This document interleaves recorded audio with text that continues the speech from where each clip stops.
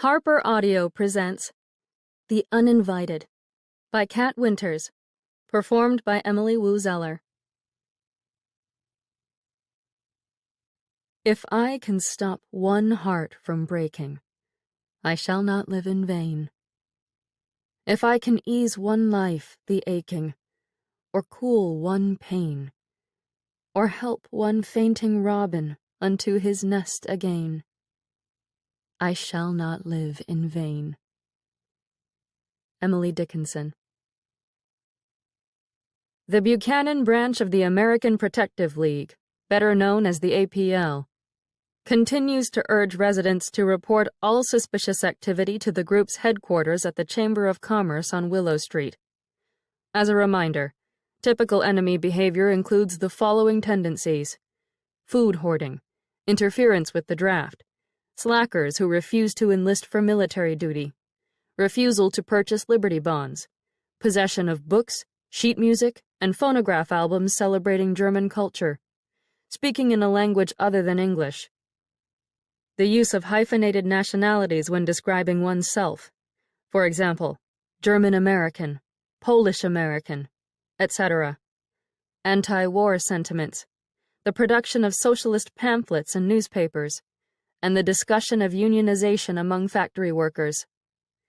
The APL states that this country's best defense against espionage and other war-related crimes involves everyday Americans monitoring the loyalty of their neighbors. We encourage each Buchanan citizen to do his part in chasing the dangerous specter of Germany out of Illinois, said local APL Chief Charles Williams.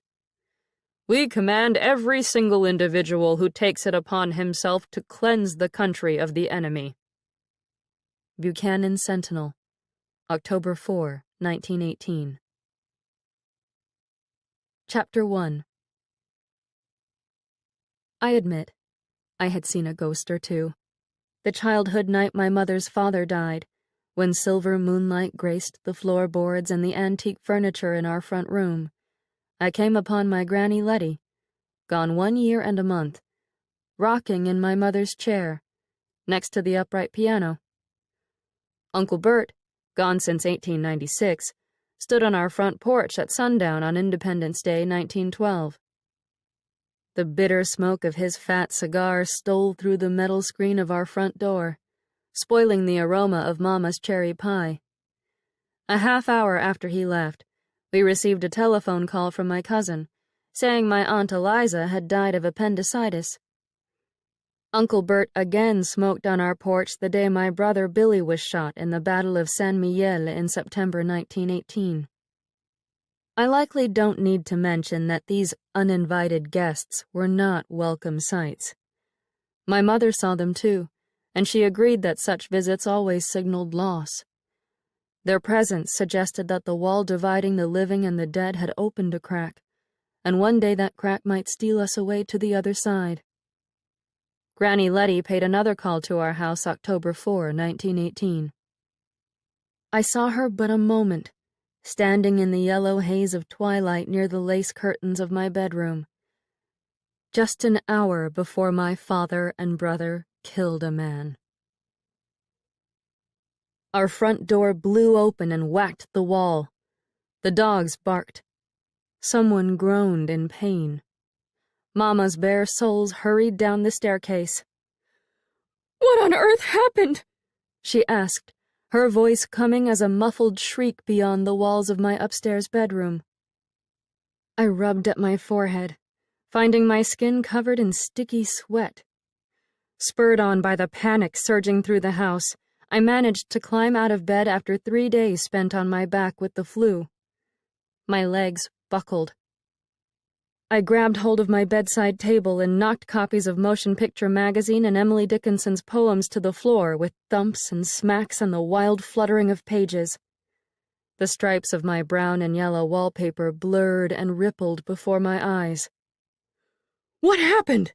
shouted Mama again from down below. I pushed myself upright, fetched my robe from the back of my door, and eased my way down the staircase on the legs of a feeble old woman, not feeling at all like a 25-year-old young lady used to farm work and activity. To keep my balance, I clung to the rail with both hands, as if clutching the helm of a sinking ship. Down in the front room, my father guided my 17-year-old brother, Peter, toward the kitchen by half dragging the boy beneath his armpits. Peter's right fist swelled and purpled and no longer looked like a human hand. Something dark lined the crevices in his knuckles and stained Father's overalls.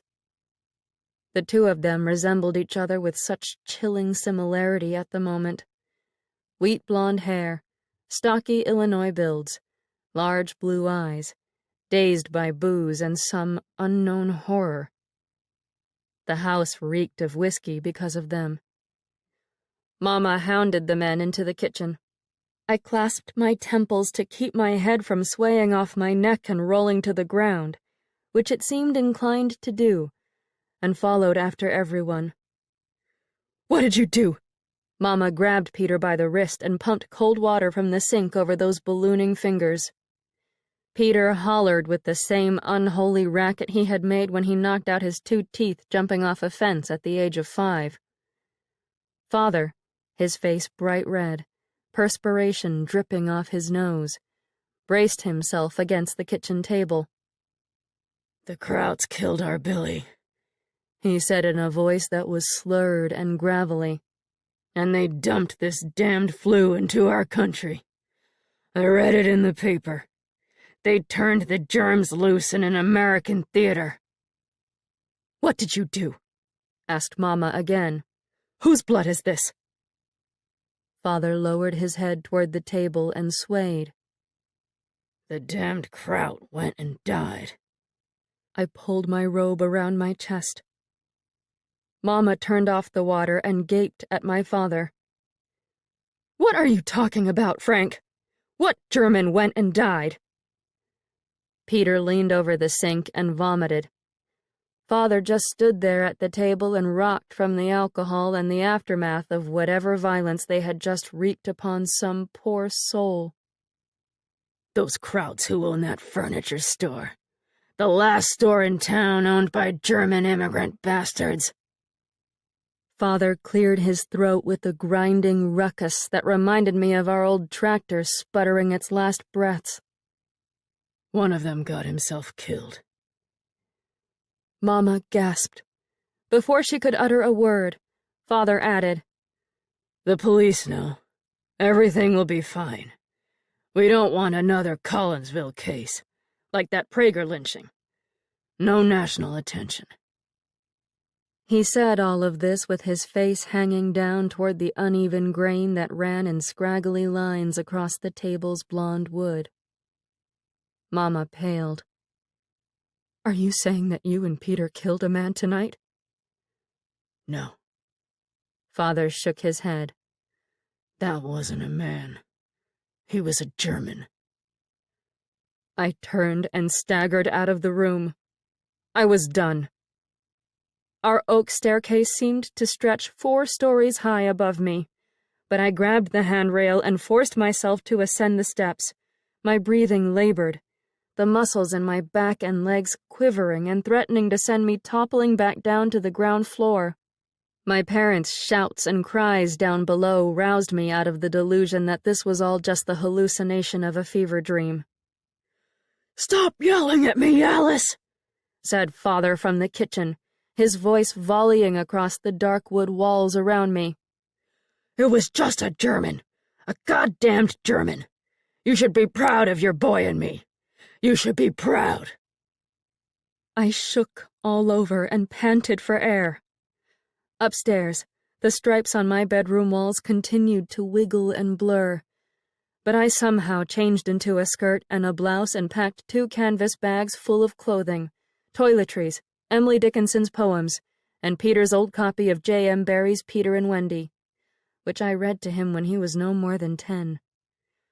I also grabbed Billy's letters from the war, including my favorite one, an optimistic note that included Billy's caricature of one of my piano students, prim little Ruby Rogers, putting Kaiser Wilhelm to sleep by boring him with the sonata. Kaiser Willie snoozed on our settee and rested his feet on one of the hounds, while Ruby plunked on the keys of our piano. I buttoned up my green wool coat and fitted my knit cloche over my hair, which I didn't even bother taking the time to pin up. With both suitcases and my purse in hand, I turned my back on the lace and ruffled bedroom that had housed me from infancy to womanhood, and I shut the door behind me.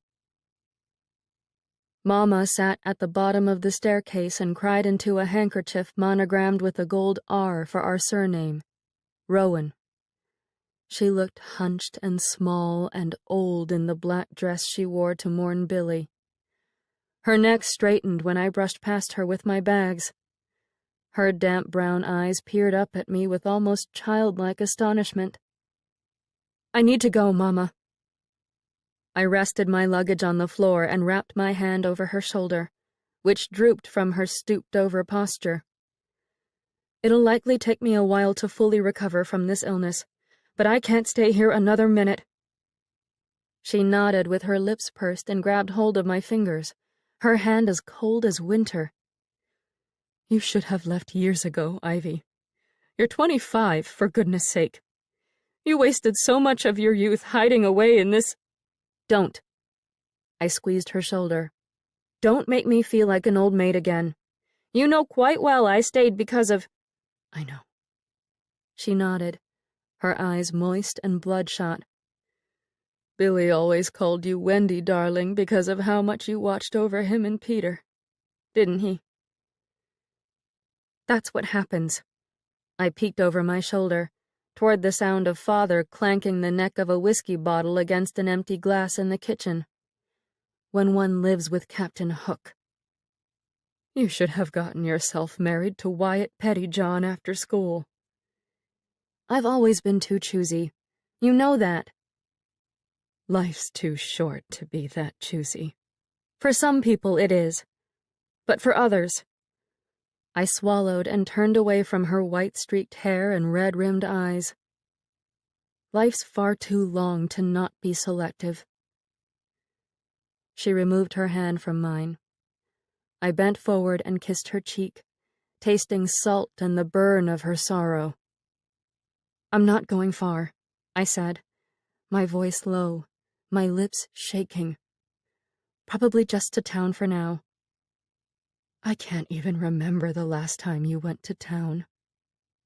"Helen dragged me out to a Douglas Fairbanks picture the afternoon before she left. Remember?" "That was way back in July." "I know." I stood up straight, my hand still upon her. "Come stay with me if you feel like leaving too. I know the farm is doing well right now, but all that prosperity isn't worth—" I glanced back toward the kitchen again. "This." "Yes." She wiped her eyes. "I will, darling. I'll join you if I need to." I let her go, and a connection snapped. A binding stronger than the cord that had once tethered me to her womb frayed and split in two. And my stomach ached. The pain hit me again when I opened the front door and walked out on the commotion of Peter blubbering in the kitchen and Father choking on his drink. Despite my discomfort, I ducked my head out from under the black cloud that would now haunt my family worse than my uninvited guests. And I left that troubled white farmhouse. Chapter 2. My westward journey led me close to a mile down a country lane to Willow Street, once called Werner Street, before the war made us cleanse the country of everything German. A train whistle pealed through the clear night air, and I heard the steady click-clack, click-clack, click-clack of the endless line of freight cars that would take a good 15 minutes or more to traverse the heart of the town. My legs gained strength, and without a shred of regret, I passed the other farms in our pancake-flat Illinois terrain, toward the town I hadn't visited in 3 months. Out of fear of brain-cleaving migraines and a paralyzing terror that the house would crumble to pieces if I dared to step away for a spell. Both brothers no longer belonged to me. Wendy Darling had failed her boys. Time to move onward. Another mile ahead shone a constellation of streetlights in downtown Buchanan, where most of the businesses slept for the night. To my left, past the southbound bend of the Minter River, rose the mills and the factories that seemed almost a separate city of their own. The black outlines of smokestacks and rooftops as flat as the land bled into the darkness of the nighttime sky, and I almost believed I imagined their towering silhouettes. Our city made itself known for its textile industry and railcar manufacturing. Plus, we boasted the county seat, so we were somewhere, compared to hundreds of other towns speckled across the vast Midwest. Some of our buildings, including City Hall, even stood over 3 stories high, and most were built of brick and a fine Illinois limestone. A quarter mile or so from the first downtown establishments, before I crossed the old covered bridge that spanned the river, a sign painted red on white rose up in the dark. "Influenza! Do not enter!" My feet stopped on the road, and a cold October breeze shook through my dress and my bones. The sign seemed primitive, medieval, like a warning for European travelers about to stumble upon the Black Death. It defied logic. Buchanan had been fighting influenza strains since it first existed in the 1860s, but no one had ever been stopped from entering the town because of it. I kept plodding forward along Willow-Not-Werner Street, with my bags banging against the sides of my calves, and enter the town I did. Another sign, a hospitable black and white one, greeted me as I came upon the business district. "Welcome to Buchanan, Illinois. Friendliest city in America. Population 12,500. I passed the barber shop, the Buchanan Sentinel headquarters, and the Moonbeam Theater, the latter in which Billy had spent his days and nights as the projectionist after he left home at the age of 17. A poster for a Mary Pickford film called Joanna Enlists caught my eye, and I remembered how much my chest had once fluttered with anticipation whenever I spotted new motion picture advertisements. When we all still went to school, Billy, Helen Fay, Sigrid Landvik, Wyatt Pettyjohn, and I would sit on wooden folding chairs inside the darkened theater and watch marvelous flickering fairy tales, projected onto a bed sheet used as a screen, back when downtown Buchanan possessed magic. When Saturday afternoons tasted of heaven. Ford delivery trucks rested alongside the curbs in front of several storefronts, the black paint gleaming beneath electric street lamps with bright, bulbous casings. In front of other businesses awaited wooden wagons that would be drawn by horses in the morning. Telephone and electricity wires dangled overhead, strapped to ugly utility poles, and streetcar tracks ran the length of Willow Street, tying the business district to the West Side neighborhoods, where the non-farming middle class dwelled. I saw rows of white awnings and autumn-kissed maples that hadn't yet shaken free of their leaves. Up ahead another block, to my right, lay Liberty Brothers Furniture, which had been called some other name like Schreiner or Schumacher Furniture before the war. Unless I veered down a side street, I would be required to pass the store's front door and its prominent display windows on my way to my destination, the town's hotel. Furthermore, I needed to pass the store, to see, to witness with my own eyes, whatever grisly aftermath might await inside. Part of me hoped Father and Peter were simply telling a terrible tall tale, offering empty, drunken boasts about conquering the town's last remaining German business owners. The light of the street lamp in front of the store twinkled across a sidewalk littered with shattered fragments of glass. Someone had smashed the front windows and the pane of the door with a blunt and powerful object, perhaps Peter's baseball bat. Long streaks of yellow paint dribbled down the bricks and the black trim of the outer walls and formed soupy puddles on the cement. Spots of blood trailed out from the front door and disappeared behind me, toward our home. The entire scene made stories of the American Protective League's raids on German families and Union headquarters sound tidy and civil in comparison. I dared to tread a few steps closer to peek inside, and the soles of my shoes crunched across the sparkling shards. My mind conjured images of the Germans I'd seen on the propaganda posters. Fleshy men in spiked helmets with hate raging in their animalistic eyes. Huns, we called them. Bosches. Krauts. Like the lecherous Mr. Weiss, whom the citizens of Buchanan had kicked out of town for failing to buy Liberty bonds. They smelled of sauerkraut, and they spat as they spoke. They loved beer and war and indulged in rape and torture the same way we enjoyed baseball and summer picnics.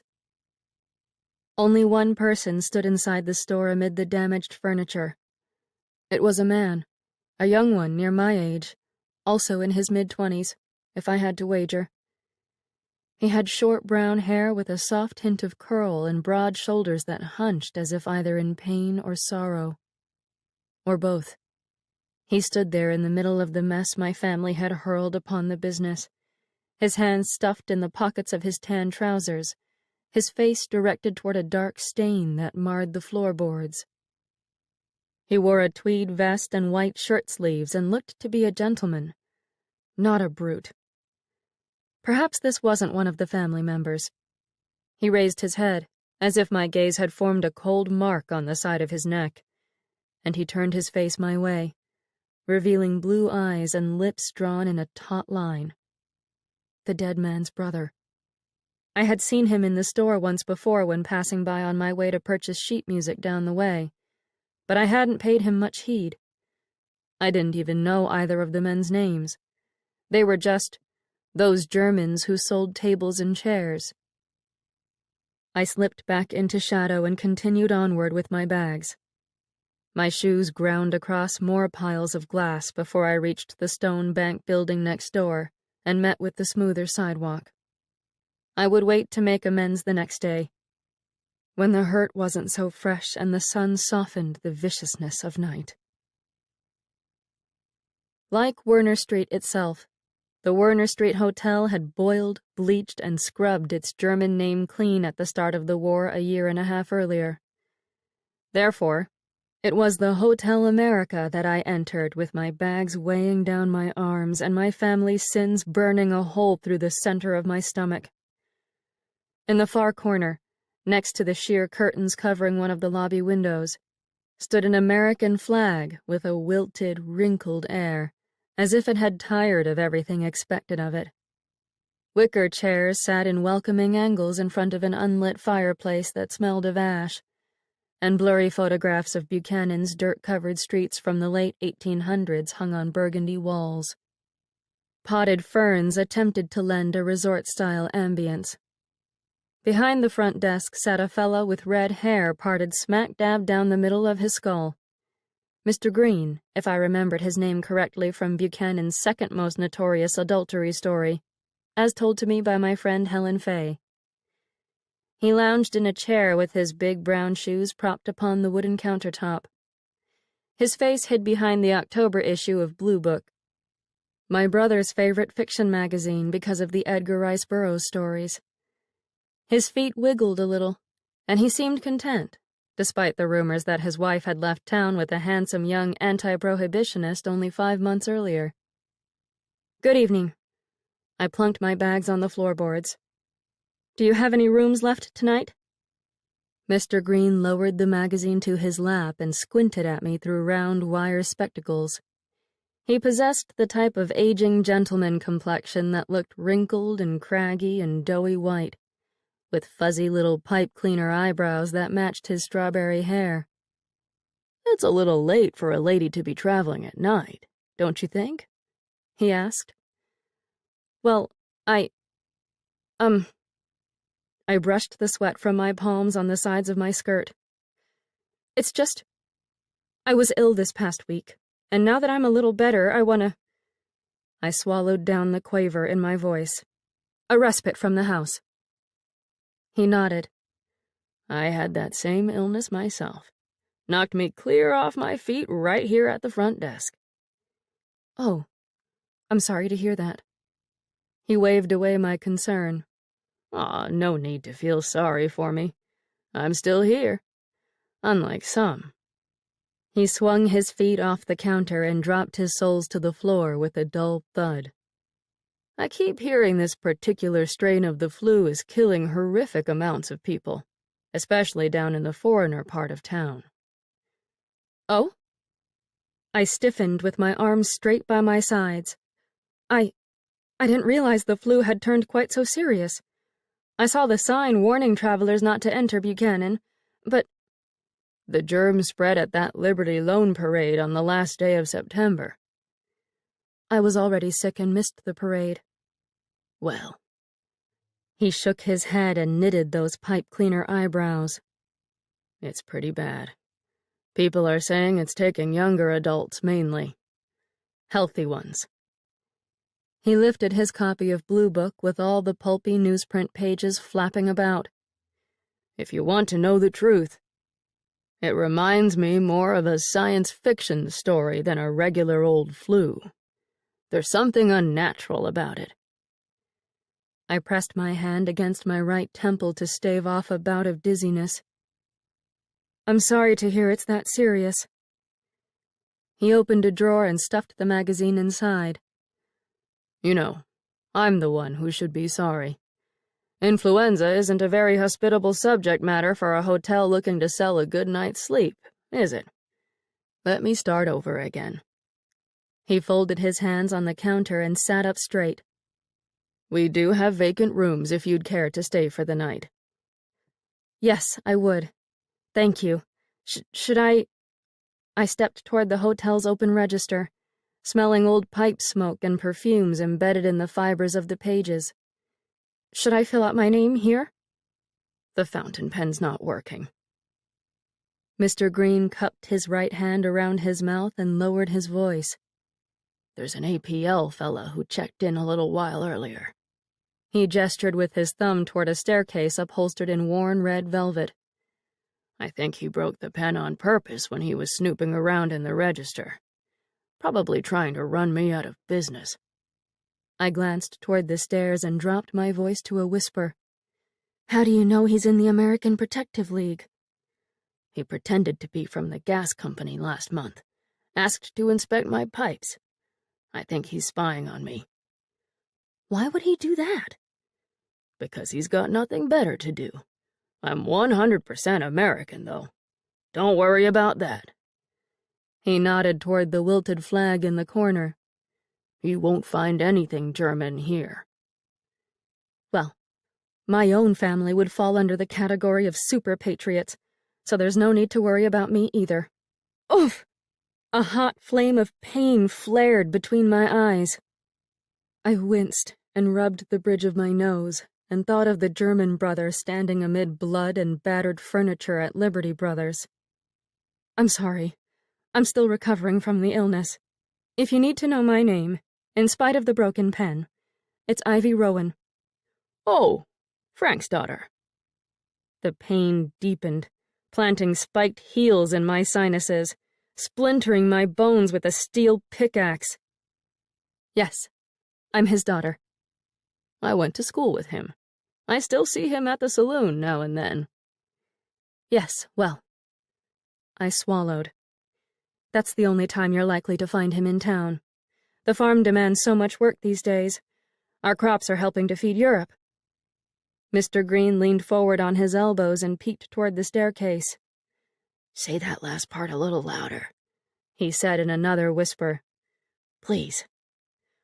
I said. I raised my voice. Our crops are helping to feed Europe. The government pays us well, but the pressure is high. He scowled and shook his head. But it's a good pressure, I added, allowing my words to echo across the burgundy walls for the APL informant to hear. We're happy to grow our wheat for the starving overseas. I sighed, exhausted, my shoulders slumping. I'm sorry, but I just really need that room. Sure. I'll get you settled. Mr. Green stood and turned toward a grid of keys that hung on tiny golden wall hooks. With the soft clink of metal tapping wood, he fetched a silver one that dangled under the number 22.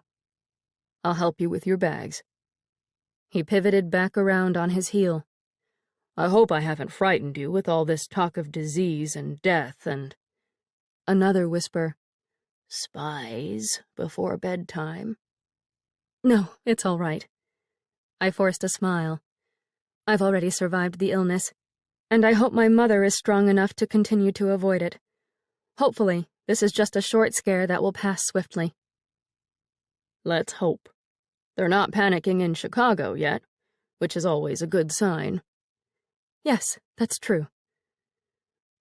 I followed Mr. Green and my swinging bags upstairs to the empty room, but I didn't dare admit that it wasn't the flu that pricked at the nape of my neck and drove me to glance over my shoulder every few seconds, as if a dead man stood there, waiting for me to apologize on hands and knees. My hotel bed creaked and wheezed worse than my bones and my lungs had during my bout with the fevers. If I stayed perfectly still, the creaking stopped, but then an awful silence gripped the hotel. I feared that the APL man stood on the other side of my wall, listening through a water glass to hear if I'd confess in my sleep my repulsion toward the German's murder. No floorboards whined from his footsteps, though. He didn't cough or belch or produce any other bodily sounds made by men when they think ladies aren't listening. For the past 25 years, I had fallen asleep to the clamor of father and mama bickering downstairs, and the snores that ceaselessly rumbled from the boys' room next door to mine. The dogs were always barking out in the yard, and feet pattered nonstop through the house. Breezes rattled through the cracks between the windows and doors. The chimney whistled. Our home possessed a heartbeat, a pulse, and a steady breath that perpetually assured me that I never wanted for company. The noises told me that everyone remained alive and well despite the anger simmering and bubbling like molten lava beneath the foundation. Nighttime silence, therefore, struck me as unnatural and wrong. I curled onto my side with a low groan of bed springs, and I hummed Down in the Valley to fill the room with some sort of sound. Eventually, my eyelids thickened and fluttered shut. I fought to block out visions of the shock of blood on Father's overalls, and over I imagined myself walking through the doors of that shattered and butchered German furniture store. I envisioned telling the murdered man's brother, "I'm sorry. It was my father and brother who killed him. I'm sorry. What can I do to help? How can you purge me of this guilt that's now wedged like a razor blade in my belly?" My stomach burned for hours, moaning and complaining and undulating with waves of shame-fueled pain. Roiling, clawing pain. Eventually, well past midnight, my brain succumbed to a restless version of sleep, and I dreamed of a fall morning 10 years earlier, when I was 15 and Billy 12. Peter, just 7, played somewhere off in the fields, chasing bugs or the dogs, his blonde hair blending in with the rustling stalks of corn. Billy and I worked in the stable, raking the stalls, stirring up the sweet scent of hay that epitomized the smell of our childhood. He and I were the same height by then, and we shared the same hair color, a blend of hues that people called everything from dark blonde to brown, and even red, depending on the light and the beholder. We were known for our golden brown eyes, freckled cheeks, and prominent cheekbones, supposedly inherited from an Iroquois great-grandmother whom no one ever talked about. People called us both handsome, but that word always made me feel like a boy. In my dream, as in real life, Father walked in on us just as Billy started flinging hay at me and chuckling with his rich belly laugh. I froze when I saw Father standing at the stable's entrance, half in shadow, half in sunlight. His thick arms, covered by the blue sleeves of his work shirt, hung by his sides, and he narrowed his eyes beneath his hat. His jaw tightened. My heart leapt into my throat, for Father was always hollering at Billy and tanning his hide for one thing or another. Don't play the piano like your sister. That's a girl's instrument. Stop reading so much and get your damn head out of the clouds. Stand up straight, boy. You look like a half-wit.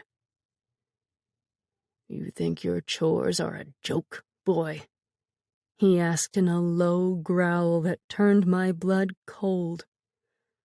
You know what I ought to do when you disrespect our farm and your paw like this? Billy stood there with the rake still poised in the air, frozen in the act of sending golden strands of hay flying off the rusted teeth. I ought to whack you on the side of the head, said Father, and knock out all those lazy, pompous thoughts of yours.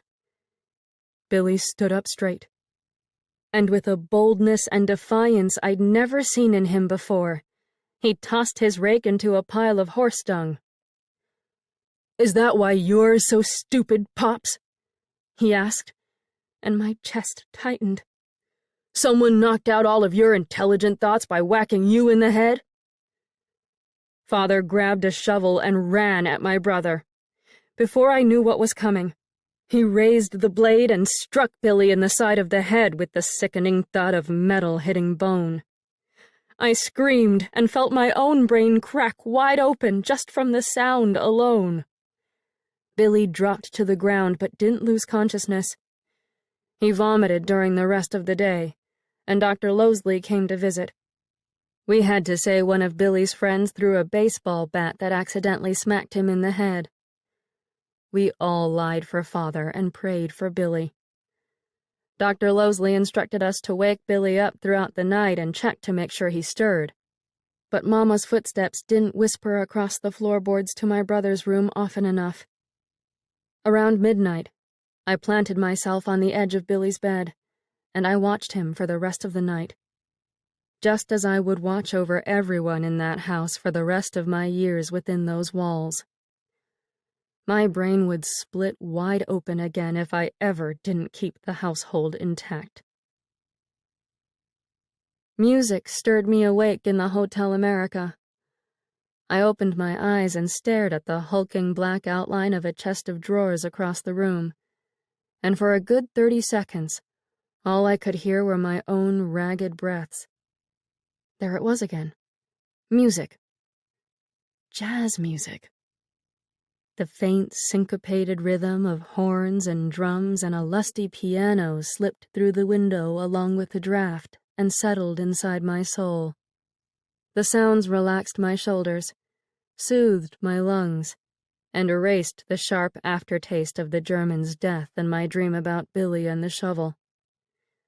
Somewhere beyond the hotel's thick brick and mortar walls, people found the strength to pick up instruments and continue on with their lives, despite the strange influenza, despite the war, despite the murder that had knocked me sideways and thrust me out of my own home. My toes bobbed to the beat of the percussion. Deep breaths assuaged some of the burning in my stomach. I lay back down on the warm sheet and shut my eyes, and when I fell back to sleep, I dreamed I danced on a mahogany table, dressed in a giant pair of bright blue butterfly wings, wearing absolutely nothing else but my naked skin. Chapter 3. I opened the door of my hotel room and found a short, dark-haired man in a charcoal-gray suit loitering at the far end of the hallway. He leaned his right hand against the wine-colored wallpaper at the top of the stairs and seemed to be listening in on someone who whistled, "For me and my gal," down in the lobby. I dragged my bags out to the hall, doing my best to look my most American, if such a feat is at all possible when one is closing up a hotel room while racked with guilt over a death. The man turned my way, and I spotted a familiar young face with a stubby nose and thick round glasses that magnified the eyes behind them into enormous brown orbs. The orbs blinked at me. "Ivy?" "Oh, Lucas." I picked up my bags and wandered down the hall toward the fellow, who happened to be one of Billy's closest pals. "What are you doing here?" "Shh." He touched an index finger to his lips. "Never mind me. How's Billy over in France?" I set my bags down again. He's... I blinked back tears and rubbed my neck. My throat stung too much to speak. "Oh, God." Lucas stood up from the wall. "Is he—" I nodded, my chin quivering. "I'm so sorry. I didn't know." "Thank you. We just found out last week." Jesus. Lucas turned his face back to the staircase. I should have been over there with him. I should be with all of them. The draft board turned me down because of my danged eyesight. "I'm sorry." I'm doing what I can here at home, though. He glanced at me out of the corners of his astronomical eyes and peeled back the lapel of his coat. A silver badge with the emblem of an eagle flashed at me from his vest. The words, American Protective League, spanned the perimeter of the thing, surrounding the phrase, Secret Service. I shuddered in spite of myself. "Well, I see," was all I could think to say. Lucas closed his coat and folded his arms over his chest. "As a matter of fact, I think I'm about to catch a slacker." "Oh?" I lifted my bags. "Mr. Green's son, Charlie, down there, is 18, but he's not enlisting. The draft age just got dropped from 21, and he's eligible to go." "Well, I should actually be off." "Say, how old is your other brother, Peter?" I stiffened with my elbows locked. "He's not 18 until December, Lucas. We just lost Billy, for heaven's sake." "He could still get in, though. Several boys write the number 18 on the bottoms of their shoes. When the draft board asks, 'Are you over 18?'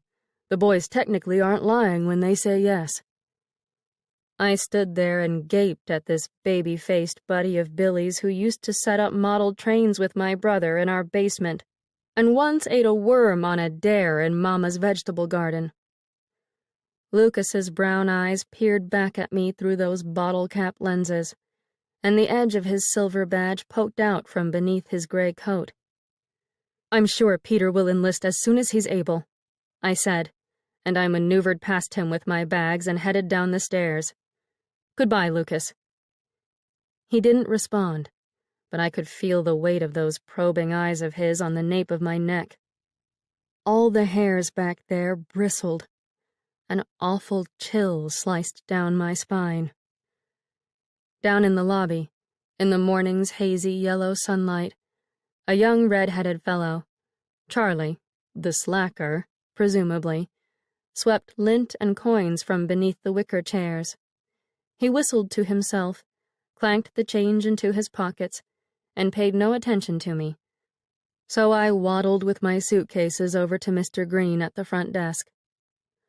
"Pleasant stay?" asked Mr. Green, sliding Blue Book back into its drawer again. "Yes, thank you." "No problems from—" He gestured with his head in the direction of the staircase and Lucas. "No, thank you." I unhooked the gold clasp of my handbag and fetched 3 crisp dollar bills from my cache of piano lesson earnings. "Do you happen to know of anyone who's renting rooms nearby?" "Well—" Mr. Green slid my payment toward himself across the glossy countertop. "I'm sure any one of the women on Widow Street would be happy to take in a boarder." "Did you say Widow Street?" That's what—" He cleared his throat and averted his eyes from mine. "That's what we townies call Willow Street these days. Far too many young wives are losing husbands overseas, I'm afraid." "So I've read in the newspaper." I swallowed and snapped the clasp shut. Unfortunately, many of the widows, and their husbands, were my classmates. "Yes, I suppose you might be that age." Men in their 20s are a dying breed, or so it seems. "Well," he scratched behind his right ear. I reckon you should have no trouble finding a room with one of those nice young ladies, if you know them. I bit my lip. I haven't been very good about keeping in touch with everyone since school. I've been teaching piano lessons out at our farmhouse, you see, and, well... You know what I just remembered? Mr. Green leaned forward with a hush to his voice and focused his eyes back upon the staircase. I've seen a sign for a room in the window of the Dover house. Eddie Dover's house, you mean? That's the one. Mr. Green's cheeks flushed pink. He has that fine-looking widow, a Chicago girl. I remember seeing the young missus watering geraniums on the front porch when the weather was warmer. And you don't think she's found a boarder yet? He shrugged.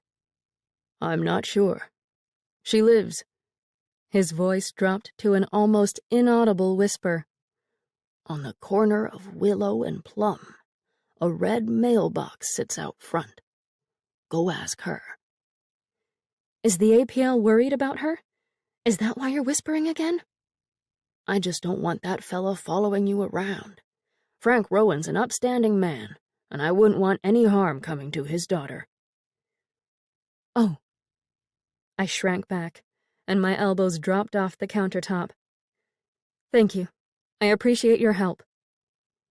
I picked up my bags and moved to leave, but before I reached the exit, Dale Cotton, one of Peter's classmates, a tall, beefy boy, threw open the front door and blew into the lobby, his brown hair tousled and shiny with perspiration. He wore a white work apron from his father's flower shop, and bits of soil sprinkled the floor below the hem, as if he sweated dirt. Jesus Christ! He bent forward and fought to catch his breath, his cheeks bright red. What's going on? Asked Charlie. What are you all worked up about? There's been a murder, a violent one, just down the goddamn street. I squeezed my hands around the handles of my bags. Charlie stopped sweeping. Where? That Bosch furniture store, said Dale. 2 vagrants came through town last night, demolished the place, beat a German to death with their bare hands.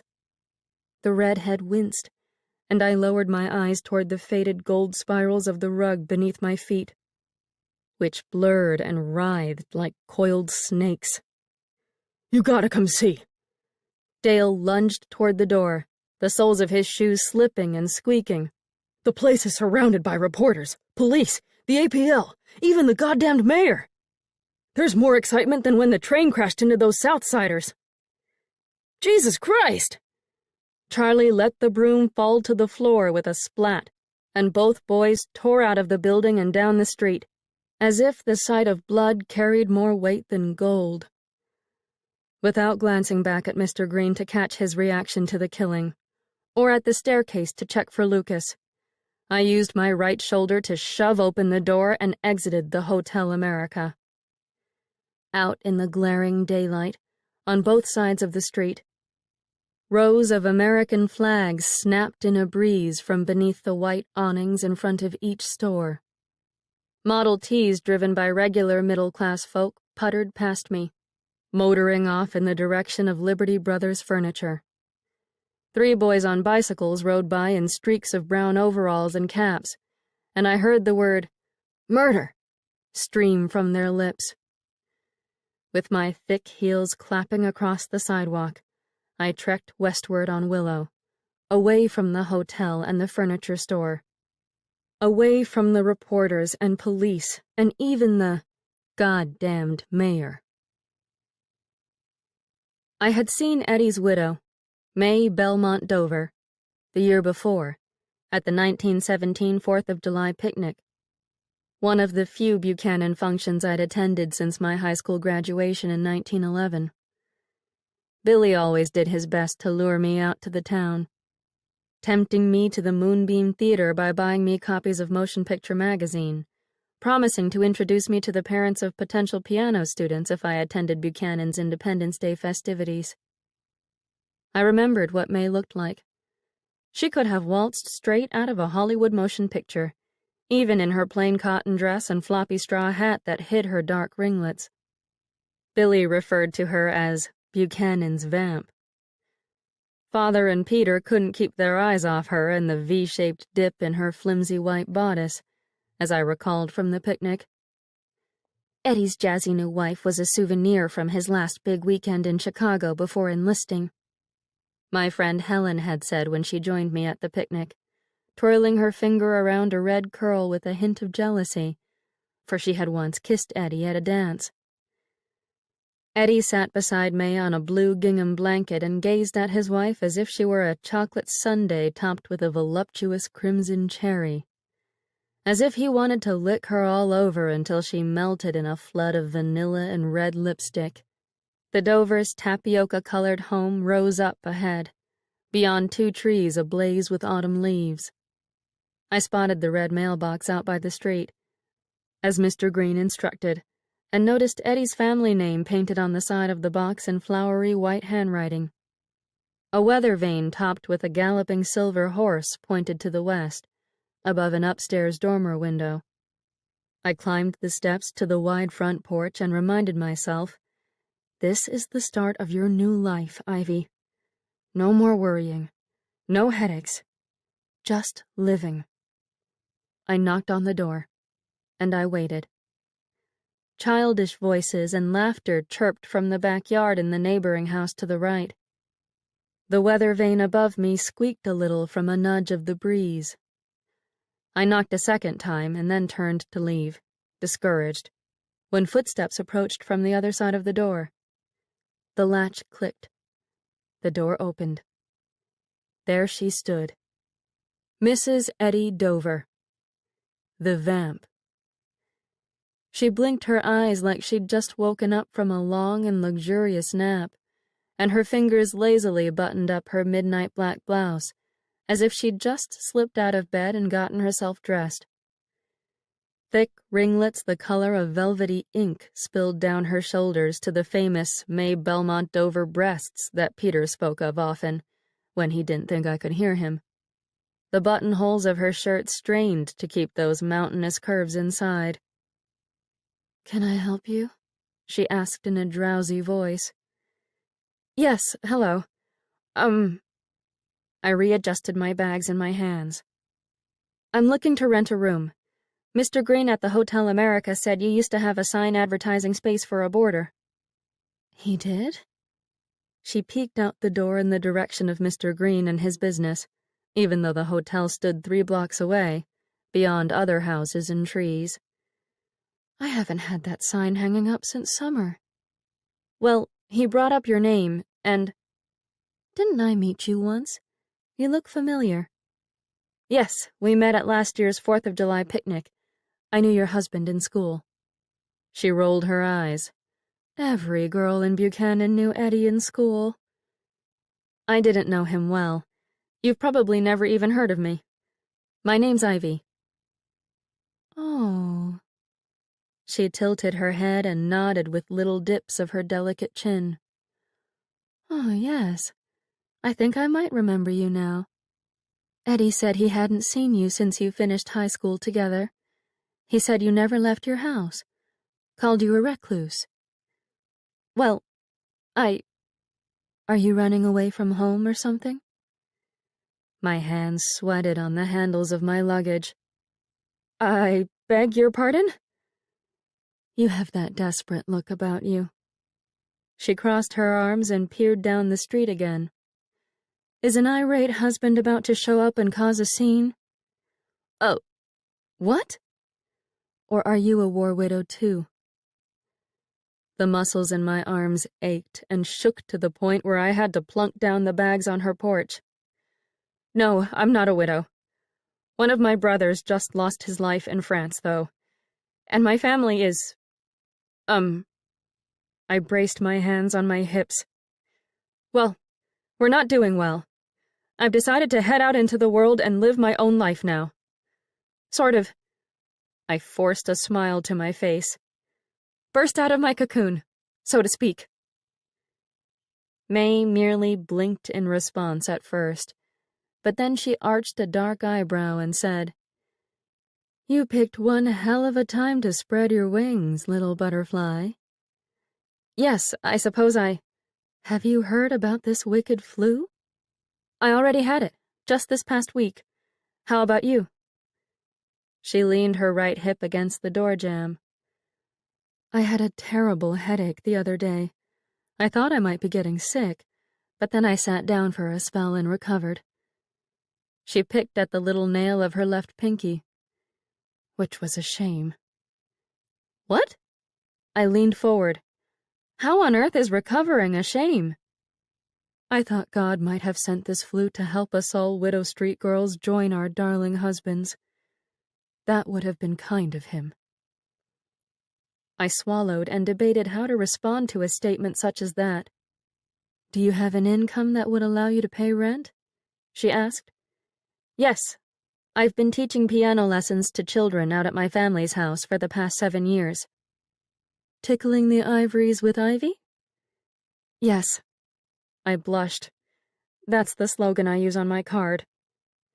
I've seen your card in the music store window. How did you put it there if you're a recluse? I don't actually... I cleared my throat and leaned forward on my toes. I don't personally call myself a recluse, but my brother Billy hung that up for me. He helped me find students before I gestured with my thumb to the east, toward France. She nodded in understanding. Do you play an instrument? I asked. Is that why you were in the music store? No. She toyed with another nail, the one at the tip of her left ring finger, on which she still wore a gold wedding band, I noticed. The store's just next to the beauty parlor where I get my hair done.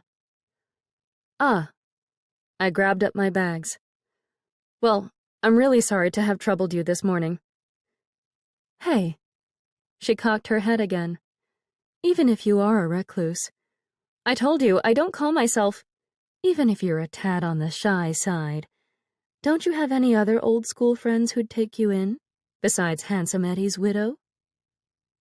I backed down the porch steps and debated if I should mention a word about Helen, a principal player in Buchanan's first most notorious adultery story, or Sigrid Landvik, who ended up marrying Wyatt Pettyjohn, an old beau of mine of sorts. My closest friend moved out of town just this past summer, I decided to say. And it was the truth. Helen left town with Buchanan's exiled German, Mr. Weiss. You've never married, then? Asked May, shading her eyes from the morning sun with her left hand, the light glinting off her gold band. No, I'm an old 25-year-old spinster, I'm afraid. I offered a thin smile and turned to leave. Not anymore, you're not. I stopped. I beg your pardon? May pushed her door farther open with the tips of her fingers. You're not just an old spinster anymore. You're now the distinguished first-ever boarder at Dover's Home for Women of Independent Means. But you said you have an income, right? Yes. And I have the spare room. I lost interest in the idea of a boarder when Eddie got killed, but maybe I should talk to someone else besides myself and ghosts. Ghosts? It's just a manner of speaking. She nodded toward the house's interior. Come inside. I'll show you the room. Thank you. Oh my goodness, thank you. I hoisted up my luggage and ran back up to the porch with my square heels clomping all over the place. May led me inside to a small front room with pale yellow walls, covered in paintings of furniture and fruit and women bathing in lakes in dresses that hugged their hips and bosoms. A green sofa and an armchair inhabited the center of the room, and a black Singer sewing machine, along with a naked dress form and a large basket of fabric, took up the leftmost side. The air carried feminine fragrances similar to the ones I remembered from my Aunt Eliza's house. Roses and lavender, toilet waters and potpourri. A framed photograph of Eddie sat upon a table at the back of the room, and its presence seemed the only speck of evidence that a man had ever dwelled in the place. He wore his U.S. Air Service uniform in the photo. and he looked nothing like a fellow about to die. My eyes lingered too long on his fair hair and broad shoulders. "Who is the artist of all these watercolors?" I asked, turning my attention to one of the bathing ladies. "I am." "You paint?" "Mm-hmm." May nodded and straightened the image closest to her. "They're beautiful." I leaned closer to better observe the details of the rippling reflection of the woman on the water. I used to wish I could draw well, but music's always been my calling. My escape, along with poetry. "You should write songs then, like George M. Cohan." I laughed. "Maybe." "So, this is the main room." She held out her arms and swiveled toward a doorway in the back left corner. "And that's the kitchen back there. Nothing too fancy, but it has everything you'll need. The room over there belongs to Eddie and me."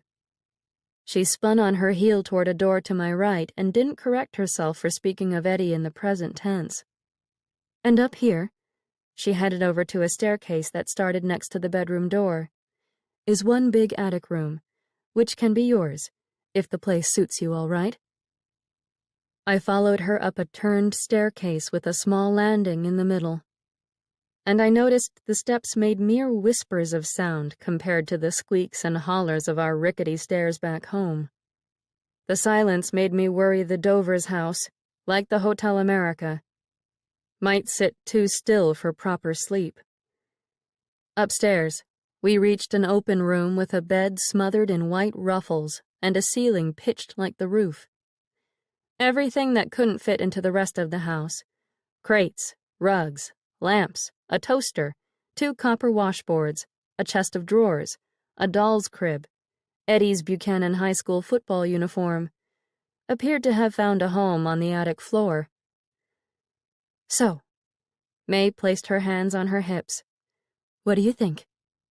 "It's nice." I rested my bags in an empty square of flooring next to the bed. "Plenty of room. Good amount of sunshine." "I'll bring up my spare key after I head back downstairs."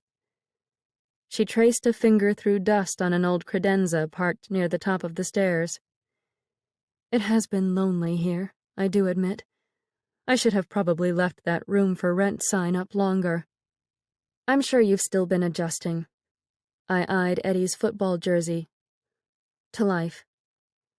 She nodded with her lips pursed, and her eyes, which also strayed to Eddie's clothing, moistened. I suddenly worried I'd see Eddie up there, standing in the shadows amid his belongings. "I don't know why we females of the family see them. These guests," Mama had said to me after I'd witnessed my first one when I was just a child. "We just do. Granny Letty saw them as well. They always arrive before someone dies, as if to warn us to steel ourselves against grief." I rubbed at a chill that breezed across my arms. "Have you heard anything about the—" I licked my lips. "The incident that occurred down the street last night?" May furrowed her brow. "What incident?" "Did you ever meet those 2 German brothers who own a furniture store at the other end of Willow?" "Sure. That's where we bought our sofa when we first moved into the house, but—" She lifted her hands. "That was a whole month before Uncle Sam declared war on Germany." I took hold of a round brass post at the foot of the bed. "Some people killed one of the brothers last night." "Oh, Lord!" She cringed. "I wish I could say I'm surprised, but after that story about the Robert Prager lynching—" "It wasn't a mob lynching." I pressed the bed knob against my stomach and felt words tumble from my mouth. "It was a man and his son. They were drunk and furious about the loss of a family member and killed the Kraut with their own bare hands." May leaned the small of her back against the credenza. "Which of the German brothers was it?" "I'm not sure. Why?" "The older one has been living in Buchanan for quite a while, since 1912 or so. Hardly even has an accent anymore. But that younger one—" She crossed her arms over her chest. People say he didn't leave Germany until after the war broke out in Europe. Do they think he's like Mr. Weiss? May shrugged. There are rumors he's a traitor and a spy. My neighbor somehow knows whose phones are being wiretapped in town, and she said the Schendels have been the main targets of the APL's investigations, mainly because of the younger brother. Their sofa is comfortable. That's the most I can say about them. Her eyes flitted toward the square window behind me. Do they know precisely who killed him?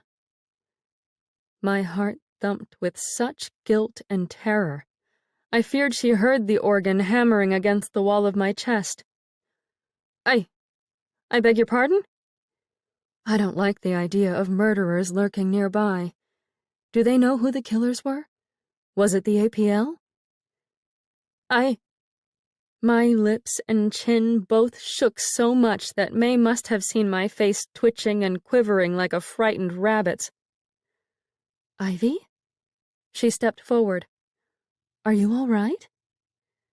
My entire head vibrated, and the room blurred and rattled until May looked as though someone were shaking her up like a bottle of ketchup. Ivy? Do you need me to? My father and brother! They beat the German to death! I said, and the next thing I knew, my skull hit the floor. Chapter 4. Even though the words of German writers should have been banned from my brain, I remembered that Goethe once said of honesty, "Truth is a torch, but a terrific one. Therefore we all try to reach it with closed eyes, lest we should be scorched." Oh boy, was he right. Spitting out the truth about my family in front of May Dover, pushing out all that ugliness in one blunt go with my eyes open wide, burned, blinded, stunned, and crippled me for the better part of the day. May revived me with smelling salts and dragged me onto the foamy sea of white ruffles on the attic's bed, which clogged my nose with tickling dust. She even went so far as to remove my shoes and prop my feet up on a satin pillow. Despite such fineries, I remained a mute and useless slug of a tenant, unable to sit up and apologize for the crime I'd just confessed. Feeling better? She asked at dusk, when sunlight stopped boring a fiery hole into my brain and shadows yawned across the attic floor. The homey aroma of vegetable soup, a scent that reminded me of my mother, entered the room along with May's footsteps, and I opened my eyes to the sight of her carrying a tray with a spoon, a glass of water, and a steaming bowl of a dark broth. She bent her legs into a slow and graceful lunge and set the small supper on a leather traveling trunk beside the bed. A gold key shimmered beside the tray. I shifted onto my side, toward her and the soup. Didn't you hear what I said before I collapsed on your floor? May perched herself on the edge of the bed and smoothed out her dark skirt. Yes, I heard. About my father and brother? Yes. You said they were the ones who killed the German. She looked me in the eye with an expression I couldn't decipher. I swallowed. Do you want me to gather my bags and leave? I've already unpacked your bags into that chest of drawers. You have? She nodded. My own father served a prison term for assaulting and robbing our landlady back when I was a young child. I haven't seen him since I was 7 years old. Oh, good heavens. I sank back against the ruffles. I'm sorry. I'm not telling you that information for you to feel sorry for me. I'm simply saying that if I had to go around taking blame for his sins, I would have killed myself long ago. She sat up straight and folded her slender hands in her lap. You are not your father and brother, Ivy. If you didn't take part in that murder, you're not guilty of their crime. I know. I nodded. I've been trying to tell myself the same thing, but the guilt's still there. It's stuck. I pushed my fist against my middle, deep in my stomach. Well, there's no need for it to be there. The police are concealing what happened, though. They're telling the town that 2 vagrants came through Buchanan and killed the German.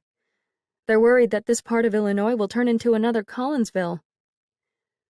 Unfortunately. May heaved a loud sigh. I think many people would be proud to have Buchanan called another Collinsville. If you want to know the truth, my mother is Italian, and my father was born in Dublin, but I've never dared admit that I'm not 100% American to anyone in this town besides Eddie. I squeezed my eyes shut and breathed through a cramp that resembled a knife blade scraping away at my gut. Hey, said May with a nudge. You're not going to faint again, are you? I'm not running off to the police to tell them what you said. You don't have to worry about me. I need to talk to the slain German's brother. And say what? Apologize. Help clean up his store. Make him feel better. I rolled onto my back and stared up at the sharp peak of the ceiling above. Little bits of gray and feathery spiderwebs dangled overhead. Even if the surviving brother is the suspected traitor and spy, he's likely hurting just as much as I did the day I learned about our Billy's death. He's probably turning tail and sailing back to Germany. Maybe, but if not... I curled forward and lifted my upper back off the sheets, panting through another flare-up of pain. I have to set things right, especially if this flu is taking lives. He could be next. I've got to help him. Something tells me I absolutely must go to his store. I pulled my wool coat tight around my middle and wandered past the darkened windows of Weiss's Bakery, 1 block west and across the street from Liberty Brothers Furniture. Dried yellow paint stuck to the bakery windows, undoubtedly left over from the July raid on the store. I glanced inside the storefront and saw the cream-colored walls and the empty glass display counters where Helen, Sigrid, and I would sometimes treat ourselves to after-school cookies. We picked out our future wedding cakes and breathed in the scents of frosting and cinnamon until our heads went dizzy from the sweetness. We had no idea that Helen would one day involve herself with the green-eyed man with the thick accent who worked with his American wife behind the counter, or that Buchanan residents would eventually want to murder people like him. An unseen cord tugged me onward down the street in the darkness. You must see that surviving German brother, I told myself. You must talk to him before anything else terrible happens. That pain in your stomach, that gnawing agony, it will grow far worse than your migraines if you don't hurry up and set everything right. I crossed Willow Street in the dark and traveled another block east before meeting up with the closed sign posted on the front door of the furniture store. The black letters gleamed in the glow of the street lamp behind me.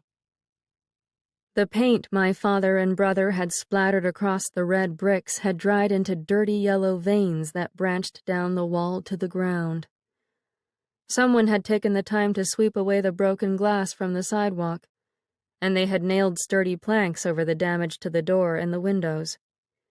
Yet the paint lingered, ugly scars running across the store's protective skin. Electric lights shone inside the business. I peeked through a slip of exposed window and spied the brown-haired young man again. He crouched on his hands and knees on the floor and scrubbed at the bloodstains while wearing his tweed vest and tan trousers. I pulled back from the window and steadied my breath, which fluttered like moth wings in the base of my throat. Truth is a torch, but a terrific one. It took just a gentle nudge of my right knuckle to make the door swing open. An obnoxious bell above my head jangled in response, and the German peered up from his scrubbing with startled blue eyes. Down on all fours like that, despite the gentlemanly clothing, he resembled an animal caught with his foot in a snare. Feral, defensive, ready to lash out with teeth and fists. "Who are you?" he asked in an accent that somehow made both a harsh and a sing-song sound. I saw you last night with your bags. I'm sorry.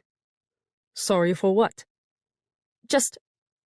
I drew a deep breath and tried to ignore the odd way he formed words in the back of his throat, and how his head seemed the ideal rounded shape for a spiked German army helmet. I heard about your brother's death.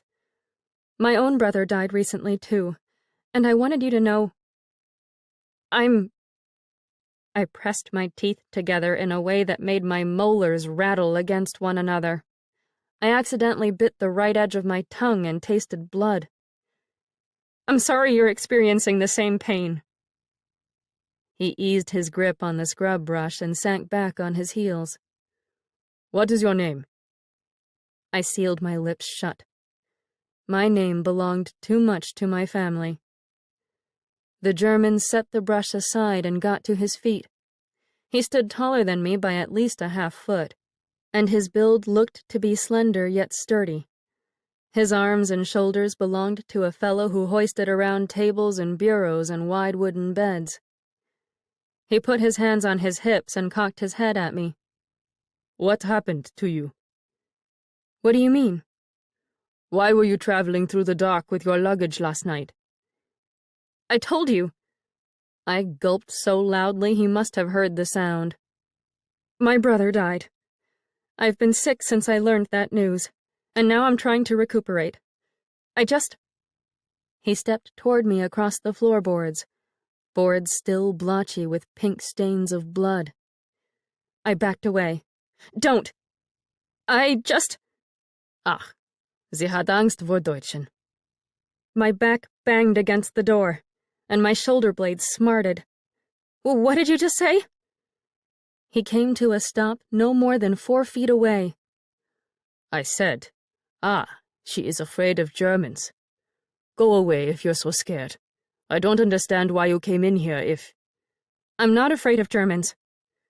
Then why are you shaking like I'm pointing a Kaiser-issued rifle at your head, Fräulein? I bet you call me Hun and Kraut behind my back. I'm just here to see if you need any help cleaning up your store. He relaxed his shoulders a breadth of an inch and lifted his chin. His eyes held mine in a stare that didn't entail a single blink. What did you say your name was? I didn't say, but it's Ivy. Ivy what? It doesn't matter. I'm the only Ivy I know around here. I pushed my back off the boarded-up door and stood up straight. What is your name? Daniel. He swallowed as if cramming anger down his throat. And I have a terrifying Kraut surname. So if that makes you feel like you need to call in the American Protective League, then you had better. What was your brother's name? He was the one who shrank back that time around. He turned his eyes to the floor and shoved his hands in his pockets. Albrecht Schendel. Did Albrecht have a wife? He did. Back home. She died 6 years ago, though. There's a sweetheart, 1 town over. An American woman. I'm sorry. The German's hands remained stuffed inside his pockets. I really do want to help you clean up the damage, I said. I want to prove you'll find kindness here, despite what happened last night, and what happened to Robert Prager down in Collinsville back in April. He lifted his face. You don't understand, do you? No, I can't say I understand what life is like for an immigrant treated as the enemy, but... That's not what I'm talking about. He clamped his lips together and stared without blinking again. You are, how do you say it over here? Naive. Is that a word in English? Yes. I frowned. It's a word. You can do nothing to make me feel better about what happened. I balled my hands into fists to curb the ache in my gut. Do you have someone else who will help you with the damage, then? Other family members? A wife? I don't need anyone else, My life here is over. I doubt your brother would want you thinking that. You don't know anything about what my brother would want. He backed away. You know nothing about what it feels like to have your life ripped apart and... I'm sorry. He turned and kicked the scrub brush across the room, where it clattered against the rockers of a chair lying on its side, like a dead deer in a road. I jumped. He ran his hands through his hair, grabbed his scalp, and trembled with a wave of some sort of merciless emotion that stopped him from breathing, and turned his face a troubling purplish red. His entire body shook as if gripped in the throes of a seizure. I trembled as well. Are you all right? No answer. No breathing. Mr. Shendel? He exhaled a burst of air that could have been a groan or a sob. Oh, Gott, he said. Oh, Gott, was soll ich tun? I grabbed the doorknob but couldn't make myself leave. He kept speaking German.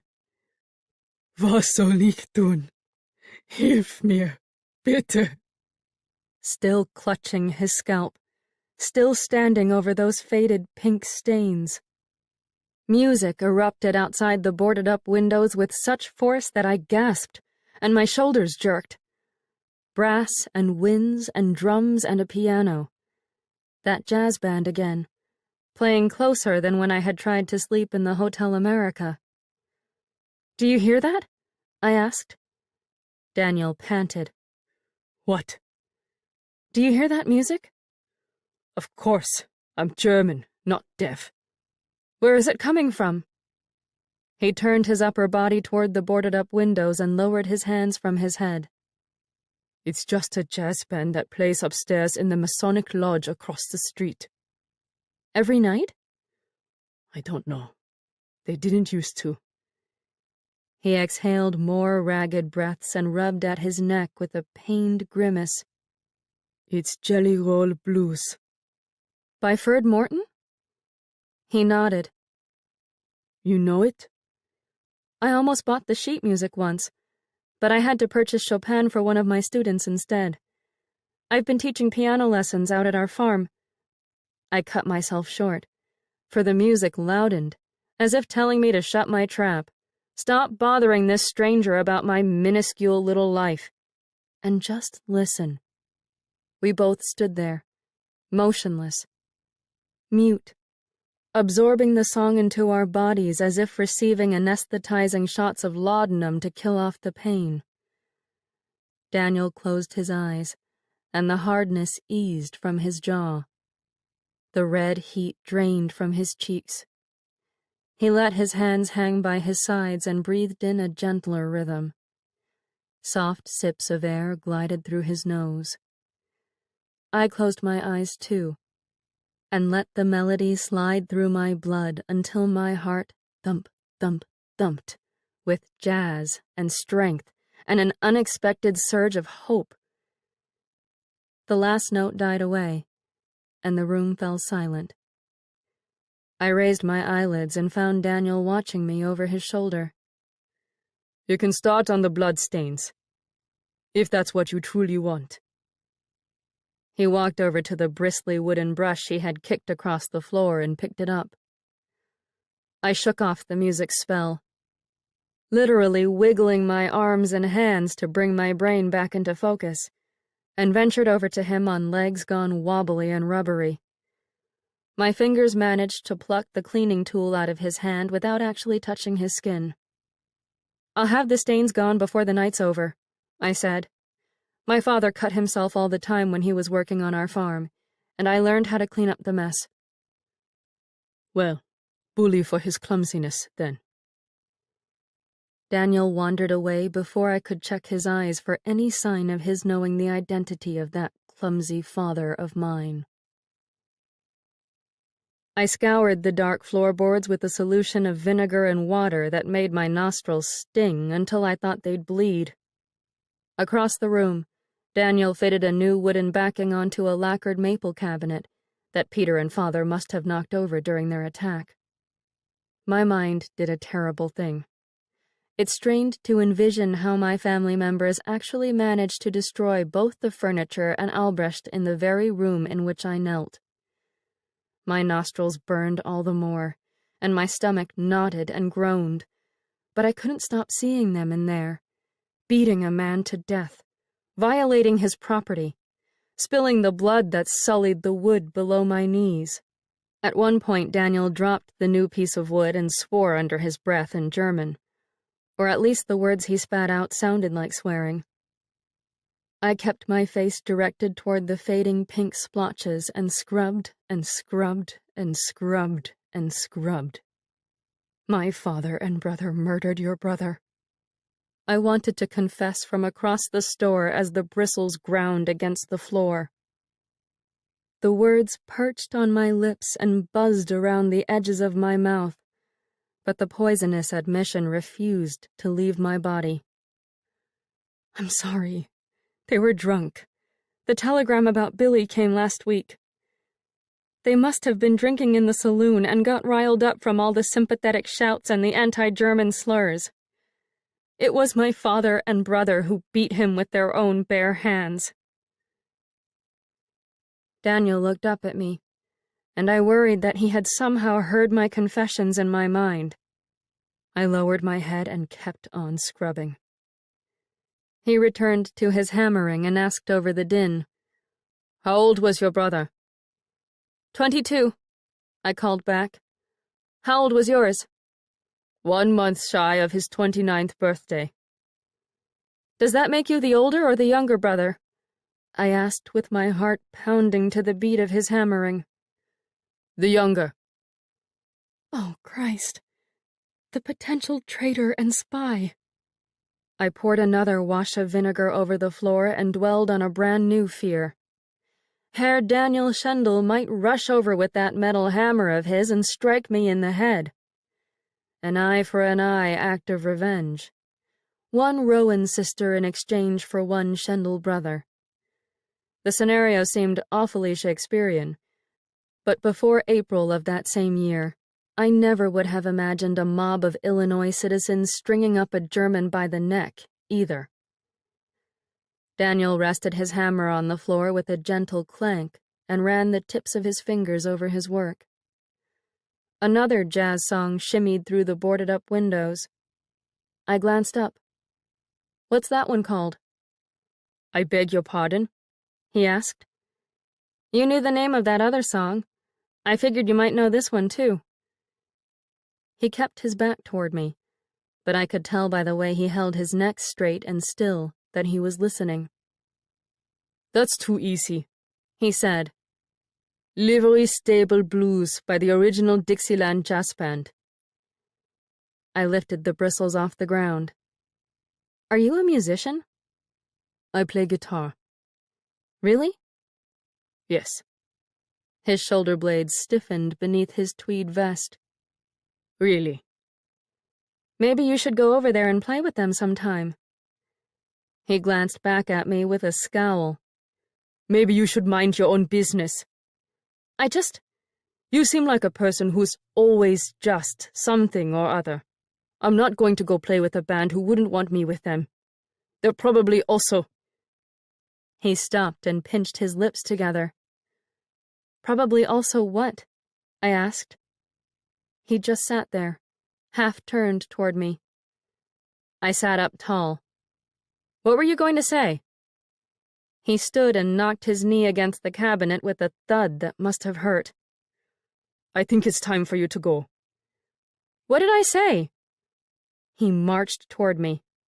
Go fix up somebody else's messes instead of mine. I pushed myself to my feet. I'm not done with the... He hooked his hand under my elbow and yanked me toward the door, pinching my skin. Wait! I want to finish the job. He pushed me against the door and shoved his blue German eyes and hot breath in my face. I know who you are, Ivy. Scrubbing away all those bloodstains will never, ever erase what they did. The boarded-up entrance fell open behind me.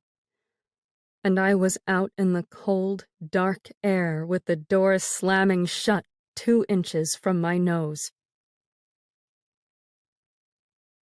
Chapter 5. I stopped and leaned against the cold bricks of an unlit corner to catch my breath. My stomach clenched.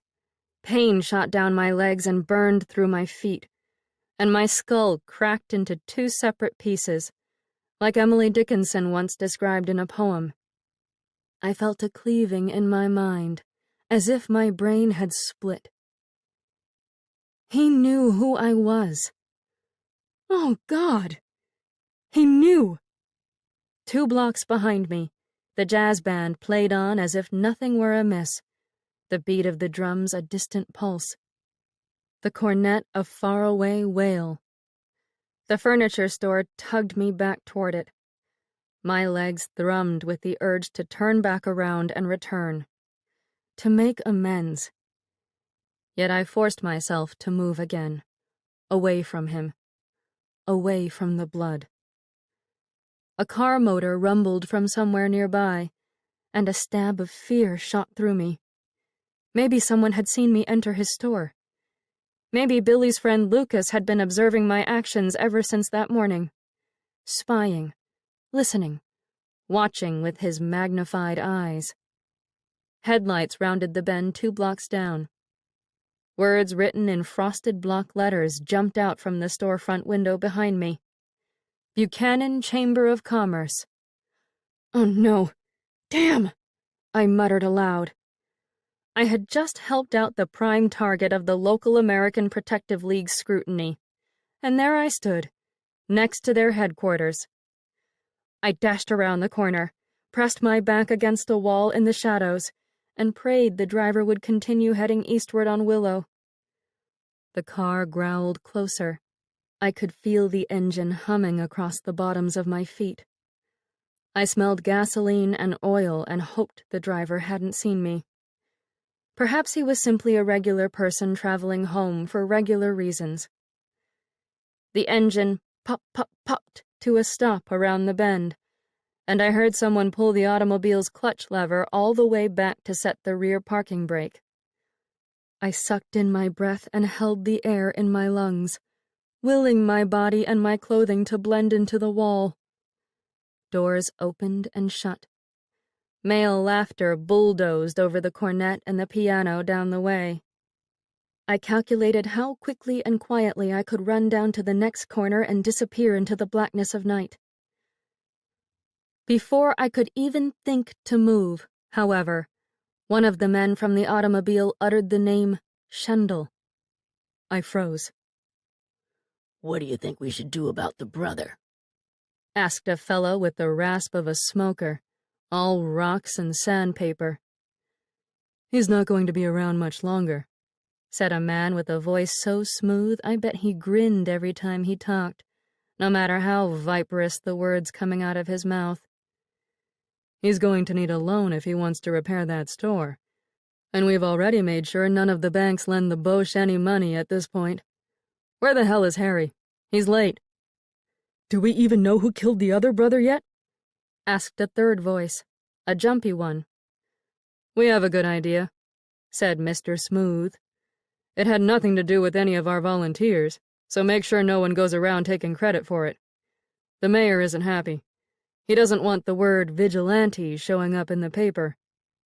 "Let's just go ahead and ship the surviving brother to Fort Oglethorpe," said Mr. Smoker from down in the rockiest depths of his throat. "Be done with it." "Damn that Harry for always running late." Mr. Smooth must have pulled out a set of keys just then, for I heard them jangle. "I want to do this fucking walk through town before the night gets any colder. My family jewels are already starting to freeze." The other 2 fellows chuckled, but their coughs and laughter and terrible language disappeared inside the building before I could hear anything more about shipping Daniel to wherever they wanted to send him. My legs longed to run back to the furniture store again. Should I warn him? I wondered. Should I park myself in front of his door and protect him through the night? I wavered. I tapped my fingers against the chalky bricks of the wall beside me and envisioned myself standing guard in front of Daniel's store, with my arms crossed over my chest and no weapons to speak of. Ridiculous. Resigning myself to my uselessness, knowing Daniel didn't even want to see me again, I slipped down the side street in an attempt to slink back to May's house on less visible roads. The back of my neck prickled when I rounded the corner down the way, and I feared that if I turned my head, I'd find the shine of Lucas's spectacles in the lamplight, or the face of the deceased Albrecht Schendel. 2 blocks later, around the corner from Halloran's Dry Goods, a new disturbance erupted across town, the sputtering coughs of an automobile engine fighting to spark to life. I recognized the desperate sound from my early days of learning how to turn the starter crank on the family's Model T truck. Oh, God. I puffed a sigh. What now? I picked up my pace, and when the choking ruckus grew louder and shrieks of distress joined in with the struggle, I tore around the bend to Lincoln Street, forgetting my own worries. Another block south, an olive green truck sat on the railroad tracks. An ambulance. Stalled. A Red Cross emblem marked the wooden enclosure on the back. Patients likely lay inside. Flu patients. Children, maybe. A train whistled down the way. Oh, God! I ran toward the vehicle with my feet clapping across the asphalt. Do you need help? Oh, God! Again and again, some unseen person down in the front of the vehicle's grill turned the starter crank, but the ambulance sputtered and rattled and refused to budge from the tracks. Put it into neutral and just push it off the tracks, I yelled. Get out of the way so we can push it. The fuzzy glow of the train's lantern came into sight through a patch of fog down the way. Another whistle keened through the night, this time closer, and with an urgency that pierced my heart and quickened my feet. The ambulance stayed stock still, and the person in front of the truck kept cranking and fighting that poor, grinding engine. Move! With the strength of a quarterback, I knocked aside the person at the crank, a blonde woman in gray, until she lay in the road, safely away from both the ambulance and the tracks. I shoved the crank into place, gave it a firm upward twist, and jumped into the driver's seat with the engine rumbling awake. My pulse beat in my ears, and the locomotive roared my way, the whistle blaring, lights shining. I pushed the hand lever forward, released the clutch pedal, and, after a quick adjustment of the spark advance and the throttle, the truck careered off those tracks with a squeal of rubber. The train thundered behind me, its wheels churning, wind whipping across the open driving compartment, and the whistle hollered through the night with the ear-shattering wails of an Irish banshee. I brought the ambulance to a stop, and, with a groan, collapsed across the steering wheel, in shock that I remained alive and in one piece. Beside me, a pair of hands gripped the dashboard. Erratic panting filled the truck while the train whistled farther and farther into the vast and distant void of the eastern farmlands. Are you all right? I asked whoever sat with me, but my voice, raw and deep, didn't sound like my own. It hardly even sounded like a voice. The passenger didn't answer. I lifted my head, and, in the light of a street lamp shining through the windshield, I saw a skinny black girl, no older than 17, wearing a white surgical mask over the bottom half of her face. She was dressed in a dark necktie and a Red Cross coat, skirt, and hat, all made of gray wool, and her arms and shoulders trembled. She stared at me in that hazy light, her brown eyes wide and damp. What happened to Nella? She asked with a squeak in her throat. Who? Nella, the woman at the crank. Where is she? We're supposed to be doing this together. I'll go. I peeled my fingers off the steering wheel, one by one, the muscles so stuck in a crooked position that my hands curled like claws. I'll make sure she's all right. I slid out of the driver's seat and landed too hard on my feet, jarring my neck. And then I staggered over to the supine blonde woman lying in the road near the tracks. She also wore the gray Red Cross uniform, and like the girl in the front seat, her mouth and nose hid behind a gauze mask, the blue eyes above it wide and unblinking. Her chest rose and fell with shallow contractions that didn't make a sound.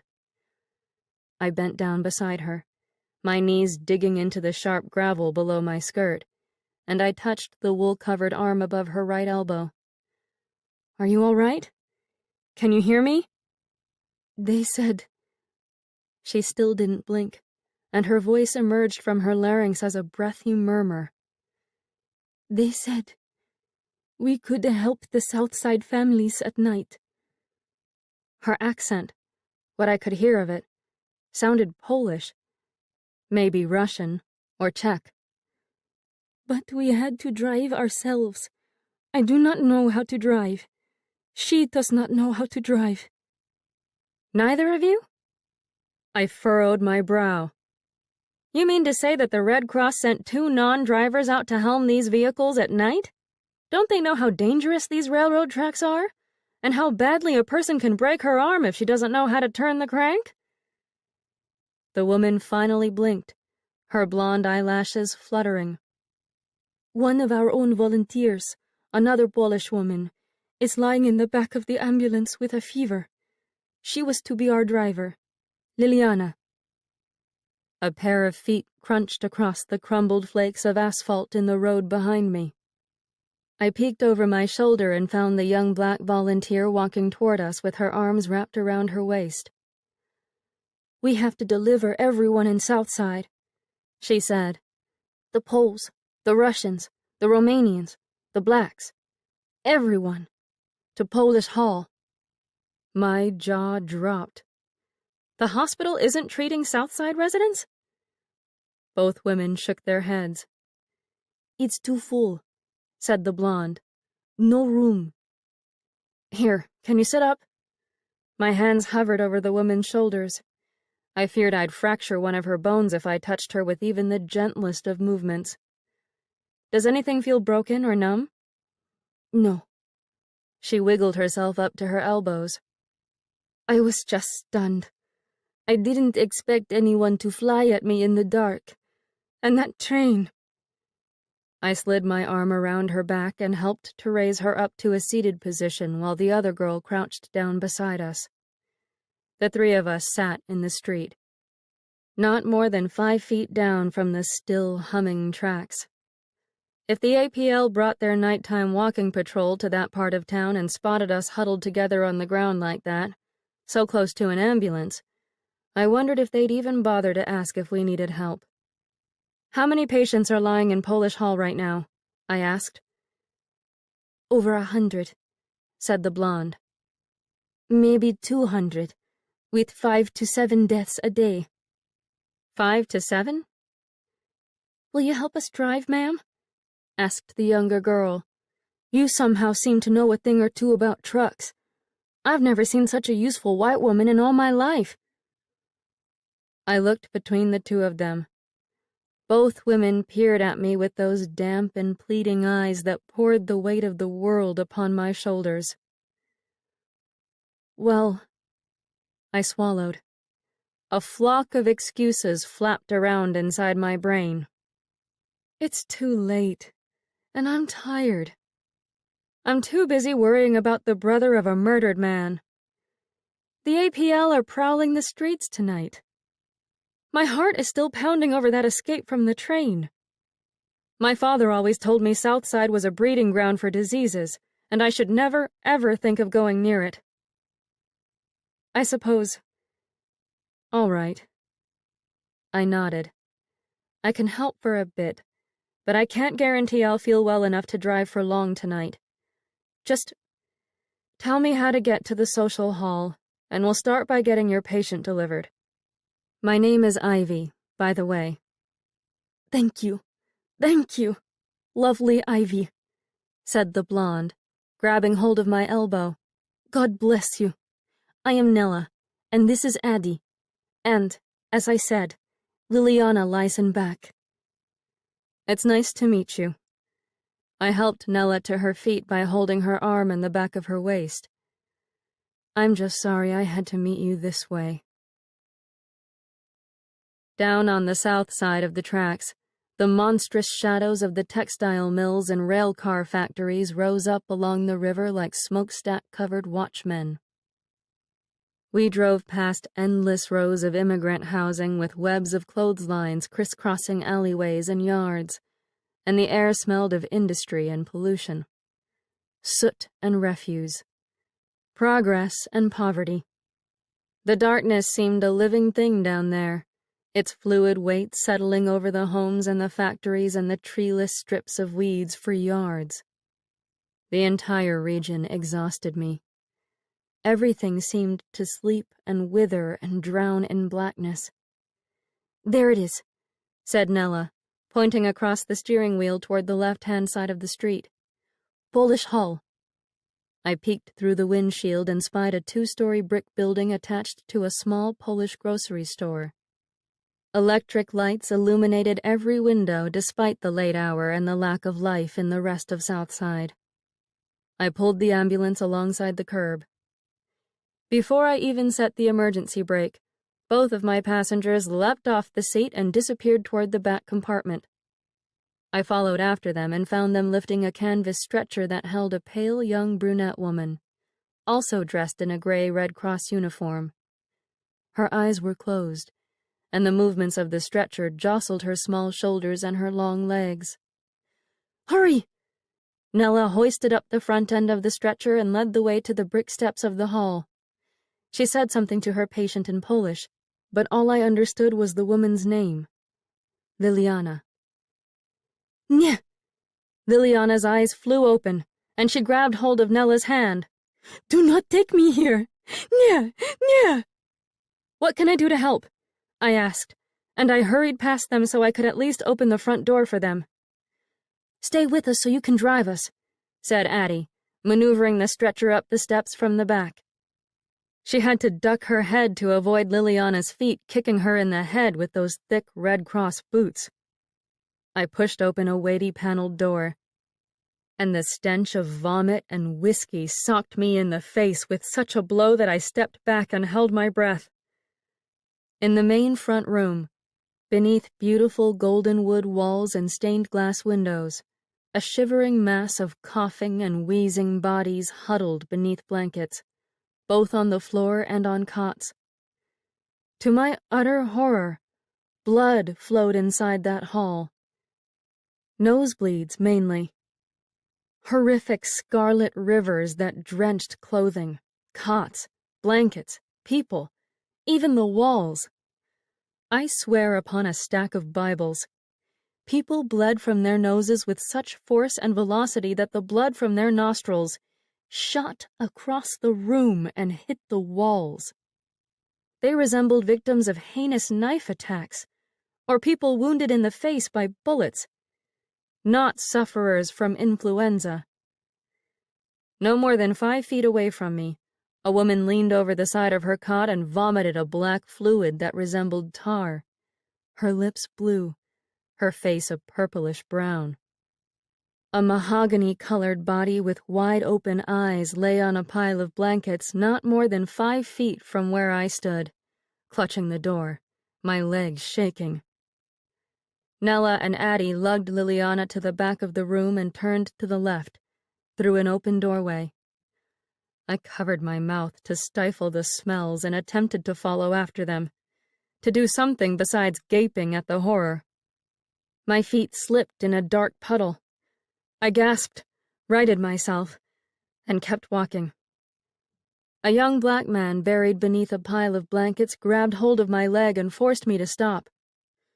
"Get me out of here, miss," he said from down on the floor, his fingers tight on my shin, hurting the bone. "I gotta go. Please, get me out of here." "No, it's for the best if you stay." I peeled his hand off my leg and lowered his head back down to the scuffed floorboards. There are doctors who can help you here. How many doctors you see here, miss? How many? He nodded across the room toward a gray-haired physician in a white coat who forced a man down to a cot as the man shouted, I want to kill myself. I don't want to die like this. I want to take a knife to myself and my family. A Girl Scout in a khaki dress and hat stood behind the physician with a bottle of whiskey at the ready. Another Girl Scout dashed toward the back staircase with a bedpan. Oh, God! My eyes bulged at the sight of children cleaning up bodily fluids and tending to the sick, including, I noticed, my piano student Ruby Rogers, who mopped the floor on the far side of the room.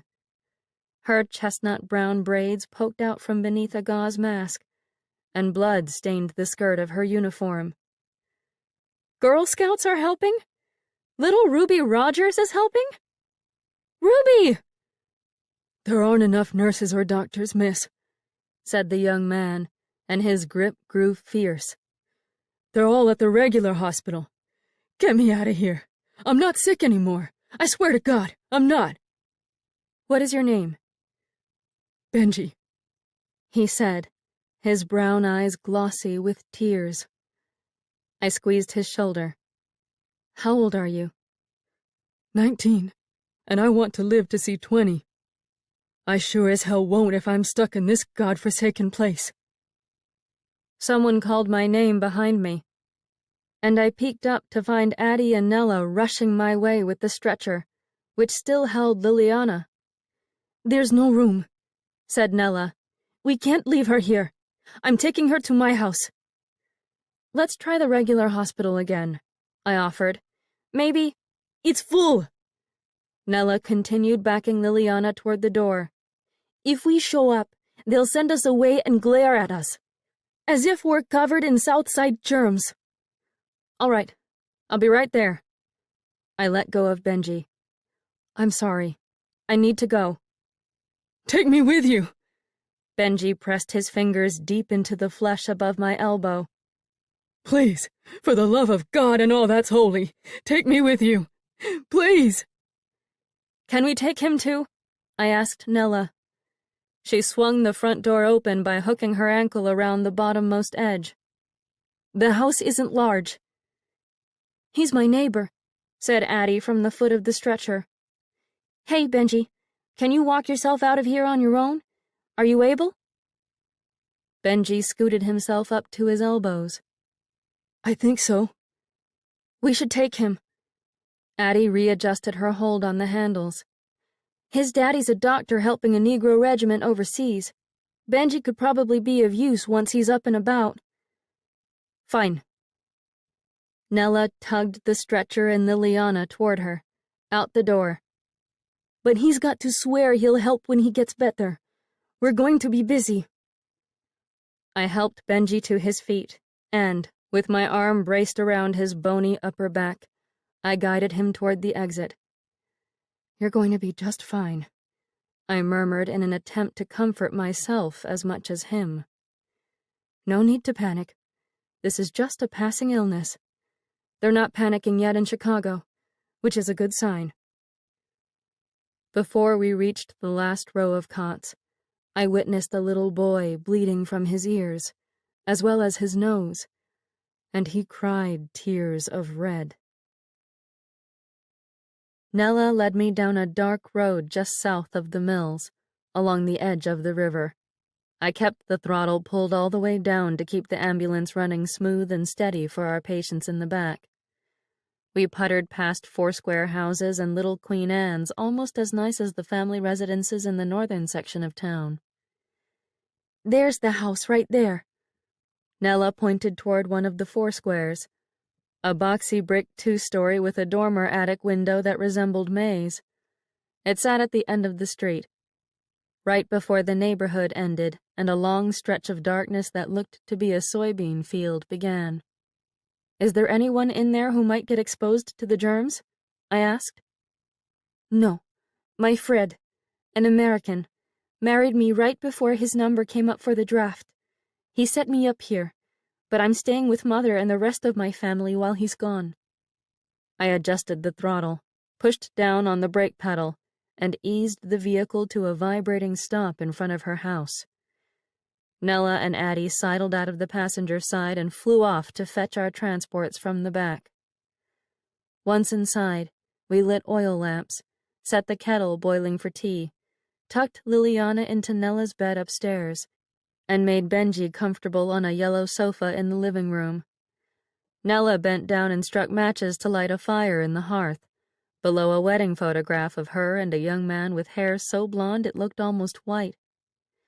Addie and I covered Benji with a blanket crocheted in red and ivory yarn. A woman near my mother's age, dressed in a polka-dot Mother Hubbard dress and a ruffled nightcap, poked her round face inside the front door, and a gust of cold air blew inside the house. "I saw the lights and heard that ambulance rumble up to the curb," she said in an Irish brogue. "What the devil is happening in here?" "We are fetching flu patients, Mrs. O'Connor," said Nella, coaxing a small and sizzling flame to life on one of the logs. "If you're not already busy with your family, we could certainly use some spare blankets." "Half my house is sick with this unholy plague. God help us all." Mrs. O'Connor made the sign of the cross over her chest, her wide sleeve rustling with the movement. "I can bring spare blankets if you come over to check on my grandbabies. You're a trained Red Cross nurse, aren't you, Nella?" Nella nodded and struck another match. "I am." "We should fetch more of the sick," said Addie, straightening her mask over her nose. "Soon." Nella pushed herself to her feet. "Bring your blankets, Mrs. O'Connor, and I'll be over when I can. Ivy." Nella's blue eyes darted toward me. "You'll keep driving us, yes?" I pursed my lips, and 100 more excuses to flee this current situation squawked inside my head. "Yes," I said, despite the trepidations and the aches in my head and my stomach. "I'll help." We drove through a neighborhood of squished-together houses with peeling paint and no front yards whatsoever. Cheap and rapidly assembled structures built for Buchanan's flood of mill and railcar workers toward the end of the past century. We peered through the dark for large white signs with the word "Influenza" written in red letters, nailed to front doors. I smelled chimney smoke and something akin to the sense of rot and decay. "Most folks hate having those signs on their front doors," said Addie with a shift of her weight on the seat beside Nella. "They make them feel dirty and punished. Whites are always saying my people carry more diseases as it is." "But," Nella braced her hands against the dashboard and craned her long neck forward to better see the doorways through the windshield, "those signs are the only way we can tell if people need treatment. They own no telephones. They can't call anyone for help." I gripped the steering wheel and squinted through the nighttime streets for quarantined homes, and all I could think about was the amount of time Dr. Losley spent paying me personal house calls during my recent bout with the same strain of the flu. He had fussed with aspirin and cold presses and thermometers and made sure Mama served me tea and warm soup. No one needed to hang up a sign to flag down ambulances in the dark, or put me in a hospital swarming with people vomiting black tar. Even Father, a man who had never paid me much mind once I started looking more woman than girl, meandered into my bedroom one night and held my hand beside my bed for at least an hour. I never would have possessed the time to die under such watchful care. 1 block down from the tracks that divided South Buchanan from the rest of the town, not far from the spot where I'd just saved the women's lives, we found a house marked with one of the red and white influenza signs. Addie and Nella scrambled to fetch the stretcher, and I followed behind them to a plain wooden door with an iron handle. Nella knocked and called out something in Polish, and when no one answered, she turned the knob and pushed the door open. "Do you know the people who live in here?"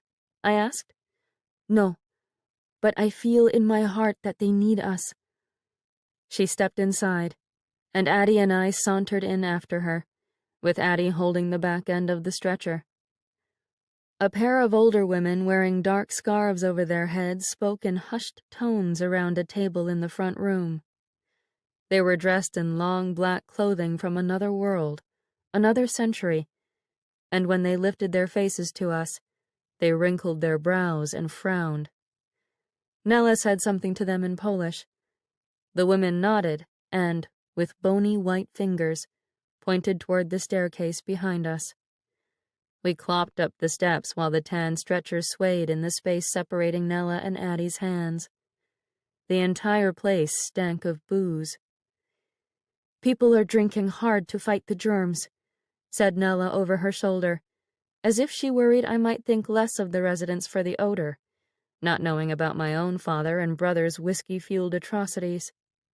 "That's why the emergency hospital smells like liquor, too. The doctors administer whiskey." "Well then," I muttered under my breath, "I certainly don't need to worry about certain members of my family getting this disease." Upstairs, in a narrow hallway unlit by a single lamp, we passed 2 bedrooms in which families slept like passengers piled into crowded railway cars, with 2 to 4 people per bed. "Grippa?" called Nella through the dim hallway. "Grippa?" "Pomocy!" said a female voice from down the hall. "Down here. Someone's calling for help." Nella steered the stretcher toward the sound of the voice, in the rightmost section of the house, and Addie followed behind with the bouncing empty stretcher jerking her elbows. We came upon a room housing a man, a woman, and 3 children, including the girl who had called out to us. A pretty young thing with almond-shaped eyes who looked to be 15 or 16. Her honey-blonde hair, damp with fever, stuck to the sides of her face and trailed across a pair of cracked white lips, and she shuddered beneath a mountain of patchwork quilts, nuzzled between another girl and a boy. Nella lowered the stretcher to the ground and spoke with the girl in Polish, rubbing the child's shoulder and nodding the whole time. She then turned to us and said, "She's the first one sick in the house and wants to leave before the others get it. Help me lift her, Addie." Addie took hold of the girl's feet and assisted Nella in lifting her over her sister and onto the stretcher. The girl shivered and drew her scrawny knees to her chest, but I gave her my coat and helped the others get her laid out flat on her back to better distribute her weight. We carried our transport down the flight of stairs and slid her into the back of the truck, behind the wooden covering marked with the large Red Cross emblem that stood out like a blood-colored beacon in the dark. After leaping back into the driving compartment, we journeyed into the night, off to the warmth of Nella's house, before setting right back out again.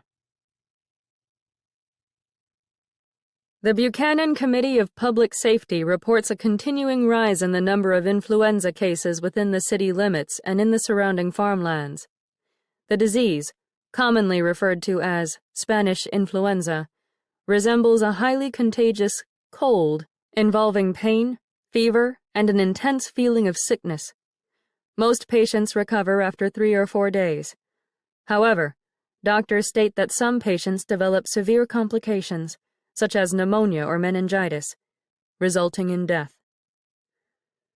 Under these current circumstances, sneezing, spitting, and coughing have turned as dangerous as German poison gas, said Buchanan Health Commissioner Elmer Tomlinson. "We are taking public hygiene highly seriously." Mr. Tomlinson asked Buchanan police officers to stop and scold all coughers and sneezers who fail to use handkerchiefs. Furthermore, he instructed local businesses to monitor the use of handkerchiefs by customers and patrons within their establishments. Any owners who fail to comply with this regulation will find their businesses shut down. Schools, theaters, motion picture houses, restaurants, churches, and chapels remain open at present. Any ensuing quarantines will be noted in the Sentinel. Buchanan Sentinel, October 6, 1918. Chapter 6. I arrived at May's front path just as daybreak awakened in a blaze of bright orange streaks in the eastern sky. A light drizzle cooled my flushed skin. I lifted my face to the tangerine clouds and bathed in the lush sprinkles for a moment of respite, before ducking beneath the covering of the Dovers' front porch. In addition to Liliana and Benji, the Red Cross volunteers and I had transported 6 influenza patients to Nella's house throughout the night. Mrs. O'Connor kept the fireplace and the tea piping hot, and a bounty of blankets warmed the cold. Back inside the comfort of May's house, I sank myself down on her stiff parlor armchair and leaned my head against its cushioned backing. The stench of death and sickness clung to the fibers of my hair, the same way Billy's cigarette smoke always embedded itself inside my clothes and my hair after he took up the habit. "I don't know what I'd do without these little coffin nails right now," he had told me out on our front porch, the night before he would board a train and leave us for good.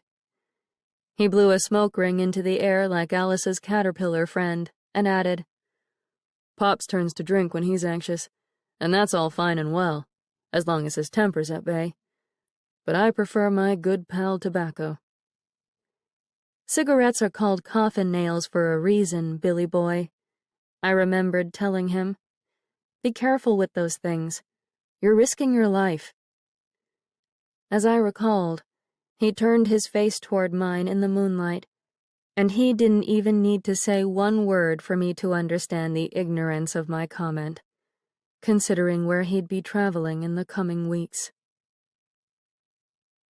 A warm hand took hold of my wrist and shook me awake. "Ivy," said May in a soft coo. "Wake up." My eyes blinked open to the sight of the first light of dawn shining against May's smooth face and brightening the watercolors on the wall behind her. "I stayed up late and waited for you." She stood up straight and tightened the sash of the red silk robe she wore.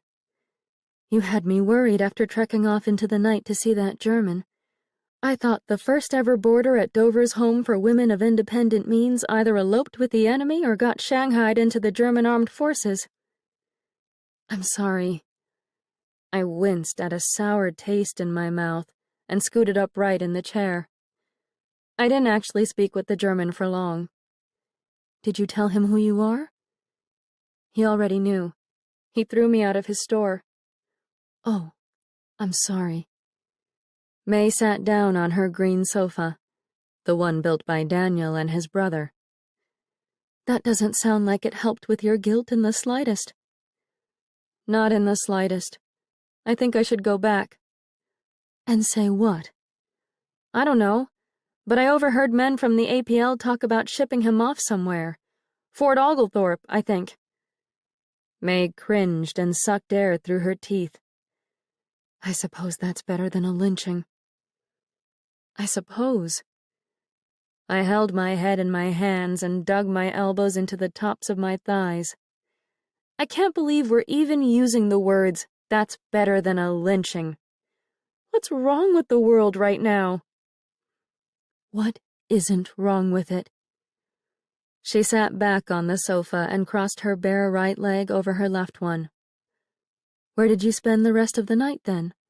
You didn't go back home, did you?" "No, absolutely not." I lifted my head. "I drove an ambulance for 2 Red Cross nurses who didn't know how to drive it themselves." "What?" May laughed. "Tickling the ivories with Ivy also knows how to helm large automotives?" "I do. I used to drive tractors and trucks on the family farm. My father insisted everyone help with everything out there, even us women." "Well, good for you." That part helped with the guilt a tad, but seeing how much people are suffering from this flu. I closed my eyes and rubbed the balls of my fingers against the lids, finding the movement oddly soothing. It was hard, witnessing all of that. I don't know if I have the courage and strength to do it again. May reached over and patted my leg. Go up and sleep in your new bed for a while. It'll make you feel better about everything, and it'll be far more comfortable than dozing in Eddie's grandfather's stodgy old chair like this." Another sharp pain walloped me in the middle of my stomach, but I nodded and pushed myself out of the seat. "Thank you for all of your help," I said before leaving that spot in the room. "I'm sorry if people ever—" I trailed off, not quite knowing how to articulate what I meant without uttering stupid phrases such as, "I'm sorry people call you Eddie's souvenir and discuss the size of your bosom." "If people ever what?" she asked with a tilt of her head. I took a deep breath. "I'm sorry if Buchanan hasn't always treated you kindly." She nodded. "Well, thank you. But you don't need to take responsibility for the town's sins, too. I just— Go up to bed, Ivy."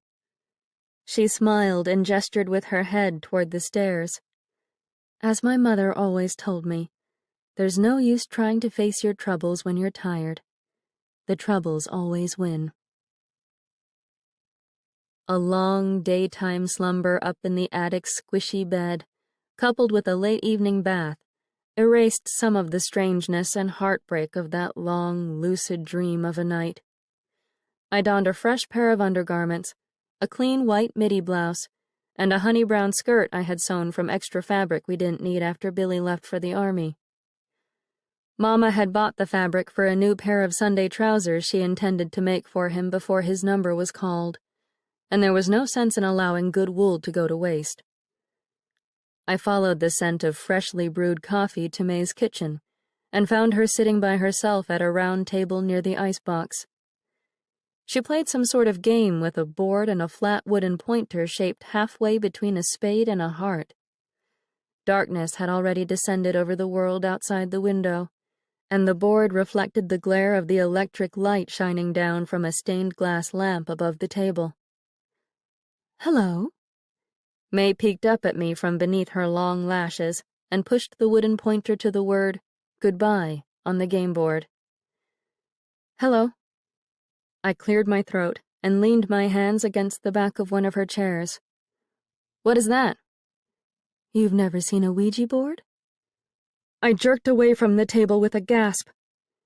May snickered. "Don't look so spooked, Ivy. The devil isn't going to come crawling out of the board and snatch you away. It's perfectly safe." "Are you sure about that?" "Quite sure." She tucked the wooden pointer inside a small bag made of gray cloth. "And I'll have you know, I'm not the only Widow Street woman who employs Ouija boards and spirit mediums." "You employ a medium?" I asked. "A seance sort of medium?" "Yes, a highly reputable one. Another former Chicago girl, in fact." "Why?" She lifted the board's cardboard box off the floor. "Don't you believe in ghosts?" Oh boy, what a question. I pulled out the chair with a loud screech of the wood and dropped down onto the seat. "I'll take that response to mean that you do indeed believe," said May, a coy grin on her lips. "Might you have ghost stories of your own to share?" "Well," I folded my hands on the table to stop them from quaking. "To be most honest, and I'm only telling you this information because of your own spiritualist beliefs." She nodded. "Go on." "Well," I inhaled a long breath with a lift of my shoulders. "The Rowan women are known to see the dead." May raised her right eyebrow and settled the Ouija board inside its box. "The specifics, please." "I've never once mentioned this peculiarity to another person outside the family," I said in a whisper, as if the spirits themselves, as if Eddie Dover, might actually hear me. "Not even my closest childhood friends. But my mother and I, well," I licked my lips. "Rowan women tend to see the ghosts of loved ones right before someone dies." May rubbed her lips together and seemed to digest my confession. "Harbinger spirits. she said with a pleased-looking nod. Interesting. I straightened my neck. Is that something you know about? Not entirely, but I've learned various theories about spirits through the medium. And what are her theories? Well, she says, May lowered the Ouija board's lid over the box with a soft squeak of the cardboard. some spirits get stuck in the places where they died. The haunted house sorts of ghosts, if you will. Some struggle to complete a task they didn't finish when they were alive. Others, she brushed a sheet of dust off the curved letters of the word Ouija on the lid. They roam the earth, unsettled, restless, unsure what to do or where they belong. And then there are the lucky ones. She sank back in her chair and drew a deep sigh with a lift of her chest. If only all spirits could follow their lead. I leaned forward on my elbows. What happens to the lucky ones? They accept their fate. She sighed again. And just enjoy themselves. In heaven, you mean? I was raised a strict Catholic, so I'm not sure if I can truly refer to a spiritualist realm as heaven. But, yes, they're making the most of the afterlife. Have you ever heard that poem, Gather Your Roses While You May? Yes, of course. It's to the... I cleared my throat, for the contents of the poem suddenly seemed quite personal, even if May misquoted the words a smidgen.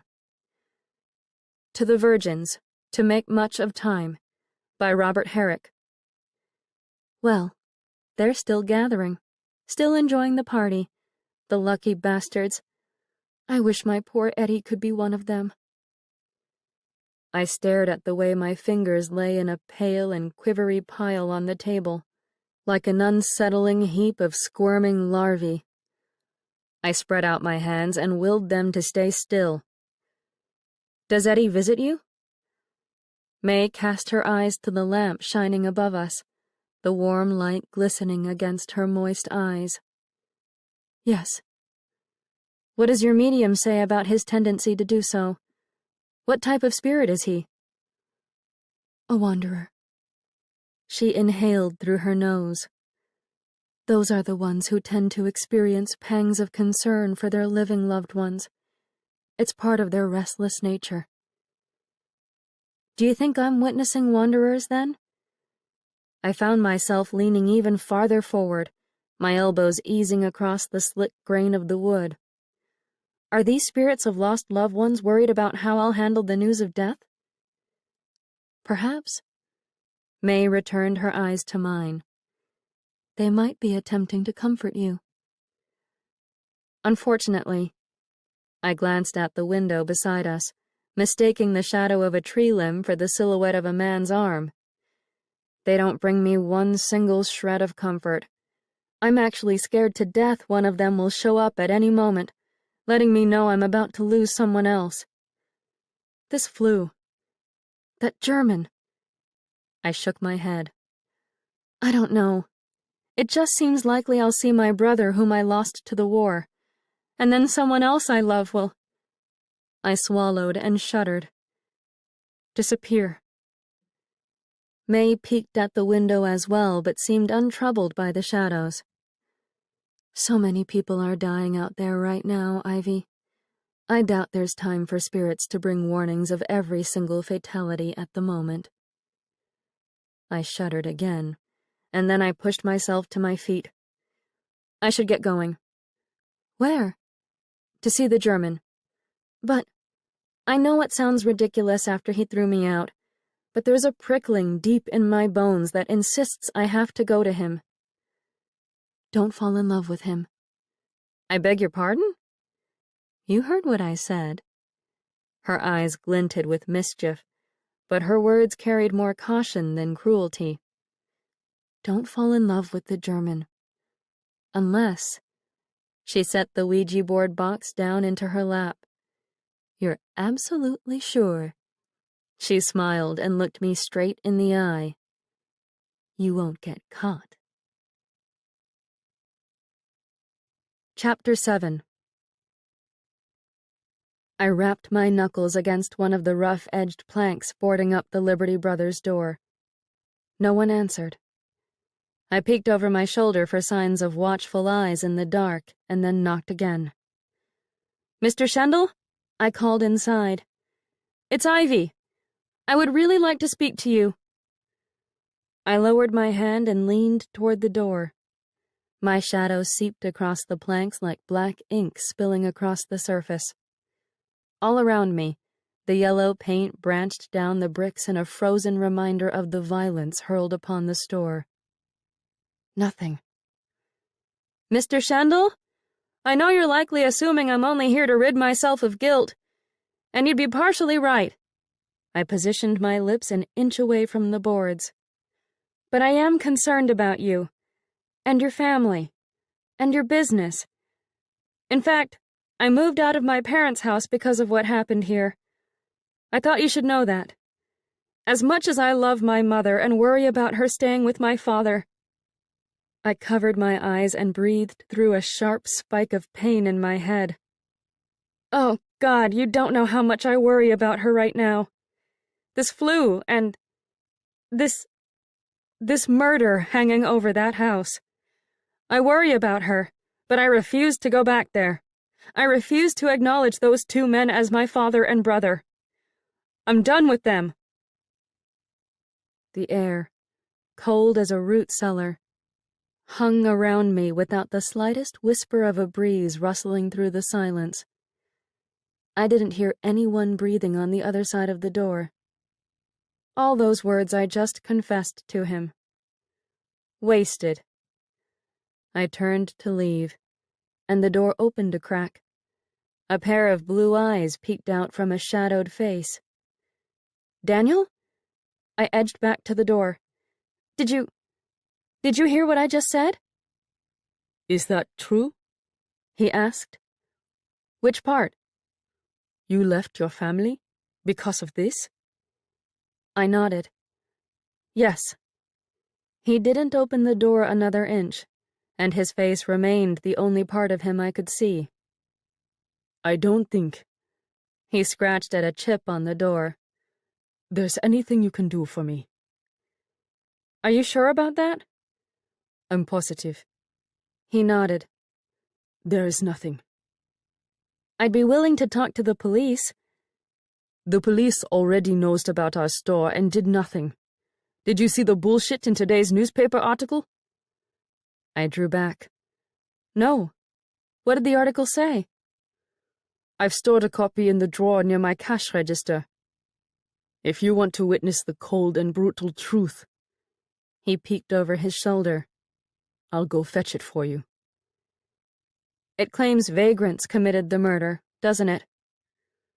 The murder is only a small sliver of concern in that article. The writer complained about our lack of support in the latest Liberty loan drive, which is a lie. He claimed we didn't register for the draft. Another lie. Albrecht registered as soon as the U.S. declared war on Germany. But the army turned him down. They thought he wanted a free trip back home to the fatherland. I grabbed hold of the door. I could talk to the newspaper. And the APL. No one will listen to you. It will help nothing. There is nothing you can do. There must be something. Please, let me inside so we can talk. I pushed the door open with more force than I'd intended, knocking him off balance. And so we can figure out... I stopped. For lamplight fell across Daniel's bare throat above the collar of the undershirt he wore instead of his shirt sleeves and vest. A vicious red line encircled his neck. A raw and ugly rope burn. "Oh, God!" I clutched my own throat, which stung and closed up, as if someone had just clamped a rope around it. You need to go. He snatched my arm and steered me back toward the street. "No! Tell me what happened." I pushed him off me and shoved my way into the heart of the store. "Did you try to hang yourself?" It doesn't matter. "Yes, it most certainly does matter. My family did this to you. They drove you to it." Please go, Ivy. He pointed toward the door. Tell me what I can do to help. Go. I don't want you killing yourself. Please, tell me what I can do to take away your pain. There's nothing. Tell me! The only thing you can possibly do is come to my bed with me. I stepped back, and he lowered his arm and blinked as if his request had startled him as much as it had me. You want honesty, Fräulein? He asked in that strange, harsh, and musical accent. That is the only thing that would make me feel better, and I'm not even sure that would work. My hands trembled, and my legs wobbled and dipped as if made out of rubber. But I can't. I'm a respectable woman. This is wartime, Ivy. Morality and righteousness mean nothing. The war is overseas, not here. Are you sure about that? He glowered at the damaged chairs and the faded pink stains on the floor. My skin chilled, and my eyes stung with tears, not from sorrow or shame or fear, but tears from that pustulant wound of guilt that oozed in the middle of my gut with unrelenting agony. I rubbed at the goose flesh on my arms and thought of Peter's bruised fingers, Father's blood-spattered overalls, and the burn mark on Daniel's neck, that wicked ghost of a noose, which seemed to grow darker and redder the more I hesitated. The lining of my stomach boiled. I turned my eyes toward the faded stains on the floor. Do you really think it might help? I don't know. As I said, I'm not sure. Out of the corner of my eye, I viewed his broad shoulders and the slim spread of his stomach, and a small flutter of unexpected arousal stirred inside me. Perhaps some primal call to procreate awakened, a deep human instinct for survival, spurred on by the threat of annihilation from the influenza and the war. Gather ye rosebuds while ye may. Old time is still a-flying, and this same flower that smiles today, tomorrow will be dying. Daniel cleared his throat. You don't have to. You would have to promise to be gentle, I found myself saying, and my face and neck warmed. I cupped my hands over my cheeks, imagining terrible splotchy patches, which, according to my brothers, is how my blushes often appeared. Daniel swallowed and ran a hand through his hair. I thought he might grab my arm and toss me out of his store again, but instead he said in little more than a murmur, My apartment is upstairs. We locked eyes, and he seemed to test me, while I tested him, each of us waiting to call the other's bluff. I drew a sharp breath. Let's go upstairs, then. All right, let's go. He turned, and I followed him toward a back doorway that led inside a sawdust-scented workroom crowded with planks of wood, tools, paints, glosses, harsh-smelling varnishes, fabrics, and wide work tables that reminded me of the picnic furniture out at Minter Lake. We trekked through golden flecks of wood that made my nose itch, and we reached a flight of stairs that bent up to the right. Neither of us said a word on our journey up to the second floor. Only our footsteps spoke, his more hurried than mine, although mine moved with far more urgency than I would have ever expected of such a moment. I found myself staring at the back of his neck, and wondering what he would taste like if I ran my tongue across that smooth patch of skin below his brown hair. I didn't normally wonder such things about men, but there it was, a strange and brazen urge. I pondered if his skin, up close, would smell of beer, as people insinuated about Germans. Upstairs, we entered a small living room, well furnished, of course, considering the occupant. A Victrola with a painted brass horn sat on a mahogany stand in front of the leftmost window, and a photograph of a middle-aged couple in dark clothing and hats, his parents, perhaps, stood on the mantelpiece of a brick fireplace. I saw a cream-colored cook stove and a wooden icebox through a doorway to the left. "Do you live alone?" I asked. "Yes." Daniel pursed his lips. "I do now." "Oh, I'm sorry. I should have known." I glanced at the photograph of the couple again. "Are your parents?" "I live alone, and that's all you need to know. I have no other family anymore. Not here." I nodded in understanding.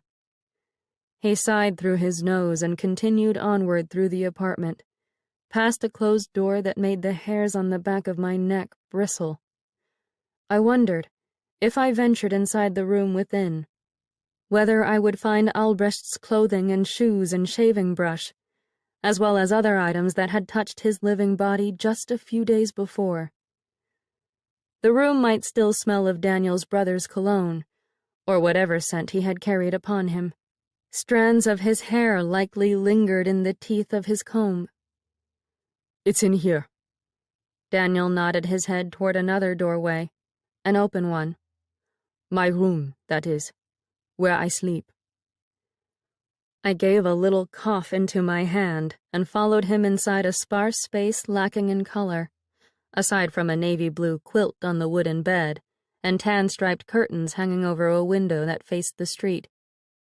Bare walnut panels lined the walls, a silver lamp sat on a chest of drawers, and a pen, a set of keys, and a brown document resembling a passport topped a small desk.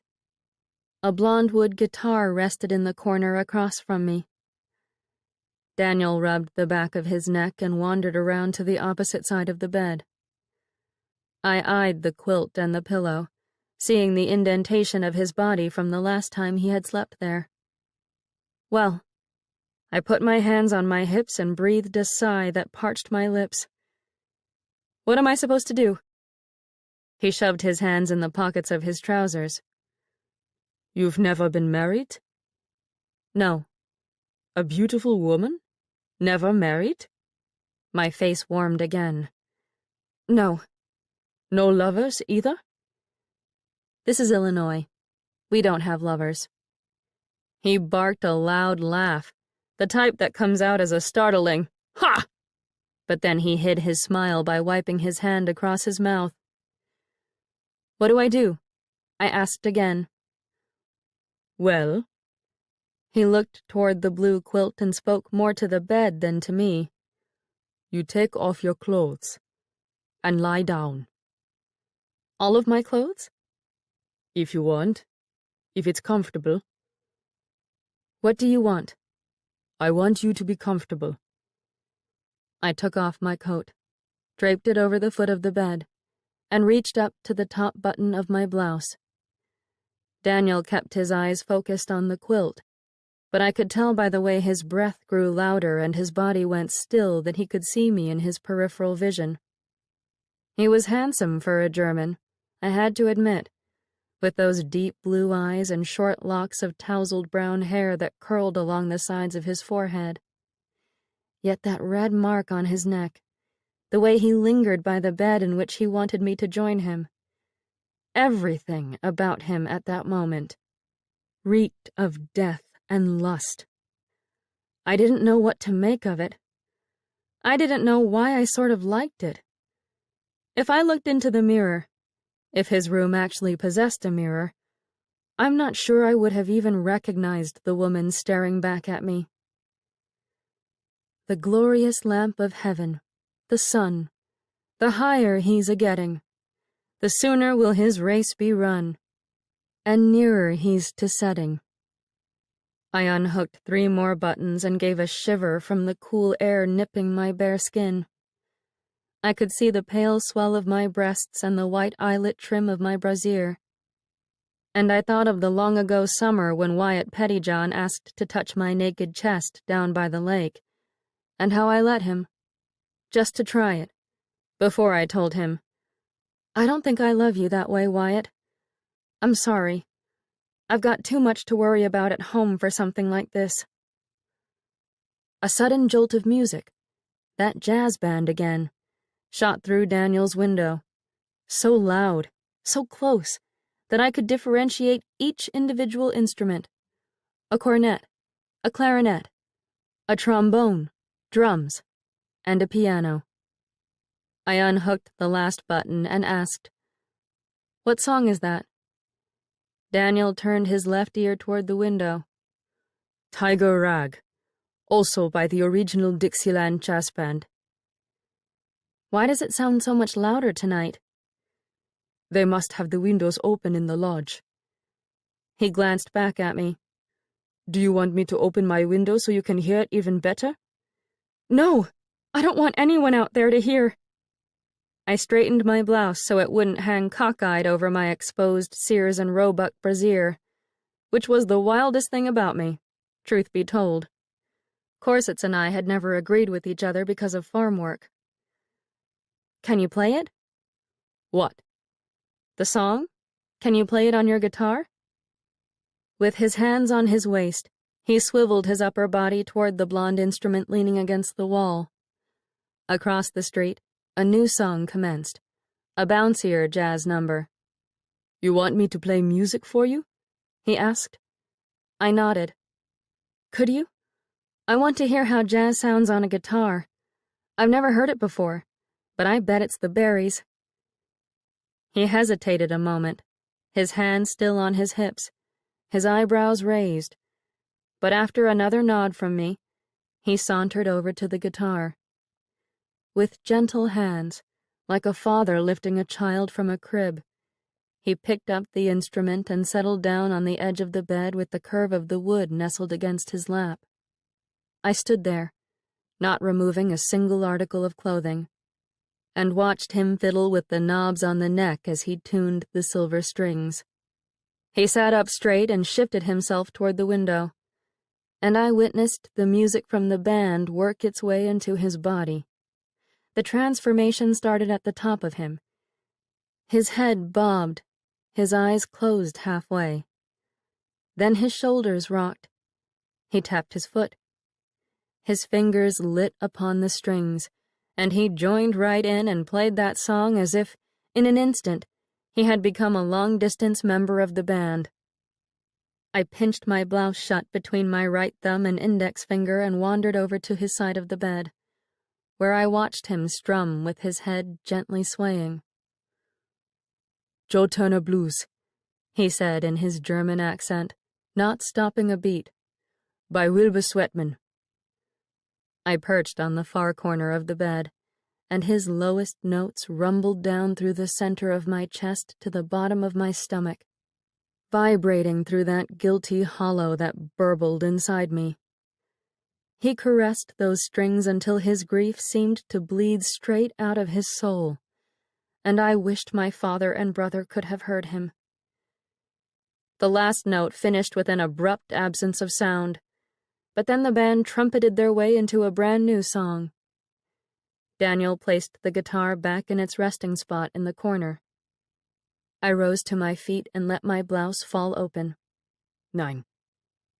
He stepped toward me, and, with delicate fingers that sent a tease of a chill down my spine, he refastened the buttons of my blouse, one by one, starting from the bottom of the garment.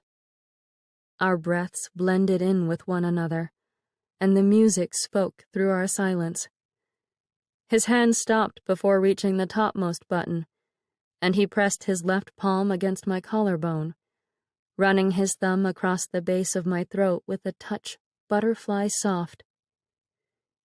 "This," he sighed against my neck, "this used to be my favorite part of a woman's body." I exhaled a breath that must have brushed against his own neck, across the rope burn, and I wondered if I cooled some of the sting. "It's not your favorite part anymore?" I asked. His eyes met mine. He kept his thumb on that small breadth of my skin. "Do you think I can take away your own pain? Is that why you keep coming here?" I shook my head. "I don't know why I keep coming. I just—" My chest rose and fell below the spread of his palm. "There is a pain in me. A knife blade. I balled my hand against my stomach, wedged in my gut. I want to be rid of it. I want to finally live. You don't think that you've lived? I shook my head and swallowed. I know I haven't. I've barely left my parents' house these past several years. I've never been with a man quite like this. And I turned my eyes away from his. The world's about to end. I can feel it in the marrow of my bones. I'm worried I'm about to miss out on a few things in life that shouldn't be missed. He removed his hand from my skin. Don't do anything here for the sake of your father and brother. They're not worth it. It wouldn't be for them. Are you sure about that? I stepped away from his touch and lifted my brown skirt and black petticoat above my knees. Are you familiar with English-speaking poets, such as Emily Dickinson and Walt Whitman? Or Robert Herrick? He pinched his eyebrows together. Why? They all warn of the coming of death and teach us to embrace this world before we leave it. I slid my long cotton drawers down my legs and pulled them over each of my stockinged feet. Shutting myself away from life, steeling myself against pleasure and pain, it's gotten me nowhere. Before Daniel could say a word in response, his mouth hung open in an astonished dog sort of way, I kicked off my shoes. I then crawled across his bed on my hands and knees and lay back against the warm blue quilt, stirring up the smells of wood dust and spiced shaving soap. I closed my eyes and breathed in all of his scents, let my head fill up with them, while the drums and the horns of the jazz band pulsed through my blood. Are you sure about this? He asked. You don't know me at all. I'm not sure in the slightest. I opened my eyes. But it might be fun, and I would sell my soul for anything that's the complete opposite of death right now. But I want to try it, now that I'm here. Show me what all the fuss is about. Daniel pulled his suspenders off his shoulders and tugged his white undershirt over his head, which made that raw red line on his neck stand out all the more. He slid toward me on the bed with a rustle of the quilt. "Kiss me, please," I said, and I held his chin in my right hand, feeling the soft prickle of fresh stubble. He leaned down and kissed my stomach, right above the guilty part, and I unclenched my hands and steadied my breathing.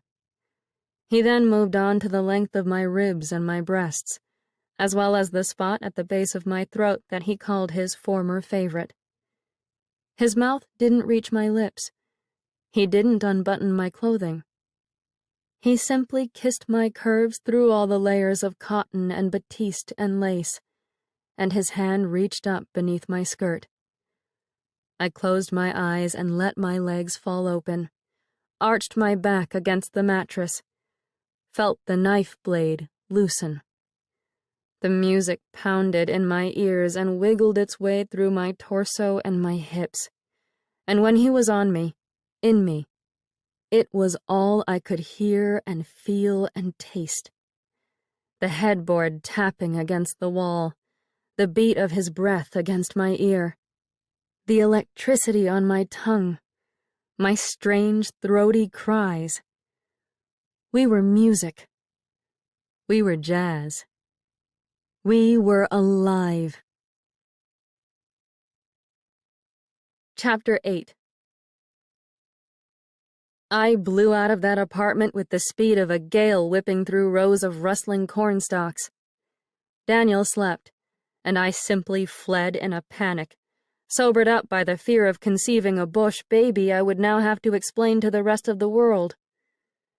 The band played Jelly Roll Blues again, and I struggled to keep my footsteps a muffled patter beneath the roar of the music blaring across the friendliest city in America. I buttoned up my coat and peered over my shoulder, expecting the shine of headlights at any moment. "Ivy," said a voice from the shadows. I sucked in my breath and came to a halt on the sidewalk across the street from the Chamber of Commerce. A pair of round lenses glinted off the light of a street lamp. Lucas, wearing his same charcoal gray coat and hat from the other day, stepped out from his camouflaged position against the dark bricks of the music store. He looked just like a child playing detective. "Where have you been?" he asked. I kept my fingers on the top button of my coat. "What does it matter?" He shrugged. "I just want to know what you're doing out at this late hour. Billy wouldn't have liked to think you were sneaking around." I managed a laugh. Billy loved to sneak out after dark. What are you talking about? He used to run off to your house whenever he was mad at our father, if I remember correctly. He wouldn't want his sister prowling around by herself, though. Lucas reached into the breast pocket of his coat. "Will you do something for me, Ivy?" I stiffened. "What?" He pulled out a folded-up American flag and shook it out until the bottommost stripes hung down to his knees. "Will you kiss this flag for me? Show me how much you love this country?" "Lucas!" I shook my head, confused. "I used to bandage up your knobby little knees whenever you'd fall down in our yard." "Are you 100% American, Ivy Rowan?" "Of course I am." "Then why do you smell like a German?" My mouth fell open. I gaped at Lucas's still round cheeks and magnified baby brown eyes. He stretched the flag out farther across his chest. The stars and stripes reflected off his lenses, and, again, he started to ask, "Why do you smell?" I grabbed hold of the fabric with both hands and kissed it loud enough to make an obnoxious smacking sound. I then raised my head, and, not even caring that I spat as I spoke, I said in his face, "Billy would hate you for this." "He'd hate you too," he said, and he added, with a sting in his voice, "Whore." I should have slapped him across his cheek. I really should have smacked that boy good and yelled at him for insulting the sister of his dear fallen friend. Fear of the APL paralyzed my hand, however. Instead, I let go of the flag and fled. I threw my weight against May's front door from the inside and turned a key to click the deadbolt into place. May's sewing machine whirred behind me, but the noise soon stopped, and May asked, "What's wrong?" I shifted in her direction and found her staring at me through little silver glasses that reminded me of Granny Letty's spectacles. I would have found the look delightfully entertaining if Lucas hadn't just ripped my pride out of my chest. "Someone caught me visiting the German," I said. May removed her right fingers from the singer's round hand crank. "Who?" "A 22-year-old busybody who used to be friends with my brother. He's part of the APL now." I hurtled myself over to her sofa and plopped down on the cushions before my head could go too dizzy. And, I swear, I could smell Daniel's workroom in the upholstery and the rich maple frame. "Ivy." May swiveled toward me with the creak of her wooden chair. "If anyone ever corners you or threatens you again, there's only one thing you need to say." "What?" "You tell them, I'm the daughter and sister of men who dispose of Huns." A chill shivered down my spine. The guilty spot in my stomach palpitated with squeezing shots of pain that made my mouth taste of metal. "I can't say that." "If the APL is dragging you away and labeling you a traitor, you have every right to state the truth. You'll be untouchable." I leaned forward on my elbows and pinched the bridge of my nose. Maybe I should take my piano lesson earnings and buy a big fat Liberty Bond tomorrow. Prove I'm 100% American. Don't waste your money to please idiots terrified of looking like cowards. And by the way, she set her glasses on the sewing table.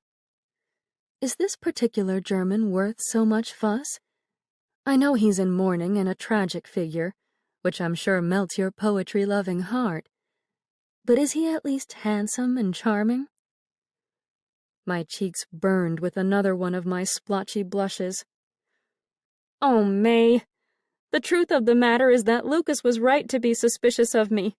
He called me a whore, and that's—" I covered my eyes with the heels of my palms. "That's actually the truth. The Herrick poem and all this death surrounding me inspired me to do something rather impulsive and stupid." May's chair creaked again. "Ivy?" she asked. "Are you saying what I think you're saying?" I nodded, my eyes still covered. I gathered my rosebuds. "Holy Moses!" She clapped her hands together and laughed in an impressed sort of way. "When you burst out of your cocoon, you come out in a full blaze of color and fireworks." "Do you happen to know if there's anything I can do that would help prevent—" I lowered my hands. "I know Margaret Sanger published that pamphlet about birth control." "I don't have any douches or quinine, which she claims will help, but I do own a bottle of Nujol." I winced. I was hoping to sneak back out in the dark and drive that ambulance soon. I don't want a laxative in my system. "A hot bath, then? That might help. Add a little Lysol to the water." "Oh, God, no! That sounds horrid." I pushed myself to my feet. "In any case, I'm late for helping the girls with the ambulance." "Why are you going straight back out there if APL busybodies are creeping around in the dark?" "I just don't want to sit here and fret about everything. Ever since my father and brother came home the other night, I've only felt better when I'm doing something." "What about the hot bath?" "I'll just head off to my driving and pretend that everything will be all right." May exhaled a curt laugh. "You can't just pretend away a pregnancy." "I can try." I hustled toward her kitchen. Pretending that unmentionable things never occurred is a Rowan family tradition. It's what we excel at. "Are you sneaking out the back door?" "Yes," I called to her from the kitchen, rounding her bulky black range. "If you don't mind, I'll steal across your yard and cut across the rest of the neighborhood so I don't have to run across any more APL snitches." She might have minded. She might have warned me to be careful or to reconsider taking the Nujol. But I tore out of the door and into the damp-smelling air before she could talk me out of leaving. The ambulance wheezed and choked in the distance again, drowning out the faraway bass line and the melody of the jazz. I sprinted down the sidewalk, terrified Nella had stalled the thing on the tracks a second night in a row. When I rounded a corner, however, I spotted the ambulance parked in front of the brick and stone headquarters of the Buchanan Red Cross. My feet slowed. My arms swung back and forth across my waist as I brought myself to a stop in front of the vehicle. Nella crouched down in front of the grill again, puffing and reddening and turning the crank with both hands. "Here." I bent down next to her. "Let me teach you how to turn the starter so you won't hurt yourself." "Bah!" She stood up straight and kicked the grill with the toe of her boot. "I hate this goddamned truck." Addie's masked face peeked out from the passenger side, her eyebrows raised. "It's all right." I waved at Addie, and I guided Nella aside by her elbow. "I'll show you what to do. Is the emergency brake set?" Nella gave a brusque nod. "Yes." "Good." I shoved the crank into place below the grill. "First of all, and this is highly important so you don't break your hand or lose an arm, you only use your left hand to turn the crank, and keep your thumb tucked next to your index finger, and only pull upward." Nella set her hands on her hips and blew a lock of blonde hair out of her eyes. "Yeah, okay. Left hand." "Thumb tucked next to your hand," I said again, demonstrating the position with my fist. "Left hand. Thumb tucked. Pull up." I gave the handle a swift crank, and the motors sparked to life, popping and humming with the contented symphony of a working Ford Model T. "Let's go." I patted the hood and scampered toward the driver's seat. The APL is on the hunt again, and I don't want anyone stopping us from heading down to Southside. Addie and Nella never tired that night, never stopped wanting to fetch one more patient. We carried the sick out of their houses on the sturdy canvas stretcher and delivered them to the comfort of Nella's home, where the fireplace burned and patients seemed to heal. Liliana had regained her strength enough to help tend to those whom we parked in the rooms upstairs. Mrs. O'Connor from next door brewed steaming cups of tea and bubbling pots of soup in the kitchen. Benji played records on a Victrola in the front room. I didn't recognize the music that he chose, and instinctively I wondered if Daniel knew the names of the songs and the musicians. I almost even said aloud, "I bet you anything Daniel Shendel knows that tune and could cite the title and artist in less than 2 seconds. Eventually, morning broke out in patches of pale pink light. We passed a row of tired-looking houses with roofs that sagged as much as my shoulders, and the entire world struck me as a sickly thing in need of a strong shot of whiskey. Everything ailed. Even the cornfields in the distance looked unseasonably withered and brown for the first weeks of October. "My eyes are getting bleary," I told Nella and Addie when the road ahead of me rippled into a snaking black ribbon. "I desperately need to stop and go home." "Just one more patient." Nella squeezed her warm hand over my right knuckles on the steering wheel. "Please, Ivy. We've got to save at least one more before our shift ends. Please." I sighed.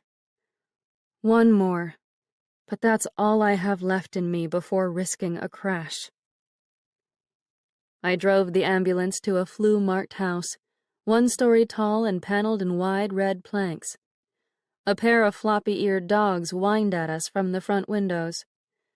Nella and Addie fetched the stretcher while I knocked on the door below the scarlet letters of the influenza sign. Behind me in the street, the Halloran's dry goods delivery wagon rattled by. I smelled the eye-watering stench of death and decay and guessed, with a heavy weight in my stomach, that the vehicle now delivered the deceased instead of merchandise. I returned my eyes to the little red door in front of me, not wanting to see any bodies where bolts of cloth and cooking utensils ought to have been. No one answered my knocks, but the dogs barked from within. Their nails scratched against the floor on the other side of the wood, and from somewhere deep in the middle of the house, a child cried. "Open the door," said Nella from the far end of the stretcher on the front path of broken bricks. I did as she asked. A dark hallway, lit by a flickering kerosene wall lamp, greeted us. One of the hounds, a skinny pup with a swollen belly and protruding ribs, turned and pattered toward the back of the house on tiny paws. We followed her down to a small bedroom in which a young black woman in a nightgown lay in bed with her right arm draped over her forehead. A baby with a thick head of hair slept in a crib below the window, and the ripe stench of soiled diapers hit my nose. The other child, the one I had heard bawling from outside, continued to wail in another room. The woman turned toward us with dark eyes that bulged from a gaunt face. "What are you doing here?" "It's all right, Mrs. Landers," said Addie. With Nella's help, she lowered the stretcher down beside the bed. "I'm working with the Red Cross now. I took over my sister Florence's duties. We're here to transport you to a medical facility where you can receive proper help." "No." The woman curled onto her side and drew her knees to her chest. "No, I'm not going anywhere." "It's all right. It's all right," we told her in soft coos, struggling to uncurl her rigid body and slide her toward the edge of the bed. "Leave me alone!" she screamed. "No, you wicked women! No!" The 3 of us leaned in with all our strength and somehow managed to lower her down to the stretcher on the floor, while she fought and shoved and scratched at our hands and faces. "Please, don't panic," said Nella, unhooking the woman's fingers from her hair. "Don't take me!" "We're here to help," I said, receiving a sharp smack across my cheek. The woman clawed the back of Addie's hand and slammed her palm into Nella's stomach. "Don't take me away from my babies. They've got no one else. Don't take me away. I'll kill you if you do. I'll kill you." Oh, God, I thought with tears welling in my eyes. What type of world are we living in? What is this hellish illness and paranoid country doing to all of us? In the end, we left the young mother behind.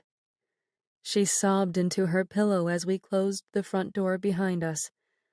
But there was simply nothing more we could do for her or her children, aside from obeying her wishes to be left alone. We possessed no medicine, no vaccine, no miraculous cure.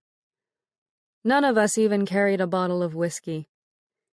We were but ferrymen, or ferrywomen, in the night, transporting the masses. If anyone in the future were to ever ask me, "How bad was that strain of the flu that destroyed so many people around the time your brother died? That Spanish influenza that raged out of control when Albrecht Schendel was found murdered in his store?" I would tell them what I witnessed, all the pain and the grief and the seas of blood. Yet I don't think mere words, mere fumbled attempts to articulate the suffering, would be enough to convey the horror. Even I didn't completely absorb the full impact of that disease those first nights of taxiing flu patients around South Buchanan, and I half convinced myself it was all a terrible nightmare stemming from my own flu fevers. I would soon wake up, and Albrecht Schendel would live, and no pandemic would exist out there, devouring the earth. I don't even remember arriving back at May's house that morning. Beyond the closed door of her bedroom, she tittered and chatted with someone, and I assumed her telephone was located in that particular part of the house. I didn't dare let my mind wander to her talk of Eddie's spirit. My brain ached too much to think of ghosts and uninvited guests. Upstairs, I changed into my white nightgown and crawled toward the pillow across the bed like a blind pup in search of its mama. Hours later, I opened my eyes on that lumpy attic mattress, and darkness squeezed around me again. Daytime had waned. Nighttime awoke. Time to fetch more of the sick. The reported number of influenza cases, as well as fatalities resulting from influenza complications, continues to rise in Buchanan and the outlying regions. The Red Cross has issued another call for emergency volunteers. Interested parties, especially anyone with nursing or home health training, should report to the Red Cross headquarters on Lincoln Street. Furthermore, the emergency hospital, located in Polish Hall in South Buchanan, is in dire need of cots and blankets. Donations should be taken directly to the Red Cross, not to the hall itself. The city urges healthy members of the public to refrain from visiting Buchanan Hospital, Polish Hall, and any other facility tending to the sick. The Buchanan Board of Health is discussing the mandatory use of 3-ply gauze masks for all residents. In the meantime, police officers continue to strictly monitor all sneezing, coughing, and spitting. No house should be exited without a handkerchief tucked inside one's pocket. Mayor Hoyt, along with the other noted officials, continues to remain in tip-top shape. City Hall has not reported any deaths among its employees and states that Buchanan is running as smoothly as a ship in peaceful waters. Buchanan Sentinel, October 8, 1918. Chapter 9. I desperately required a reprieve. After 3 nights in a row of driving and fetching and washing blood out of my blouse, reliving the sounds of flu victims choking in my sleep, remembering the sight of my own flu-stricken face in the mirror. My soul thirsted for music. The jazz band complied. I stood in the shadows in front of Daniel's store, not even caring if Lucas spied on me from somewhere nearby. I nearly even called out, "Hey, Lucas! Stop hiding in the doorways and come listen to this music. I'm tired of worrying about everything and just want to have some fun. Don't you?" Up on the second floor across the street, beyond the open windows of the Masonic Lodge, the musicians serenaded our poor, broken world with a foxtrot. No lights shone in Daniel's business behind my back, but I longed for him to open the door and join me, to imbibe the music meant for living and loving and dancing. 2 more songs passed, and yet I stood out there alone, afraid of knocking and fearful of leaving. 1 more song, I told myself, peeking at the entrance of the store out of the corner of my eye. And then I'll leave. No cars drove by in the street. No Lucases seemed to lurk nearby. I remained alone, accompanied by the jazz and the sweet promise of escape beyond those upstairs windows. A minute or so later, the shop door opened with the jingle of the bell that hung above it. Daniel appeared in the lighted entryway and leaned his back against the door jamb. He wore his shirt sleeves and tweed vest again, and the red mark from the noose hid beneath his collar. My lips parted, but no word slipped through them. He regarded me for several silent seconds, and I regarded him, while the music nudged us to inch closer together. "Well?" he finally asked, and he picked at a splinter hanging down from the doorframe above him. "Do you now feel you understand what all the fuss was about?" I sputtered a laugh. "Yes, I think I do." He snapped the splinter off in one piece and tossed it out to the street. "I wasn't sure you'd ever come back." "I've been helping out with the Red Cross quite a bit. I drive an ambulance and fetch flu victims down in Southside." "Really?" He arched his eyebrows. "You fetch flu victims?" "Yes, I do. I'm quite useful down there." I straightened my posture. "Why? Are you the type of man who believes women ought to stay away from automobiles?" "No." "Do you think I wouldn't help the Southside sick then?" "Jesus Christ!" He raised his hands in the air. "I wasn't trying to pick a fight." Well, anyway. I turned my face back up to the Masonic Lodge windows above us. That's what I've been doing. I watched him watching me in my peripheral vision. "Do you want to head across the street with me? They're playing foxtrots tonight, so I assume there's dancing." Daniel grimaced and swallowed as if I'd just force-fed him turpentine. "Don't you dance?" I asked. He picked at another splinter above his head. "It's been a long while." "There's probably booze." He shook his head. "I'm not in the mood for parties. I'd go for the booze, maybe, but not for anything else." "The music's so loud over there. Not one person would hear that you have an accent." He peeked up at the windows across the way and breathed a sigh that chilled to white fog in the crisp nighttime air. "Please come, Daniel. I don't like the idea of you lingering here on your own with just dark thoughts for company." "I'm not going to kill myself, if that's what troubles you." "I'd believe you more if you escaped this place. Come with me." I gestured with my head toward the street. "Let's go have a drink and relax in a corner of the room. We don't have to dance or talk to anyone else." I stepped toward him with my hands stuffed in my warm coat pockets. "I'll even come back here with you." Another step. For a little while. Afterward. "Ah."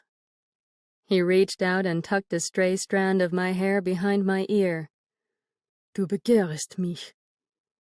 "What does that mean?" "It doesn't matter." He glanced up at the lodge again. "Go up there for me, Fräulein. See what it's like. I'll wait in my window across the way, and you peek out and wave if it's to your liking." I furrowed my brow. You're just going to watch from across the street? I'll listen to the music. I'll imagine you drinking and dancing. But he fixed my stray lock a second time, for it had fallen back in my face and tickled my cheek. I am not going over there. You can come back and tell me about it afterward if you'd like. He unhooked the top button of my jacket. I'll even look after your coat for you, so you don't have to worry about losing it when you're dancing. I probably won't dance, but you'll get warm. He unfastened the rest of the buttons, and the skin of my chest prickled at the pressure of his so-close fingers. I smelled his rich shaving soap and the scent of sawdust, and my head went a little tipsy. I braced my right foot behind me. He eased the coat off both my shoulders. Go. See what it's like. I'll be here. The band played Livery Stable Blues again. Once I entered the lodge, the instrument sounded muffled, as if hidden behind thick, closed doors. A tantalizing treasure kept safe from the outside world. I meandered down an upstairs hallway lined in a faded green rug the color of moss. The dark wood walls smelled of age and oak and smoke, and upon them hung oil portraits of Masonic Grand Masters past, who stared at me with glints of distrust in their no-nonsense eyes. Weak electric light shone down from old lamps that flowered out of the ceiling with curved copper and frosted glass. Toward the end of the hall stood a closed set of 4-paneled doors that stretched high above my head. The knobs themselves spoke of grandness and secrecy, with an eye surrounded by a triangle carved into the patina-covered brass of each of them. From within the sealed-off room beyond, the clarinet crowed like a rooster, the cornet whinnied like a horse. Laughter and music beckoned. Come closer. Come see. Come see. I held my breath, turned one of the knobs with a brass eye pressing against my skin, and entered what looked to be a party inhabited by a couple dozen locals. I saw jewels, booze, a brick wall with 5 arched windows, gold-papered walls in the rest of the room, Sunday best dresses, suits and ties, and round tables set up along the perimeter of a dance floor made of gleaming wood with black and white stripes on the edges. 3 doughboys in olive green U.S. Army uniforms poured glasses full of liquor at one of the back tables. An interracial band, the only interracial sight I'd ever witnessed in Buchanan, Illinois, aside from the patients at Polish Hall, blared Livery Stable Blues from the leftmost side of the room. A dozen couples fox-trotted around the polished boards, their upper bodies stiff, their legs and feet moving in perfect synchronization, as if the tips of their toes connected to their partner's shoes with invisible strings. I saw former classmates, unfamiliar couples, and more army boys in uniform, perhaps on leave from the training camp 10 miles down the highway. The piano player, a young fellow with slicked dark hair that looked practically painted across his head, attacked those ivories with the same fervor I would have adored to use on that keyboard myself. My fingers itched with the urge to make music again. It had been far too long since I closed my keyboard cover at the beginning of October and retired upstairs with the first symptoms of the flu. A wiry chap in a brown plaid suit brushed past my elbow and strutted into the room beside me. "So, this is where the jazz is," he said in a thick Eastern European accent that resembled Nella's. He smiled, tugged his tweed cap off his blonde head, and stepped farther inside with a little waddle of awe, as if he'd just wandered into a dream. I drank in the entire scene around me and debated whether I should scoot myself backward out of the room. I felt an intruder, a thief, stealing pleasure not meant for me. Before I could retreat, a woman in a gauzy midnight black dress, Eddie Dover's first sweetheart, Ruth Selman, wiggled my way with 2 whiskey glasses in her hands. She wore her copper hair cut stunningly short, bobbed just below her chin, in the style of dancer Irene Castle, and she looked nothing at all like a war widow. I read in the paper that she had lost her husband, Jesse, to the Battle of Belleau Wood over the summer, but the toothy smile on her face and inebriated gleam in her eyes spoke nothing of pain. "Well, hello, Ivy." She bumped her broad hip against mine and dribbled a little whiskey onto the tips of her black shoes. "I never expected to see you here. You've been such a homebody since school ended ages ago." "Yes. Well," I fussed with the limp collar of my blouse. "I live in town now, so I thought I'd come see what all the excitement was about." "As you should. Here." She handed me one of the glasses and sloshed more liquid over the rim. "Oops, sorry. Watch your feet there." "It's all right." I turned my nose away from the sour smell that reminded me of Father and Peter charging into the house, spattered in blood. "Is this a party someone organized? Am I intruding on something private?" "Not in the slightest. This is all a rather casual affair." She half turned toward the musicians and talked over their loudening chorus. "The piano player came up here one recent night, feeling blue about everything going on in the world, and he just started attacking those ivories like he was living his last day on earth." She slung her arm around my shoulder and spoke close to my ear. "People heard him, and the other musicians and folks around town migrated over here like a herd of antelope answering the migratory call of nature." "I don't blame them," I said, sidling away from her whiskey smells. "I've wanted to come up here for the same reason." "Make yourself at home, lively Ivy." She bumped my hip again. "Drink up. Don't give a thought about this damned killjoy flu or that nasty threat of prohibition." She waved all those troubles away with a flick of her hand and a shimmer of airy black sleeves. "Somehow, the music will always play, and the booze will perpetually flow." "Thank you." She sashayed away and grabbed hold of a stocky, red-cheeked fellow by his emerald-green necktie. With one last peek back at me, she led the man across the floor and braced her arms around his for a go at the grizzly bear. A silly-looking dance involving showing one's teeth and yelling, "It's a bear!" I had once danced the thing with Wyatt at the hall beside the lake, years before.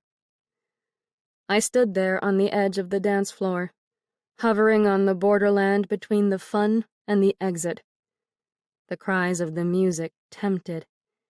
I hesitated and wavered and rocked in place. "Come here. Come closer. Dance. Live. Love." The song dwindled to an end, and without stopping for a single breath, the band eased into a piece with a softer tempo. The couples slowed their pace, inched closer to one another, and rocked in each other's arms with a gentle grace that reminded me of September breezes brushing across the fields behind our house. I thought of Helen, Sigrid, and me playing hide-and-seek among green stalks of corn growing tall and pregnant with the coming harvest, our hair tied back with bows as large as the birds soaring overhead. I slipped away to an open window framed by pale red curtains and glanced out at the sleeping street beyond. Across the way sat Daniel, perched on the sill of his own open window, whittling a piece of wood the size of a flat shoe. I set down my whiskey glass and leaned my head out the window. "It's nice in here." Daniel peeked up at me. A train whistled through the air from the west, and a wind rattled across the leaves of the maple below him. The night tasted electric, as if lightning lingered nearby. "You should come over," I added. He shook his head and returned to his whittling. I frowned. "Ivy?" asked a hesitant male voice from behind me. "Is that you?" I turned around and discovered my old friend Wyatt walking toward me with his own sloshing glass of whiskey. He looked to be the same old usual Wyatt, with dark brown hair sticking up on the back of his head like the ruffled feathers of a duck, large ears, and a shirt in need of extra tucking beneath his gray coat. He still worked on his father's farm near the lake, the last I heard, and he and Sigrid owned their own little house on the edge of the property. I thought that was you, he said, and he joined me in front of the window, resting his glass next to mine on the sill. How are you? I peeked across the street and found Daniel gone. The pounding of the nearby drums resonated inside my chest, which now felt hollow and empty. I'm fine for now. I fell ill with that flu last week.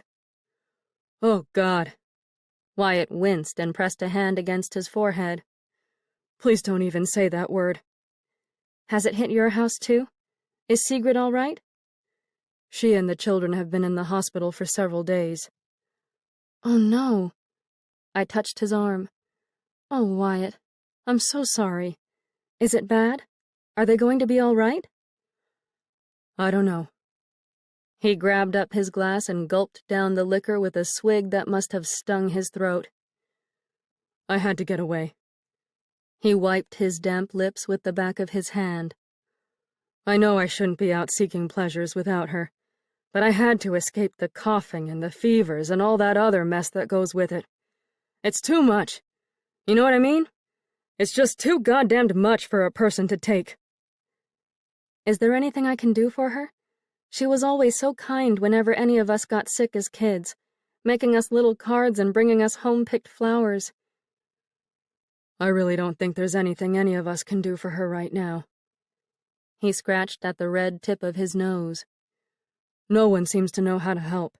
The doctor keeps giving her aspirin, but she just throws it up.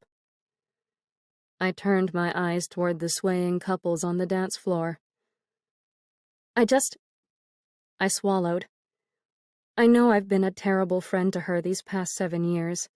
I always felt a little awkward, seeing the two of you together. After you married. And everyone at home always needed my help. I had my piano lessons. He set his glass next to mine again. How about you dance with me for a little while, for old time's sake, when life was so much easier? Remember the boat rides, and the motion pictures, and the dances by the lake? I dropped my hand away from his arm. No, I'm sorry. It wouldn't feel right dancing with you. Not with her lying ill in the hospital. I just want to dance, Ivy. Nothing else. He stepped nearer and caressed the sides of my arms with calloused hands that used to swallow up mine with their sighs. I just need to be held by someone for a little while. I can't stand what's happening. How can you bear it? Why aren't you falling apart? I took another look across the street, in search of Daniel, while Wyatt breathed shaky breaths against my cheek. The drums beat so hard in my chest that they felt like a person whacking my heart with a club. My lungs squeezed shut. I couldn't breathe. Ivy, please. I can't. I pushed against Wyatt's shoulder and nudged him away. I'm sorry you're suffering, but I've got to go. But, Ivy. No, I'm sorry. Other people need us. He called my name again, but I cut through the center of the dancing couples. Elbows knocked against my arms, thick heels tromped on my toes. The scent of whiskey dizzied my head. Yet I managed to push through the crowd. Before I pulled open the solid door and escaped into the hallway, Ruth called to me over the horns and the piano. "Don't be a stranger, Ivy, sweetheart." She gave me a flirty wink, her arm still wrapped around the stocky fellow with the bright green tie. "Next time, wear your dancing shoes and stay for a while." Chapter 10. Silhouettes of furniture, half damaged, half resurrected, stood in the darkness of Daniel's empty store. The sawdust air tickled my nose. The jazz music played on across the street, but the sound faded into a surreal and cottony memory of another world. Who was that fellow you were with? asked Daniel from somewhere unseen, giving me a start. I clutched my neck and drew a short breath. The brush, brush, brush of sandpaper rubbing against wood started up in the back workroom, hinting at his whereabouts. I followed the noise and found him sanding down the legs of a bar stool by the light of a brass ceiling lamp that hung over one of the work tables. He peeked up at me with only his eyes. Do you know him? I shrugged. What does it matter? You urged me to go up to investigate the music on my own, so I went. You said people in Illinois don't have lovers.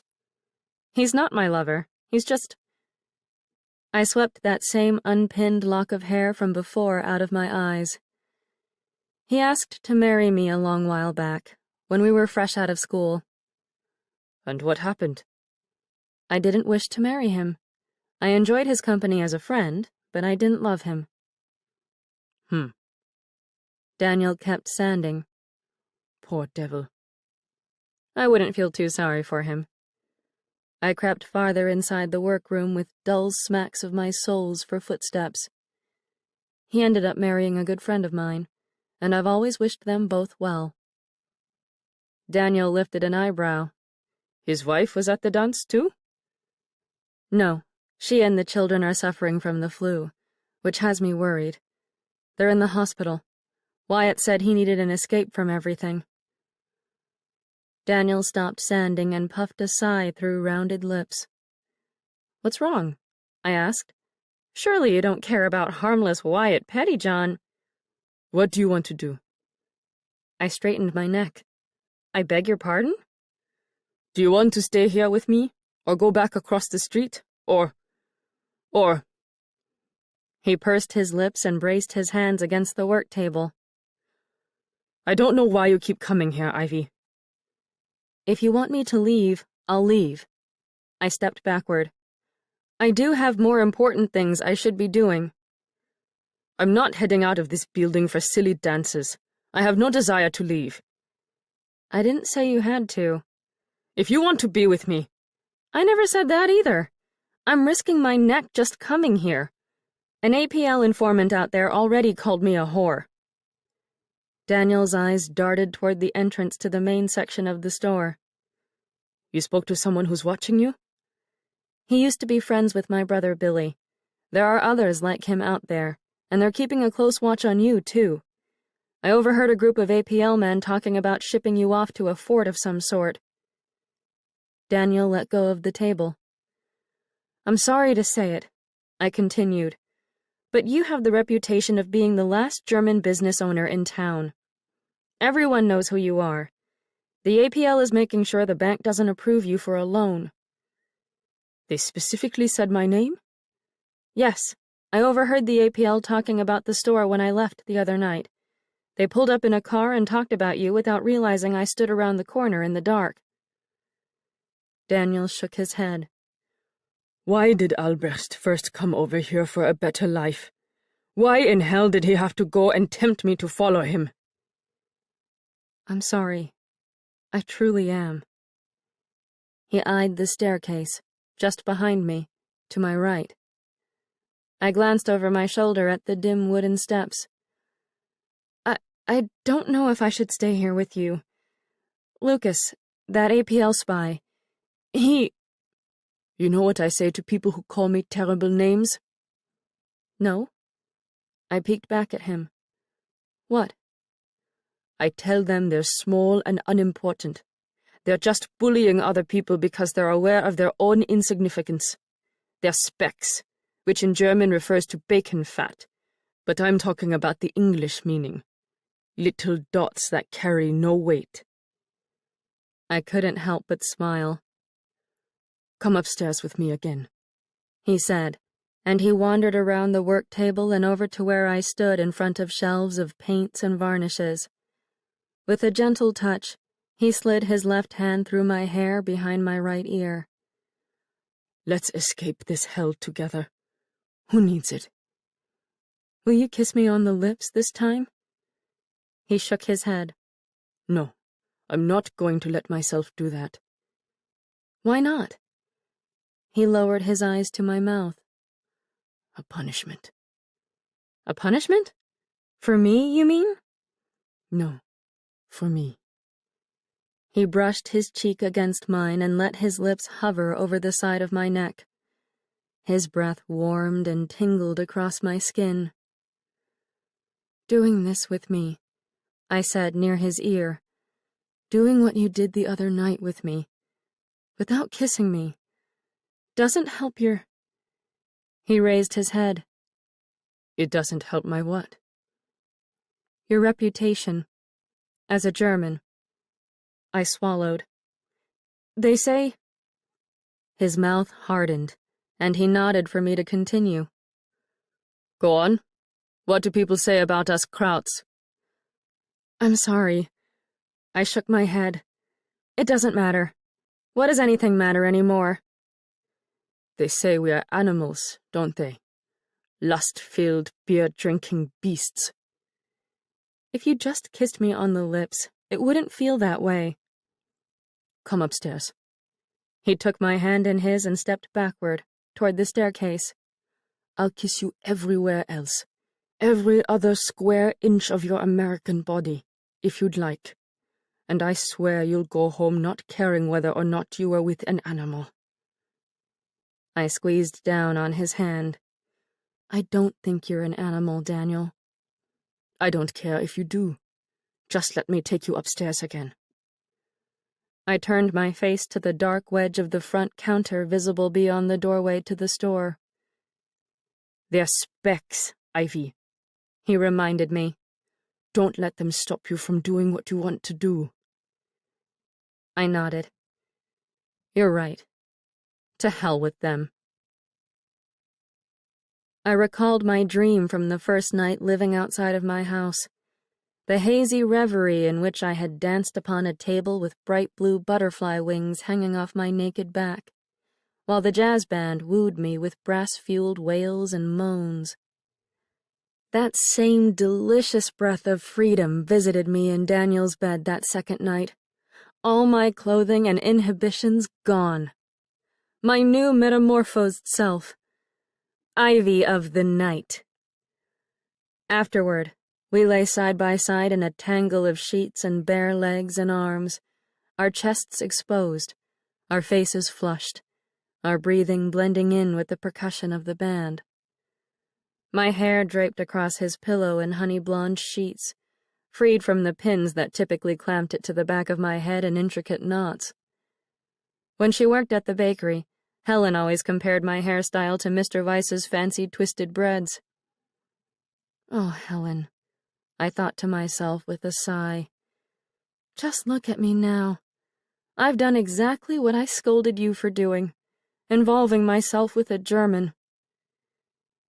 Beside me, Daniel closed his eyes and drew a long breath through his nose. "Bullfrog blues," he said in a voice lush and sleepy. "By the 6 Brown Brothers." I smiled. "You're a veritable jazz library." He shrugged. "I spent so much time in the music store down the way. The owner's father was from Munich." "Really? Mr. Smith is part German?" "No, Mr. Schmidt is part German."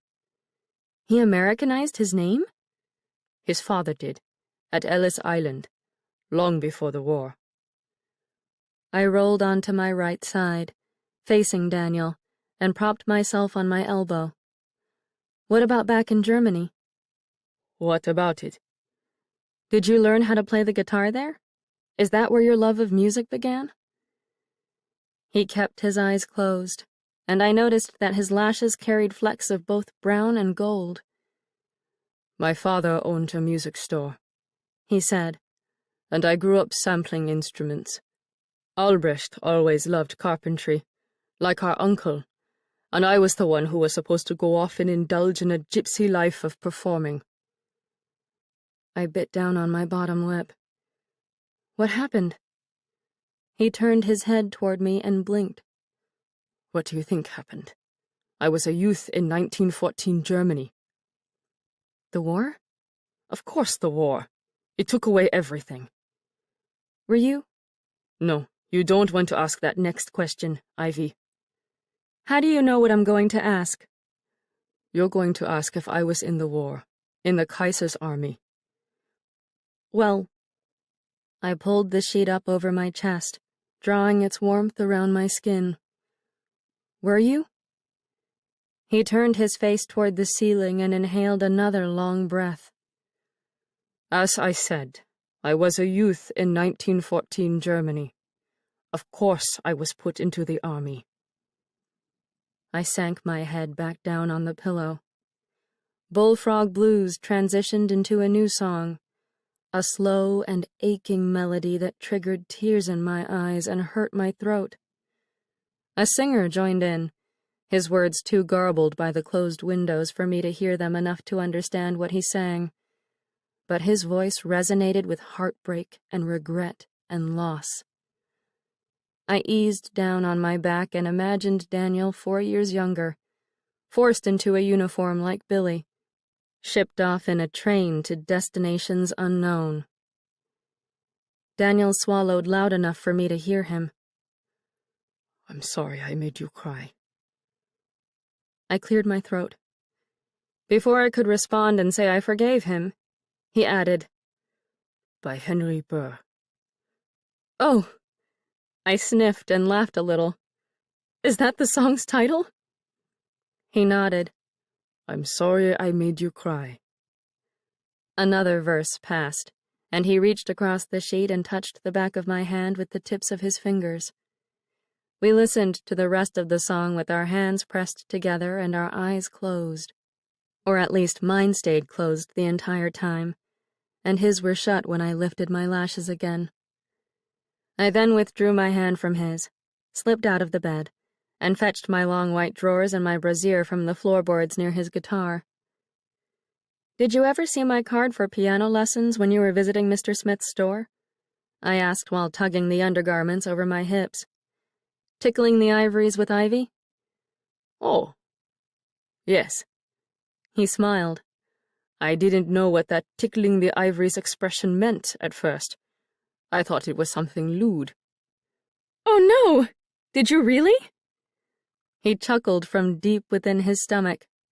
I was tempted to telephone that ivy during a particularly lonely night or two. Oh, no! I blushed and coughed up a laugh. You would have been frightfully disappointed when a prim and proper piano teacher showed up at your door with sheet music. You're wrong. He curled onto his side. I wouldn't have been disappointed at all. I fumbled to fasten the brassiere around my chest and suppressed a smile that longed to stretch to ridiculous widths. Another song rumbled awake across the street, a Scott Joplin composition, Maple Leaf Rag. Oh, I love ragtime, I said, standing up tall. It's what first inspired me to plunk myself down on my grandmother's piano bench as a child. I begged Granny to teach me how to play it, and when she insisted on the classics, I taught myself Scott Joplin. And what did Granny say to that? She told me I would have to give up any concert hall dreams if I insisted on playing Negro music. Daniel snickered. I wandered over to the window and debated lifting open the sash to hear better. My right fingers instinctively played the melody on the side of my leg. This music from across the street, said Daniel from the bed. It's like a siren call to you, isn't it? I smiled and nodded. Mm-hmm. One day, you'll find yourself going to it, and never coming back. Well, that's a little ominous sounding. I rested my hand on his desk and brushed my palm against the brown passport-style document I'd seen sitting there 2 nights before. I shouldn't have let my eyes veer toward that private piece of paper. I should have just kept listening to the music. I knew better. But the words on that front cover jumped straight off the page at me. United States of America, Department of Justice, Alien Registration Card. An official Department of Justice seal involving an eagle and the American flag filled the center of the page. The space at the bottom contained lines specifically pertaining to Daniel. Issued to Wilhelm Daniel Schendel, address 447 Willow Street, Buchanan, Illinois. I moved my hand away from the document and attempted to steady my breathing. What's wrong? He asked from behind me, still lying on the bed. Your back just went stiff. I'm sorry. I peeked over my shoulder at him. Your registration card is sitting here on your desk. Oh, that. He pushed himself up to a seated position. My enemy alien card, you mean? Yes. I lowered my eyes. I suppose that's what they call it. What bothers you more about it? He cocked his head at me. The fact that I have it? Or my name written upon it? Your real first name is Wilhelm? Yes. He nodded. Just like Kaiser Willy. Why don't you go by William? I don't want to be called William. Daniel is one of my names, and it doesn't need to be twisted and misshapen to sound American. I left the document and the window behind and picked up my black petticoat and skirt from the floor. Daniel sank back against the sheets. Are you finally feeling guilty about fucking a German? Don't! I shook my head and tugged both skirts up to my waist. Don't say that word. It's ugly. Which word? Fucking? Or German? No. Don't. It's what you're doing, you know. I know. I finished getting dressed, and he watched while the ragtime piano filled the empty gaps. I felt as if I'd swallowed a wasp or some sort of other stinging creature that pinched my tongue, burned my throat, and aggravated the guilty spot in my stomach. The pain seared and throbbed worse than ever. I fastened the last button of my blouse and headed over to Daniel's side of the bed. My lips shook, and my voice threatened to crack, but I forced myself to speak. Don't call yourself an animal anymore, I said, and don't assume I think the worst of you. I know there's something sick and wrong with our country right now, but don't make what we've done a part of its vileness. He chewed on the inside of his cheek. I don't think what we've done is vile. Neither do I. Are you certain about that? I hesitated a moment, but then I nodded. Will you come back again tomorrow night? He asked. It's risky. Why? Because of those APL jackasses? Because of the chance of me becoming in the family way. I can't get you pregnant. You can't? He picked at a small wrinkle in the sheets. No.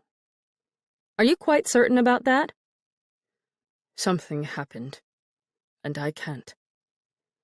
I tucked my blouse into my skirt until the fabric lay smooth and flat against my stomach. That's another reason why I'm hesitant to come back again. You have far too many secrets. They make me uncomfortable. You're much better off not knowing my secrets. Then perhaps you should be on your own, Herr Wilhelm Schendel. Don't do that. He reached out and grabbed my hand. Don't be cruel. My secrets are all a part of my past. There's simply no need to discuss them. But they won't change anything, and they can't hurt you.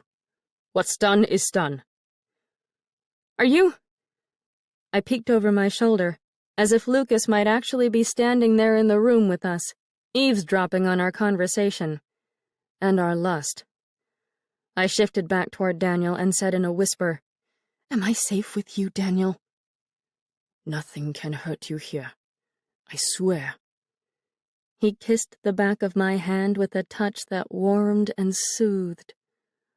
Out there, he nodded toward the window, is chaos. In here, it's paradise. We found paradise, Liebling. But you have to keep coming back to make it stay. I nodded with my lips pressed together. Tears blurred my eyes. I'm sure I will. You know I will. Good, he said, although it sounded like gut, and he slid his fingers out of mine. I'll be here. Chapter 11. The world outside smelled of rain. Beneath the street lamps, the sidewalks glistened with the dampness of a recent drizzle, and the trees dripped and made the world feel a tad cleaner. The jazz band played another song meant for two-stepping, and I heard the unmistakable hiss of a barn owl atop the roof of the bank building I passed. I crossed the street and stopped in front of Weiss's bakery.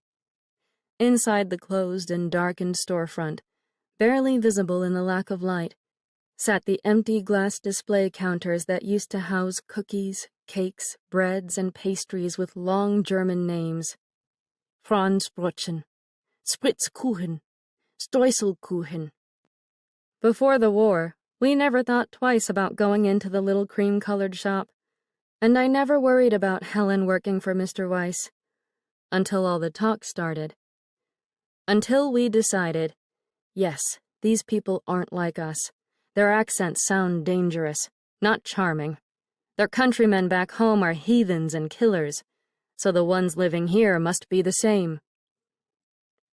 "Can you come see a picture with me?" Helen had asked me one afternoon just that past July. "You know I get headaches whenever I head into town," I told her, and I almost didn't go.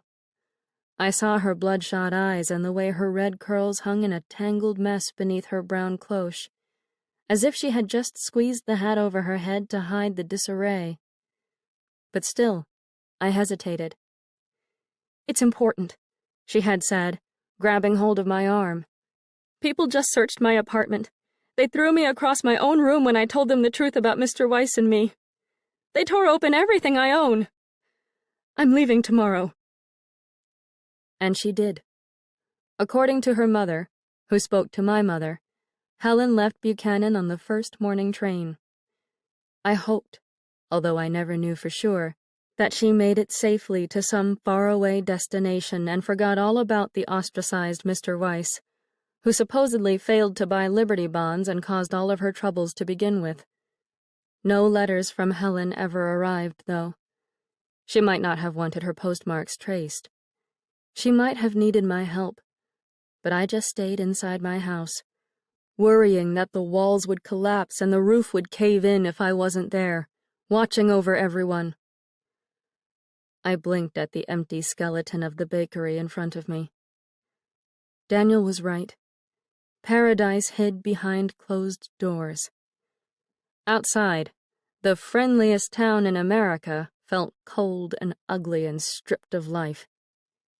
I felt cold and ugly. Without warning, an automobile engine roared around the corner. Headlights blared across my face, and my stomach dropped. I turned in the opposite direction and walked at as brisk a pace as possible without looking like I was running. The vehicle rumbled nearer, and I broke into a jog and darted around a corner, nearly slipping on the damp sidewalk. I launched into a full-fledged sprint, and the vehicle careened around the corner behind me and growled at my heels. "Ivy!" called a familiar female voice that sounded like Addie's. "Why on earth are you running away from us?" I stopped and turned. Addie and Nella, the bottom of their faces still swathed in gauze masks, peeked out from the windshield of the ambulance trailing behind me. Nella shifted a lever, and the engine sputtered and choked like a 100-year-old man and died a brisk death. The street fell silent. I clutched my chest and bent forward at my waist, and I laughed with relief. "Oh, thank God! I thought you were someone else." "If you didn't want to help us tonight," Nella slid out of the driver's side, "you should have told us. We've been looking for you for hours." "I'm so sorry." I walked toward them. "I thought I said something about needing a short break tonight." Nella snorted. "Our transports would like a break too, but do you see anyone giving them one?" "I know." I glanced down to the street's junction with Willow. "There's just someone I've been worried about." "We all know about that someone." Addie shifted to her right and dangled her legs out of the side of the ambulance. "Your German lover." "What? What did you just say?" I hurried closer and lowered my voice to a whisper right in front of her. "Who on earth said that I had a lover?" Some man with thick glasses, said Addie, also in a whisper. You spoke to Lucas? She shrugged. I don't know his name. We were looking for you and saw the man standing outside of that lodge back there that's playing jazz. He asked who we were searching for, and we told him. I bit down on my bottom lip, feeling the pinch of my own teeth. Don't look so frightened, Ivy. Nella leaned her elbows against the ambulance's olive hood. We don't care that this sweetheart of yours is a German. We just want to fetch you so we can fetch more patients. We've got to go. Thank you for not caring about what he is. I released another sigh. And look at the two of you, racing through the streets. I'm overjoyed to see that you tried to drive by yourselves. You should have just gone over the tracks and started without me. Nella shook her head. I'm not driving over those tracks. I need your help. I'm not even an official volunteer. I don't have a uniform. It doesn't matter. I have a job I need to return to soon. I teach piano lessons to children, and I really should contact my students and let them know I've healed and can... There aren't going to be any more piano lessons, Ivy, said Addie, gripping the edge of the seat. Don't you see? Nothing is ever going to be the same. Nothing matters but taking the suffering out of their homes and helping them. I shrank back, haunted by the words of the 17-year-old girl sitting in front of me. There aren't going to be any more piano lessons. A segment of my soul seemed to physically leave at the thought of music draining away from the world. Please, Nella softened her voice. We should go. I nodded, with some reluctance. But you've got to pay attention to how I drive. I might not always be able to be here. Will you try turning the starter crank again? Nella stiffened. It took me 5 tries when I used your method earlier tonight. Just keep practicing exactly as I instructed, I said. You won't get hurt, I promise. Nella huffed a bit, but she climbed out of the ambulance and crouched down into position in front of the grill. I rounded the vehicle to the driver's side and pulled all hand levers into a starting position. Then I turned the coil box switch to the left and called out, Everything's ready! Nella turned the crank only twice before the ambulance sparked to life. I cheered, and she leapt into the passenger seat beside Addie. Watch how my feet control the 3 pedals on the floor, I said, and how my hands work the various levers. Especially note how I keep this clutch lever beside my left leg in an upright position to keep the ambulance in neutral. That'll be helpful when you're still getting used to the vehicle, and it will keep you from stalling. If there's time, I'll let each of you drive for a bit. There won't be time, said Addie, straightening her gray hat. We'll make time. I pushed the clutch lever into neutral and increased the RPM by pulling down on the spark advance lever on the left side of the steering column. The ambulance hummed with contentment and cruised down the road. One day, I added over the loud purr of the motor, if we finally receive a reprieve from this illness, I'll take you both to a place that serves jazz and booze and doesn't care about the location of your home or the color of your skin, or whether or not you stall a stubborn old mule of an ambulance. I steered the vehicle around a bend to the right and guided us to Lincoln Street and the railroad tracks. During our search for influenza signs on the front doors of neighborhood houses, I made the mistake of passing Polish Hall. Men in plain work clothes and dark caps carried 3 covered bodies out the front door. My eyes couldn't stop looking at the stretchers and the white sheets shaped around human forms. The men loaded the dead into the Halloran's dry goods delivery wagon, as if carting away unwanted furniture. I kept driving. We delivered a young Polish priest to Nella's house after finding him slumped in the doorway of the cathedral.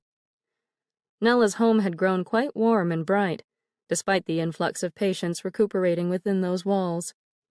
Mrs. O'Connor and Liliana helped with the transportation of the priest up the staircase, while Benji played records on the Victrola again, entertaining a group of 5 children, both black and white.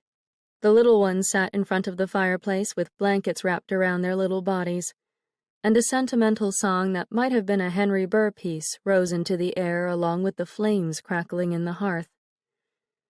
"Do you like jazz?" I called to Benji after shutting the front door. He sauntered toward me with his hands in his pockets, his eyes bright. "I adore jazz, miss. It's life." Oh, I absolutely agree with that statement. I put my hands on my hips and sized up his appearance. "My, you look much improved. So healthy." "I told you I was already on the mend. I just wouldn't have lasted in Bloody Hall, as I call that wretched place." "Well, if you get a chance to go out for a bit, if you need a little more music to cheer you up." I gestured with my thumb over my shoulder, toward the front door. "I highly recommend heading to the Masonic Lodge in town. A band plays there every night, and they don't give a fig about the flu. Or race." "They don't?" "No." I smiled. "They're celebrating life. Head over there when you're strong enough. They'll welcome you there." "I will. Thank you, miss." Addie and Nella's thick Red Cross boots clomped down the stairs at a speed meant for hurrying, and so we swept back into the darkness of night. My fellow volunteers refused to sit for driving lessons, even as daylight glowed above the flat fields to the east, beyond the towering mills that still seemed asleep.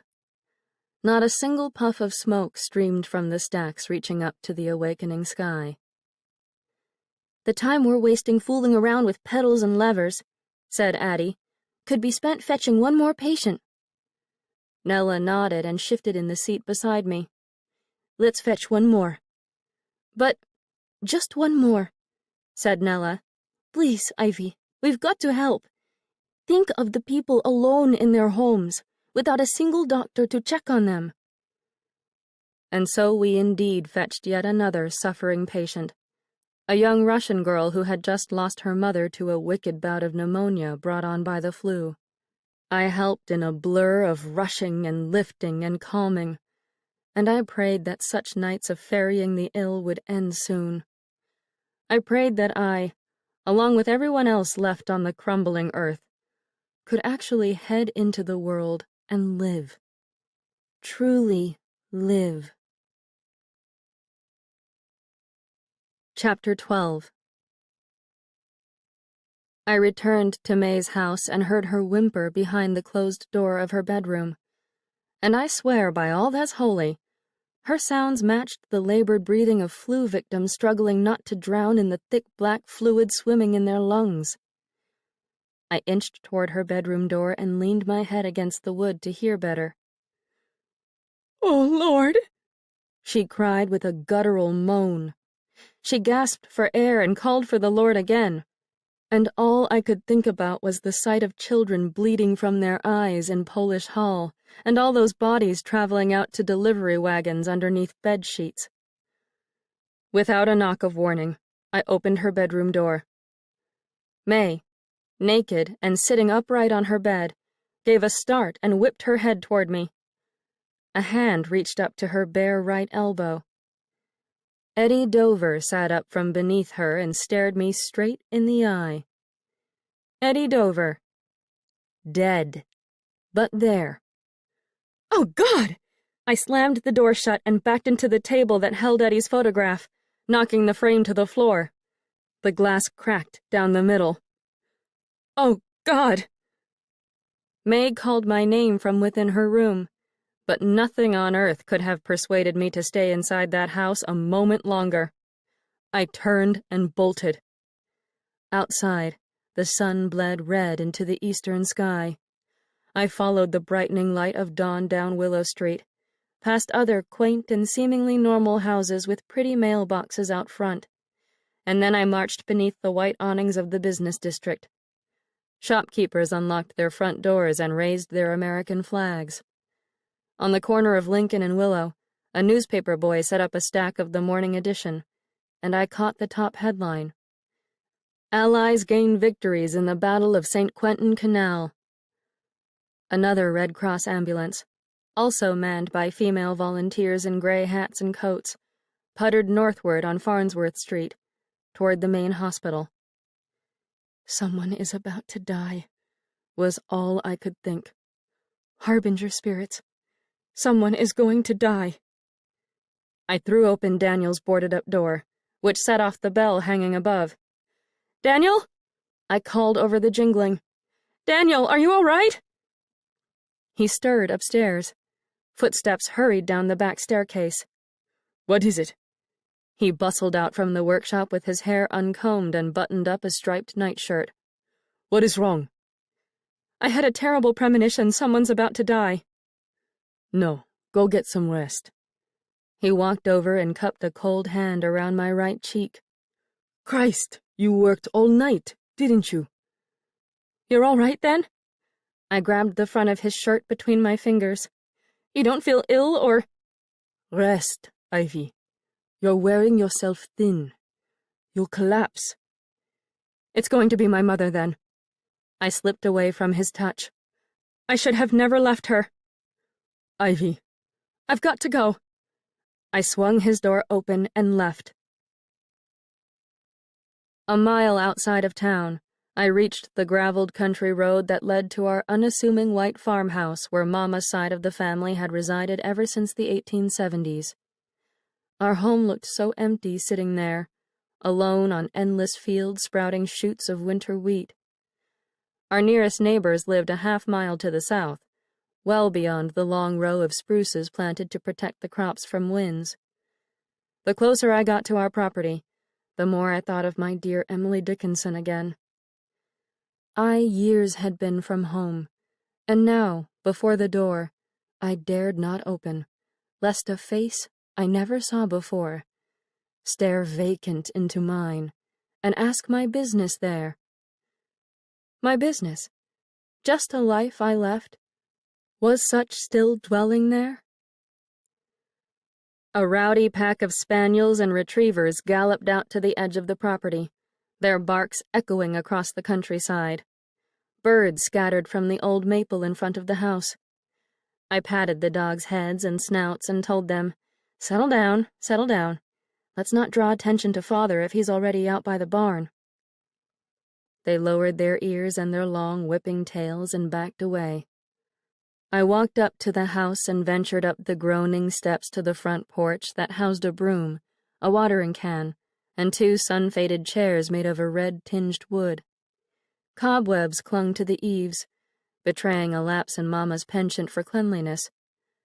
Our front door, bright pippin apple green in color, stood before me in all its odd beauty. Mama had painted it that color shortly after Granny Letty died, simply because my grandmother adored that particular shade of green. Granny called it whimsical. Even after Father struck Billy in the head in the stables, even after Billy left home, the color always pleased me and somehow made me feel I belonged inside that house. I opened the door and called out, "Mama?" No answer. I lunged for the staircase, convinced I'd find my mother lying upstairs in her bed with the flu, her skin bluish-black, her lips darker than a bruise. "Mama!" "Ivy?" she asked from behind me after I'd already flown up the first 3 steps. I turned and lowered my shoulders in relief at the sight of her normal peaches and cream complexion. She wiped down her old cast-iron skillet with a checkered dishcloth and wrinkled her forehead in confusion at me. Her pinned-up hair looked grayer and duller than I remembered. Her eyes lacked a spark. "What are you doing here, darling?" she asked in a voice that struck me as nervous. I stepped down 2 of the stairs. "I had an awful feeling about you and the influenza." "Oh, honey." She set her pan and the cloth on top of the upright piano. "You don't need to worry about me. If I were meant to get that flu, I would have fallen ill when you suffered from it." "But—" I stepped off the bottommost step. "You don't understand. I just saw one of them. A guest. Eddie Dover. In the house where I'm staying." She straightened her posture. "You've been to Eddie Dover's house?" "I'm rooming with his widow, and I saw him. Just now. I'm certain someone is about to die. Oh, God, Mama, I could have sworn I'd come back here and find you dead." Mama's eyes went bloodshot. She braced her hand against the piano and looked awfully pale. "Are you all right?" I asked. "If it's not the flu." "So many people have been dying this past week, Ivy." She lowered herself to the bench with a slow and unsteady movement. I heard her knees pop and watched the way her veined and freckled hands grappled to find support against the closed keyboard. "I'm not quite sure what we survivors are meant to do, besides keeping others from losing their lives. I've been helping out with the neighbors. The illness has hit everyone in this vicinity hard." "Polish Hall is overflowing with the sick."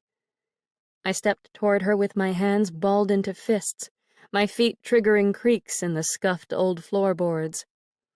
"There aren't enough doctors and nurses, but the regular hospital isn't allowing Southside residents inside." She raised her eyebrows. "How do you know that?" "I've been transporting the ill down there to a private residence in an ambulance. We'll likely run out of room in the house soon, but the emergency hospital has so few doctors and Red Cross volunteers. Girl Scouts are risking their lives to be of use. I saw little Ruby mopping up blood in there." Mama cocked her head at me. "You've been driving an ambulance?" "Yes, but that's beside the point. Could you write to the city? Maybe if we both wrote, or if several of us visited the Board of Health as a group." "I could try a letter. Perhaps I'll go visit the hall myself and—" "No! Don't continue going near the sick. Please, Mama, keep yourself healthy." She folded her hands in her lap and didn't respond. Nothing in that house made a squeak or a grumble of sound, aside from our gold clock ticking away time above the mantel. The silence of the place suddenly struck me as unsettling. I glanced backward toward the stairs. "Where's Peter?" "He enlisted." "What?" "He ran off to the recruitment office the day after." She rolled back her shoulders. Her voice deepened. "After the murder." I grabbed hold of my head and pressed my palms against my temples, for a little hairline fracture of pain split open in the center of my skull. "I should have stayed and spoken to Peter that night. I shouldn't have left." "Peter is almost 18, said Mama.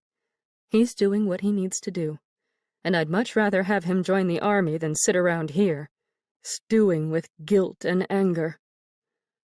"And what about Father?" Mama raised her chin. "What about him?" "What is he doing now that he's gotten away with murder?" "Ivy, don't—" "I've seen Daniel Schendel, the slain German's brother. I've grown quite close to him, to be most honest. I told him I'd go to the police and the newspaper and tell them the truth, but he swears it will do no good." "He's right. It won't. Our country is operating under a different set of rules right now." "But—" "You read about the trial for the Prager murder. The jury acquitted all 11 defendants and said that the lynching was justified by unwritten law. A Buchanan jury would do the same for Father and Peter." She stood up from the bench and rested her hands on her hips. Her back curved into the shape of the bowl of a spoon, and the front of her black morning dress sagged from her chest, which looked small and malnourished, just like the rest of her. "Your father's been drinking again," she said. "Hard." I gritted my teeth and set my own hands on my hips. "Leave this house, Mama. Please, I don't want to have to keep worrying about you and Father's temper." "You need to stop worrying about everyone in this place. That obsessive fretting has never done you a lick of good, Ivy, and it's kept you from acting like a normal young woman." "But—" "I know why you refused to leave." She shifted her weight between her feet. "I know you tried at first to live a normal life after what your father did to your brother." She swallowed and shook her head. "But it's always broken my heart to see the way you gradually holed yourself up inside this house and punished yourself every time you stepped one foot off this property. Billy recovered, By the grace of God, but I always felt like you were the one who actually got hit by that shovel." I pursed my lips and blinked my eyes, and my throat swelled up. No words could have pushed their way out of me, even if they wanted to. "And now," Mama covered her mouth and muffled a sob. "you're suffering for the sake of that German, aren't you?" I nodded, but I still couldn't speak. I wrapped my arms around my ribs and squeezed down on a soreness running through the bones beneath my blouse. "Your profound empathy," she swallowed again, "is probably related to your sensitive nature, your ability to see the guests. But there's no need for it. There really isn't. You don't need to take on everyone else's pain as your own." Again, no words formed on my lips. I felt myself shrinking down into the role of a small and unstable child, and I longed for her to hold me in her arms, to hug away the terrible hurt bearing down on my body. "Ivy?" I raised my eyes to hers. "What?" "Go out there and find peace and happiness. Let their pain go. Forget the past. Please." She clasped her hands together, as if she were praying. "Promise me you'll do your best to move forward." I managed a small nod. "All right. I'll try." "Please do. It's for the best." She peeked over her shoulder. "Now go. Father's coming back inside again soon. I don't want you to have to see him." "I have no intention of seeing him." I hustled closer to her. "Please be careful, Mama." "I will, darling." I kissed her cheek and left the house as quickly as I arrived. Chapter 13. Knowing that my mother remained healthy, I next feared that my friend Sigrid would be the one to die, the one whom Eddie Dover came to warn me about. With the smooth soles and square heels of my shoes clip-clopping across more country roads, kicking up stones and dirt, I trekked out to the house Sigrid shared with Wyatt and their 3 children. The young family resided on the northern edge of the Pettyjohns' farm, near Minter Lake, in a white colonial-style house with coal-black shutters framing every window. A cluster of thick, gnarled oak trees with half-bare limbs hung over the roof and scratched at the brick chimney. A swing made from a tractor tire hung still as stone from one of the thickest branches, above piles of pumpkin-colored leaves. Silence gripped the front yard. I didn't even hear the welcoming barks of Sigrid's 3-legged spaniel, Nut, the one she had saved from her parents' house when her father wanted to shoot it for being a cripple. I held my breath and knocked on the front door, not even caring if Wyatt showed up with his desperate eyes and his need to be held, as long as I could learn that Sigrid and the children were recuperating. Surviving. "She and the children have been in the hospital for several days," I remembered Wyatt telling me at the dance the night before. I knocked again, and no one answered. The black door stared me down and reminded me that I had made myself a stranger to these 2 former friends who had once meant the world to me. "Wyatt?" I called through the wood, determined not to run away, to be as nurturing and kind as the way Sigrid always treated me. "Wyatt? It's Ivy. I'm sorry if I seemed cold and rude last night. Please, if you're in there, open up and let me know how Sigrid and the children are faring." He still didn't answer, so I turned the brass knob, so cold beneath my hand, and entered the house. The door spilled into a wide entry hall, papered in gold and cherry red. To my left, I saw their parlor, in which a porcelain clock ticked a steady beat from a bookcase near the fireplace. Tick-tock, tick-tock, no one is home. Too late. Goodbye. A rag doll lay on the parlor floor, its arms and legs akimbo. The poor thing looked utterly uncomfortable and abandoned, as if its small owner had been forced to toss it aside in a terrible hurry. I walked over, picked the doll up, and brushed out its red loops of yarn hair. A soft trace of the scent of sugar clung to the fibers of the tiny blue doll dress and white pinafore. Perhaps cookie crumbs, spilled into one of the little pinafore pockets. "How is your owner, you poor thing?" I asked, and I kissed its cloth forehead and set it safely on the mantel, next to the framed photographs of Sigrid, Wyatt, the children, the grandparents, aunts, uncles. A smaller photograph caught my eye, one that must have been taken at least 15 years earlier. Sigrid, Helen, and I stood with our arms hooked around the backs of each other's waists in front of Grant Street School, a 2-story brick structure, institutional and enormous, attended by all of Buchanan's school-aged children until the high school opened in 1905. The 3 of us wore our hair in braids and bows, and we wore ruffled dresses that hung down to our knees, over black stockings. Sigrid's older sister, Annalie, had saved up for a brownie camera and loved taking photographs of daily life in Buchanan. I remembered her posing the 3 of us on the school's front steps and telling us to simply relax and act like ourselves.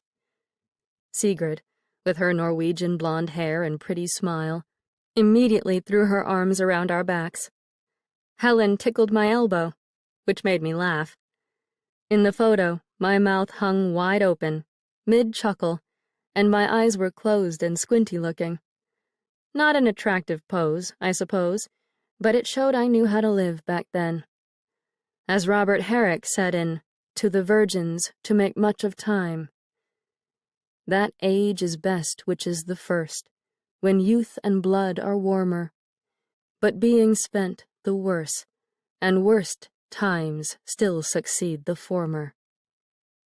"No," I whispered, readjusting the photograph on the mantel so it didn't sit so crooked. These couldn't have been our only good years. There still might be long and better lives ahead of us. This might not be the end. There still might be time.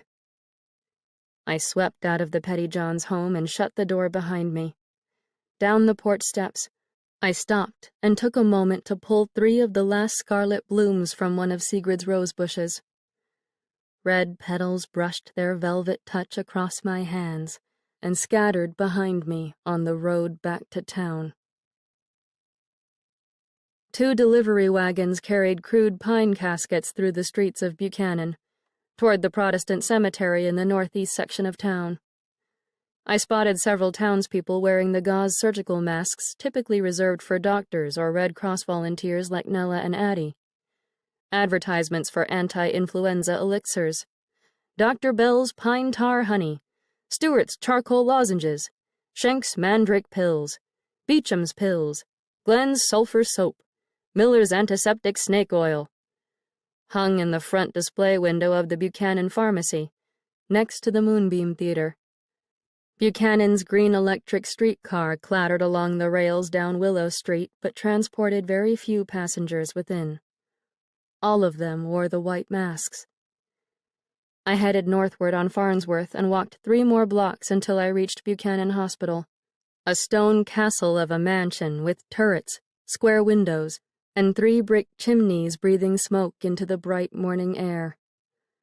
The place was once the private residence of the owner of Buchanan's printing press, but he donated the building to the city when he died 10 years earlier. A lush garden of coral bells and ivy grew around the edges of the structure, and wrought iron benches nestled inside vine-covered alcoves every 6 or so feet along the walls. I walked up the front steps to an arched entryway that led to a solid front door with a black metal latch. The sound of running feet pattered up from behind, and a young woman in a mink stole and a feathered hat sprinted up the steps beside me. She yanked open the door with an unladylike grunt, her arms shaking, teeth bared, and I entered behind her into a cavernous darkwood lobby that smelled dank and feverish.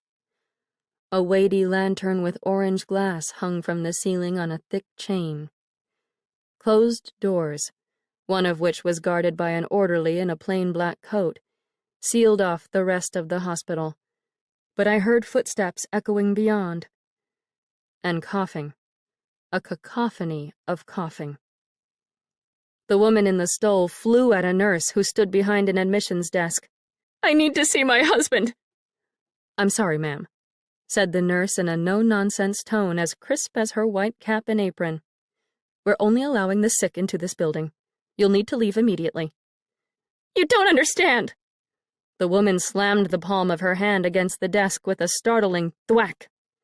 "My husband is a highly important man at the Buchanan Sentinel. His secretary told me an ambulance rushed him here this morning, but I want him transported to our home right now."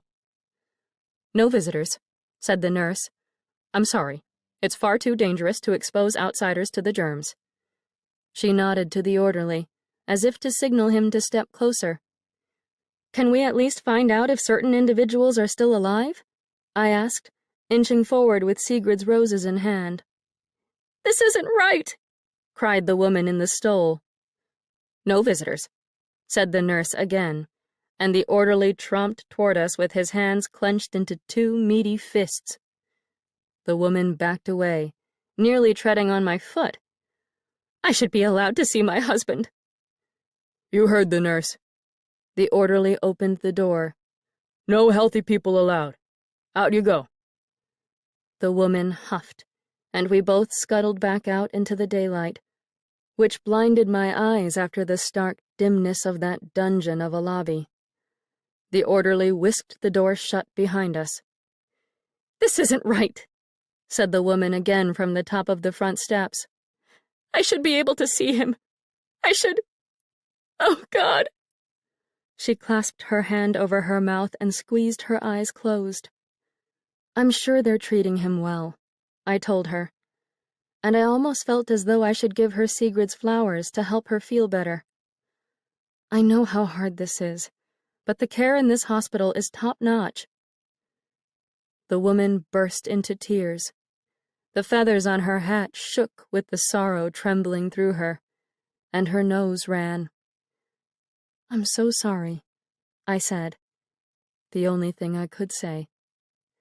She turned and staggered down the stone steps to an awaiting black Cadillac with polished wooden spokes.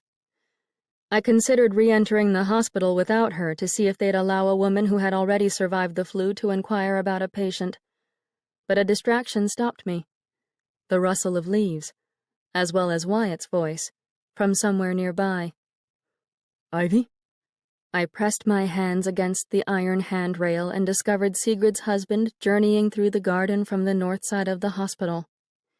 He took off his brown cap, which made his dark hair stick up, as usual, like a duck's tail. I walked down the steps and joined him on the front sidewalk. "They won't let you in to see Sigrid and the children either?" I asked. He shook his head and pressed his cap over his heart. "I'm just going crazy wandering around out here. I could really use another drink from that party last night." "Here." I handed him the roses. "I picked these for Sigrid from your garden. I thought she might want to see the last blooms of the year." "You were at our house?" "I worried about her after talking to you last night. Be careful of the thorns." He tugged a handkerchief out of his breast pocket and wrapped up the stem with a delicate movement of his large hands. His gentleness stirred up more sadness and regret inside me. I should have been kinder to him years ago.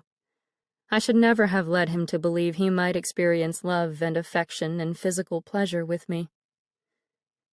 "Is she still—" I cleared my throat. "She's still alive, isn't she?" He nodded. "As far as I know." "Have you slept at all since last night?" "No. Have you?" "No. I helped drive an ambulance late at night. And there's been... a strange thing happened this morning that..." I covered my eyes with my fingers and experienced a wave of tiredness for the first time since I had witnessed Eddie in May's room. "I'm exhausted, actually. We should both go to our homes and get some sleep." "I'll walk you home." "No, no need. I don't live at the farm anymore. I'm renting a room in town." Really? he asked with more than a hint of shock in his voice. Another Red Cross ambulance charged our way on Farnsworth and rattled off to the hospital's back entrance around the corner. I felt the wind from its wake tangle through the unpinned strands of hair around my face. "It had nothing to do with any of you, Wyatt." I lowered my hands to my cheeks. Me, hiding away so often. I loved you as a friend. I truly did. And I loved Sigrid with all of my heart. It had everything to do with my father and the way he treated Billy out there on the farm. Wyatt tipped his head sideways and squinted at me through the sunlight. "But Billy moved out of the house 5 years ago, and you still stayed inside." "I know. I don't know what happened to me. I thought I could protect Peter, too, but he was..." I brushed out the wrinkles in my skirt. "He was always too much like father." I lifted my face and looked Wyatt in the eye. "I just want you and Sigrid to know I'm sorry I never visited you or seemed to take an interest in getting to know your children. It was terrible of me, and I wish I could go back and change everything." Wyatt pressed his lips together and nodded. "I'll give Sigrid the roses if I can." "Thank you. I'd appreciate that." I patted his arm and left him behind on those lush hospital grounds. Police interrogated Swedish-born Buchanan resident Hannah Lindstrom, aged 22, after a neighbor overheard her singing a song by German composer Johannes Brahms. The neighbor reported Mrs. Lindstrom to the American Protective League, stating that the young woman also speaks Swedish in public and refuses to post the United States Food Administration pledge card in her window. The police questioned Mrs. Lindstrom for 2 hours, but they did not press charges, after failing to find solid evidence of Espionage Act violations. Mrs. Lindstrom's husband, Isaac Lindstrom, is currently serving overseas in the U.S. Army. The young mother of 3 claims to have been singing a lullaby to her 2-year-old daughter, who was sick with influenza. Local American Protective League Chief Charles Williams stated that Mrs. Lindstrom's interrogation is an opportunity to remind local residents of Buchanan's strict stance against German music. "German propaganda, including subtle propaganda through art and literature, will not be tolerated," said Mr. Williams. "If you celebrate Bach, Beethoven, and Brahms, you are celebrating German culture. We will question anyone caught singing or playing enemy music. Influenza or no influenza, we are still fighting Prussian devilry 24 hours a day. Germans, not germs, remain our greatest adversary." Buchanan Sentinel, October 9, 1918. Chapter 14. A group of 4 men in 3-piece business suits and fedoras stood in front of Daniel's store, facing the boarded-up windows and door. They held their hands on their hips and folded their arms over their chests and discussed matters I couldn't hear from down the block. My skin went cold. I crossed the street before any of them could see me and tucked myself around the corner of the Masonic Lodge's east-facing wall. As best as I could without being spotted, I watched them, my right hand braced against cold brick, my breathing irregular. I had wanted to check on Daniel before daring to return to Maze for a rest, but I didn't realize ominous-looking strangers, most likely the APL, would be clustered in front of his door in the light of day. I had believed rats to scavenge mainly after dark. 3 of the men turned away from the store and walked westward, puffing on cigarettes and cigars, chuckling as they went. 1 man remained. Lucas. He must have caught sight of me from across the street, for he lifted his chin and peered straight at me through his colossal lenses. Another green streetcar rattled by. Steel wheels whirred against the tracks. Electric wires bobbed and swayed overhead. I slipped around the corner and stole inside the front door of the Masonic Lodge before the vehicle could finish passing. No one else made a peep inside the building. Assuming myself alone, I retraced my steps to the upstairs ballroom and hid myself behind the grand double doors with the brass eyes peering from the knobs. The ballroom lay empty and silent. Daylight streamed through the 5 closed windows framed by thin red curtains. No crumbs of party food littered the floors. No forgotten gloves or hair ribbons revealed hints of the enchantment of the nights. The mute piano rested against the wall, the keyboard cover down. I sauntered over to the leftmost window and peeked out from behind the gauzy curtain. The fabric brushed against my cheek and smelled of perfumes and whiskey. No one stood in front of Daniel's store down below. I held my breath and listened for any indication of the lodge's front door opening, or any whines in the floorboards beyond the closed ballroom doors. I simply disappeared in a puff of smoke behind the streetcar, Lucas. I mentally willed to my brother's wayward friend, wherever he might have been. Don't search for me. I don't know how long I stood in front of the window, barely breathing, my eyes locked upon the sidewalk in front of Liberty Brothers Furniture. An amateur spy spying on APL spies. An amateur spy watching over the storefront of a potential German spy. Watching. Another Emily Dickinson poem wandered through my brain, a rather odd and dramatic one, even by Miss Dickinson's standards. Before I got my eye put out, I liked as well to see, as other creatures that have eyes and know no other way. The image of a poked-out eye made my stomach tighten, and both of my eyes stung. Such torture seemed a highly feasible punishment for a person who lurked in the shadows and defied the U.S. government by wanting to protect an enemy alien. My back ached from standing still for so long. Lucas didn't seem to be on the verge of throwing open the ballroom doors and dragging me down to the APL headquarters. Even if he waited for me somewhere inside the lodge, where could I possibly run? If I jumped out the window, the awning down below might break my fall a tad, but the ensuing injuries might be worse than an APL inquisition. If anyone ever corners you or threatens you, there's only one thing you need to say. I remembered May instructing me. You tell them, I'm the daughter and sister of men who dispose of Huns. I stepped over to the piano, which tempted with its promise of comfort.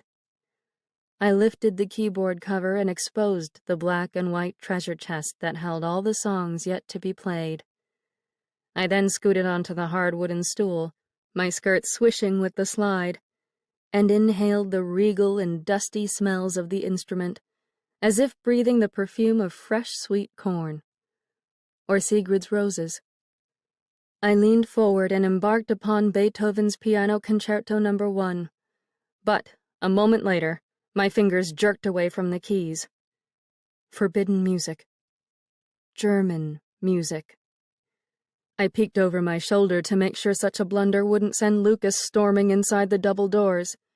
And then I cracked my knuckles, a terrible habit, I know, and sorted through the musical files of my brain for a song that spoke nothing of patriotism or treachery.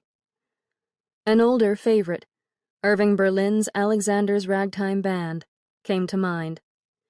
I closed my eyes and poured my entire being into the notes, and the louder I played, the more the cruel world fell away. Nobody lay dead and buried in the ground, and no one hated and murdered and mangled and spied. Music consumed every particle of the darkness inside my mind, and I felt just like Alice sailing down the rabbit hole, fleeing the real world that waited miles and miles above. I played the piano for at least an hour, maybe more. Nobody pushed open the ballroom doors. No one seemed to care. I made music until my exhausted head drooped down to the keys. After one last discordant note, played by my right cheek, I fell asleep, right there at the piano. "Miss?" asked an unfamiliar voice, a tenor, and a warm hand touched my shoulder.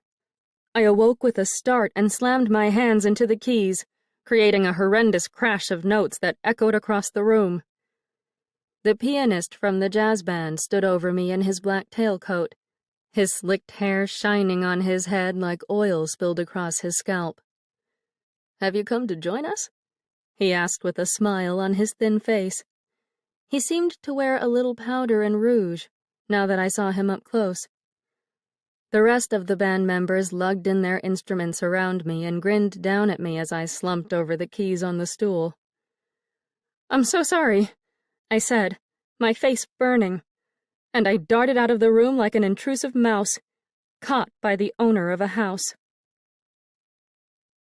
Nella and Addie waited for me in front of the Red Cross headquarters. I cranked the ambulance to a start and crawled into the driver's seat beside them. "I'm so horribly embarrassed about what happened to me just now," I said, and I rubbed the sides of my face, causing my lips and cheeks to stretch all over the place. "I fell asleep at the piano of the Masonic Lodge. The jazz band I was telling you about had to wake me up." "You can still drive, though, yes?" asked Nella. My chin drifted toward my chest. "This is precisely what I meant about needing to teach you both how to drive. You can't rely on me. I haven't been myself since last Friday." "Come on." Nella jostled my arm enough to stir me into an upright position. "We've got to go. Even if we're tired, we've got to help." I lowered my hands from my face and gripped the black steering wheel. "Just give me a moment." My cheek sank forward and landed against my knuckles. My eyes fell shut, and I hovered between alertness and sleep. A deep breath, halfway to a snore, whispered free from my mouth. "Ivy!" Nella shoved me in the shoulder, knocking me to the left with such force that I nearly fell out of the ambulance. All right. I sat up straight and discovered that the truck sat cockeyed in the road in front of the Red Cross building. "Did one of you try driving again?" "I did." Addie raised her hand in the darkness beside Nella. "That's why it's parked so crooked." "I'm awfully proud of you." "I said it's crooked." "It doesn't matter. You both simply needed practice. No matter what anyone tells you, you don't need to be a man to handle a truck." I shifted the levers and poked my head out of the side of the ambulance to view the dark road behind us. In fact, trucks are a little like men. They often require firm persuasion to get them to go where they're needed. I pushed my foot into the reverse pedal and rolled the ambulance backward. Without warning, a uniformed man, a soldier, showed up in the street behind us. I saw his face, clear and bright in the lamplight. "Oh, God!" I slammed on the brakes. "What's wrong?" asked Nella. "Oh, God!" I jumped out of the truck and ran to the empty spot in the road where I'd just witnessed the figure. "Billy!" Addie hustled around the ambulance from the other side. "What are you doing? Who's Billy?" "I just saw my brother back here." I scanned the darkness with my hands threaded through my hair on my scalp. My heart pounded. Goose flesh tingled across my arms. "He was just standing here. I saw him. I know I saw him." "I don't see anyone." "He was killed at the Battle of Saint Mihiel in September, but I saw him. I swear." My voice turned hoarse and painful. "He stood right here." Nella hurried into view behind Addie. "What is happening?" "Ivy just saw a ghost." "There was another one this morning." I dug the heels of my palms into the sockets of my eyes. "Oh, God. I don't know who I'm going to lose next. I hate this. Why are they coming here?" Nella took hold of my arm. "As you said, you're tired. It was a trick of the mind." She lured me back to the driver's seat. Our 2 pairs of feet made a steady pitter-patter against the road, but I heard a third set of footsteps. Not Addie's. Heavy, boot-clad feet wandered down the road, away from us. "How about you drive and just stay in the ambulance while we fetch?" asked Nella. You can sleep while we're carrying our patients. I should check on Daniel. Our shift already started. She held my arm and my waist and lowered me down to the padded seat, the way my mother used to assist my grandmother into chairs after she suffered her first stroke when I was 9. Please, just drive, and we'll fetch. The patients we transported all started to look alike. All of them poor immigrants and blacks with defeat dimming their eyes. We seemed to be cycling on an unending loop that would never allow for an end to the plague. No relief. No escape. I stayed in the car while Addie and Nella fetched the patients, but just sitting there, helpless, useless, slumped against the leatherette upholstery, brought no relief to the fatigue fogging my brain. I joined in and helped them with the lifting and carrying until somewhere in the 5 o'clock hour, when my eyes turned bleary. I accidentally swerved too far to the right and ran the ambulance off the road. Pitch-black hedges clawed at the metal of the grill and the hood. Branches snapped. The car halted with a jolt that hurt my neck. That's it. I threw up my hands. I'm now officially a hazard to the community. I'm done. No. I backed the truck out of the foliage with more scrapes and snaps from the branches. Not just one more. I'm going to kill us all if I keep driving like this. I'm done. I drove back in the direction of the Red Cross headquarters on the north side of town, and none of us spoke a word. Our bodies jostled together with the rhythm of the rumbling motor. We swayed against each other during the wide turns around corners. Morning light hovered on the edge of the eastern horizon, and I felt the urge to escape its brightness. To sleep during the darkness again would feel divine. I parked alongside the curb, stumbled out of the car, and tripped my way toward Willow Street, and Daniel's place, not May's. No more talk of ghosts and death for me that day. Chapter 15. The Liberty Brothers shop bell jangled with a nervous clatter above me. Daniel slid 2 nails out of his mouth and lowered the disembodied arm of an oak chair to the ground. What happened to you? I ran my hands through my hair and found a bird's nest of tangles and sweat and dislodged pins. The room rolled beneath my feet and tipped me off balance. I fell back against the door with a rattle of the splintered glass. Ivy? Daniel rushed over and took hold of my waist and left elbow. Come, sit down. You don't look well. I've barely slept. He guided me toward the long front counter at the back. Why didn't you come here sooner? APO men huddled outside your door when I came by again yesterday. What? You're right. There's nothing but chaos out there. I'm not sure how much longer I can tolerate it. He guided me behind the counter and lowered me down to a pale wooden chair with a rose carved into the back. I thought of Sigrid lying somewhere inside that cold and cavernous hospital. And her children. Little gold spots buzzed before my eyes. I sank my face into my lap and interlocked my fingers behind my skull to squeeze the wooziness out of my brain. Ivy? Daniel cupped the back of my neck with a warm hand, and I heard him kneel down on one knee beside me. Are you all right?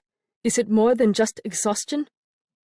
I'm terrified that you or someone else I know is going to die. Why? Why did you come in here in such a panic yesterday morning? I see certain things before someone close to me loses his life. I breathed into the folds of my skirt, heating my cheeks with the air. I saw 2 of them in the past 24 hours. Daniel's second knee dropped to the floor.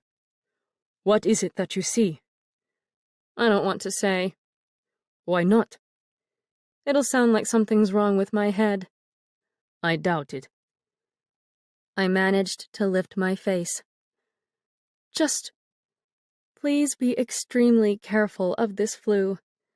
Stay inside. Keep far away from others. That's what I've been doing. You know that.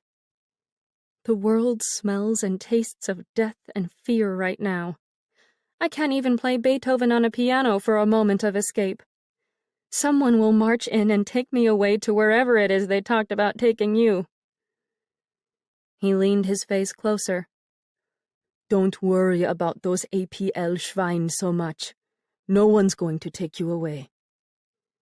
I saw the one who called me a whore again. He stood outside the store with the others, and he looked straight at me. I used to lend Billy and him my marbles when we were younger. I dried his tears when he fell down and scraped his knee at our house. Now he won't stop following me around like I'm a lethal criminal.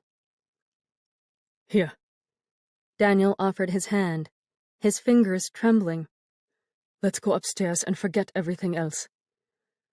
I'm too tired to go upstairs with you. No, not for that.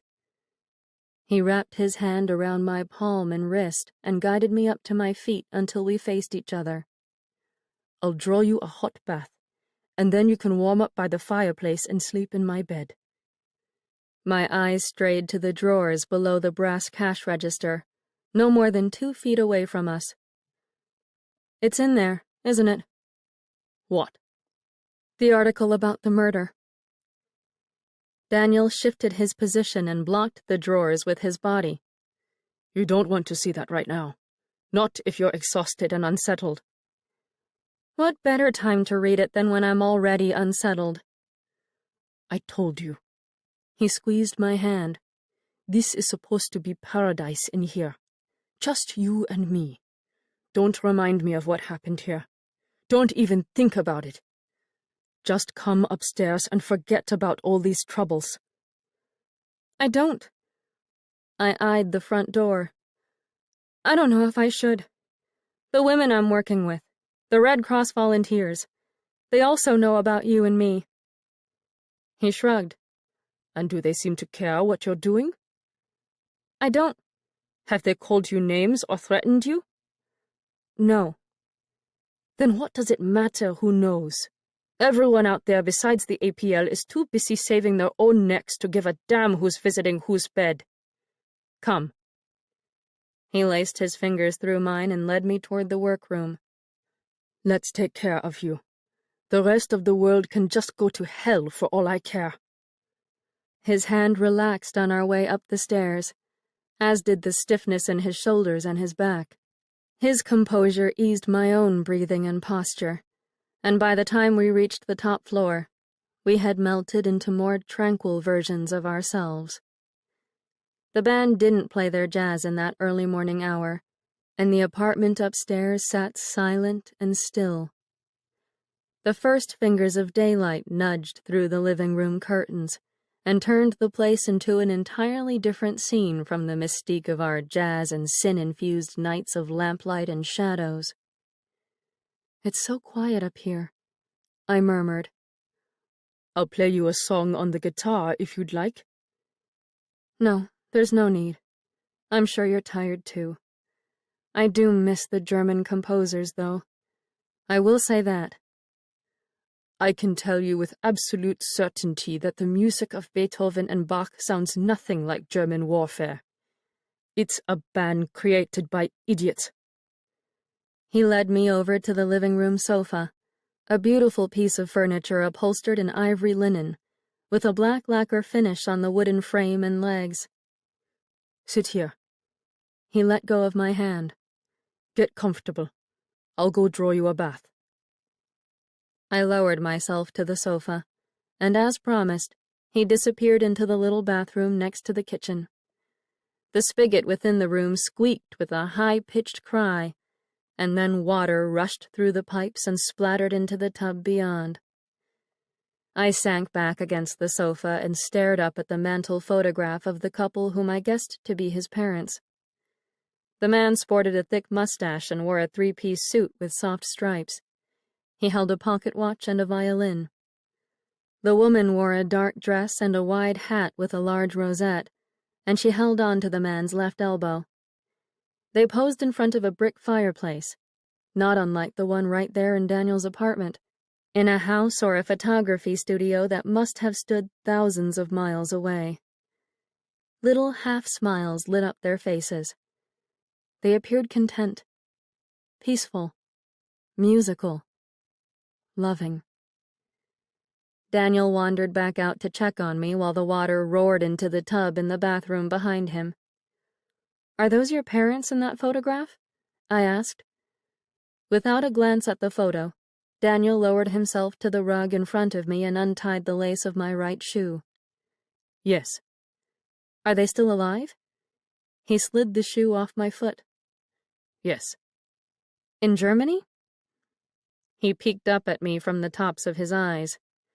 I sank my spine against the firm backing of the sofa.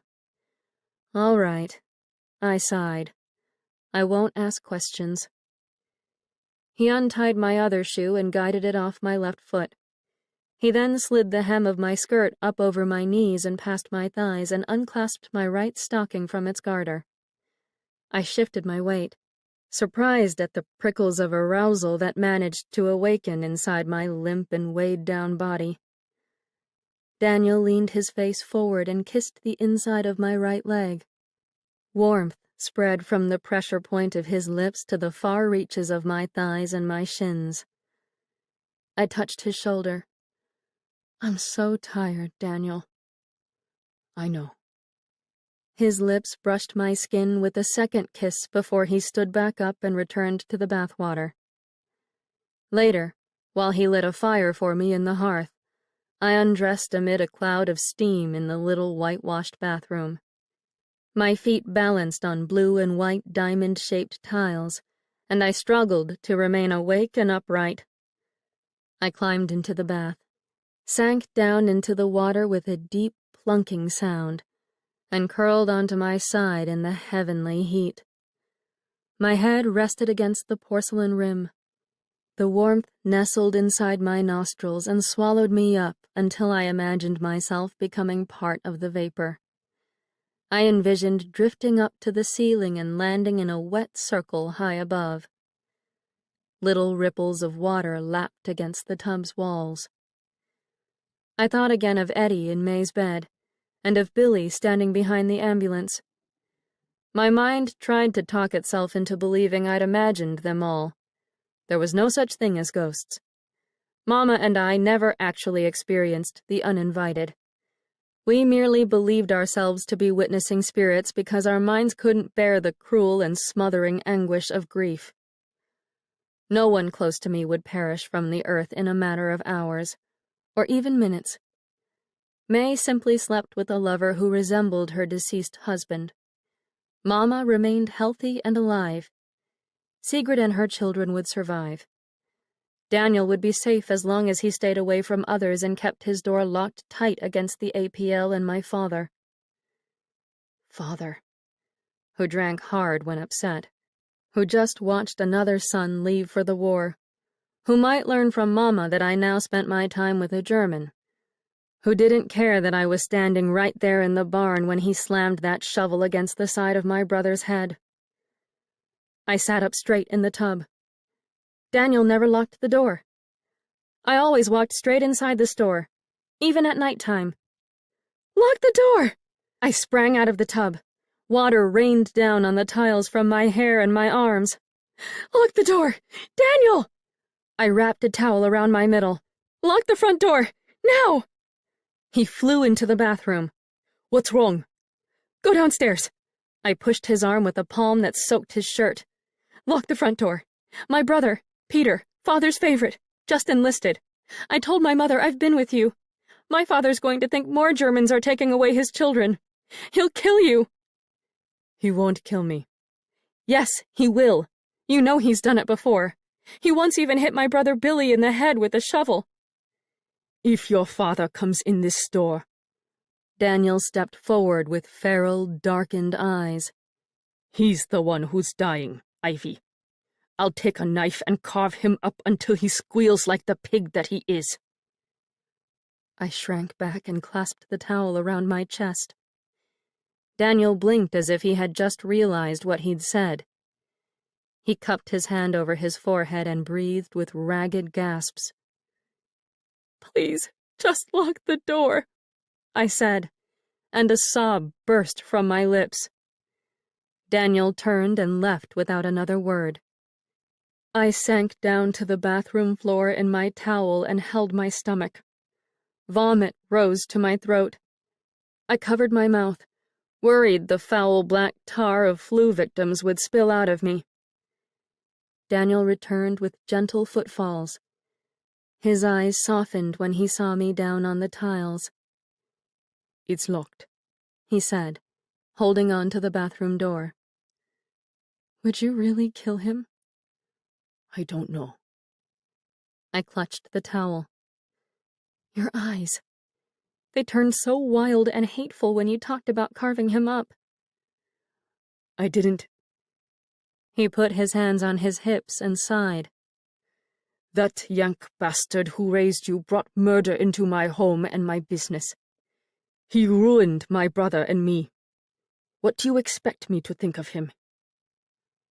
I swallowed and stared up at him, remembering what I'd thought of him when I first saw him, how his head had seemed the ideal shape for a helmet of the Kaiser's army.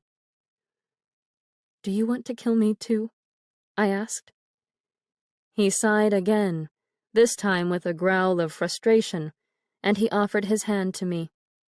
"Come." He wiggled his fingers to get me to take them. "You'll get cold there on the floor. I have clean, warm pajamas waiting for you to wear. They're my pajamas, but we can roll up the legs and hope the bottoms fit those lovely rounded hips of yours."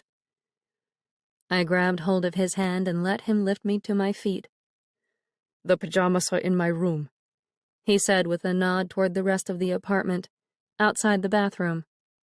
"Please, get dressed, and come get warm by the fire.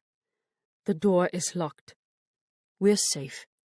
It's just the two of us, and no one is killing anyone. I swear to God." The glaring light of morning blinded my eyes on my way back to the sofa, and the pain reminded me of how little I'd slept.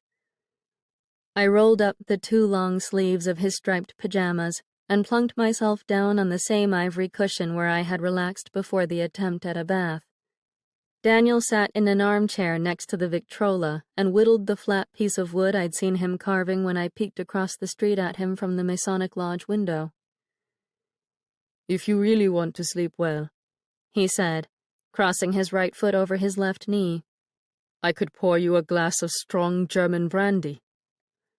"No." I smiled and tucked my legs beneath me on the sofa. "Not this early in the morning, thank you. If I ever take a night off from driving the ambulance, however, I'll gladly take you up on that offer." "Good. I hope you do. I have a strong suspicion you've never tried honest-to-goodness booze before." I smiled. "No, I probably haven't." The fire crackled in the hearth between us, and beyond the windows, the rest of the city stirred to life. The electric streetcars sang against its tracks. Wagons jostled down Willow Street, accompanied by the steady clip-clop of hooves and the jingle of reins. Without warning, a Model T ambulance dashed through the street down below. I recognized the particular pops and rumbles of the motor and the sound of the size of the vehicle. I lowered my feet back to the floor and sat up straight. "I hear an ambulance," I said. Daniel set his knife on his lap. "You're off duty, Ivy." "I know." I glanced over the back of the sofa, toward a window covered by a thin brown burlap curtain. Daniel left his whittling behind and joined me on the sofa. "Don't pay any attention to the world out there. It can function without you for the next 12 hours. Come." He patted his lap. "Lay your head down and close your eyes. Rest and get warm." I hesitated. Laying my head down on his legs in such a way would suggest tenderness, nurturing companionship, even love. "Are you sure you want me to?" "Lie down." He patted his lap again. "It's all right. No one is coming in here to arrest you for being with me. I swear. People have better things to do right now. I lowered my head against his leg, and my cheeks settled against his trousers. My legs stretched across the sofa's smooth linen, and I reached my toes as far as they could go before bumping the curved arm. The smoky scent of his fireplace settled inside my nose, and I remembered how I used to believe, with such terrible prejudice, that all German homes smelled of beer and sauerkraut. "Am I keeping you from the shop?" I asked with my eyes half closed. I worked all night. I think someone might be coming by to measure for new windows this afternoon. But this morning, he laid the palm of his left hand against my hair. I plan to rest, too. Were you hoping to open the store back up soon? I heard the APL say... No, don't say those 3 letters anymore. They're officially banned from paradise. All right, that's a reasonable request. He stroked my hair and made my scalp tingle, and I felt as though we were playing at husband and wife. I wondered if Wyatt and Sigrid shared such moments together, or my mother and father, before we children came along. Ivy, he said, breaking the delicate silence. I murmured, on the edge of sleep. When you first came to the store, you said you'd been sick. Yes, I had been. With this flu? Yes. I sighed through my nose. At first, I thought I wasn't feeling well because of the news of the death of my brother. I fell ill the same day we received the telegram about Billy. Daniel's hand came to a stop above my ear. Did you suffer much from the illness? No. I shook my head. At least, I don't remember too much about it. My temperature spiked to a troubling number, apparently, and I remember my family sitting with me, holding my hand. At one point, even Peter, I cleared my throat. The brother who caused trouble here. He brought me flowers. My mother kept watch over me. I nestled my head further against Daniel's legs, deep into the nights. But you weren't in pain? I hallucinated and slept and shivered, all of that awful stuff that comes with the flu. But I was never afraid, because I didn't know this flu would be such a vicious killer. I don't even know how I managed to contract it. I stopped and opened my eyes, and my stomach clenched. Oh, God! I shot up to a seated position. It must have been one of the children I teach. They'd come to my house for lessons, and... I slapped my hand over my mouth. I wonder if whichever child it was... I wonder if he, or she, is still alive. A second ambulance tore down the street outside the window. I jumped and covered my ears and heard the engine squalling through my brain. Daniel left the sofa and clicked open a cupboard door on the Victrola's mahogany stand. I removed my hands from my ears and watched him sift through dozens of record sleeves that crinkled from his touch. "What are you doing?" I asked. Aha! He cried. Da ist es. What are you saying? He stood up straight and slid a record out of a thin tan sleeve. I'm going to play my favorite song for you so we can both block out the world outside. It's my fault for bringing up the verdammte flu. He lowered the record onto the phonograph's turntable and wound the silver crank on the right-hand side. With the gentlest of movements, as when he had picked up his guitar during my first night in his bedroom, he leaned forward and placed the needle onto the crackling grooves. Slippery Hank, he said, lifting his face toward me with an arch of his left eyebrow. By Earl Fuller's famous jazz band. A second later, one of the fastest and most frenzied jazz songs I'd ever heard volleyed across the apartment walls. A cornet trumpeted, and music zigged and zagged all over inside of me. I laughed. That's marvelous, It sounds like watching a circus while on cocaine. You've tried cocaine? No, I've just read newspaper articles about it. Or, I know, the sound of people chasing one another around in a Fatty Arbuckle comedy. You like the song? I love it.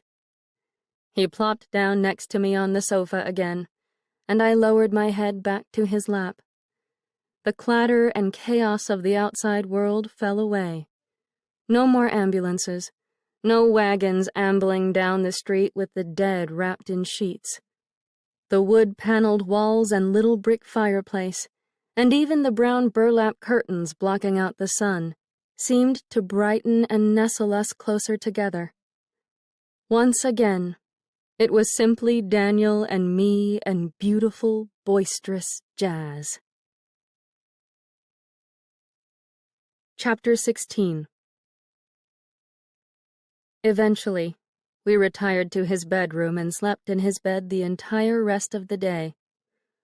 Not once did I awaken until the band from the Masonic Lodge sent its nighttime music sailing through the thin glass panes of Daniel's window. The pull of Nella and Addie and our transports drew me out of the snug sheets, where I had slept with Daniel's right leg over my left one. I washed my face in his bathroom and borrowed a swig of mouthwash to make up for my lack of a toothbrush and the fuzzy taste in my mouth. My skirt and blouse from the day before replaced the comfort of his oversized striped cotton pajamas. Are you leaving already? He asked from the bed, dressed in only a pair of white pajama bottoms. He stretched his arms over his head and looked so lovely with his bare chest and mussed-up hair. I felt half tempted to jump straight back into bed with him and continue hibernating. Nella and Addie, those Red Cross volunteers, will be counting on me to drive the ambulance again tonight. I sank my backside down on the mattress next to him. Stay a little longer. He raised himself up to a seated position. Why hurry to rush back into hell? I promised them I'd help. I reached forward and sifted my fingers through the close-trimmed hair above his left ear. We had never before sat and just looked at each other like that, I realized, face to face, eye to eye. I stroked his soft curls as if I'd known him for years, and even though, for whatever reason, he had inflicted his personal punishment upon himself, banning himself from kisses, he rubbed his lips together in a way that conveyed a need for me to lean my face close to his. I bent forward and pressed my mouth against his mouth, and for the first time in our short yet intimate relationship, we kissed. He froze, and his breath fluttered through his nose in a quiet patter, breezing against my cheek. When I lifted my head, he turned his eyes away and inhaled a sharp breath. "How old are you?" I asked. He looked at me again. Why do you ask? You suddenly seem so much younger than before. He adjusted his weight with the creak of the bed. I'm 24. Really? My mouth fell open. You're a year younger than me? You're 25? Yes. I thought you were older. No. He shook his head. Just 24. I feel decades older, though, and I probably look it, too. I've already pulled out a few white hairs after leaving Germany. No, you look just fine. I stroked his hair again and tried to read the stoic expression in his blue eyes, which watched me as much as I watched them. You must have been no more than 20 when they put you in the army. I left home for war on my 20th birthday, but I certainly wasn't the youngest one in the army. He lured my hand away from his hair and rubbed his thumb over the backs of my fingers. Don't ever think of me as an innocent babe, Ivy. As anyone back home would tell you, I was a hellion who craved girls, booze, and adventure from far too young an age. I was begging for trouble. If I asked you why you left Germany and the war, I gave the strained smile of a person who's certain she's bound to encounter rejection. Would you tell me? He turned his face away again, toward the bare wooden wall. Were you injured? I asked. I left Germany. He swallowed. In 1915. But there's no need for me to say anything more about it. That's all over now.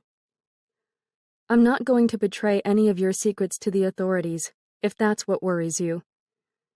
I cleared my throat and felt heat rise to my cheeks. I'm not even the first person I've known to take a German lover. He didn't respond, or move, so I continued. My friend Helen. Helmut Weiss's mistress. I sat up straight. You know about Helen and Mr. Weiss? Helmut is my father's cousin. That's why Albrecht moved to this specific town after he left Germany, after his wife and baby died. He wanted to leave his troubles behind in Deutschland but still be close to family.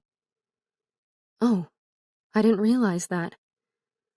I blinked a few more times and tried to digest the connection between Daniel and Helen's German. Well, anyway, I continued. Last July I went to see a motion picture with Helen. I don't even remember which one. Something with Douglas Fairbanks in it. And one of those 4-minute men got up in front of the audience while the projectionist changed the reels. Ah, I really hate those 4-minute idiots. I smiled. I've never been fond of them either. This one gave his little speech about Liberty loans or saving peach pits for gas masks, something along those lines. And Helen leaned over to me and said, I'm worried someone will hang Mr. Weiss like they did Robert Prager. I sighed and shook my head. At the moment, I didn't care a fig about Mr. Weiss. I just thought of him as a lecherous 40-year-old German adulterer who should have never involved himself with one of my friends. Now I have to wonder, though. I sighed again. What was his life like over here? Was he a good man? Deep down, despite his flaws, if someone as smart and vibrant as Helen fell in love with him. A little pucker of discontent formed between Daniel's eyebrows. I nudged the back of his hand. What's wrong? Do you know who reported Helmut to the American Protective League and lied about him failing to buy Liberty bonds? I thought we weren't bringing up the APL anymore. You brought up Cousin Helmut. It's impossible not to talk about him without mentioning those Schwein. Who, then? I asked. One of his customers? No, his American-born wife. She found him with his hussy back in the bakery kitchen and immediately went to the authorities. Those terrible APL idiots showed up at his store and instructed him to leave town or else suffer dire consequences. Daniel glanced at me out of the corners of his eyes. There's a prison camp for German-American civilians at Fort Oglethorpe in Georgia. Another one exists at Fort Douglas in Utah. At one time or another, we all received the threat of detainment. But that didn't worry any of us half as much as the real possibility of a lynching. I swallowed the taste of bile and muttered, Helen Fay wasn't a hussy. And Helmut Weiss wasn't a traitor. He was just a dumbkopf who cheated on his wife. I lowered my head and kneaded my lips together. Across the street, the band played a song I recognized, Nightingale Rag, and I wondered what it would take to get Daniel to join me over in the lodge, just to escape all that talk of traitors and prison camps and lynching. He covered my right hand with his hot palm and managed to slow my breathing. Until that moment, I hadn't even realized my lungs were contracting and expanding at a brisk and unhealthy pace. Never mind all that. He swallowed. Come back early in the morning, after you've finished carting those poor bastards around town. Sleep here again. I should probably pay my landlady first, so she doesn't think I've run off. I was supposed to be the first ever boarder of the Dover Home for Women of Independent Means. Haven't you run off? I don't know. I managed a half-hearted grin. I honestly don't know where I belong anymore. No place feels quite right. Bring your things to my place. Stay here. I shook my head. I can't live here, Daniel. Why not? We'll be no worse off than Helen and Helmut. He snorted. Oh, scheisse! Even their names make them sound like a comical doomed pair, no? Precisely. They were doomed, and will be no different. The authorities ripped apart her apartment and threw her across the room. I don't even know if she's alive anymore. He squeezed his hands around mine. Stop worrying about everyone and everything. Come live here and drink away all your woes with me. I pulled my hands out of his and shifted sideways on the bed. I don't understand you. What? He leaned toward me. What don't you understand? You won't kiss my lips or tell me a thing about you. Why you're not in the German army anymore. Who your parents are. Yet you want me to abandon my last precarious remnants of respectability so we can live together in sin. It's not sin. Yes, it is. My voice turned louder than expected, echoing off the walls. To the rest of the world, I'll be a hussy, like you just said of Helen. People like Lucas will keep calling me the whore of a German spy. I am not a spy. How do I know that? What proof have you ever given me to show that the German government didn't send you over here to— I'm a deserter. I stiffened. What? His jaw hardened. I'm a deserter. I'd be executed if I ever returned to Germany. My parents don't even know where I am. You deserted the German armed forces? He nodded. I gasped. How? How did you not get killed? I very nearly did. Several times. But I made it. That's why I'm here. He didn't elaborate, so I sat back on my hands and let the ragtime music settle inside my blood, longing to find a way to lure more of his story out of him. I imagined myself as a magician in a silk top hat, and Daniel's history as colorful scarves I could draw out of his sleeves and view in all their clarity. Truth is a torch, as the poet Goethe had warned, but I didn't care if Daniel's stories scorched and blinded me. I wanted the truth in one giant dose. Daniel pushed the sheets off his legs with a sudden movement that made me stiffen. He climbed out of bed, put on his undershirt, and with a leonine grace that betrayed nothing of his status as a deserter and a refugee, he sauntered over to his guitar. I watched him ease down on the other side of the mattress with the instrument poised on his lap. He fussed with the strings and the knobs for no more than a minute, and then he strummed a subdued version of the jazz band's song that drifted through the window. It was during a furlough back home, he said as he played, his back toward me, his shoulders rocking with the smallest fraction of a sway. Instead of returning to my post, I burned my uniform and somehow managed to escape to Holland without getting shot. Then I snuck aboard a steamer bound for New York. I hid down in the dark filth of a coal bunker and traveled at sea like a rat in a hole for nearly 2 weeks. Nearly died of starvation. I honestly don't know how I made it here alive. I arrived in America as a sack of skin and bones. He withdrew his left fingers from the strings and swiveled in my direction. The music across the street played on without him.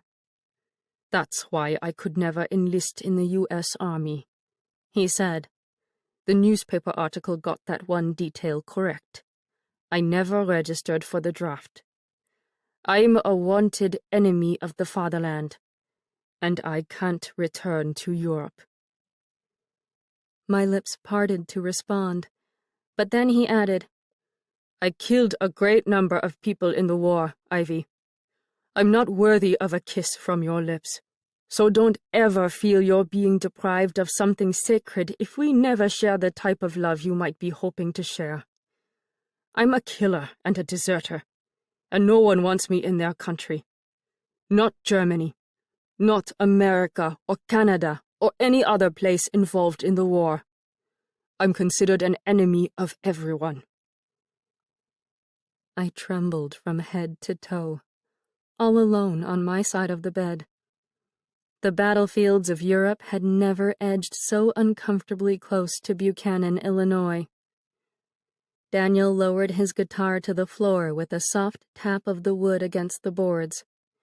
He sat up straight again and said, I can't allow myself to love you, but I'll continue to take away your pain, if that's what you need of me.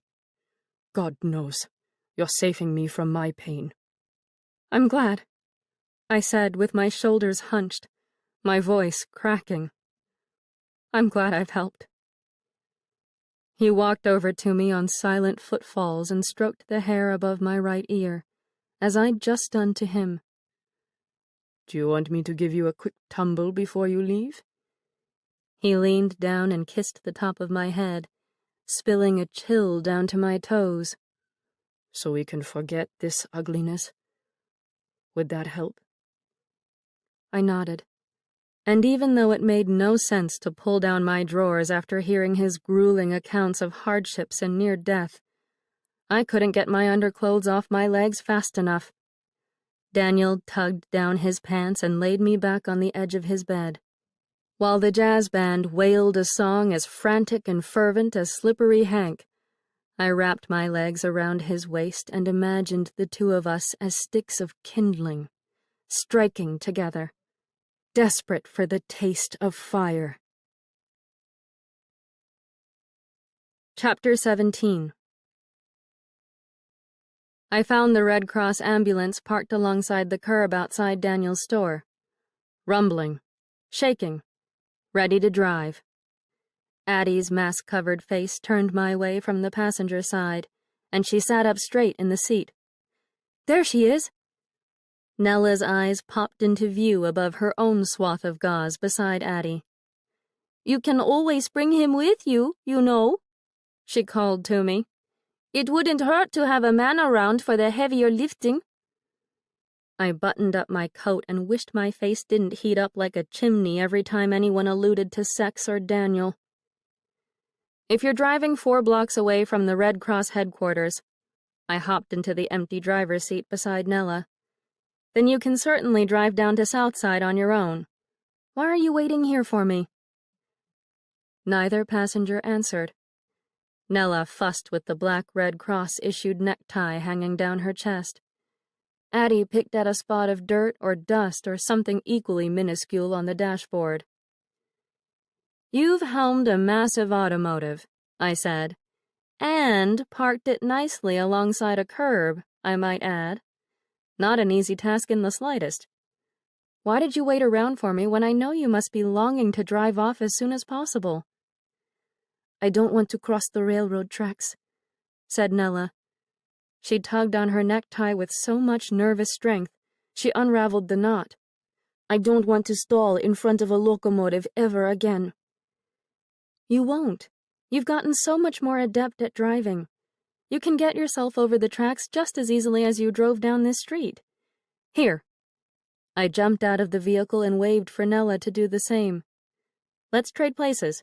You drive, and I'll be sitting right next to you if anything happens.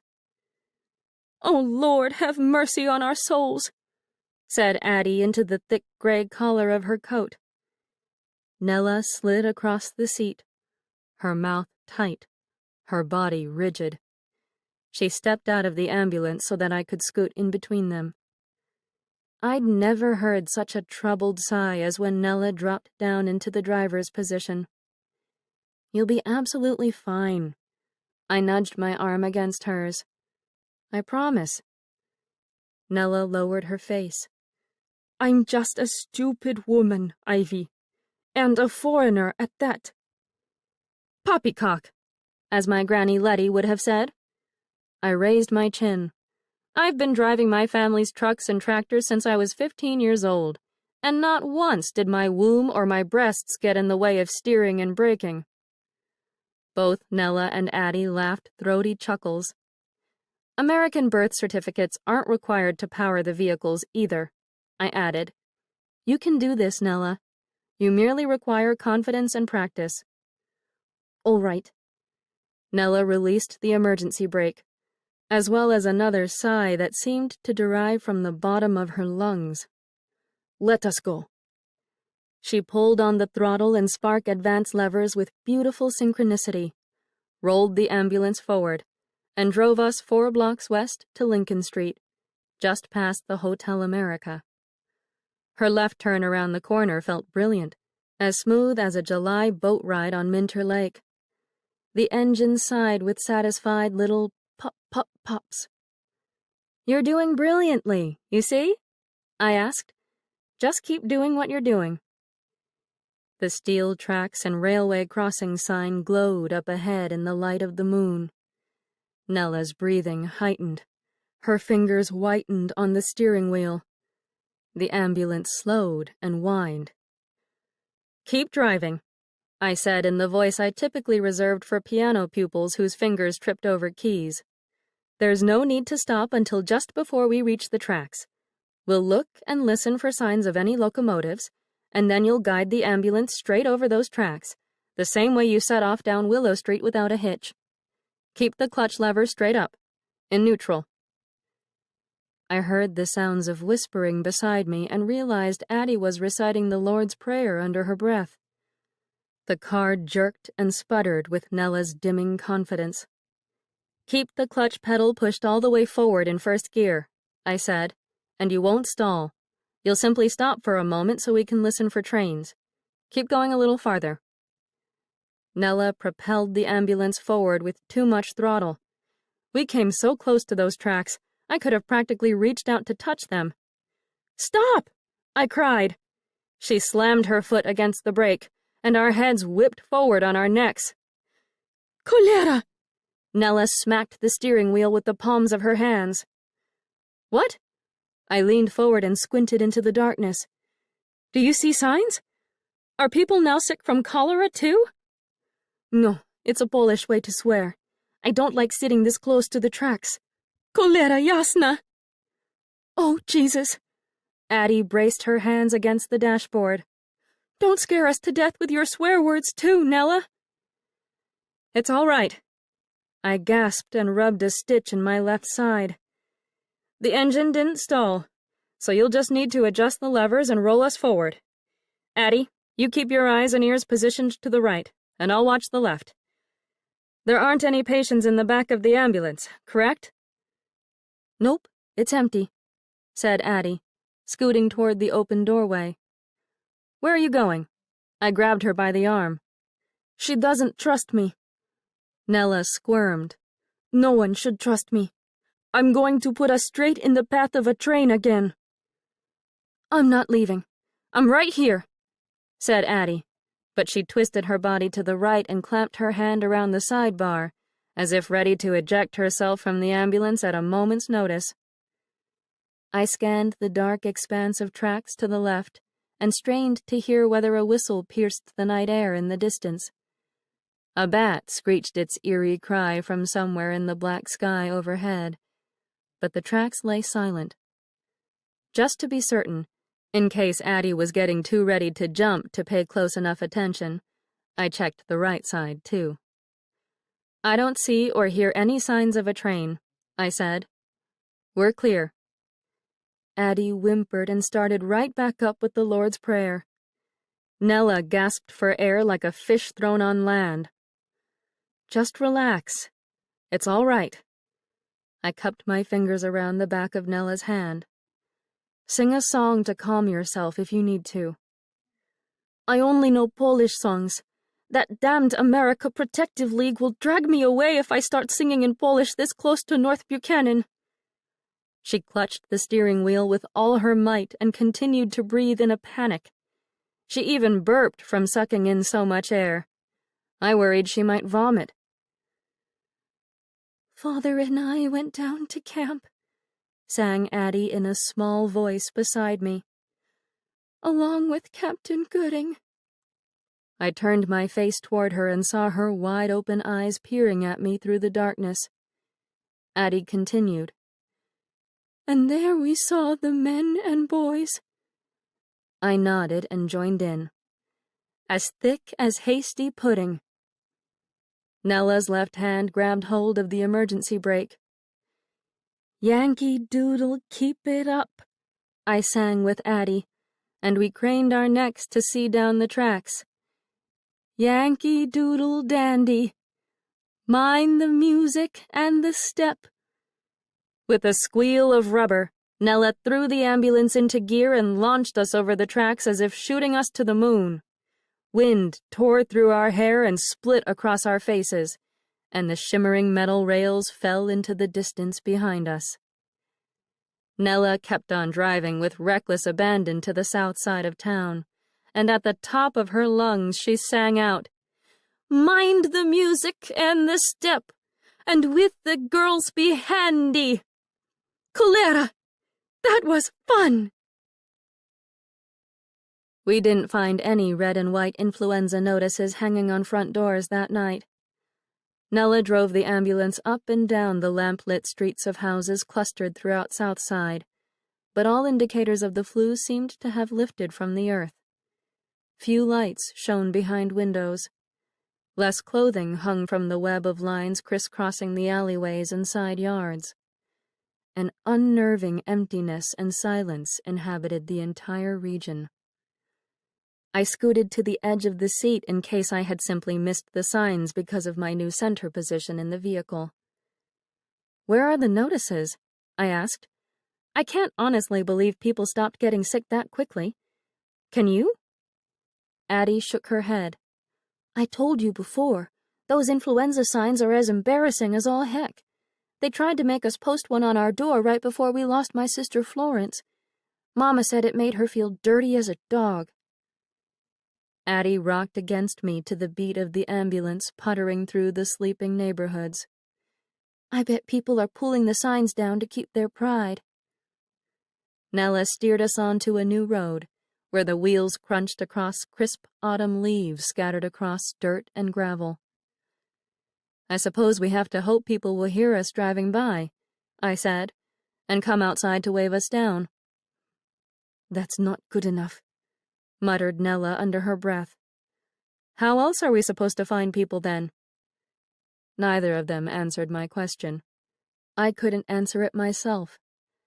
An air of defeat settled over all of us in that chilly, open driving compartment. We crept through the streets for close to a half hour, and during that entire time we came across only one sign, posted on the door of a tiny wooden structure almost small enough to be a milk shed. The home sat on the southwesternmost edge of Southside, just before the land opened up to fields of autumn crops. Dark outlines of pumpkins lay just beyond a rusted collection of harrows and plows. No one answered the front door. The knob wouldn't budge when Nella jiggled it. We got back into the ambulance with wilted postures and frustrated breaths, and we pressed onward. "Maybe we should just get out of the ambulance." Nella steered us back onto the first street we had scanned. "And go door to door, knocking." "No," said Addie.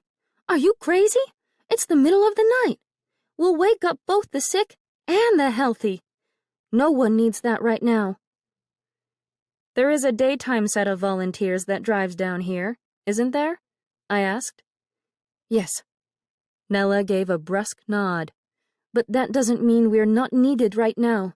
The flu doesn't care about night and day." "We had a fine doctor in our neighborhood."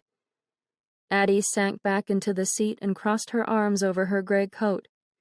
"Before he answered the call for medical help overseas. Stupid, selfish war."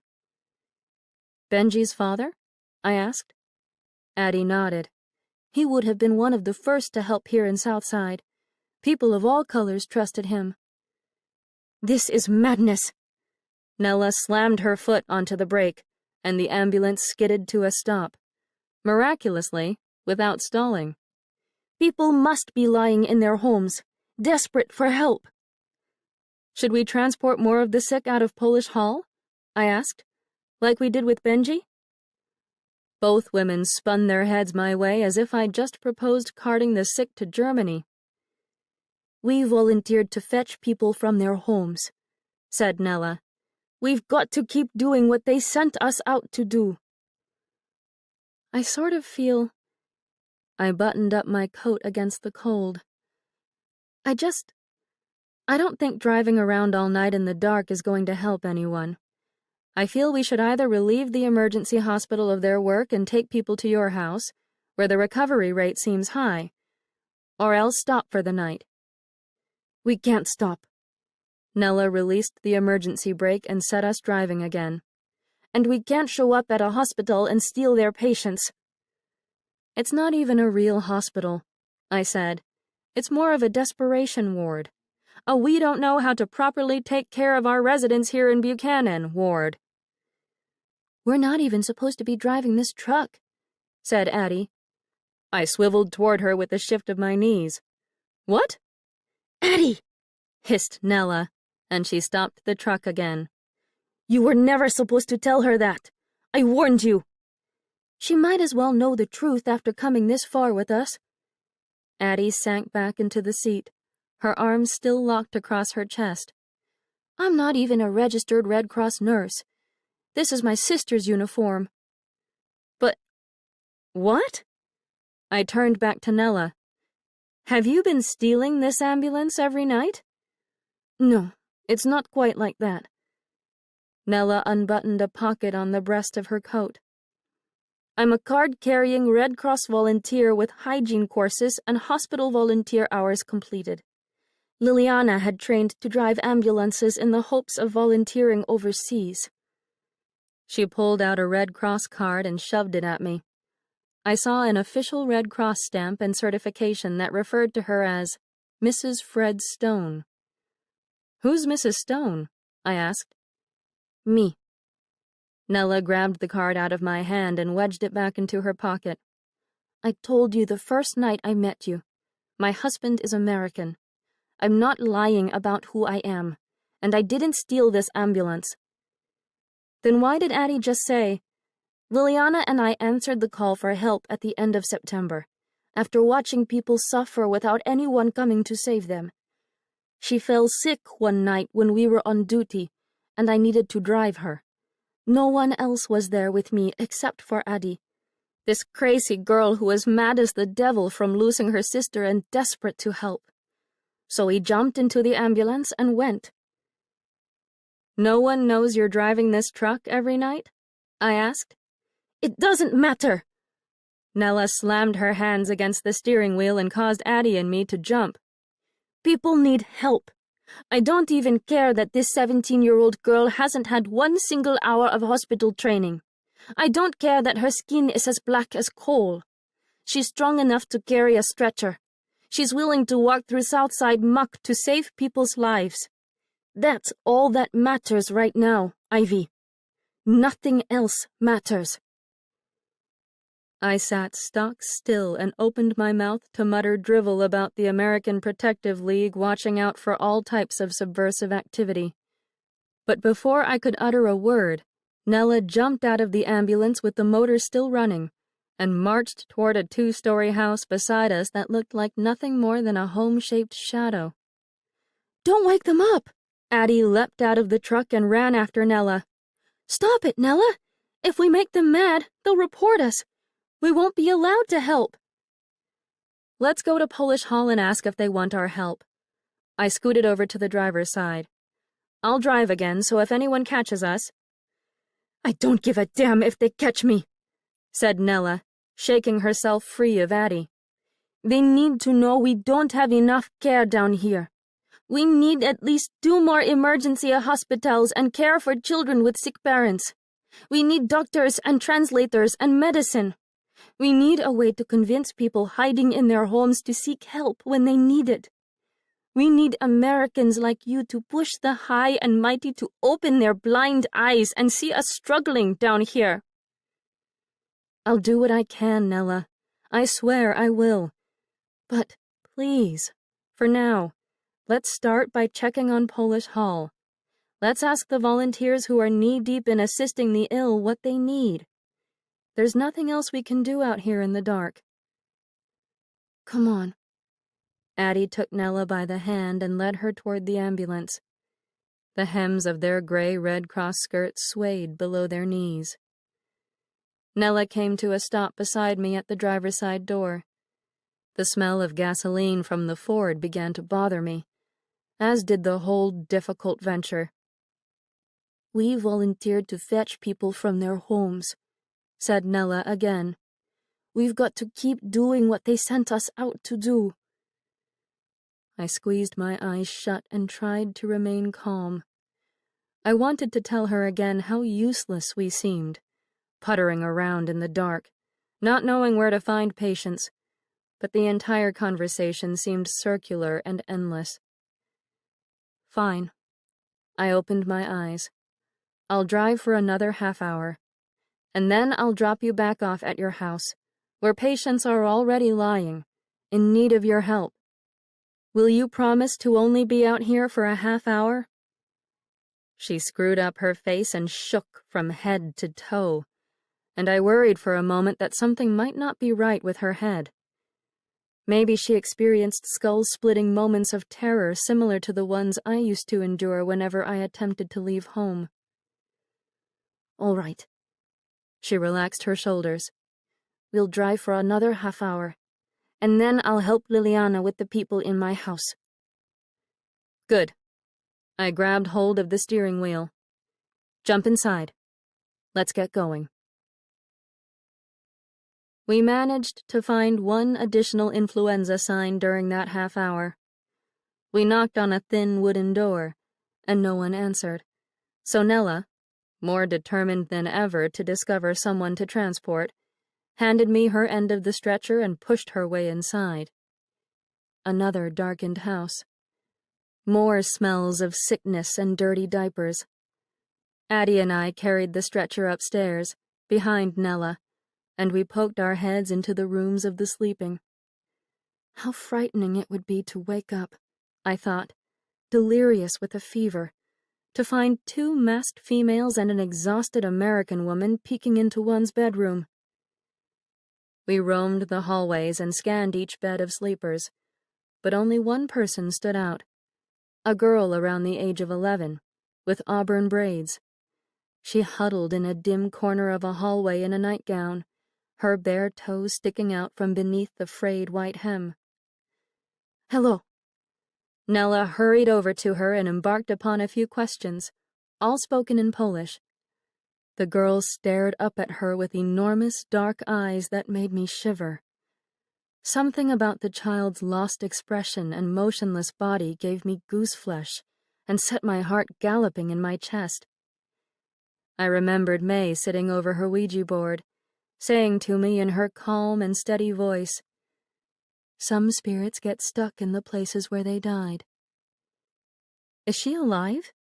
I asked before I could even think how odd my question sounded. Nella peeked back at me. Of course.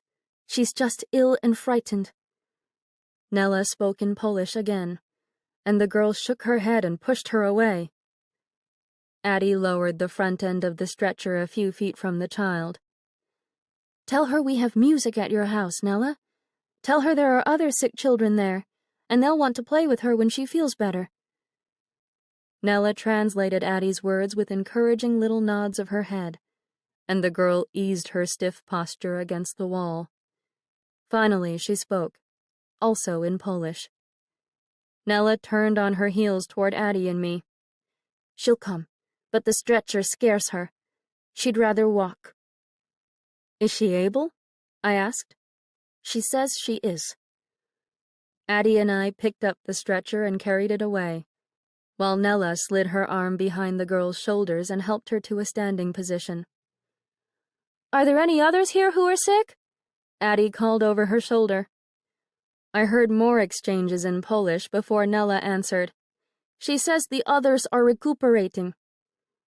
We lugged the empty stretcher down the unlit staircase, careful not to bang the walls or walk with too loud a tread. I backed out the front door and asked, "How is that poor girl going to ride in the back with the stretcher if it frightens her?" "I can ride back there," said Addie. "I don't mind. She can ride in front." Absolutely not. I stopped in my tracks. If you haven't contracted the flu yet, you shouldn't be anywhere near a compartment where we carry the sick. "I'm near the sick all the time, and I'm doing just fine." I glanced over my shoulder to see where I was going and heard someone call the name, "Wendy, darling." Across the street, a figure in an army tunic and breeches stood beneath a lamp and smoked a cigarette. "Billy." No! I dropped my side of the stretcher, and the handles crashed against the sidewalk. "What's happening?" asked Addie. No, no, no! I crouched on the ground and covered my ears, closed my eyes, shook from head to toe. "What is it?" Nella's Red Cross boots clomped over to me, and I heard the shuffle of the girl's bare feet beside her. "What is wrong?" Will you look across the street? I stayed on the ground with my hands pressed against the sides of my head. And tell me if you see a United States soldier smoking a cigarette beneath that lamp. "There's a training camp." I know there's a training camp not more than 10 miles away, but this soldier looked familiar to me. "Your brother?" asked Addie. Please, tell me if you see him. No one answered for a moment, which made me tremble all the harder. Well? "I see no one," said Nella. Are you certain? "Look for yourself. No one is standing under that lamp." With utmost caution, I stretched myself back up to a standing position and shifted toward the street. He was gone. "Go home." Nella nudged my arm. "Your eyes are looking, how did you say it? Bleary? I remember that hedge you killed the last time you were like this."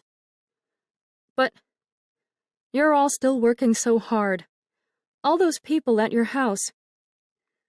"You going home to rest will give us room to put the girl in the front seat," suggested Addie. Let me at least. I grabbed up my end of the stretcher. Let me help you put this back in the ambulance. I glanced back at the empty street lamp where I thought I'd seen Billy. I'm sorry. I wish I didn't see them. I really do.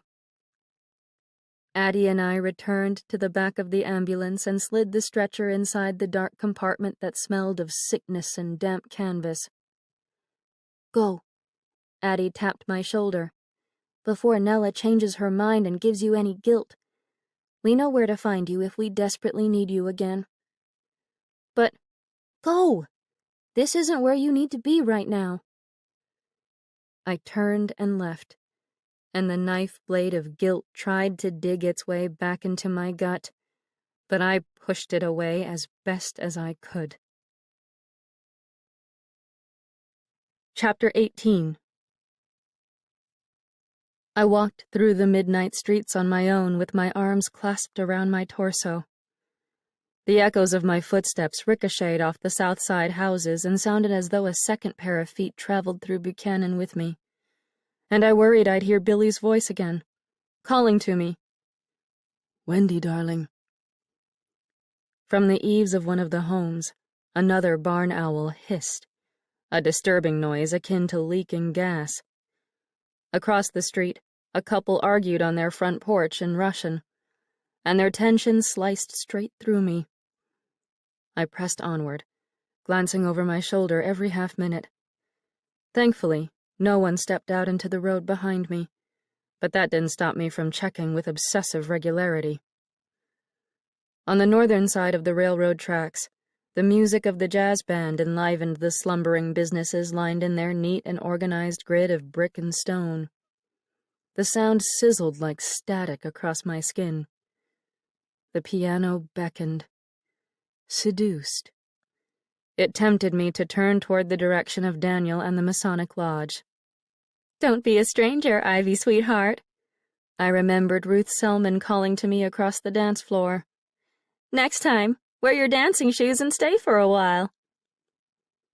I turned west on Willow, however, ignoring the pull of music and rapture, and continued onward until I reached May's house. My cheeks warmed with shame. I stared up at the dormer window that belonged to my new room in the attic and thought back to the man lying below May on her bed. My brain now could not convince my eyes that they had genuinely viewed Eddie Dover. A fair-haired man had lain with May, it's true, but, honestly, Eddie wasn't the only blonde male who ever graced that part of the world. I still carried my key in my coat pocket, but I found the front door unlocked, just as Daniel's front door often sat free of any protection, which deepened my concern over Buchanan residents' naive trust in their neighbors. No lights lit the front room, but my eyes adjusted to darkness after my trek through the nighttime streets. With my upper body stiff and my lungs tight, I managed to steal across the house, past the closed doorway of May's silent bedroom, and up the staircase.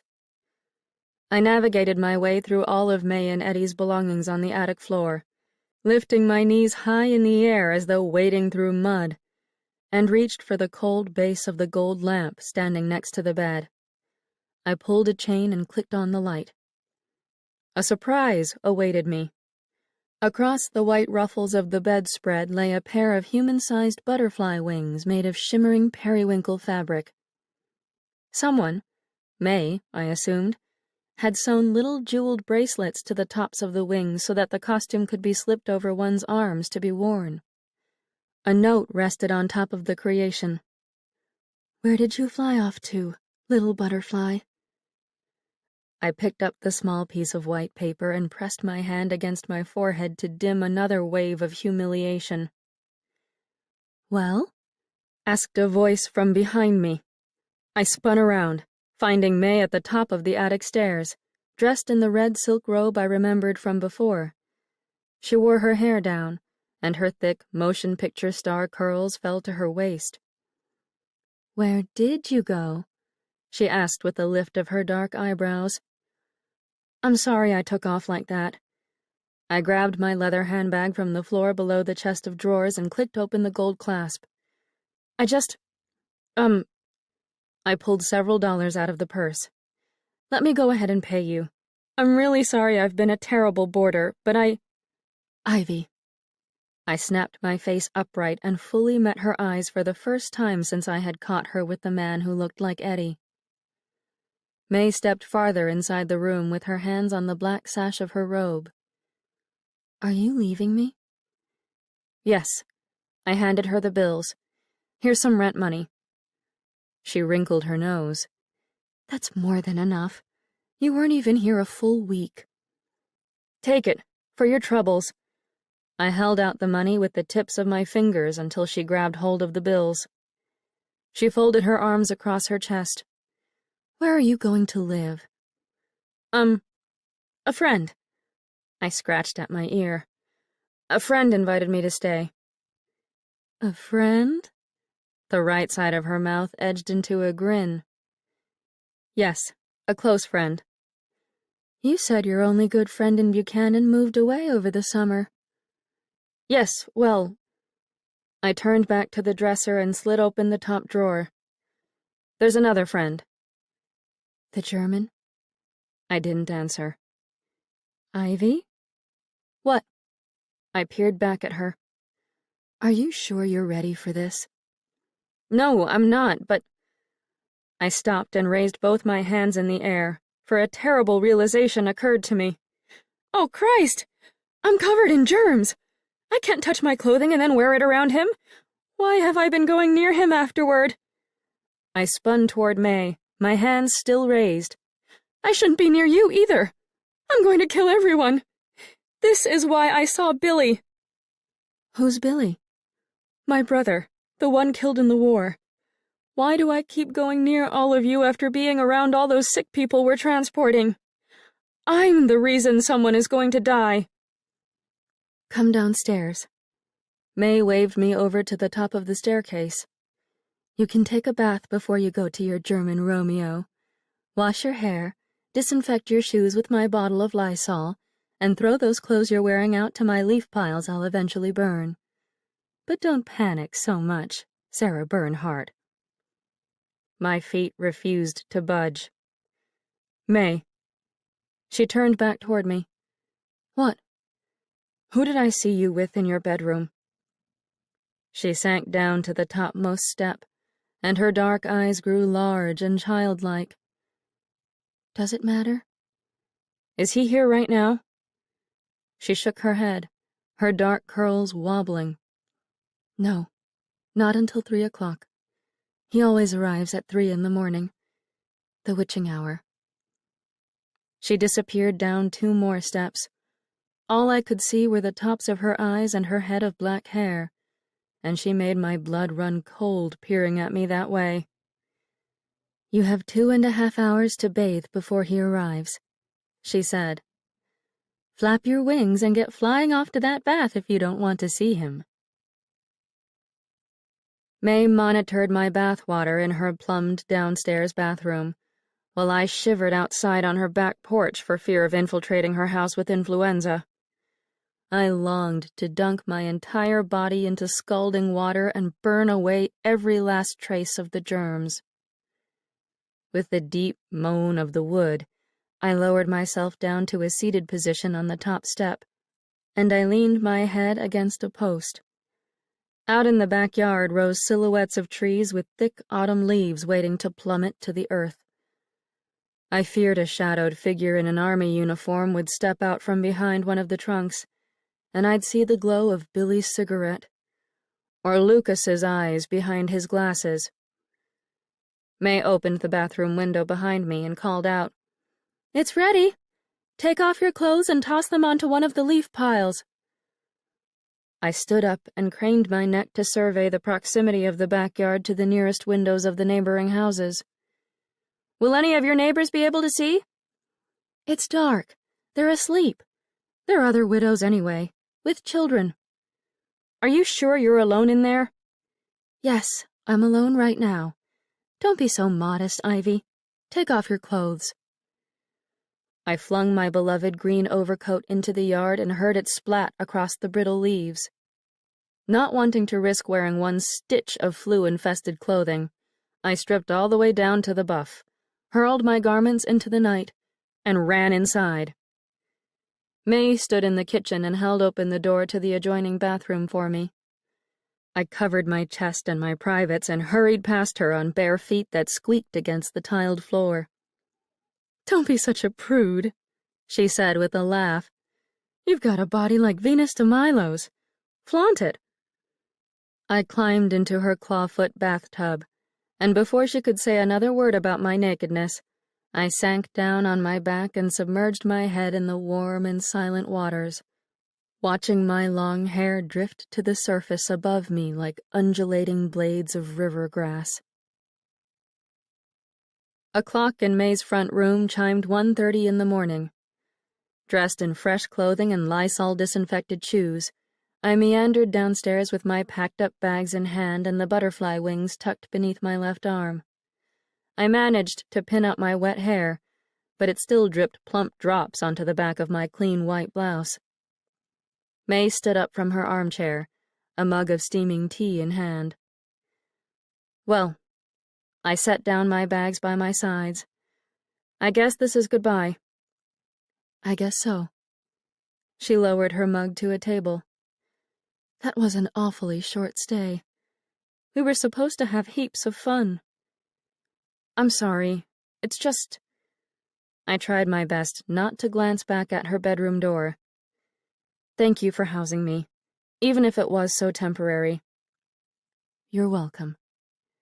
I grabbed up the handles of my bags again and hoisted the luggage to the front door. "I know it doesn't make any sense," she said from behind me before I could reach for the knob. I shifted around to face her. She pulled her robe a little farther over her chest and folded her hands together. "I can't explain how he arrives, but his presence doesn't ever frighten me. We're happy as clams during those heavenly moments in the early morning hours." She smiled. "Truly we are." I stood there and gawked with my mouth tipped open too far. "You don't need to feel frightened for me," she said. or worried. I'm fine. Just—" she raised her shoulders to her ears in a sort of shrug. "A little lonely during the remaining hours of the day." "I'll come visit again," I offered, "once it's not so dangerous to be outside. I feel I should hole myself up with Daniel in his apartment for a while until the rapid spread of infection passes. I want to keep him safe." "I understand." She nodded, and her smile looked strained. Her eyes moistened. "Will you be all right?" "Oh, sure. I've got company coming soon." She wiped her eyes and glanced at the clock. "I'll be fine, Ivy. Go. Take those wings and fly." "Are you sure?" "Yes. You deserve a little zig-zig." "A little what?" She winked and nodded toward the door. "Go. I'm sure he's waiting." Our own Robert Prager. A message from a murdered man's brother. 6 months have passed since 300 to 400 men and boys wrapped Robert P. Prager in an American flag and hung him from a tree branch 1 mile west of Collinsville, Illinois. Prager, a German-born coal miner, was accused of making disloyal and socialist remarks to other miners, and died at the hands of ordinary United States citizens. Citizens later acquitted of the crime of his murder. In August 1917, vigilantes lynched IWW organizer Frank Little near Butte, Montana. Less than a month before Prager's death, 4 men, a Polish Catholic priest included, were tarred and feathered in Christopher, Illinois, to Collinsville south. 2 other men were previously tarred and feathered in the same region. Only God knows how many other attacks upon immigrants and socialists have gone unreported within this state and elsewhere. Almost 6 months to the exact date of the Prager lynching, my own brother lost his life at the hands of vigilantes right here in Buchanan, Illinois. The Buchanan Sentinel claims that vagrants wandered into our place of business and brutally beat and killed him in a random moment of patriotic passion. However, because of the particular condition of our store in the aftermath of the crime and the specific tools and yellow paint carried to the scene, I believe his death resulted from local super-patriots, hell-bent on driving Germans and other foreigners out of the region. Since my immigration, I have learned that Americans have belittled, beaten, and killed their black and native citizens for centuries. The recent number of abused and murdered Germans and other foreign-born residents seems relatively small in comparison to the crimes against the non-whites of this country. Yet this added surge of hatred only proves that America has no right sailing to foreign lands in the name of protecting freedom. Not while we're steeped in the mire of violent inequality here at home. I do not believe my brother will ever receive justice for his death. I could hire detectives and hunt down his killers. Yet I know their criminal behavior will not only be pardoned, but also celebrated. I read the accounts of the trial of Robert Prager's acquitted killers. I know a band played The Star-Spangled Banner in the courthouse rotunda. And after the not guilty verdict was handed out, a juryman shouted, "Well, I guess nobody can say we aren't loyal now." And yet I sincerely hope that Buchanan residents will read my words and join together to protect other persecuted individuals from similar deaths, by everyday citizens taking the law into their own hands. I am tempted to wallow in drink and pity myself because of what happened, to cower in terror and expect to one day soon find an overzealous mob coming my way, carrying a noose and a flag. I know that's what my brother's attackers expect of me, but I refuse to cower. I pray that my brother rests in peace, but I will not rest until I finish speaking my mind about his brutal and unnecessary death. The Buchanan Workman, October 10, 1918. Chapter 19.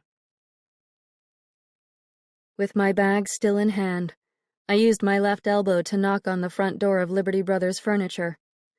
Across the street, long and jubilant slides of the trombone suggested that the night was meant for celebrating, not for fretting about ghosts and one's uselessness. Daniel answered the door in his shirt sleeves and trousers. I lifted up my bags, and the jeweled bracelets of the wings clanked down on my left arm. "How about that glass of German brandy you promised, Mr. Shendel?" He threw the door open farther and smiled wider than I'd ever seen him do before. Wider than I'd seen anyone smile before. I stepped across the threshold and lowered my bags, and as soon as he closed the door and latched the lock, he wrapped his arms around my waist and peppered my neck with kisses. "Willkommen," he said near my ear. "Why is your hair all wet?" "I washed up to ensure I wouldn't bring any germs into your home. I want to hunker down with you during the rest of this epidemic and make sure you stay safe." "You smell delicious." He planted one more tickle of a kiss on my throat. "Let's go put your bags away and have that drink." We deposited my belongings up in his bedroom, and he grabbed my hand and steered me across the apartment to the kitchen. "Here, before we get comfortable and relaxed." He led me to an oak table built for two, across from a cream-colored cook stove that smelled of burnt wood. "I have some things to show you." He stopped us in front of 3 photographs, laid out in a tidy little line across the table's smooth surface. The collection included an image of Daniel himself, attached to the inside of his alien registration card, above his inky thumbprint. "Oh!" I squeezed his hand. "You don't have to share these if you don't want to. I know how much you desire your privacy." So, He lifted the framed image of his parents from the mantel. this is indeed my mother and father. Mutter and Vater, as we say over there. They still live in Germany, as you asked, in the same home where I grew up.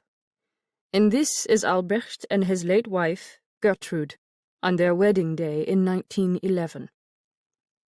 He laid his left hand next to the unframed photograph of a young man who resembled Daniel, but with straighter hair and larger teeth. The bride wore a high-collared white gown and a rounded headdress that looked like the sun rising behind her fair hair. "So that's how he looked," I murmured, and I held the rounded edge of the table to steady myself. Putting a face to Father and Peter's victim, picturing Albrecht Schendel as a real human being and not just a tragic name, caused the entire scene of the murder to flare to life inside my mind. I imagined that face in the photo a little fuller with age, and I envisioned it all. Father pinning Albrecht down on the ground of the store, Peter pummeling Albrecht's nose and teeth with a fist that swelled and bruised from the force of the impact, Albrecht crawling on the floor to get away, blood pouring from his mouth and nostrils, Father kicking Albrecht in the ribs with his thick farm boots until the bones cracked. I pinched my nose to stave off a headache. Did they really beat him to death? I didn't. Daniel turned over the photo of his brother and his long-ago bride. I didn't show this picture to you to make you feel guilty. I assumed you've been wondering what he looks like. I nodded. I have been wondering, and before long I would have asked. But I flipped the photo back to its upright position. I want to know, did they truly beat him to death with their own bare hands? Daniel traced an index finger down the leftmost edge of the photo. They beat him badly, to the point where he could no longer move or cry out for help. And then he cleared his throat. They used something else to finish the task. I winced.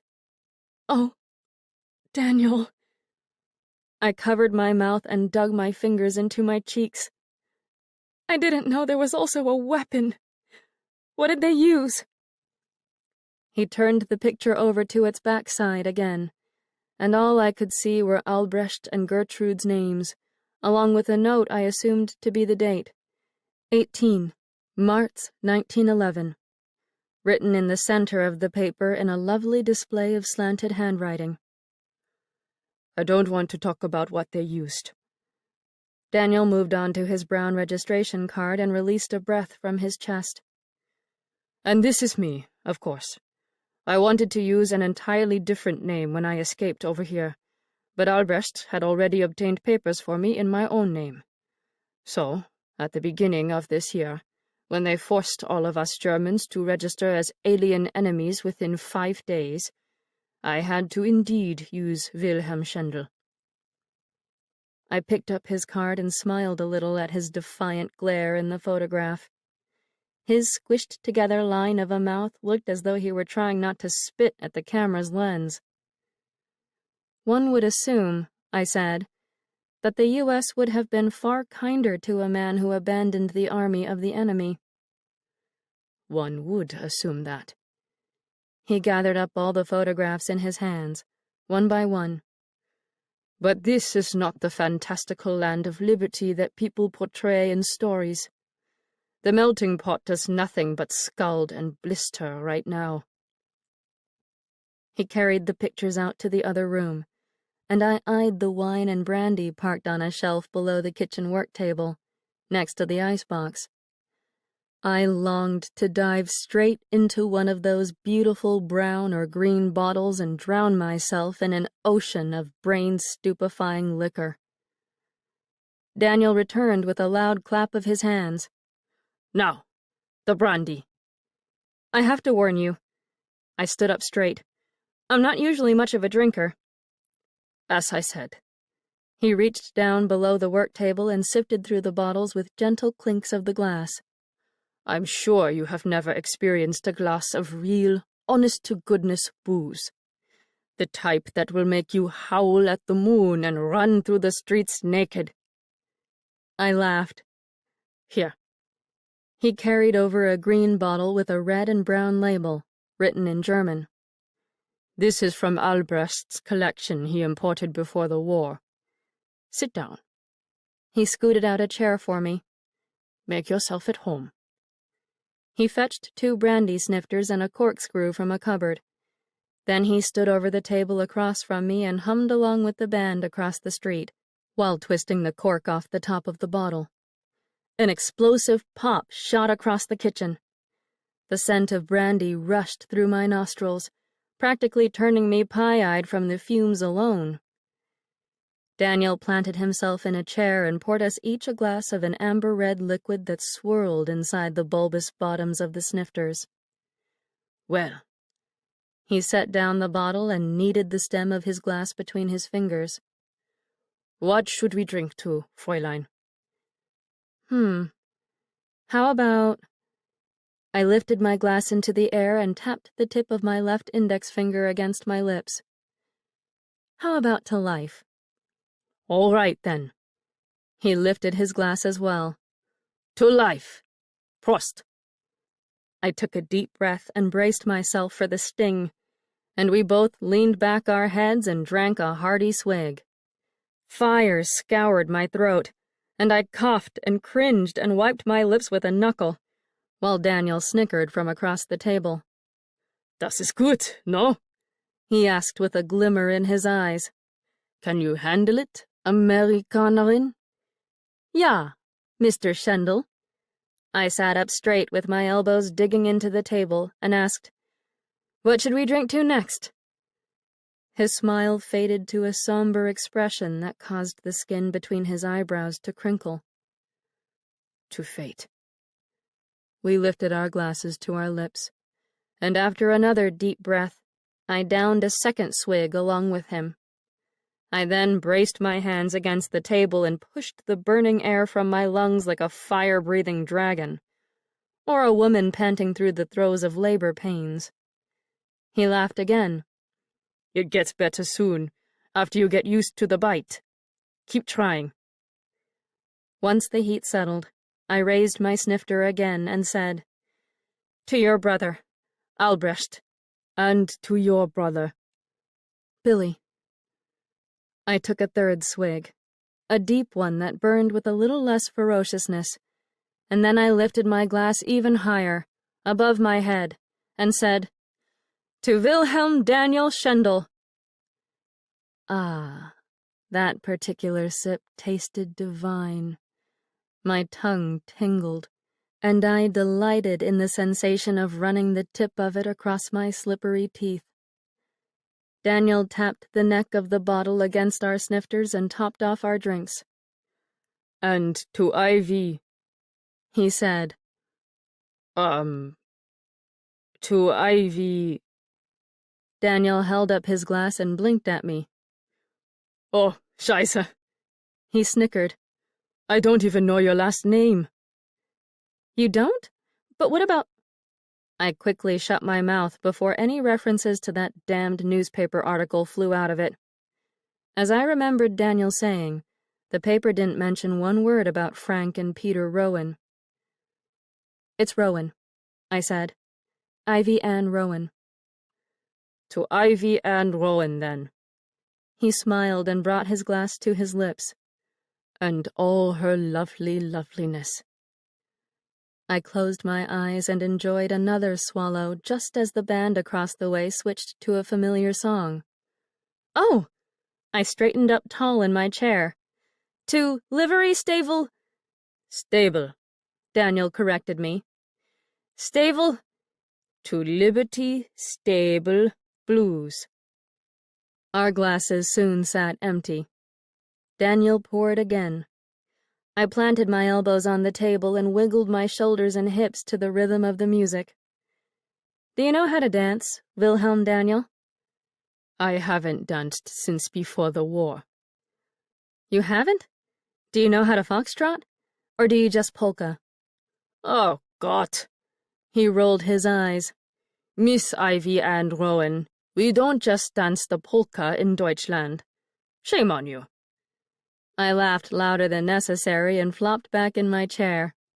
I don't know these things. I'm a naive American, remember? Well, I can one step as well as any Yank. I think maybe we should dance. I think maybe I'll need to drink a little more before we do that. We imbibed several more sips, and before long we were standing in his living room with my left hand atop his shoulder, his right hand snuggled up to my waist, and our other fingers locked firmly together.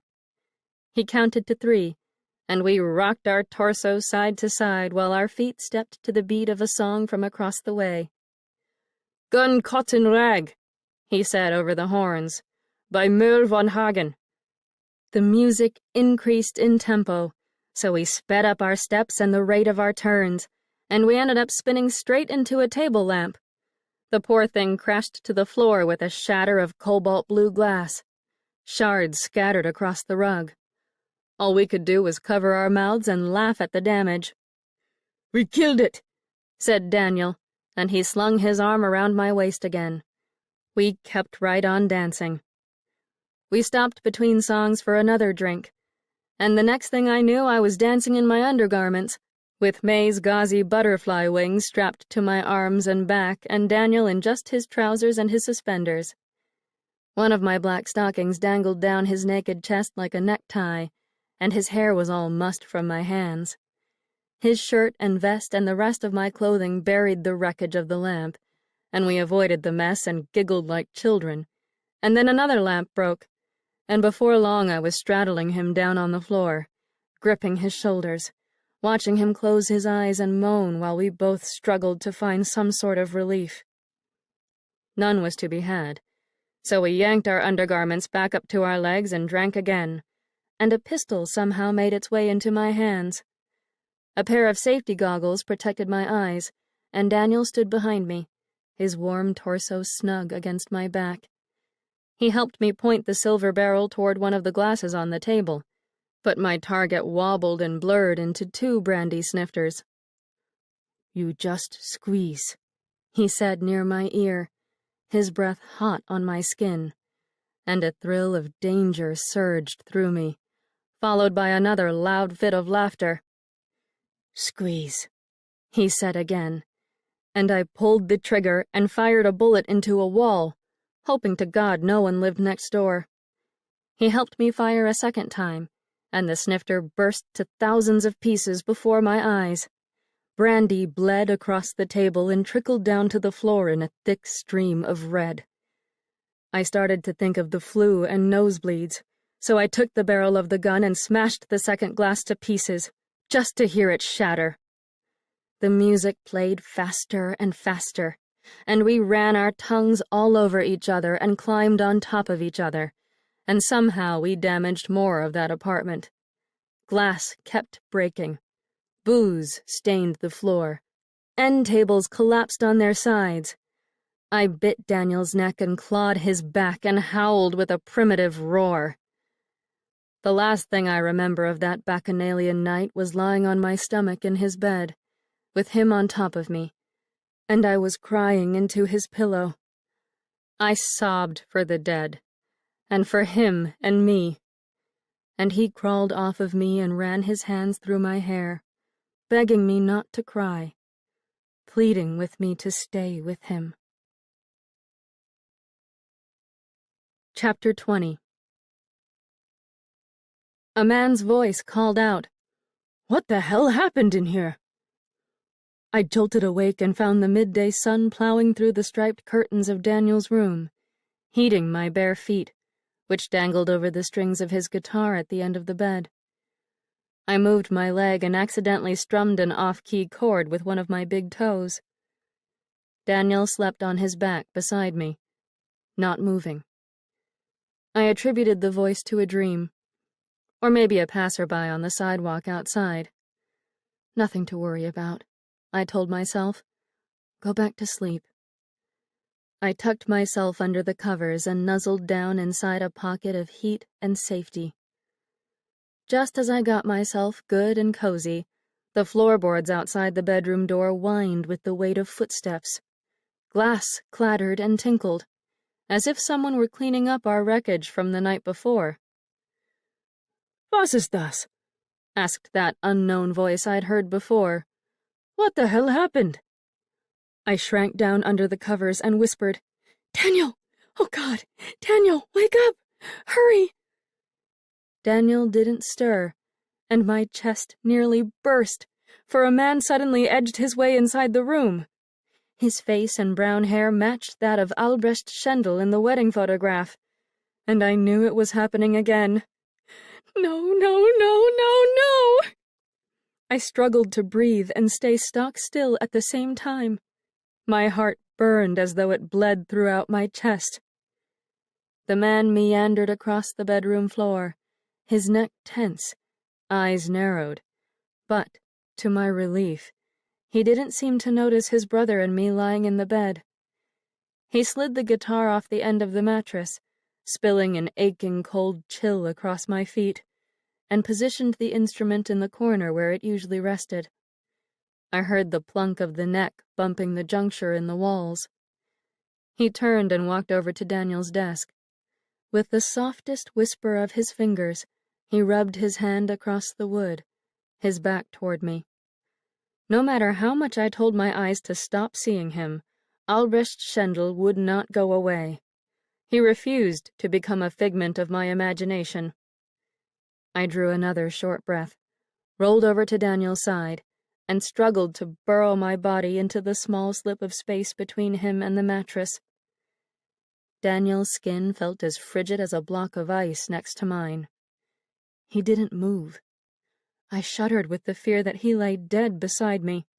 The flu or the alcohol had killed him. His murdered brother's spirit stood in the room with us, while Daniel's stiff and lifeless body sheltered my left side. Albrecht retreated, and I stayed in my paralyzed state, my cheeks sopping wet and my lips salty with tears. Footsteps retreated down the staircase. The front door shut down below. I sat up in bed and squeezed my nails into Daniel's left arm. His eyes shot open. "Ouch! Scheiße!" He grabbed his damaged skin. "What are you doing?" "I saw your brother." His face went still and pale. What? He came into the room with us, just now. I peered over my shoulder to the parts of the room where I'd just seen Albrecht, half expecting him to manifest again. He rested your guitar back in the corner where it belongs. No, he didn't, said Daniel without a trace of doubt in his voice. He didn't even sit up to look at the guitar. You imagined it. I tend to see spirits, harbinger spirits, before people close to me die, and... You imagined it. He pulled me back down to the mattress beside him, and my right cheek fell against the cold sheet. Get some more sleep. We're both just exhausted. But... Go to sleep, Liebling. We need to rest so we don't feel sick as dogs when we come to again. You're probably already in the grip of a hangover. There's no such thing as ghosts. You imagined him. I closed my eyes and listened to the stark silence of the streets outside, which should have been bustling with the sounds of bicycles and Model Ts and the chatter of workers and shoppers. Instead, the world resembled a music box that had wound itself all the way down and breathed its last chiming note. When I awoke again, the darkness of night had settled back over the room, and the band lulled the town with a piano-heavy piece that reminded me of childhood nights, when Mama soothed me on her lap after nightmares spoiled my sleep. Daniel's eyes blinked open beside me. "Are you all right?" I asked him. He nodded. "Are you?" I rubbed my eyes with the heels of my palms. I don't feel as sick as I thought I would. Maybe, after that monster flu and the migraines I used to suffer, a hangover feels like nothing more than a dull headache.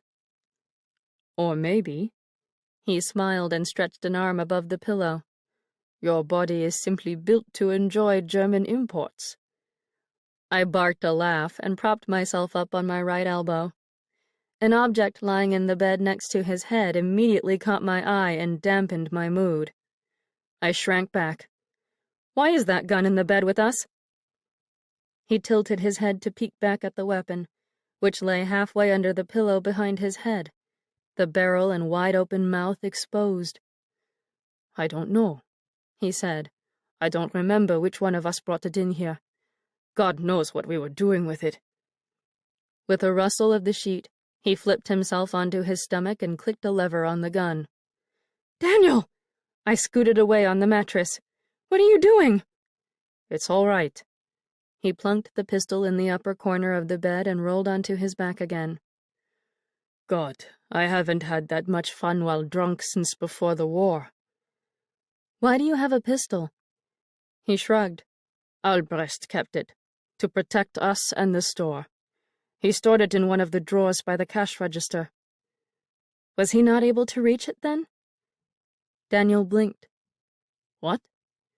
"Was he up in his room when they came the night of the murder?"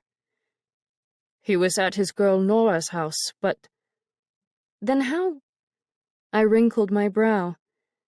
"Did he walk in on them vandalizing the place? Is that what happened? How did it happen?" "Oh, Christ, Ivy." Daniel wrapped a hand around mine, and his eyes turned damp and bloodshot. His nostrils fluttered. "Stop asking me questions like that. I don't want to say anything more about the murder. You've already heard enough." "I can't stop asking." I lowered my head against his chest. "I'm sorry, but I can't let it go. They didn't hurt you too, did they? Were you here? Did you see it happen?" "No, they didn't hurt me. Stop talking about them." "I hope you're able to forgive me." "Forgive you for what? You weren't the one who did anything." "Their names." A sharp ache rippled down my throat. "Their names are Frank and Peter Rowan." I squeezed my eyes shut and felt Daniel go rigid beneath me. "I don't know if you ever learned that information about them, but they were drunk and angry about Billy's death in the war. They had no right to come in here and kill anyone. I still can't bear the thought of what they did. And I keep seeing them beat your brother over and over inside my head. Please, I need to know. Do you forgive me for sharing the same blood as them? I forgive you, but there's honestly no reason to, Ivy. Stop bearing their guilt for them. Don't kill yourself because of them. I lifted my head and winced yet again at the sight of the gun at the head of the bed. Please, I'm still so worried you'll do something to yourself. I'm not going to kill myself. Do you promise? Swear to God. Swear upon your brother's grave. Ivy. He pulled me down close to him. Come here. I want to tell you something. My heart lurched. I readjusted my hands against both his chest and the mattress to steady myself. What? You're scaring me. Don't be nervous.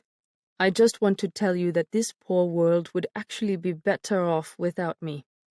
I'm not saying that because I'm planning to commit suicide, but you should know. I've killed... I know, you told me that. The war. I've killed women and children. My lips parted, and a shaky stream of air pattered out of my mouth and rustled through his hair. On my 20th birthday, in the summer of 1914. His hand trembled on my shoulder. The German army put me on a train with all the other new recruits without telling us where we were heading. We traveled for well over a day and eventually found ourselves at the Belgian-German frontier. A few days later, we marched into Belgium with orders to make war against the Belgian armed forces. He stopped for breaths of air, his chest expanding and contracting below my palm. Even though they instructed us to shoot only soldiers, they encouraged us to defend our lives and the fatherland against any citizens who rebelled against our invasion. We killed farmers and young men wanting to protect their towns and their country, and the regular part of my brain shut down. We had to turn into unthinking killers. One of my friends couldn't do it. He panicked and tried to run. So they made us shoot him, to teach us all a lesson.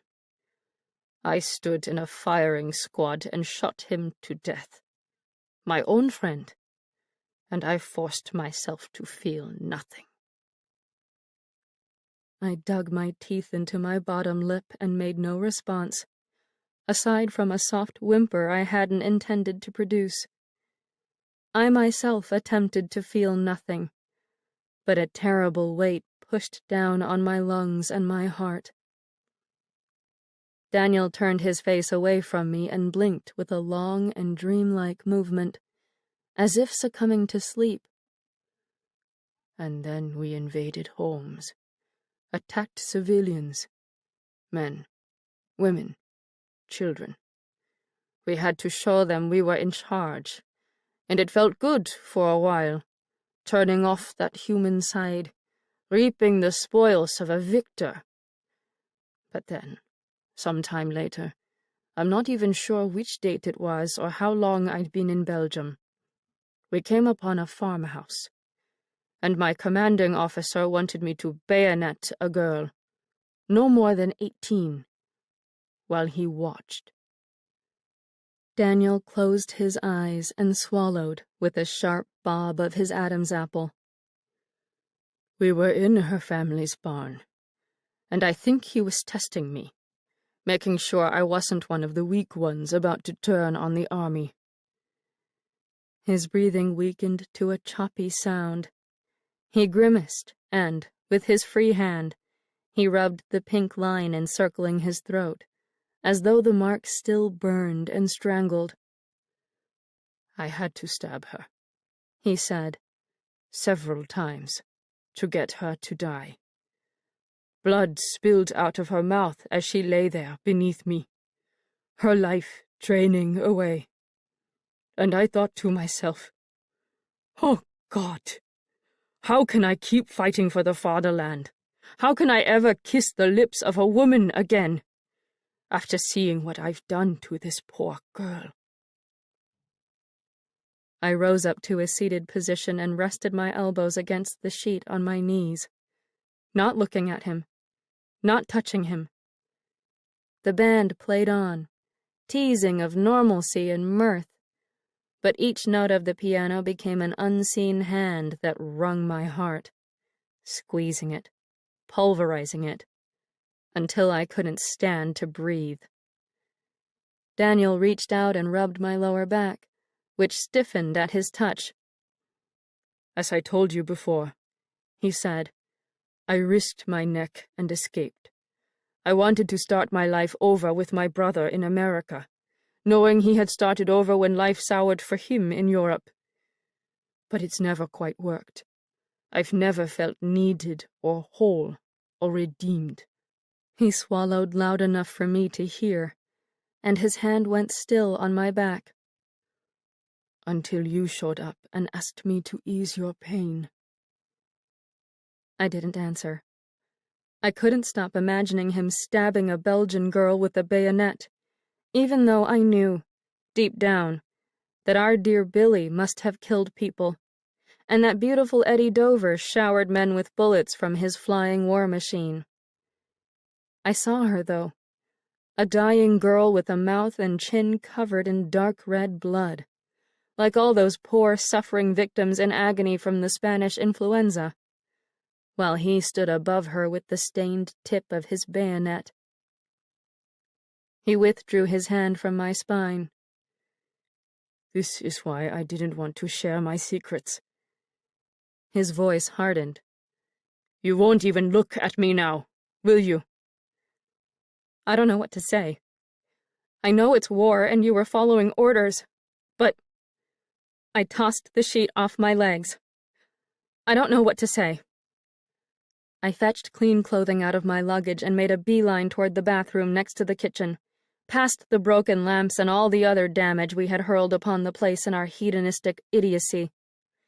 I washed my face and dressed myself while my legs shook with the urge to run. I passed back through the apartment to fetch my shoes. Daniel, fully dressed and cleaning up one of the lamps in the living room, stood up straight with a shard of blue glass in his hand. "Where are you going?" "I've got to see if Addie and Nella need me to drive the ambulance." He followed me into his bedroom. "And if they don't?" "I don't know." I shoved my right foot into a shoe and tied the laces. "I need to walk for a while. I need air. I've got to go somewhere. I can't breathe." "You don't understand, do you?" He parked himself in front of me with the shard still gripped in his fingers. "You can walk and walk to the ends of the earth, but that pain inside you, you know, the one you're always telling me about." I forced the other shoe over my left foot with a grunt. "It will never go away, Ivy. Not until you make peace with everything that's happened here.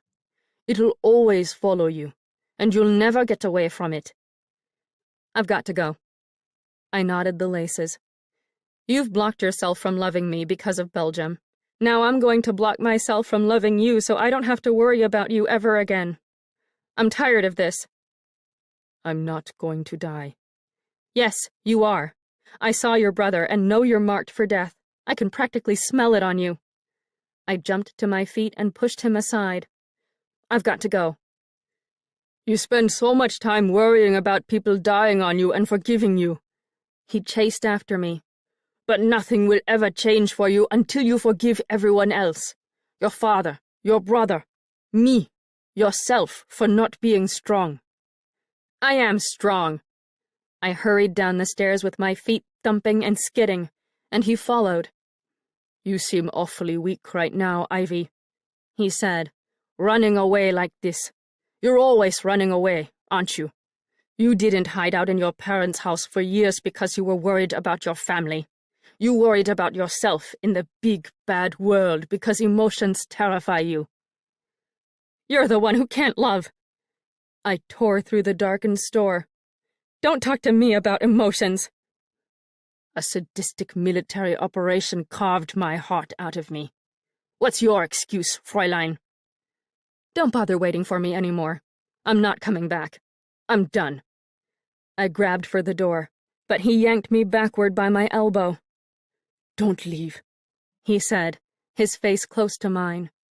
Why should I stay? You lied. This isn't paradise. It could be if you stop asking me questions about everything. Just forget the rest of the world. I pulled away, yet he tugged me right back. Let me go! Ivy, let me go! I pushed his hand off me. You disgusting kraut bastard! You fucking German animal! He shrank back and blanched, and I could almost see the red sting of my words slapped across his face in the shape of a handprint. My mouth tasted rotten and filthy, and I knew if I stayed in the shop another moment, I'd vomit up all the rest of the poison brewing inside me. I backed away and slipped out the door to the black streets of Buchanan. Chapter 21. I only made it as far as the sidewalk in front of Weiss's bakery before my legs gave out. The air smelled of rain, and moisture on the cement dampened my skirt and my outstretched palms and fingers. I couldn't move.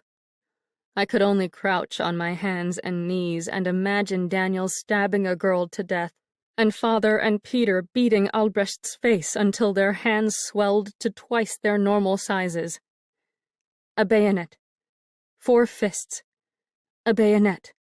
Flu victims spitting up black liquid. Daniel hanging from a rope. Father hitting Billy with a shovel. So much death. So much violence. I pressed my palms against the sidewalk and shook with convulsions that turned the sidewalk blurry. My eyes watered, and tears stung my skin, and I groaned in pain, as if I were the one being stabbed and beaten and strangled. "Do you know what I wonder?" asked a voice nearby.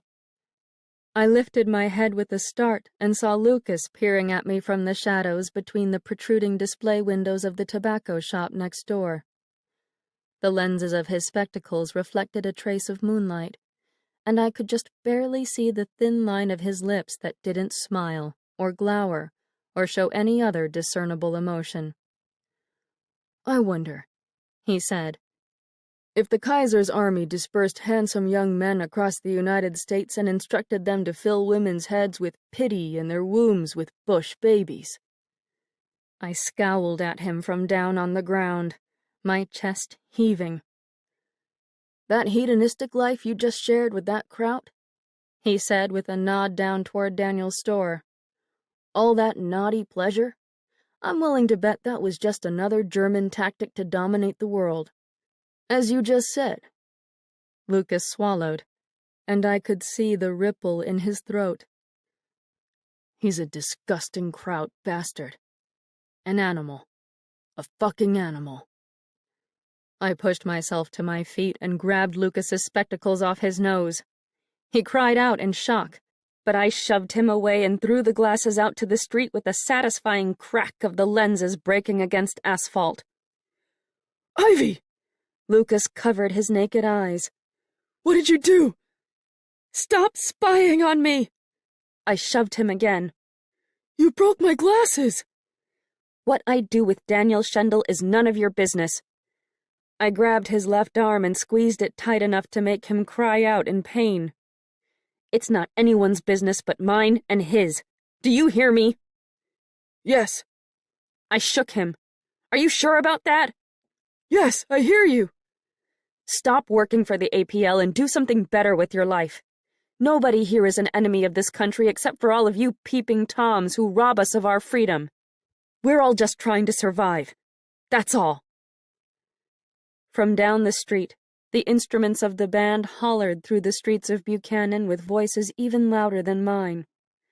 Still bearing down on Lucas's skinny biceps, I swung us both around and faced the direction of the Masonic Lodge.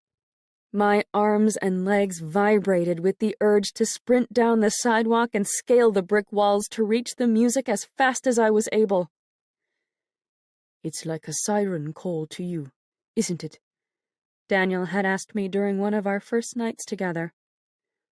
One day, you'll find yourself going to it, and never coming back.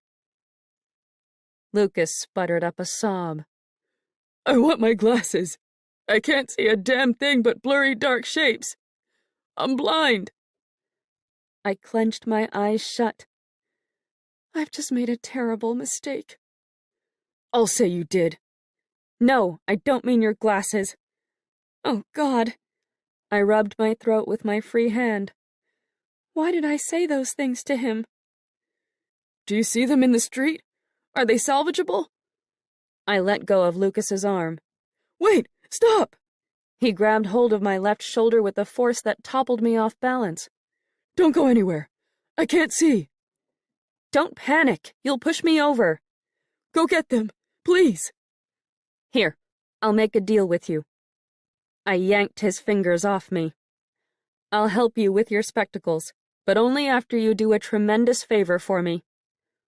What favor? I tipped my head to the right and listened with my left ear, in search of any sounds of other APL spies creeping around us. The jazz music rollicked across the town like a tipsy party guest, slamming into walls, rattling windows, snuffing out all other noises. Lucas, I said in a whisper, I'm about to do something highly unpatriotic. But, he snorted. You've already been doing something highly... Please, just listen. I inched another step closer, getting right in front of his panicky brown eyes that looked so tiny and mouse-like without the spectacles. There's something I've got to do to make amends with Daniel Shendel, but it violates the Sedition Act by inciting disloyalty. Or at least, the APL's definition of disloyalty. Tomorrow. I glanced backward for a fleeting moment, worried I'd just seen a shadow scuttle beneath a street lamp. If you feel the need to turn me in, you may do so, but only as long as you swear to make the APL leave Mr. Shendel alone for the rest of his living days. Lucas's lips quivered, and his blind eyes widened. But, what are you... He gulped. What are you going to do? My father and Peter killed Mr. Shendel's brother last week. They forced themselves into their store and beat him to death. I didn't... Lucas shook his head. I didn't know that. Really? I lifted my brows. Other members of your group have talked all about it. I've heard them. Those other fellas in the APL don't always take me seriously, on account of me being the youngest member. They don't tell me everything. I put my hand on his shoulder. Swear upon everything dear to you that Daniel Shendel will be all right. If you want to turn me into your fellow volunteers to prove your worth, go ahead and do so. I don't care. Just keep him safe. I just want my glasses, Ivy. I'm tired and want to get back home. I'll take you home and arrange to have your glasses mended and paid for immediately, but only if you promise to help him. Otherwise, I bent close to his ear and dropped my voice to a whisper that I hoped gave his neck chills. I'm leaving you here, alone in the street. His lips trembled again. That's not like you, Ivy. That's how I felt about you when you first flashed your APL badge at me and asked about Peter joining the war. We've all turned into brutes, when what we should be doing is helping one another. He scraped his teeth across his bottom lip and seemed to weigh my words with care. Help me. I squeezed his left shoulder. And I'll help you. All right? He nodded and sniffed. All right. I swear. You and Mr. Shendel will both stay safe. Just get me my glasses now, okay? I stepped away from him, keeping my eyes upon him for any twitches of his mouth or alterations in his expression that might indicate he was lying about our safety. My feet sidled toward the spectacles lying in the middle of the road. I leaned over and picked them up, feeling the dense weight of the bottle cap lenses, and when I took my eyes off Lucas to survey the damage, my jaw dropped. The glasses remained intact. I hadn't broken them at all. "How bad are they?" asked Lucas from the curb, holding his arms around himself, rocking. He looked more like the little boy I remembered from the past, the one with skinned-up knees who would come running into our yard, his brown cap flying off his head, shoes untied, to see if Billy could play. "Well,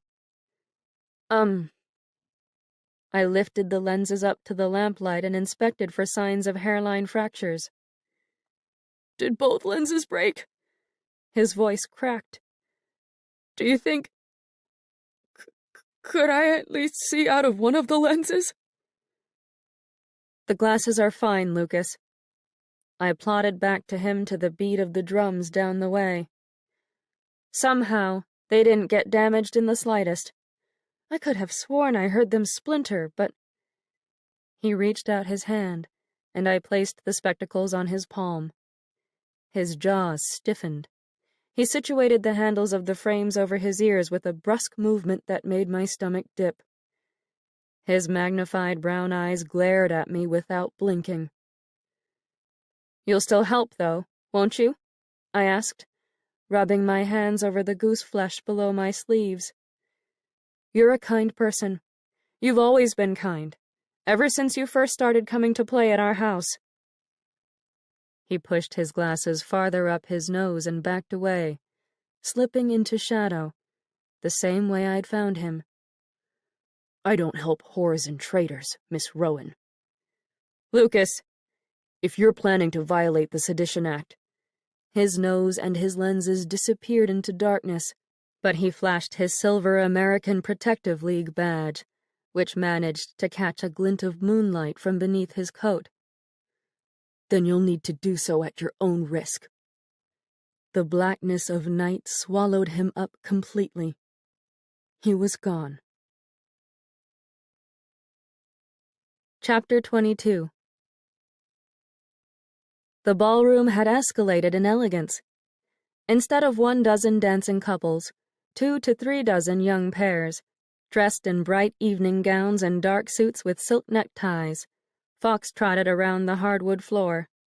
At least 3 dozen more guests sipped champagne at tables draped in ivory cloths.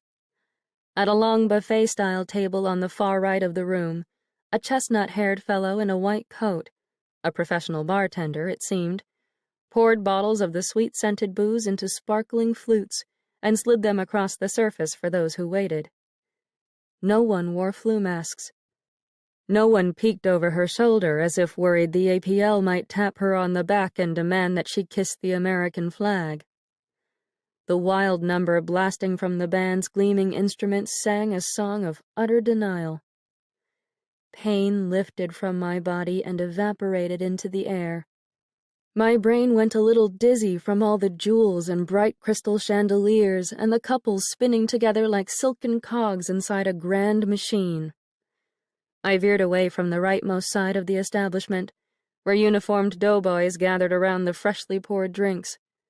They laughed and ogled the ladies with the lowest necklines, and I envisioned them separating into 2 different directions, like a parting olive curtain, to reveal Billy standing at dead center, smoking his cigarette, asking with his eyes, "Have you figured out yet who's going to die, sis?" I cupped my hand over my brow and locked my knees against the sensation of the floor buckling beneath my feet. "Hey there, Miss Rowan," said a male voice that struck me as familiar. I lowered my hand to find Benji from Nella's house strolling toward me in a smart black coat and striped gray pants. He smiled and looked nothing at all like the flu patient who had grabbed hold of my leg in a panic on the blood-stained floor of Polish Hall. "Hello, Benji." I smiled in return and relaxed my knees and my shoulders. "You found the place." "How could I miss it? I heard the jazz clear across town." "The band's swell, aren't they?" "They're sweller than swell."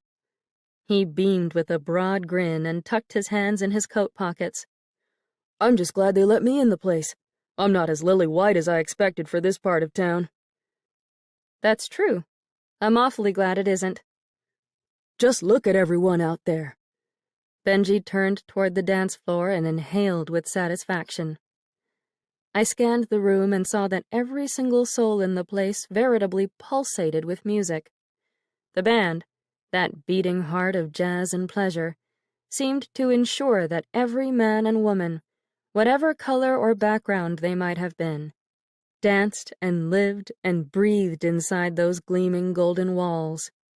If anyone were to ever say to me that music wasted one's time, I would urge them to climb the stairs to that Buchanan Masonic Lodge ballroom and experience their own toes tapping to the rhythm of hot jazz, their own blood throbbing with vitality.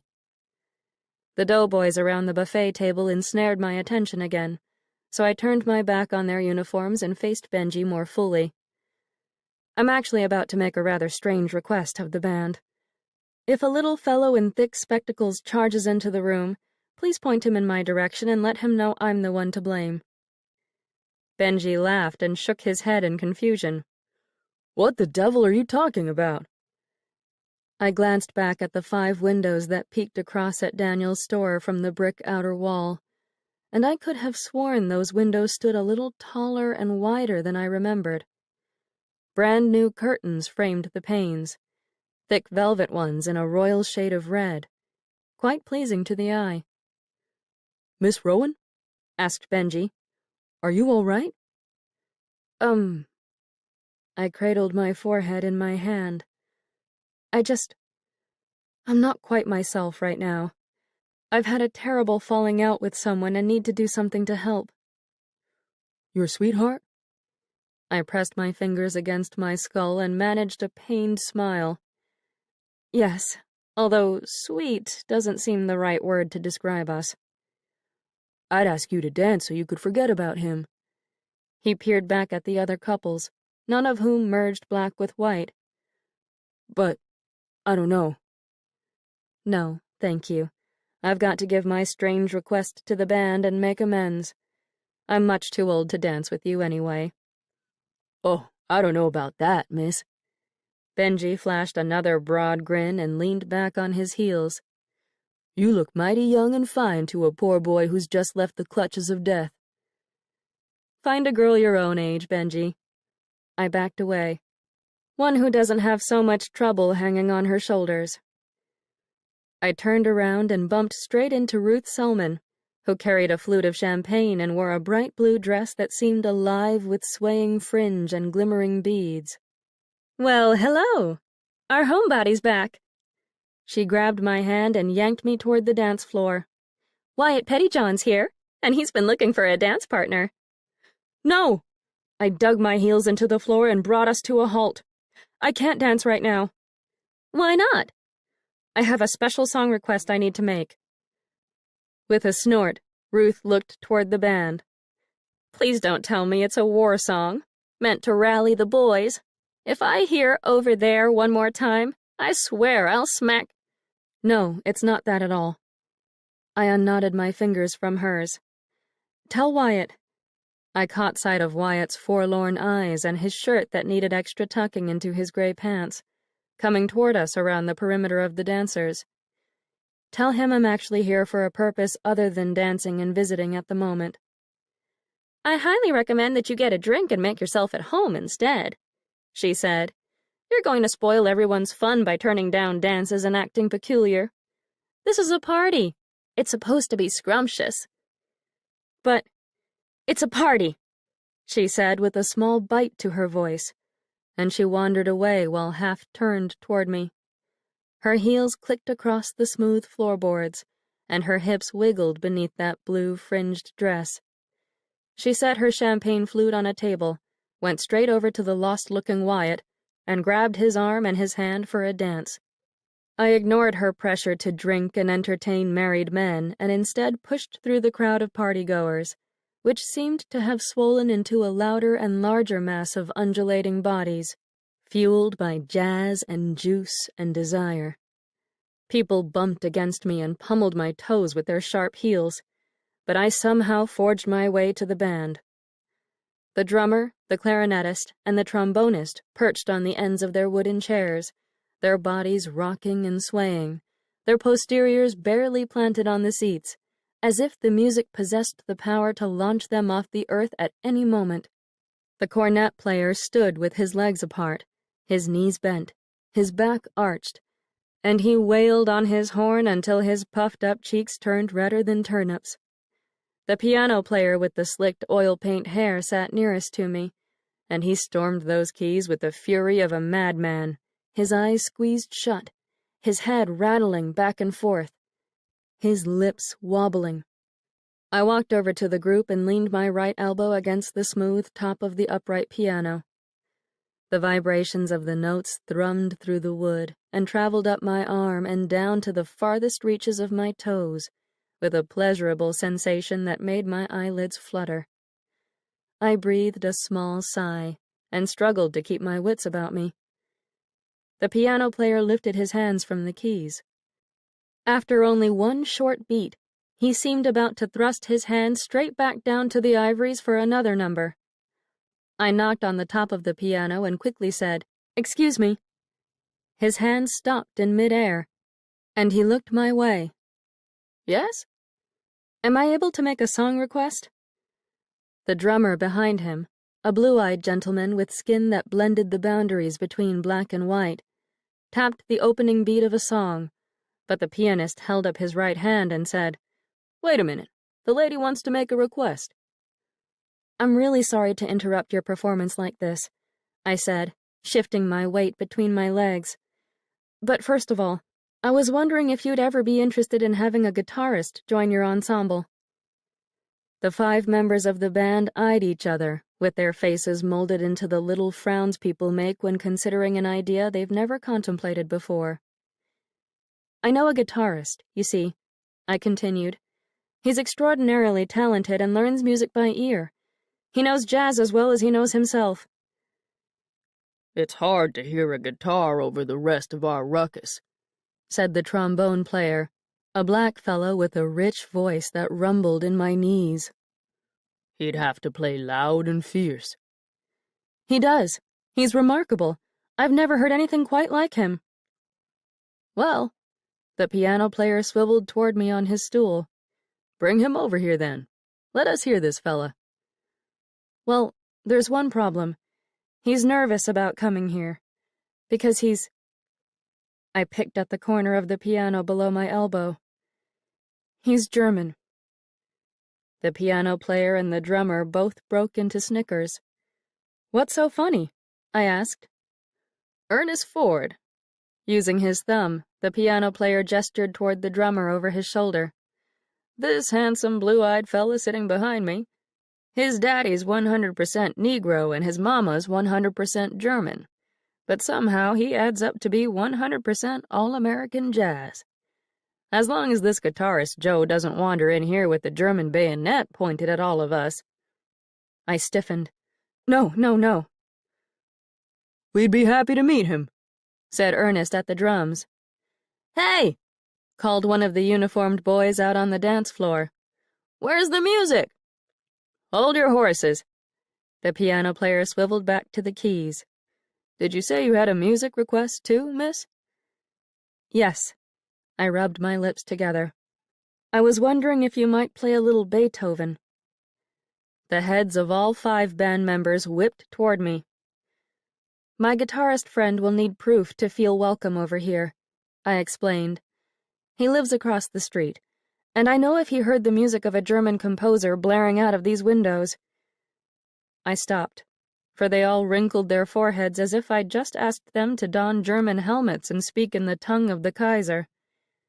"I know that Beethoven has been banned, but—" "That's not the problem, darling," said the trombonist, leaning forward with his elbow on his right leg.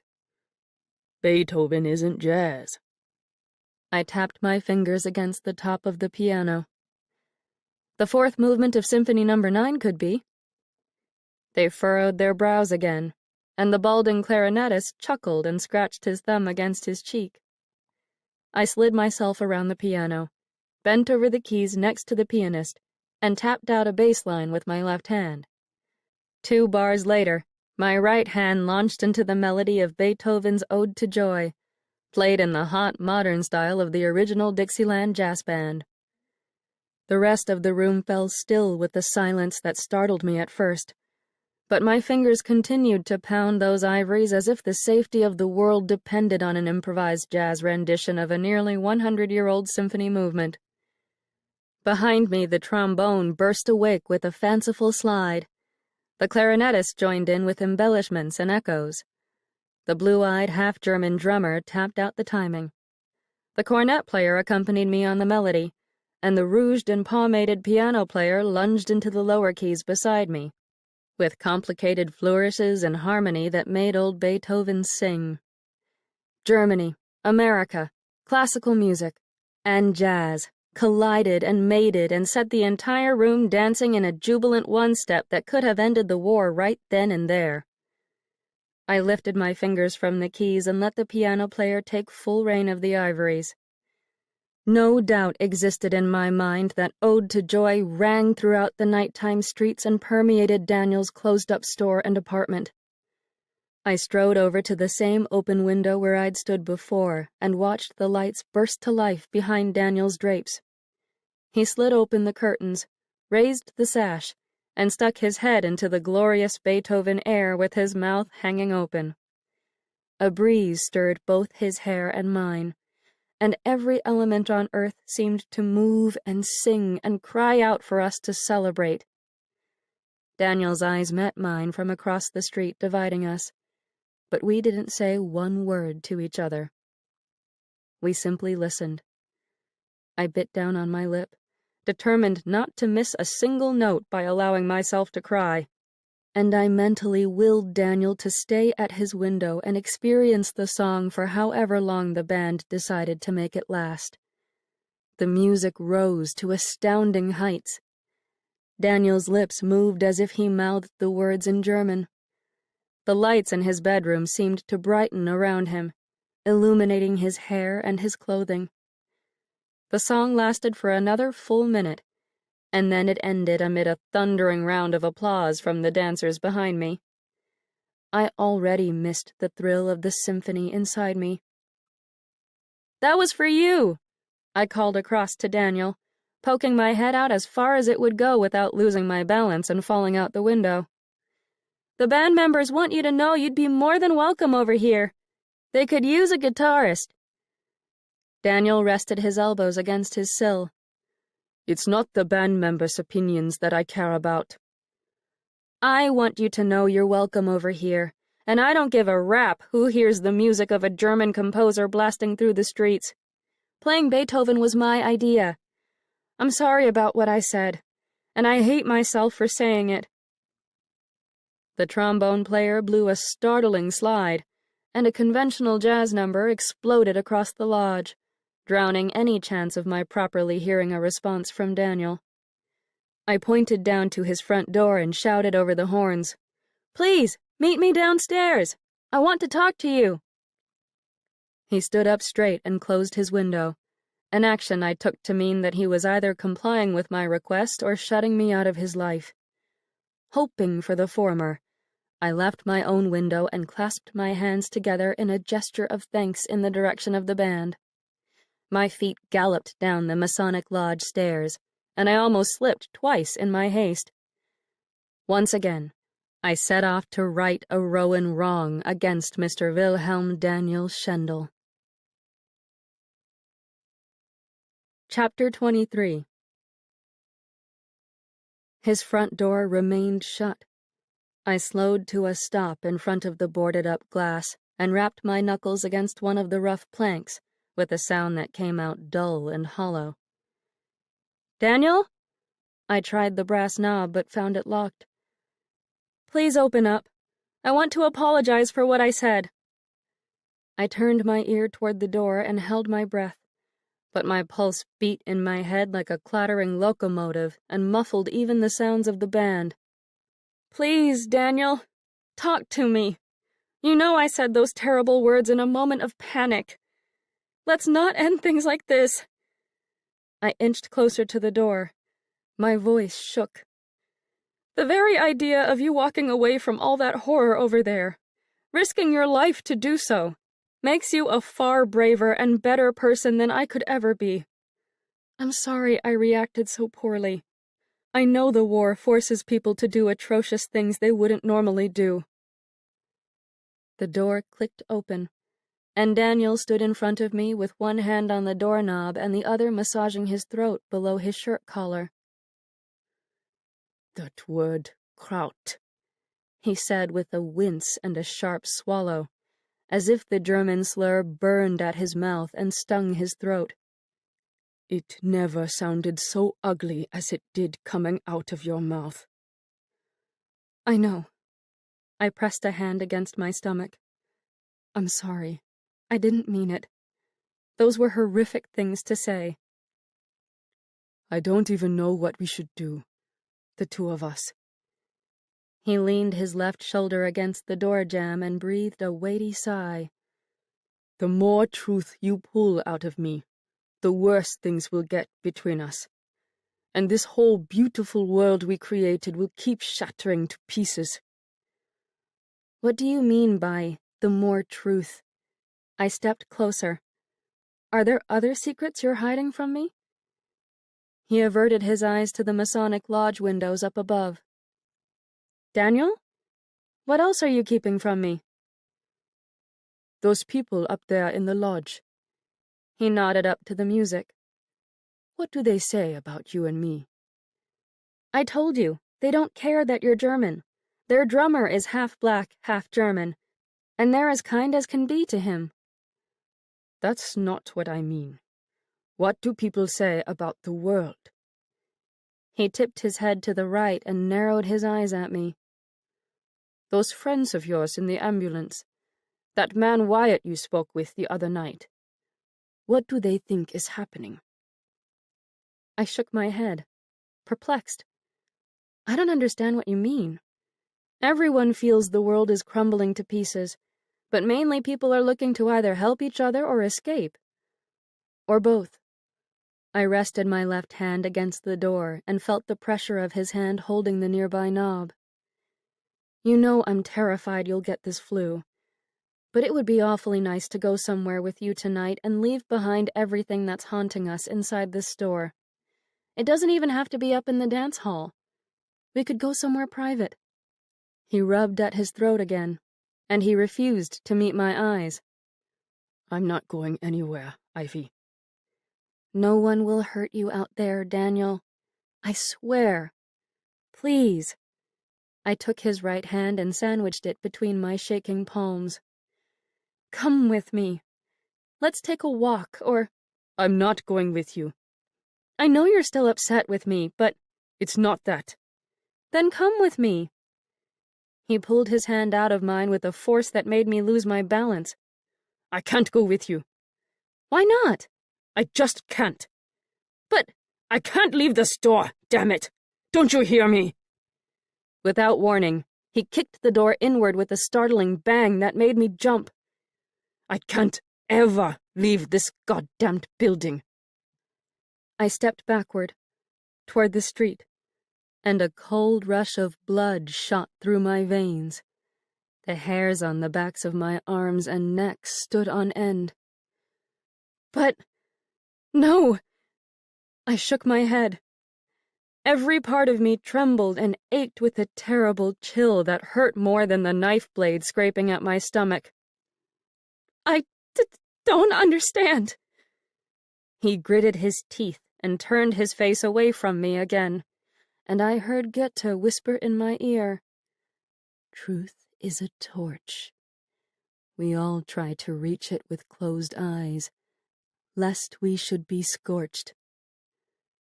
I pushed past Daniel and forced my way into the unlit shop, taking care not to trip over the silhouettes of chairs and tables propped on the floor at unsettling angles. "Where are you going?" he asked from behind me. I rounded the mahogany counter at the back of the store.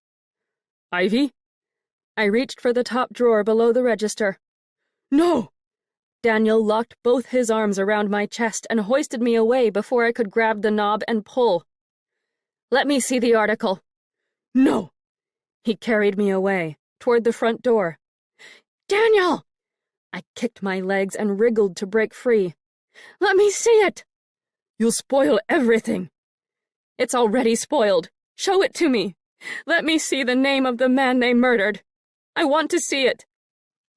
He threw me out to the sidewalk, where I fell to the ground and banged my knees against hard cement. The door slammed shut behind me.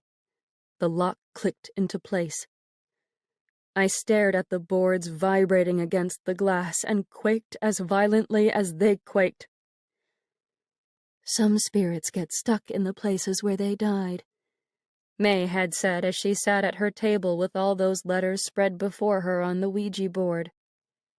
Some spirits get stuck in the places where they died. I pushed myself to my feet, meeting with the pain of a twisted ankle, and I limped eastward on Willow, not Werner Street, toward my family's home. You don't understand, do you? Daniel had asked me the first night I met him. You are, how do you say it over here? Naive. Is that a word in English? My secrets won't change anything, he had also said, 2 nights later, after I'd somehow been with him. Twice, by then. They can't hurt you. What's done is done. My uninvited guests always signaled loss. Their presence suggested that the wall dividing the living and the dead had opened a crack.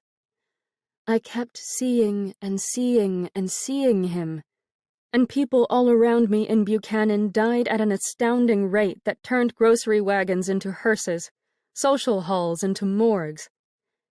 He had stood over the blood on the night of the murder, his hands stuffed in the pockets of his tan trousers, his face directed toward the dark stain marring the floorboards. And if I really stretched myself back into time and truly thought about that night, my mind would show me his face again, and I'd see the truth blazing in his eyes. His brother had slept at his sweetheart Nora's house that night, while Daniel remained at home, alone, until 2 strong men with revenge in their eyes burst into his store to kill. Chapter 24. Mama! I called up the staircase, not caring who I woke. Come downstairs, please, hurry! I paced the floorboards and clasped my temples to keep my skull from breaking in half. When my mother didn't hustle down fast enough, I grabbed an old studio photograph of my brothers and me as children, one that teased of happier times, from above the piano, and hurled it at the opposite wall with a wild shattering of glass. Mother! Ivy? Mama tiptoed into view at the bottom of the stairs and pulled her white cambric robe around her nightgown. Why are you here so late, and so upset? I squared my shoulders at her and lifted my chin. What is the name of the man they murdered? Her face drained to the color of that robe.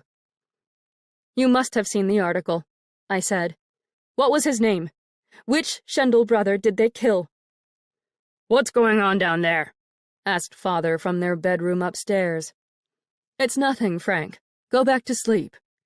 She turned back to me and gripped the square newel post at the bottom of the stairs. Oh, Ivy. Tell me, I said. Why won't anyone tell me anything? Stop treating me like I'm a delicate piece of china that mustn't be broken. Wait here.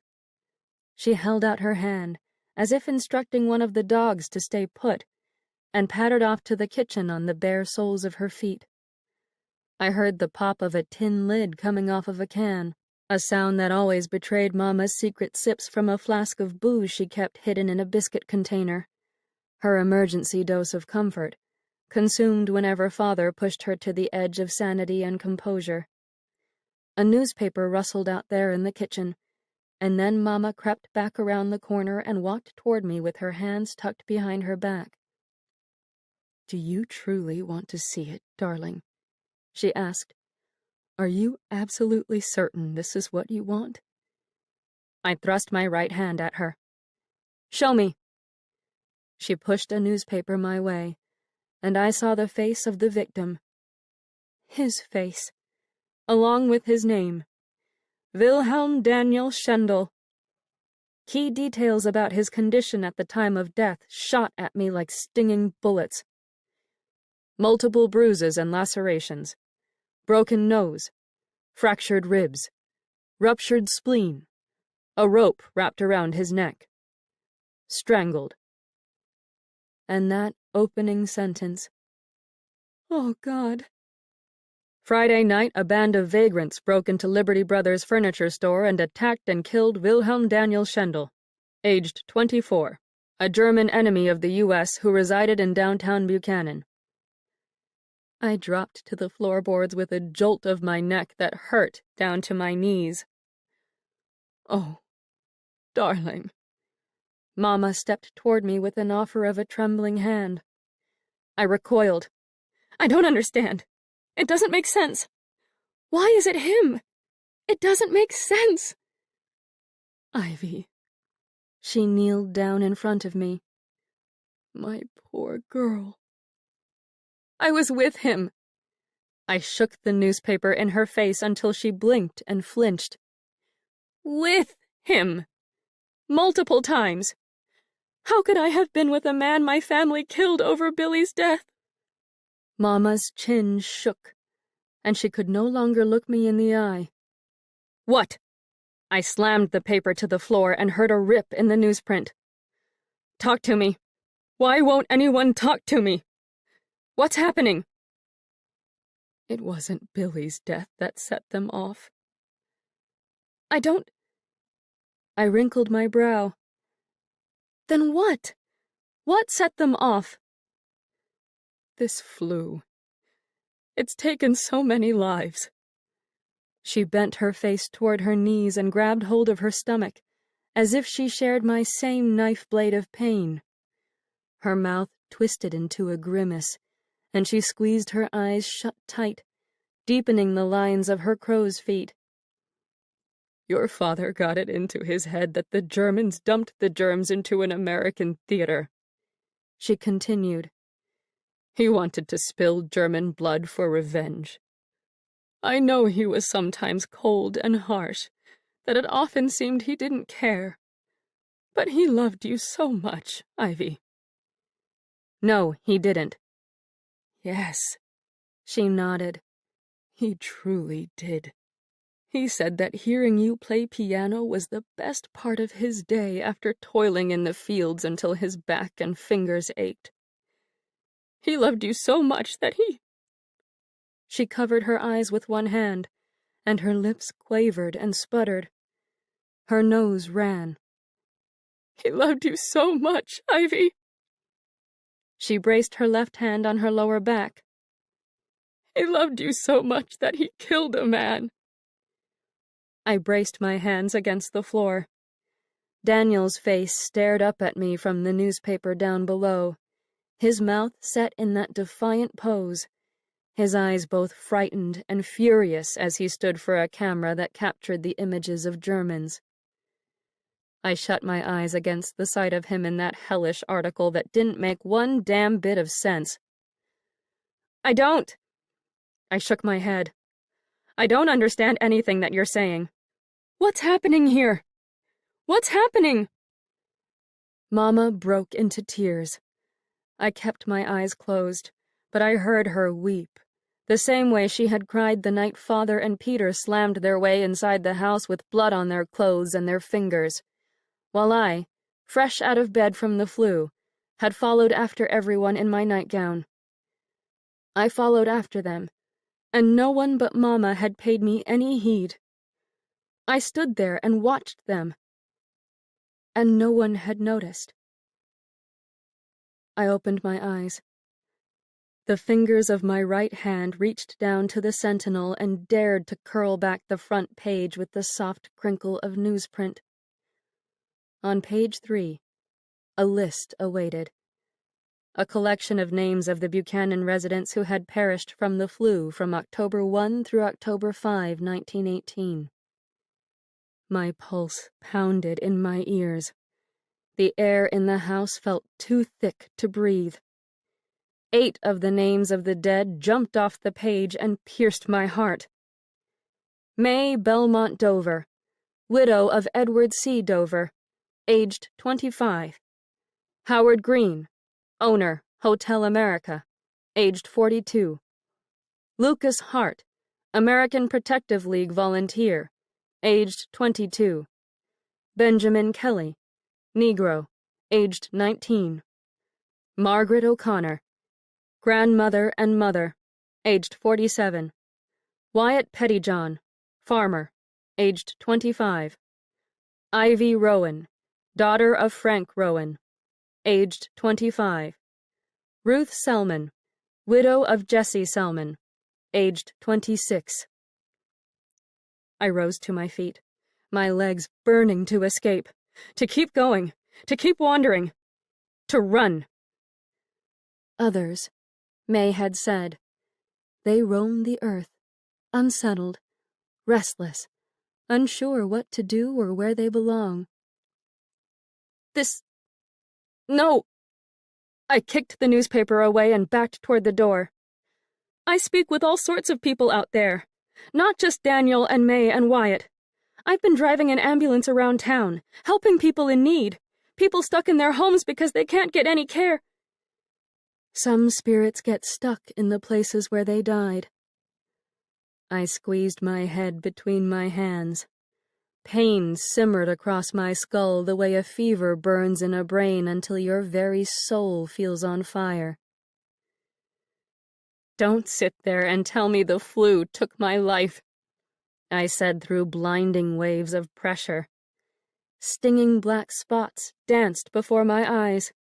My ears rang with a screeching holler that couldn't be silenced no matter how hard I swallowed. We're all alive. Everyone I see out there is alive. Ivy.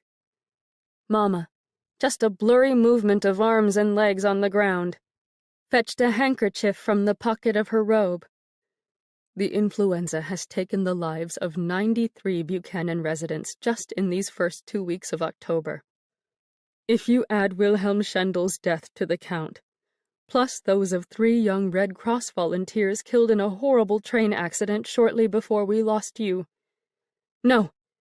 My back banged against the door, and the cold knob dug into my spine. She wiped her eyes.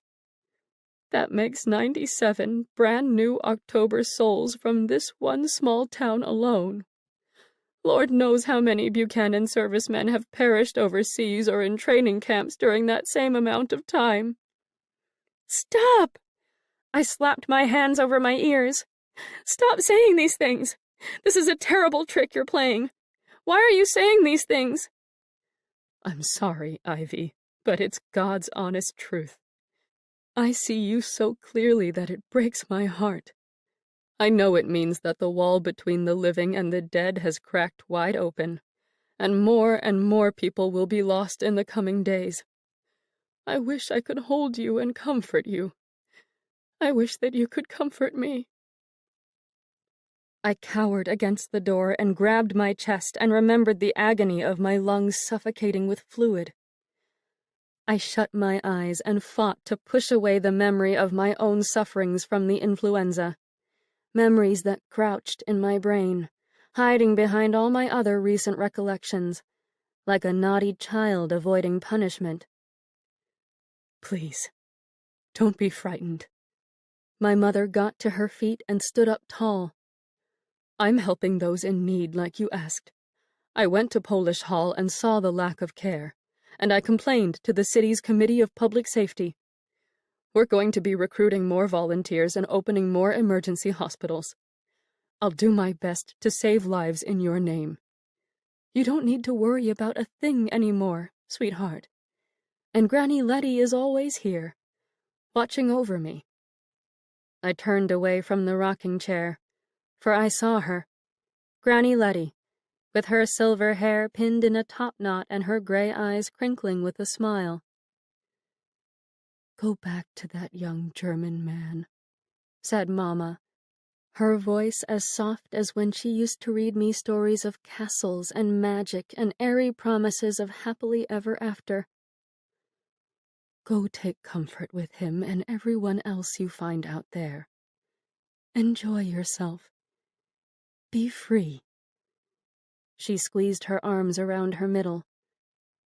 "I'll think of you every time I hear a strain of music, and I'll tell myself, 'My Ivy is in those notes. I know she is. I can hear her.'"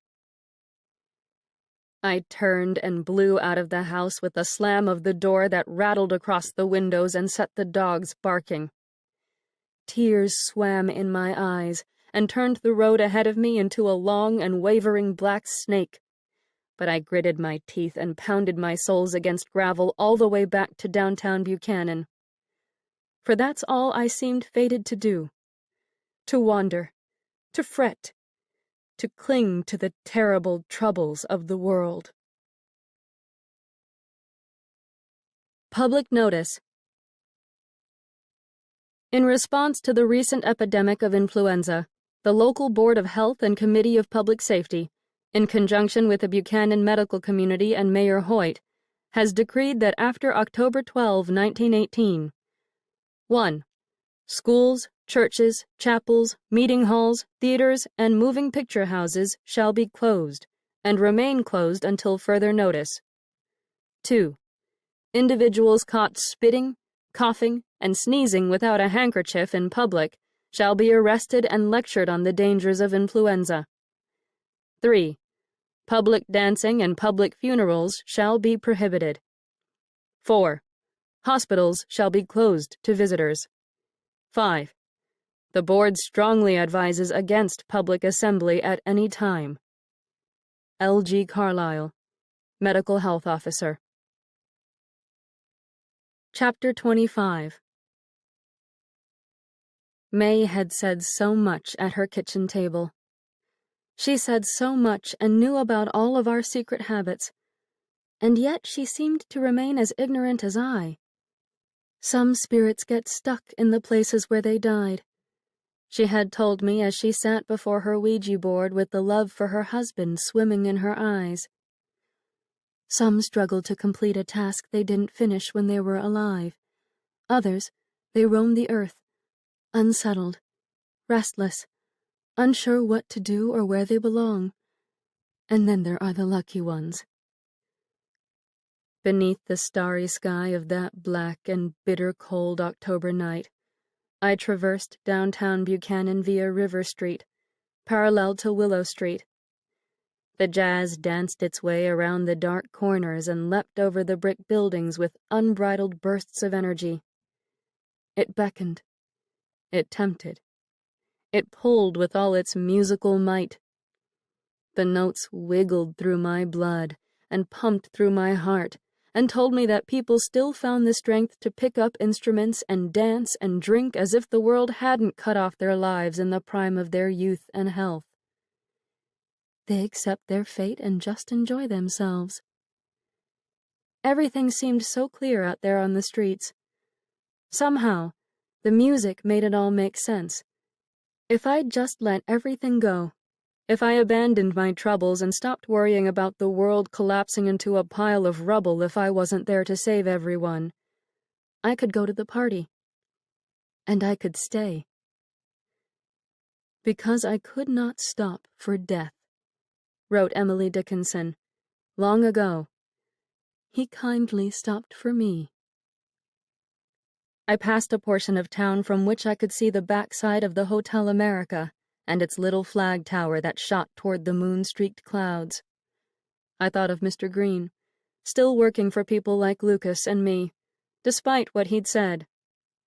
I had that same illness myself. Knocked me clear off my feet right here at the front desk.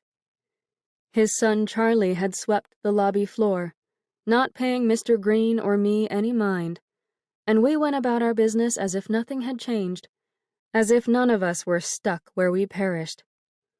Or wandering, waiting to be told what to do and where to go. I wiped my eyes with the back of my sleeve and knocked on May's tapioca-colored door, which looked slate gray and almost stone-like in the unkind darkness of night. The 3 o'clock hour must not have arrived yet, for she opened the door, alone, in her red silk robe, and she smiled at me with a genuine look of hospitality that managed to warm my blood a tad. "You're back." She reached out her hand and held fast to my fingers. "What a lovely surprise." "Oh, May." I wrapped my free arm around her and broke into tears against her shoulder. "What's wrong?" She patted my back above my spine. "Oh, poor butterfly. Did you and your German quarrel?" "You said that you had a sharp headache," I said into her perfumed silk below my lips, "and that you sat down for a spell. You said you thought God might have sent this flu to help all the Widow Street girls join their fallen husbands." "Yes," she nodded, her head against mine. "That's what I did, and still do, believe." "Oh, May!" I choked on the words that tried to push through my tears. My throat closed up, and I imagined Daniel with that rope squeezed around his windpipe until he couldn't manage another breath. "What is it?" she asked. "What's wrong, Ivy?" "It's not a haunting. Eddie's not coming back to visit the living." Her fingers went still on my back, and I felt her entire body grow cold against me. "What are you talking about?" I swallowed. "You never got out of that chair." She pulled away from me. I took hold of both her hands before she could back out of reach. "We're both like Eddie, May. Both of us. The flu saw to that. My mother just told me. I saw our names in the newspaper. And my German. He's the one." I nodded as if the gesture would fill in for my unspoken words, but May's brown eyes remained wide and utterly perplexed. Her irises darted back and forth, scanning my face. "Daniel is the one who was in the store when my father and brother attacked," I continued. "They killed him. They killed my Daniel. Because of me. Because I had the flu. And they blamed the Germans." "I don't." She wrinkled her forehead. "What are you—" 97 people have died in Buchanan during these first 2 weeks of October. 97. And counting. "But I don't—" "It seems we're part of the 97, May." I swallowed. "This killer flu. It granted your wish. It did indeed help you join your fallen husband." "No." She breathed a small laugh. "That's not true. You're terribly confused, Ivy." My mother told me. She gave me those statistics. We're part of those statistics. Eddie wouldn't keep leaving me if I were like him. He'd take me with him. "Come with me." Still holding her hands, I tugged her toward me and the open doorway, managing to move her 2 steps forward. "Please, come out of this house for a while and join me for some music and drinks. And when Eddie returns, you can tell him where you've been. Maybe you'll both become the lucky ones, the ones who accept their fate and just enjoy themselves." "I can't leave." "Yes, you can." My own feet crossed the threshold to her porch. "There's a party every night, just down the street. Can't you hear the jazz?" We both craned our necks in the eastward direction of the lodge, but only a soft bleat of the horns traveled the distance to May's residence. "I'm not going anywhere without Eddie." She wrenched her hands out of mine. "He's coming back soon, and I'm going to be here. I'm going to be here and pretend like nothing is wrong." She turned and whisked toward her bedroom with her red silk swishing across her calves. "No, don't pretend." I followed after her. "Daniel pretended, and it only made things so much worse for me." "Eddie!" May tore inside her room and yanked down the covers of her empty bed. "Eddie, where are you? Where are you? I need you, now!" She dropped to her knees on the floor with her eyelet bedspread clutched in both hands. "Eddie!" I knelt beside her, resting my knees against a fuzzy rug of black and gold It's all right. Eddie! She bent over at the waist and cried into the fabric. It's all right. I rubbed her back, above the hard ridges of her curled spine and quaking shoulder blades. He'll be here soon, and then you can speak to him about what you learned. Both of you can free yourselves and accept your fate, and he'll likely stay with you for as long as you both want to be together. I brushed loose curls off the nape of her neck. But don't pretend like Daniel and my mother did. It only makes the truth so much harder to swallow. It feels like poison and betrayal when you realize you've been sheltered like a child.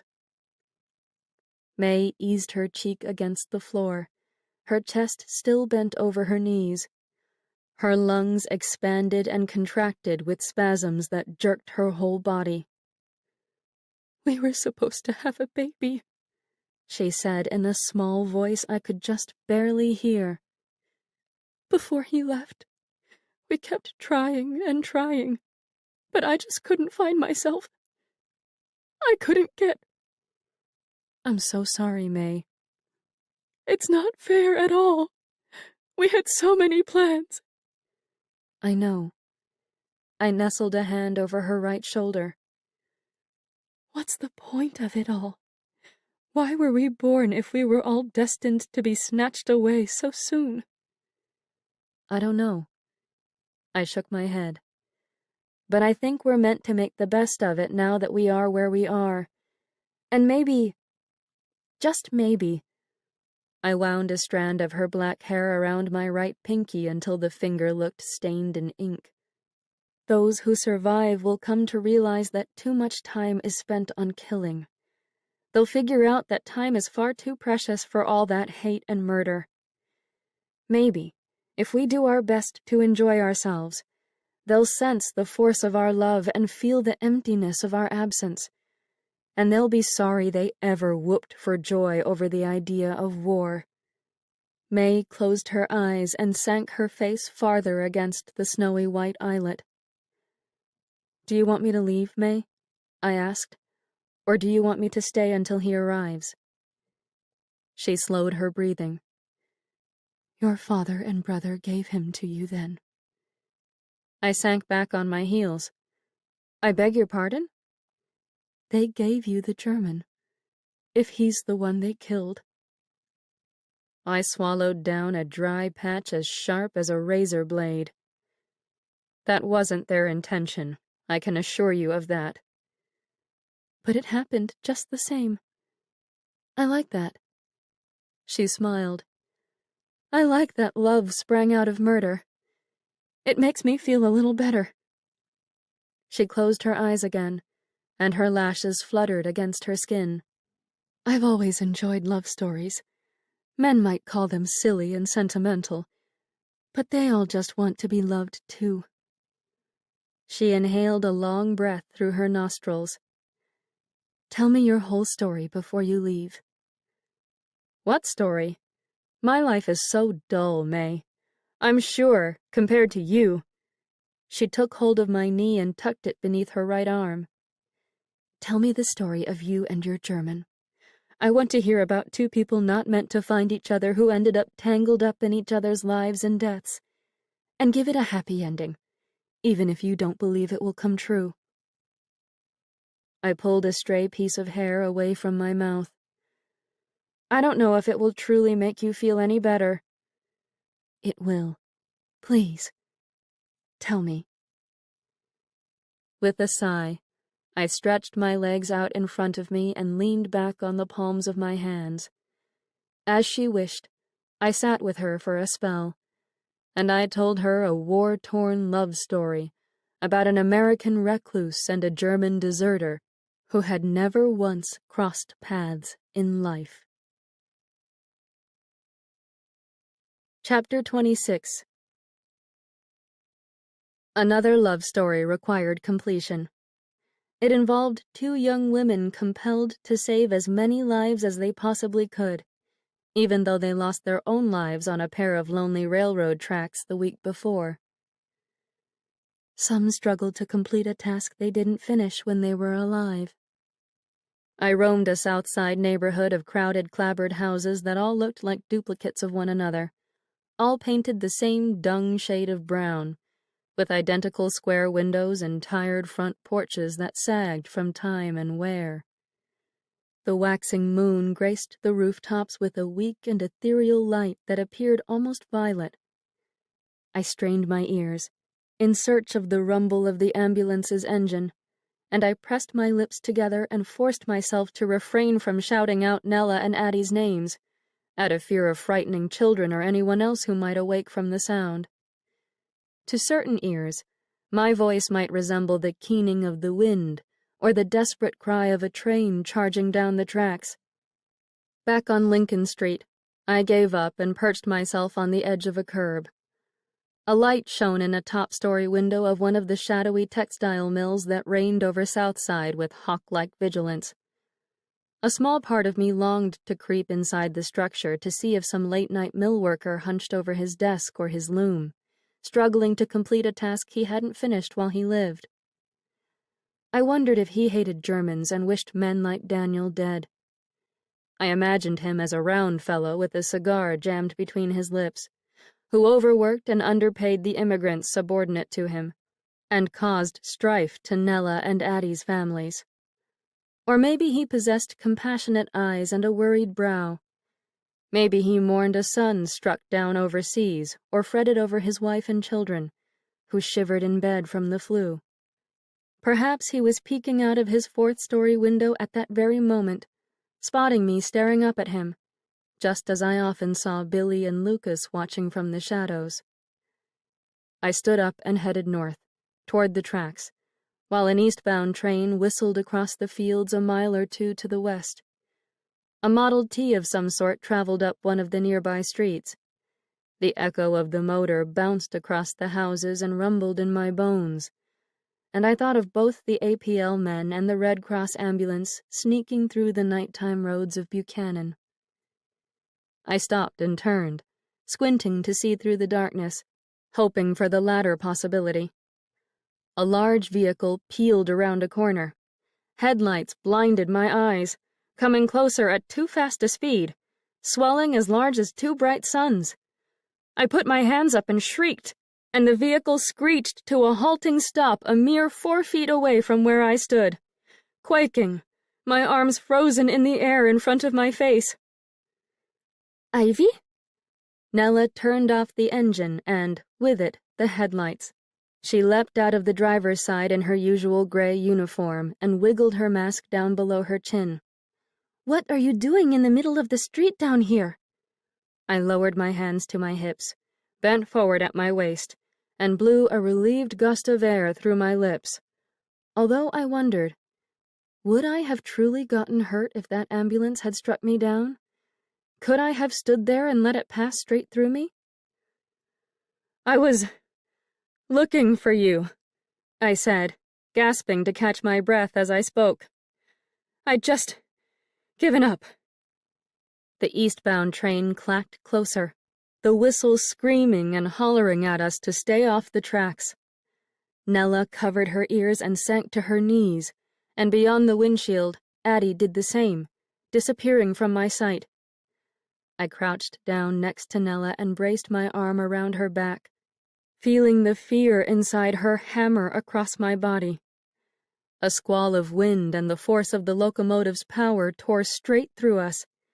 I tasted the sting of death in its fury of metal and steam. The whistle blew directly next to us, the cries blaring across my brain, making my eyes water, warning of broken glass and twisted metal and bodies tossed through the air. The train passed. It wreaked its havoc and sped off to the eastern farms of Buchanan, chugging, whistling, clacking, clacking, clacking. "Addie." I kept hold of Nella, but I lifted my face toward the passenger who hid inside the ambulance. "Please come out here. The train is gone. I need to talk to you both." The whistle faded into the pitch-black distance, and Addie slipped out of the truck, her hands still clamped over her ears. Nella rose to a standing position and removed her flu mask. I backed up to properly face them both, and Addie lowered her mask and cleared her throat. "Tell me," I said, a tremor in my voice. "That night I first found you stalled on the tracks. How long had you actually been there?" Addie and Nella glanced at each other with their lips half open. I heard the nervous beating of their breaths, but they did not answer. "Do you remember what day it was when you first tried driving across those tracks?" I asked. "Was it Saturday, October 5? "I think—" Addie gulped and winced. "I think it was a Wednesday. Or a Thursday. The flu was just getting bad." "It was Wednesday, October 2, said Nella without hesitation. "That's when we tried driving Liliana to the emergency hospital and stalled." "You—" I clutched the buttons of my blouse above my chest. "You stalled on the tracks on October 2? "Yes." Nella averted her gaze to her Red Cross boots down below the thick hem of her skirt. "And a train came?" I asked. Nella's chin shook. She wiped at her right eye with a knuckle. "Yes, a train came." "Did it—" "Yes." Nella looked me straight in the eye. "It hit us. I tried and tried to crank the engine back to life, and I jumped back in, while Addie was just about to jump out, and it hit us." I turned toward Addie, whose lips shivered. She hardened her jaw and blinked back tears brewing in her eyes. "Do you both know what happened to you, then?" I asked. "Have you known all along?" "We don't talk about it," said Nella, bracing her hands on her hips. "After you leapt into the ambulance and helped it off the tracks, there seemed no point in questioning what had happened. We just wanted to keep going, to keep fetching and helping." "The people you're helping," I swallowed. "Do you know—" Both of them turned their eyes away from me, peering instead at the dark patches of weeds that filled the land between the tracks and the houses. "They already lost their lives," I said, my arms hanging by my sides like two bars of iron. "Do you know that?" Both of them kept their eyes averted. The moon kissed their cheeks, and a silent wind plucked at their skirts and their sleeves. "Their souls got stuck in their houses," I said, "or else they didn't want to leave. That's why some of them yelled at us to go away with so much passion." I tracked over the pebbles in the road and wrapped my right arm around Addie's thin shoulders. "You don't need to keep fetching them unless you truly believe some of them are trying to get out." "I don't know." Addie covered her eyes and quaked against me. "If this is true, then why haven't I found my sister?" "Didn't you say she succumbed to the influenza?" I asked. "Yes." Addie nodded with her lips pressed together. "Our Florence. I can't find her anywhere here in Southside." I squeezed her against my side. "Does she like to dance?" Addie sniffed, and, out of the corner of my eye, I caught Nella cocking her head at me. "Does she?" I asked. "Could you imagine her dancing to jazz?" Addie nodded. "Come along." I steered the girl back to the passenger side of the ambulance, my arm still tight around her. "Both of you, I'm going to show you another place where you can potentially take your transports. I have a strong suspicion Florence might already be there, discovering what happens when people bid goodbye to earthly troubles."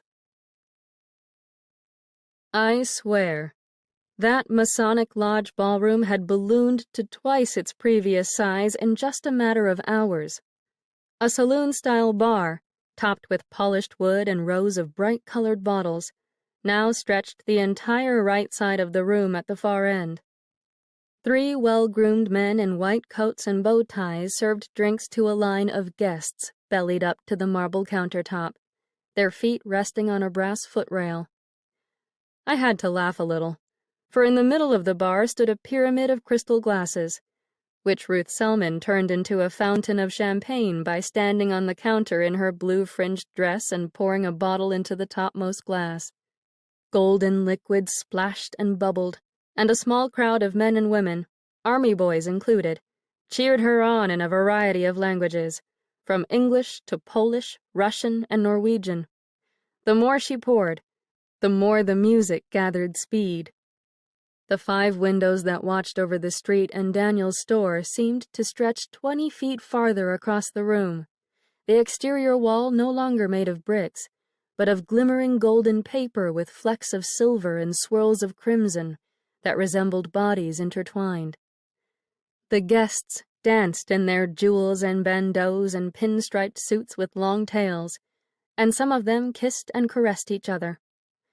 I noticed that a freckle-faced redhead had joined the band, and his enormous brass tuba belched a vigorous bass line to Livery Stable Blues, which inspired a whole slew of popular animal dances among the crowd: the foxtrot, the grizzly bear, the turkey trot, the bunny hug. Everyone wiggled and waddled and clasped one another and beamed bright wattage smiles that made the crystal chandeliers burn even brighter. All the bedazzling colors of the place, the gilded coating of the walls, the deep red of the velvet curtains, the blues and the blacks and the greens of the gowns, gleamed with the warm hues of a Renoir painting. I stepped farther into the room on the sweet bubbles of champagne, flanked by Addie and Nella, and I gaped at all the familiar faces I hadn't seen in the place before. Sigrid, dressed in white silk, a pearl comb shining in her pinned blonde locks, now danced with her Wyatt.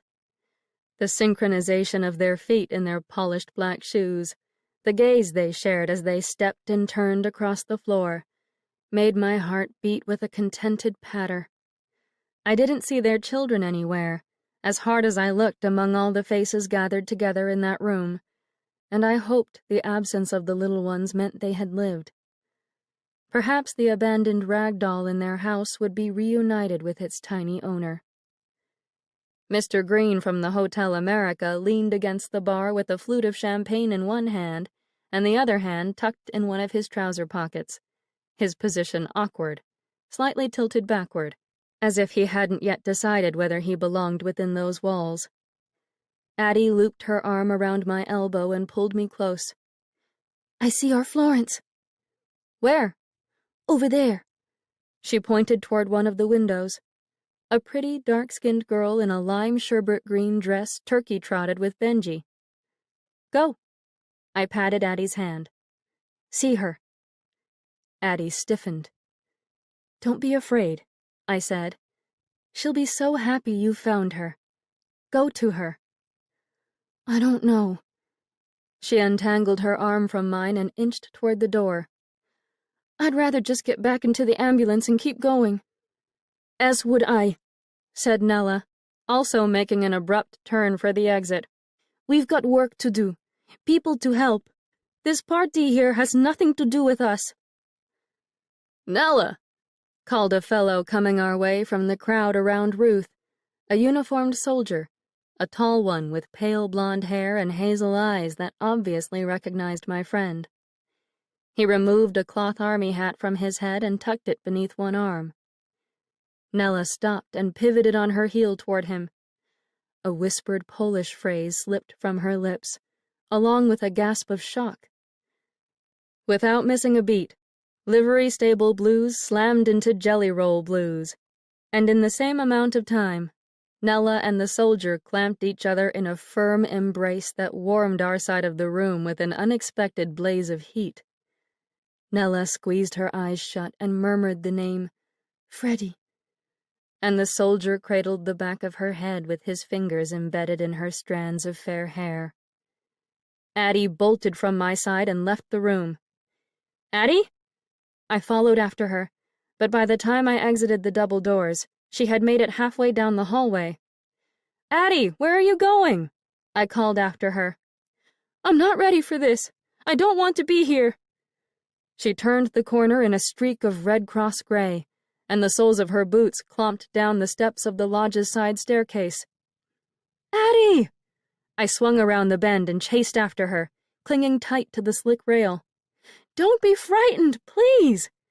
I rounded the bend in the staircase, not seeing her anymore. The glass-paneled door of the lodge swung shut before I even reached the middle steps. I pushed the door open and found Addie in the driver's seat of the ambulance, the engine already rumbling, ready to go. "Addie." I grabbed hold of the bar running up the right side of the passenger entrance. "I'm sorry. I should have spoken more delicately about what happened." "I've got to go." She shifted the clutch lever into neutral, exactly as I'd instructed. "Please stop hanging on to the ambulance." "It's not fair, I know. I feel too young for this, too. But it happened, and we might as well enjoy ourselves in the ways we still can. Don't you think?" She peered out from the vehicle with wide, dark eyes. "We're just going to be numbers in the newspaper. Statistics. My daddy called it whenever he read about the war over the breakfast table." "Addie, no, that's not—" "On the day Florence died, the Sentinel said 6 Buchanan residents lost their lives. They didn't even print her name. Just a number." "But have you heard about any motion picture stars or world leaders dying from this disease?" she asked, her left eyebrow cocked. "Well, I've only read 2 newspaper articles in the past week." "Have you heard about any of those fancy, famous people dying in the war, either?" I shook my head, my mouth pressed shut. "No, I suppose not." "The only famous dead person in all of this has been Archduke Ferdinand, who went and got himself shot and set all these troubles into motion. Everyone else is ordinary people. We're just numbers. And when I was a little girl, I sure as hell didn't dream of growing up and turning into a damned statistic." "But people won't forget us." I dropped down to the seat beside her with a squeak of the springs beneath the leatherette upholstery. "I think, even years from now, they'll figure out that music like this—" I tilted my ear toward the lodge. "Cripes, just listen to that desperation mixed with the wild joie de vivre. That doesn't come out of nothing. They'll be able to hear that a massive eruption once rocked the world and scattered pain and passion in its wake." She slid her hands down the steering wheel until the tops of her fingers and thumbs hung from the bottom. "I hope you're right." "They won't forget." I scooted across the seat to her. "And I'm sure they'll learn from all of our mistakes." She popped her bottom lip in and out of her mouth and seemed to waver over what to do next. I rested my hand on the crook of her right arm. "Do you want to go back up there and see your sister?" I asked. "Or would you genuinely feel better driving around?" "What are you going to do, Ivy?" I sighed from deep in my belly and glanced past her head at the closed door of Liberty Brothers Furniture standing there, motionless, in the steady electric lamplight shining across the street. "I'm going to talk to my German for a bit. But after that—" She knitted her brow. "After that, what?" "That's a very good question." I climbed out of the ambulance and smoothed down my skirt. I spent so much of my life hiding and protecting myself from fear. I'm not quite sure what to do with this new taste of liberation. "Well, I think I'm going to drive around a bit." She pulled her gauze mask back up over her nose. "Addie." I leaned back down with my hands on my knees. "If you see a young doughboy with hair my color, someone who looks a little lost, will you ask him if his name is Billy Rowan?" She nodded. "All right, I suppose I could." "And if it is Billy, will you tell him that Wendy Darling said to go to the Masonic Lodge, which is a little bit like Neverland? If you mention that Ruth Selman is there, showing off her gams, that would probably help." "Your brother, right?" "Yes, my brother. The one we lost in France." I cast my eyes down the sidewalk to the nearest street lamp to see if he happened to be standing right there. A golden haze hovered beneath the bright, bulbous casings, but I didn't see Billy, although a pair of thick lenses glowed in the darkness beyond. "I'll tell him," said Addie. "Thank you." I stepped back from the ambulance and watched her adjust the levers for the throttle in the spark advance. With the skill of an expert driver that made my instructor's heart proud, she maneuvered the vehicle around into the opposite direction and puttered off to the westward junction to Southside. I put my hands on my hips and braced myself against a stark chill left in her wake. "Go upstairs to the music, Lucas," I called down the street without actually looking in the direction of the dark patch where I'd seen his spectacles. "Take your badge off and stop spying on me. You can retire now." No sounds emerged from his unlit corner. I puffed a sigh through my lips and turned my head toward him. "You got sick from this flu, didn't you?" I asked. He didn't answer, but I heard him kick a pebble into the street. The stone rolled around in the blackness of night and spun to a stop somewhere in the middle of the road. "Did it turn into pneumonia or some other complication?" I asked. "Yes," he answered from down in the darkness. "Meningitis." "Do you know what happened to you after the complications set in?" Another pebble hurled into the street and clanked against the curb on the opposite side of the road, in front of Daniel's store. "Did you ever read any of Emily Dickinson's poems?" I asked. "Oh, Jesus," said Lucas, still not stepping forward and showing himself in the light. "Billy said you read those things all the time. He worried you admired her so much you wanted to be her, hiding away inside your father's house like that. You turned so strange and ghostly." He sighed. "You really bothered him with your oddness." Instead of responding, I quoted one of her poems. "Death is a dialogue between the spirit and the dust. Dissolve, says death. The spirit, sir, I have another trust. Death doubts it, argues from the ground. The spirit turns away, just laying off, for evidence, an overcoat of clay." Neither of us spoke after my voice finished echoing across Daniel's store and the limestone bank building beside it. I thought I heard the muffled pounding of a hammer beyond the boarded-up windows and the paint-spattered walls of Liberty Brothers, and I longed to be done with Lucas. "Don't let death and the APL keep you trapped in the shadows, Lucas." I sucked a deep breath of air through my nose and felt it settle inside my lungs. "Remove your badge, and go up and join the party in the lodge." A pair of hesitant footsteps shuffled toward me across the sidewalk.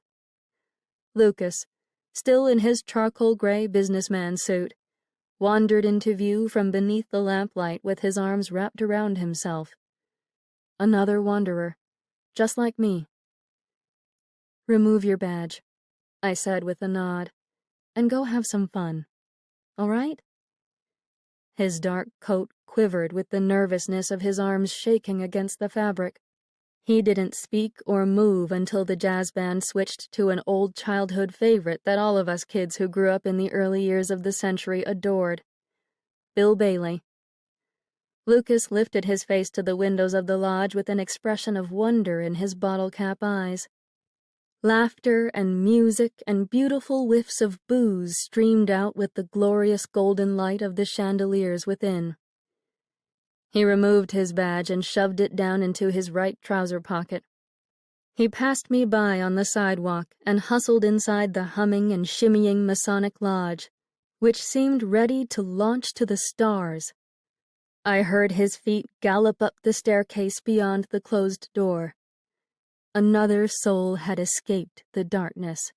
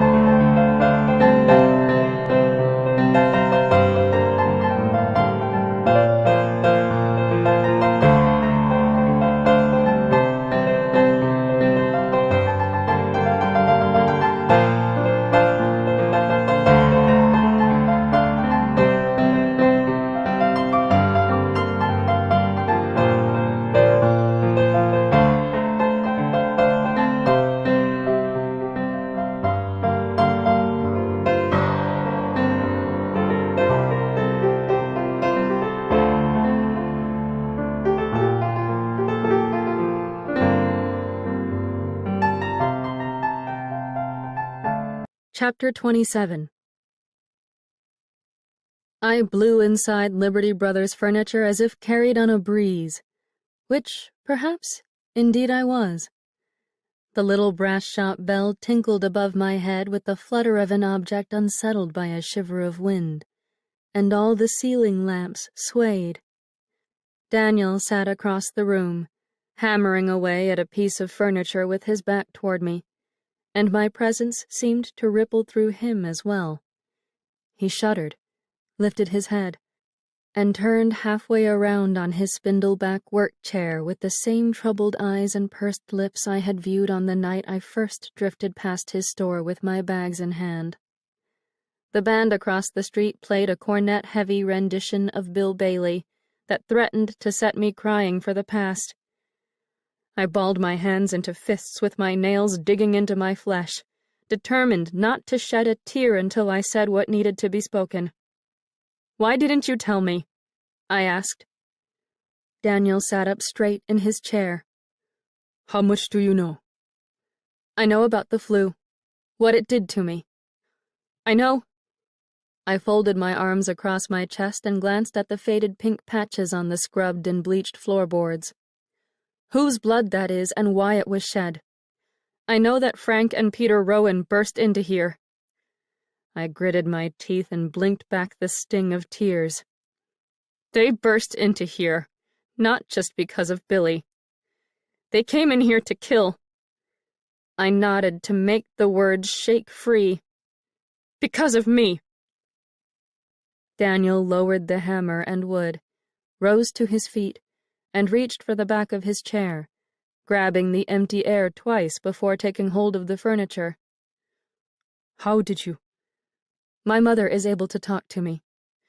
For some peculiar reason, we Rowan women have always been able to see—" I filled in the unsaid word with another nod, and he squeezed his lips together. "I know about our poor town," I continued, "and my friends who drive the ambulance with me. I know about you and why you looked so lost when I wandered by that first night. Why you have that rope burn scarring your neck. And why you can't ever—" My voice broke. "Why you can't ever father a child." I tucked my chin into the warm collar of my blouse and cried soundless tears with gentle shakes of my shoulders. I closed my eyes and tasted the sea on my wet lips, or at least what I'd always imagined as the flavor of the faraway oceans, miles and miles away from Buchanan, Illinois. Daniel cleared his throat and shifted his weight. "Your father and your brother called out your name when they were here. That's how I knew who you were that night you introduced yourself to me. The first thing they said when your brother pulled my arms behind me and your father socked me in the stomach was, 'This is for Ivy. Your people I opened my eyes when he didn't continue, and I watched him rub his hands across the sides of his legs while his lips sputtered and his eyes moistened. "They said," he wiped his cheeks with the back of a hand, "your people killed her. And for a moment, I thought someone found out about Belgium. But then they beat me and kicked me and shouted about Germans dumping the flu into the theaters. And I realized I was going to die because of ignorance and this damned anti-immigrant paranoia. Not because of the real reason someone should kill me." I inched toward him, my hands tucked beneath my arms, my fingers trembling against my ribs. "No one should have killed you, Daniel." "You heard what I did over there. I saw the look of horror in your eyes after I confessed my sins." "No matter how shocked and appalled I might have been when you first told me—" I stopped 3 feet away from him, feeling the firm pull of him within my chest. "I know others ordered you to kill. That wasn't you deciding to take lives." "I took them just the same." He leaned forward against the back of the chair. "I still see them sometimes. I'll always see them." My father and brother made you pay dearly for the ills of your native country. Don't keep punishing yourself. I'm sorry I only made things worse with the things I said." He swallowed and gripped the chair with whitening fingers. My eyes strayed down to the pink marks on the floor below my black shoes, and my mind once again envisioned the brutality of the night of Friday, October 4, 1918, now envisioning Daniel as the victim, bleeding and hurting down on the floorboards. "Did they make you suffer long? Before they—" I closed my eyes to squeeze away the image of my father tugging a rope around Daniel's neck. "Did they hang you in here like the mob that killed Robert Prager?" "No." Daniel sniffed. "They held me down there on the ground. Someone's knee pushed against my spine, and they yanked the rope around my neck until I blacked out. They garroted me." My balance wavered. I raised my arms out to my sides to steady myself and planted both feet solidly against the floor. "And Albrecht was never here?" "No, only me. I heard them break the glass from upstairs and immediately ran down, but they grabbed me before I could get to the drawer and fetch the gun." I raised my eyes to his. "You've known what happened to us all along, haven't you? Even that first night I came here and spoke to you. You knew." He nodded. "How?" I asked. "How did you know when most of the rest of us didn't?" "I'd seen enough of death. I recognized the scent of its arrival, the strange feel of it in the air, to understand precisely what was happening to me." "Why didn't you tell me any of this before? Why did you let me believe you were a grieving brother and I was alive and healthy?" "I'm sorry." "Why?" "I don't—" He lowered himself to the chair with a clumsiness that made the wood slide with a squeak against the floor. "You just showed up in the dark of night, and you made me feel—" He rubbed his right hand across his chin. "As if the entire world hadn't conspired against me. I didn't want to frighten you away. You were always flitting off so quickly as it was." I wrapped my fingers around the back of his chair, close enough to touch the side of his warm hand. "I'm sorry," he said again. "I wanted this to become our Eden." "You wanted to keep me free of knowledge, you mean?" "No." He swallowed. "Just free." I reached up to the rope burn beneath his collar and traced my thumb across the smooth red line. His unsteady breaths tickled the back of my wrist. "Why is this mark still here if your other wounds healed?" I asked. "I don't know." "Is it like the pain in my stomach, waiting to be freed?" He shook his head and again said, "I don't know." "What would free you?" I cupped my hand around his cheek and his chin and stroked his soft skin, that, now that I thought about it, never seemed to grow much in the way of whiskers, beyond a thin and bristly layer of stubble that never, ever changed. "What would allow you to leave this place?" He turned his face in the direction of the front counter drawer that hid the Sentinel article about the murder. "What is it?" I asked. He drew my hand into his and peered up at me with glossy blue eyes. "I want to know that Albrecht and the store will be safe." I sank my teeth into my bottom lip, and the wood-paneled walls of Liberty Brothers seemed to squeeze against my chest, pressing all traces of hope for his well-being out of me. "Oh, Daniel, you might be asking for the impossible." "I know." He shifted his position in the chair with another dull squeak. "But my brother, he's lived in this country since 1912. He's never hurt a soul or betrayed America. And yet he'll have a struggle to reopen the store and marry Nora because of slanderous attacks like the ones—" He darted another sharp glance at the closed drawer. I pressed my hand over his, molding my palm around his knuckles, which somehow grew colder beneath me. "What can I do to help?" I asked. "What can I ask my mother to do?"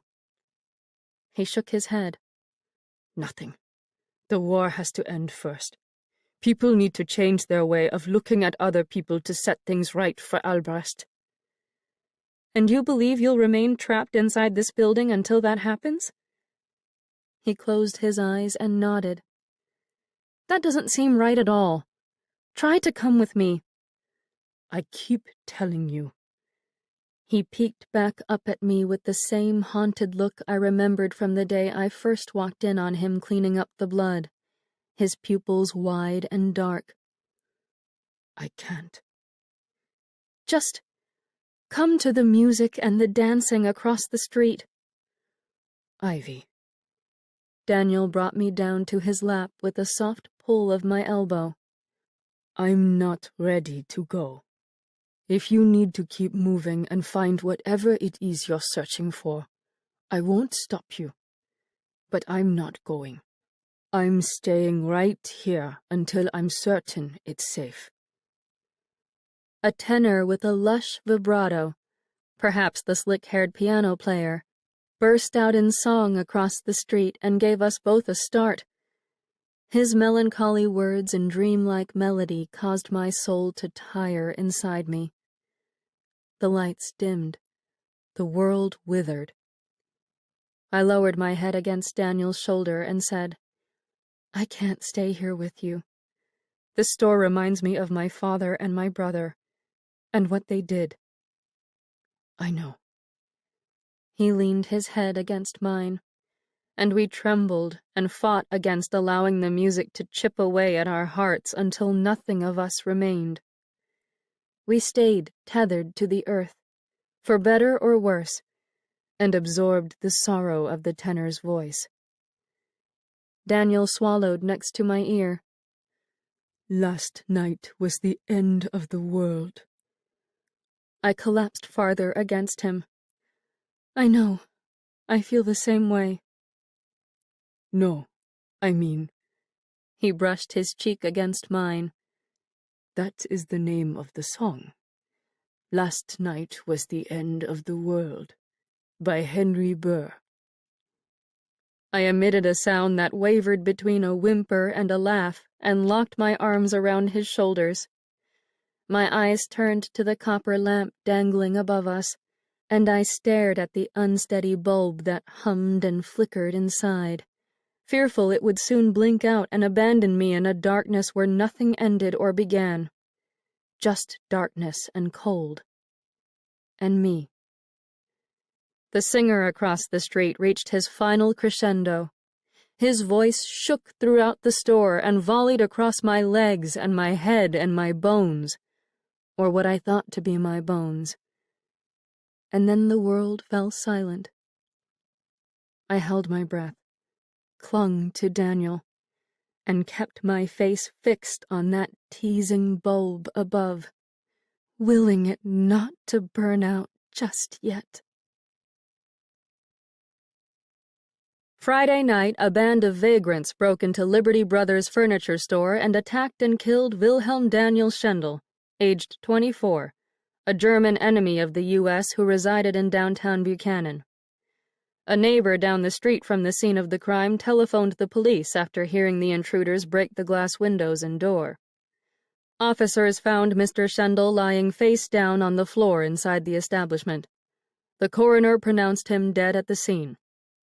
Mr. Schendel's injuries included multiple bruises and lacerations, missing teeth, a broken nose, a ruptured spleen, and fractured ribs.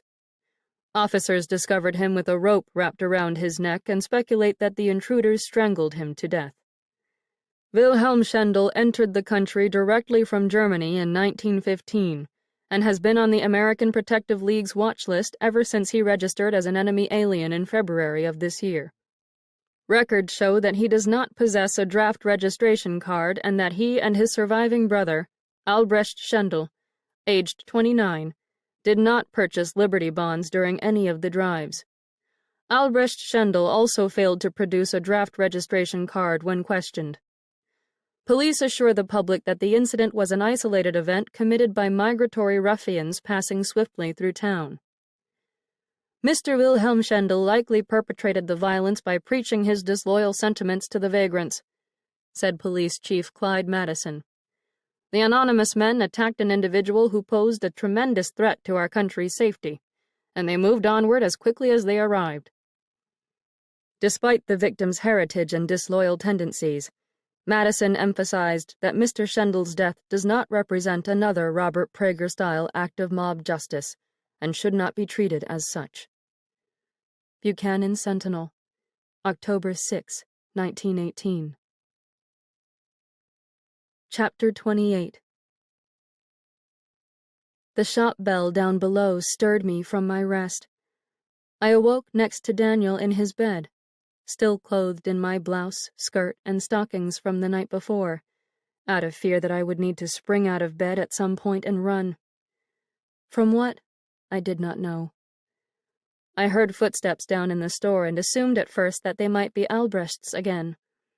If he had seen our wreckage from our unhinged night of boozing, the broken lamps, the bullet holes, the shattered bottles, he surely must have assumed more vagrants had entered the store and inflicted additional anti-German damage.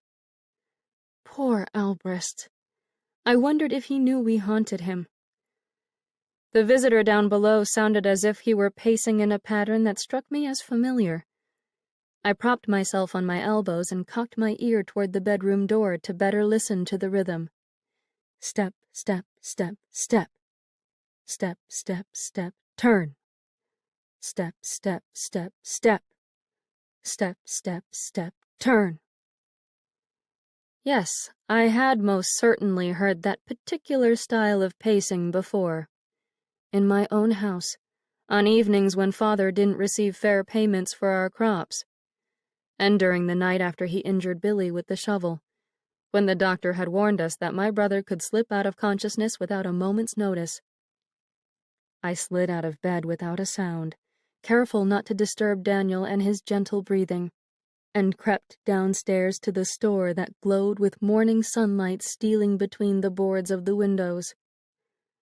My father stood over the bloodstains with his hands on his hips, the same stance in which I had found Daniel on the night of the murder. Father's back was turned to me, so I could only see the curve of his spine beneath his tan work shirt, the rigidness of his hunched shoulders, the thin, combed-over hair that shared my same golden-brown color, and Billy's color. I doubted Father would see me, so I snuck farther inside the store from the workroom and leaned my shoulder blades against the nearest wall, in the comfort of shadows. Father sighed with a deep grumble that rumbled up from his belly, and he just stood there, looking at the faded blood he himself had pounded out of Daniel. "What do you want, Father?" I asked. He raised his head and glimpsed over his shoulder in my direction, and for a moment I feared that he had drunk himself to death or keeled over from the flu, and that he could hear me, that he had come to spoil my newfound independence. His eyes didn't focus on me, however, even though he kept his face directed my way, as if he felt but didn't see me. He still lived and breathed. A living man. A free man. "What do you want?" I asked again, and he turned away and rubbed his hand across the back of his neck. Perhaps my presence resembled a fly creeping across his skin. I heard a creak in a workroom floorboard. Daniel appeared in the back doorway and immediately stiffened. He braced his hand against the door frame and, with a sting to his voice, he asked, "Who is that?" Father left the stains and wandered over to the maple cabinet Daniel had been trying with all his might to fix the first night I spoke to him. He ran his calloused left hand over the cracked and splintered trim, and I saw the shine of his gold wedding band. Recognition registered in Daniel's eyes. He bent his legs like a coiled spring about to shoot forward. "Don't hurt him!" I lunged out of the shadows with my arms spread wide. for I imagined my poor mother, forced to nurse an injured husband in the midst of all her other worries. I know you might be tempted. I wasn't going to hurt him, said Daniel, but he kept his gaze on his intruder with a hard stare and a taut mouth.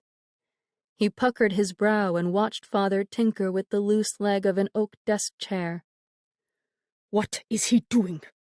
he asked in the harsher tones of his accent that made him sound as though he were speaking German, even though he had uttered the words in English.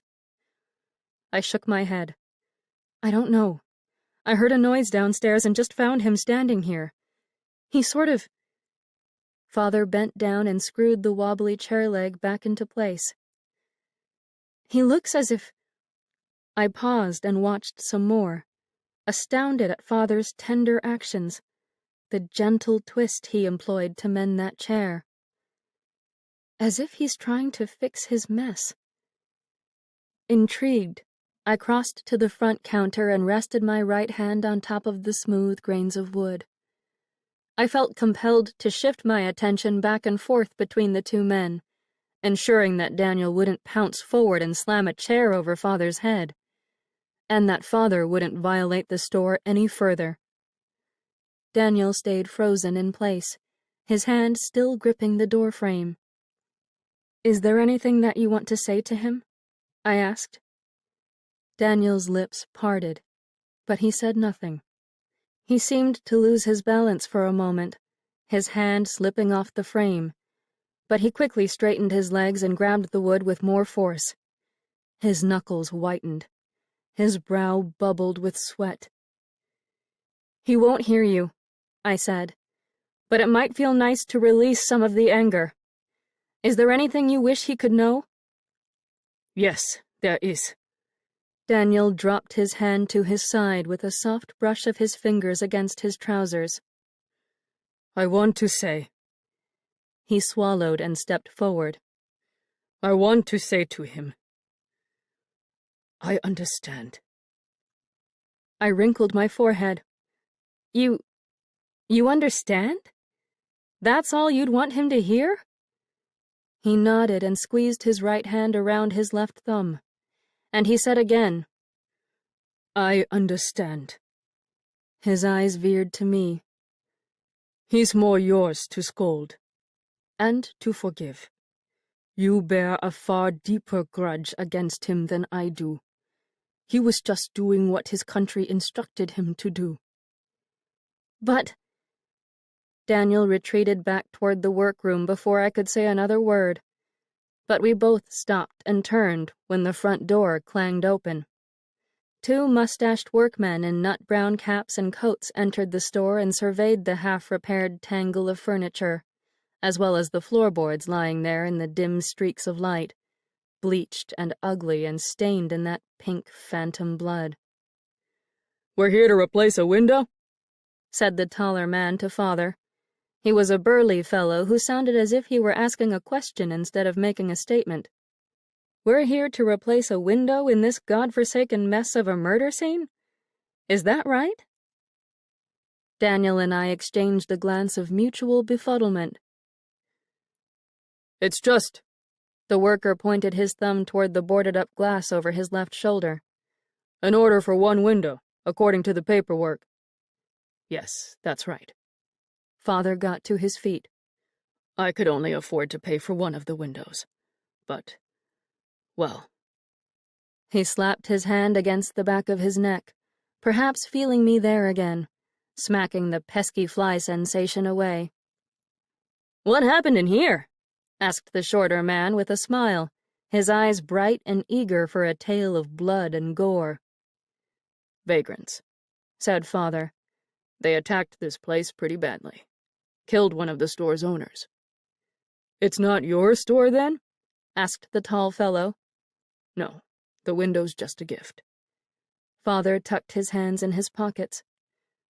"That's why I requested you to come early in the morning. I arranged everything with your boss, so there's nothing to worry over. I paid for everything, fair and square." "Well," the shorter one shrugged, "if everything's paid for and arranged..." "All right." The tall one nodded. We'll get to work then. We won't be any trouble to you, so you can go about your business. I'm heading back on home, as a matter of fact. Father rubbed at his neck so hard that his skin turned as red and scaly as a sunburn. But you fellas do what you can to get the job done as quickly as possible. It's a sort of a surprise for the owner. I peeked back at Daniel again and found his mouth agape. The workers trooped back out for their supplies, and Father moseyed toward the door with the soles of his shoes swishing against the floor. I stepped forward and called out, "Father!" He stopped and straightened his neck. "I don't know if you can actually hear me." I slid my hand off the countertop and took 2 more steps toward him. "But I want you to know that I don't understand. I know the newspapers tell us to take patriotism into our own hands. I know our government isn't punishing violence against foreigners and socialists.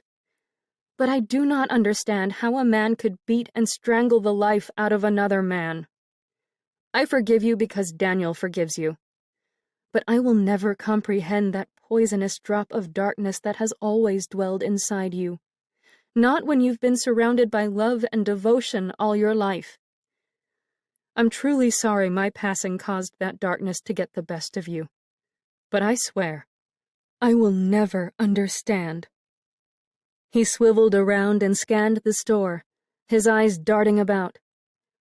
I didn't move, not because I believed standing still would conceal me from him, but because rising up tall and strong against him lightened the guilt on my shoulders. My stomach unclenched, and the pain seeped away. My hands felt light enough to drift away from my sides and into the air, with the ease of a hot air balloon ascending from the open fields of grass beyond the curve of the Minter River. "Go," I said, "and be kind to Mama. Make yourself deserving of her unconditional love." Father turned and left the building just as the workers pried the first boards off the rightmost windows and flooded Liberty Brothers furniture with daylight. Chapter 29. That night, after dark, just as the band awakened in its full hot jazz splendor across the street, I disappeared into Daniel's bathroom and dressed myself in an evening gown the golden red shade of the autumn leaves that scattered down the streets of Buchanan. Sheer sleeves graced my shoulders and upper arms. The squared-off neckline hung low enough to expose the white of my throat and upper chest. 5 silken flowers hung off the folds of the bodice, adding a pinch of sweetness to the sin. The full skirt hung down to my calves, giving way to my black patent leather dress shoes down below. I pulled up my hair in the back, let it poof on the top, and allowed the shorter curls in front to frame my face. I rouged my lips and cheeks, strung pearls around my neck and wrists, and stepped out into Daniel's front room as a woman ready to soar. Daniel sat on his sofa by the fireplace, whittling the same flat piece of wood with which I kept seeing him tinker. I walked toward him with my skirt rustling against my smooth stockings. "What is it that you're making?" He looked up at me, and his face fell. "Why are you dressed like that?" I straightened the sash tied around the middle of the gown and fussed with tiny wrinkles far more than necessary. "Ivy?" "I'm going." I swallowed and looked him in the eye. "And I think you should too, despite your worries. I think you should grab your guitar, put on a dress coat, and come have a bit of fun." He lowered his shoulders and balanced the carving across his legs. "I already told you why I'm not leaving." "Daniel." I sank down next to him on the sofa. "You said that the greatest fears you and other Germans possessed over here were those of detainment and death by a lynching." "What does that have to—" "Both of those appalling experiences, in some form, already happened to you." I pressed my hand over his hand upon the small slice of wood. This country has trapped you in this building by planting fear for your brother's safety deep inside you. If you let them keep you here, then they've succeeded in controlling you, both in life and in death. The German and U.S. governments will have successfully squashed Wilhelm Daniel Schendel and stolen every single piece of his soul. He removed his hand from mine and shifted his knees away. It'll be 2 guitar picks. I pinched my eyebrows together. I beg your pardon? That's what I'm whittling. He laid his knife on the round end table beside him. I had one in my pocket that night, but it must have gotten knocked out and taken away. Daniel, were you even listening to what I said? I'm not leaving, Ivy. I don't know how many times I'll need to say it before you understand, but you will have to go without me. I'm not going anywhere until this war and this scourge of violence and disease ends, and I'm certain Albrecht is safe. All right. I stood up with a soft whisper of satin. Then I'll stop asking. And I'll stop coming and going from here. This has gone on long enough, hasn't it? He raised his face to mine, rubbing his thumb over the smoothed-down piece of wood, and his eyes seemed to tell me, No, you're wrong. It hasn't gone on long enough. His mouth, however, uttered nothing. I slid the cold clasp of my pearls better in place on the back of my neck, above my top vertebrae, and I walked away from him, toward the staircase. I'll at least go down with you and see you off, he said behind me, getting to his feet. Very well. I stopped and allowed him to join me by my side. That would... I pressed my chin against my chest to cut off an ache in my throat. That would be nice. He gestured with his left hand for me to descend the stairs in front of him, and we wandered down to the dark workroom below. I remembered the night we first trekked up that staircase together. His footsteps hurried, mine hesitant yet curious, after he asked me to join him in his bed. The night seemed to have occurred 1,000 years before, even though I understood that time still passed at a normal pace for us.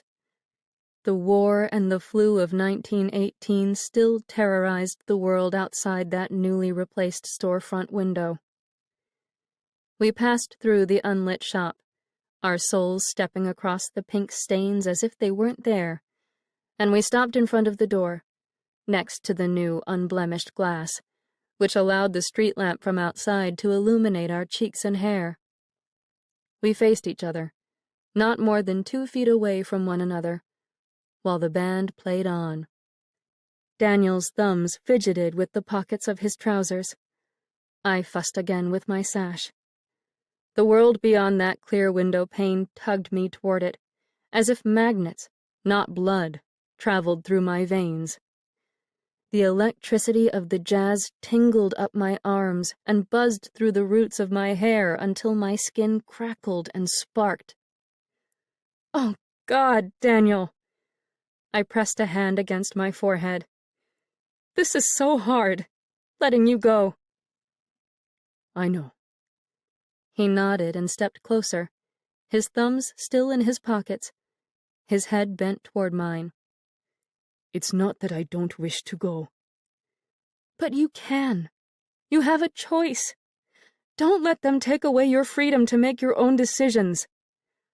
I reached up and wrapped my fingers around his warm neck, and I almost pressed my lips against his, forgetting for a moment his personal punishment and the Belgian girl. Daniel! I closed my eyes and let my mouth linger a mere inch from his, feeling his breath brush like butterfly wings against my face. What? His breathing quickened, and I could have sworn I heard both of our hearts pounding over the pulse of the band's beating drums. I love you. I lifted my lashes and saw the dampness in his eyes. I love you.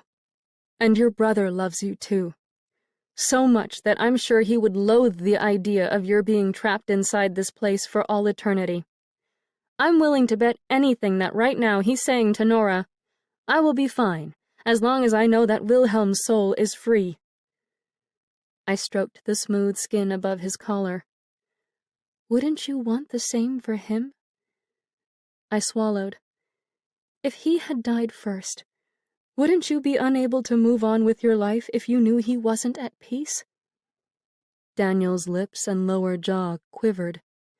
Tears brimmed in his eyes to the point of spilling over, and yet I knew he still would not join me in the outside world. How do you say I love you in German? I asked in a whisper, while the band filled the store with the type of rag meant for dancing, not departures. Daniel cleared his throat and whispered back, Ich liebe dich. I kissed his left cheek and said into his ear in my softest voice, Ich liebe dich, Wilhelm. And without another word, I slipped out the door. The Red Cross ambulance sat in front of the curb across the street again. 2 figures standing on the sidewalk beyond, a gray one and an olive green one, caught my eye through the vehicle's driving compartment, and when they moved farther to the left, toward the front door of the lodge, I slapped my hand over my mouth and squeezed my fingers into the skin against my teeth. Addie escorted Billy to the Masonic Lodge door. I only saw the backs of them, the crisp lines of their uniforms and hats, but I recognized Addie's pinned-back loops of black hair and Billy's bow-legged walk that looked as though he were strolling inside our farmhouse for Sunday dinner. I just stood at the edge of the opposite sidewalk and watched them, understanding Addie's hesitancy to run straight away to her sister. There's simply no adequate way to describe the knocked-over sideways feeling of viewing someone you were never meant to see again. Billy opened the door for Addie, and they entered the first floor of the lodge. All traces of my old headaches disappeared.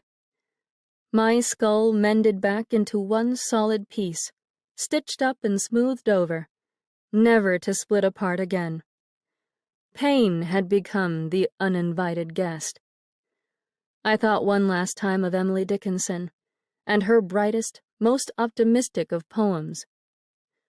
Hope is the thing with feathers that perches in the soul, and sings the tune without the words, and never stops at all.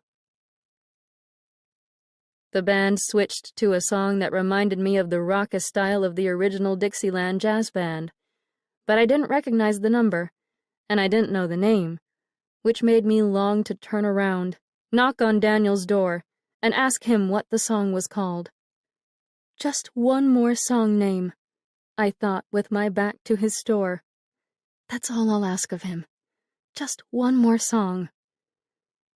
Instead, I crossed the street and pushed Daniel into the past, along with my home and the war and my days of suffering from the flu.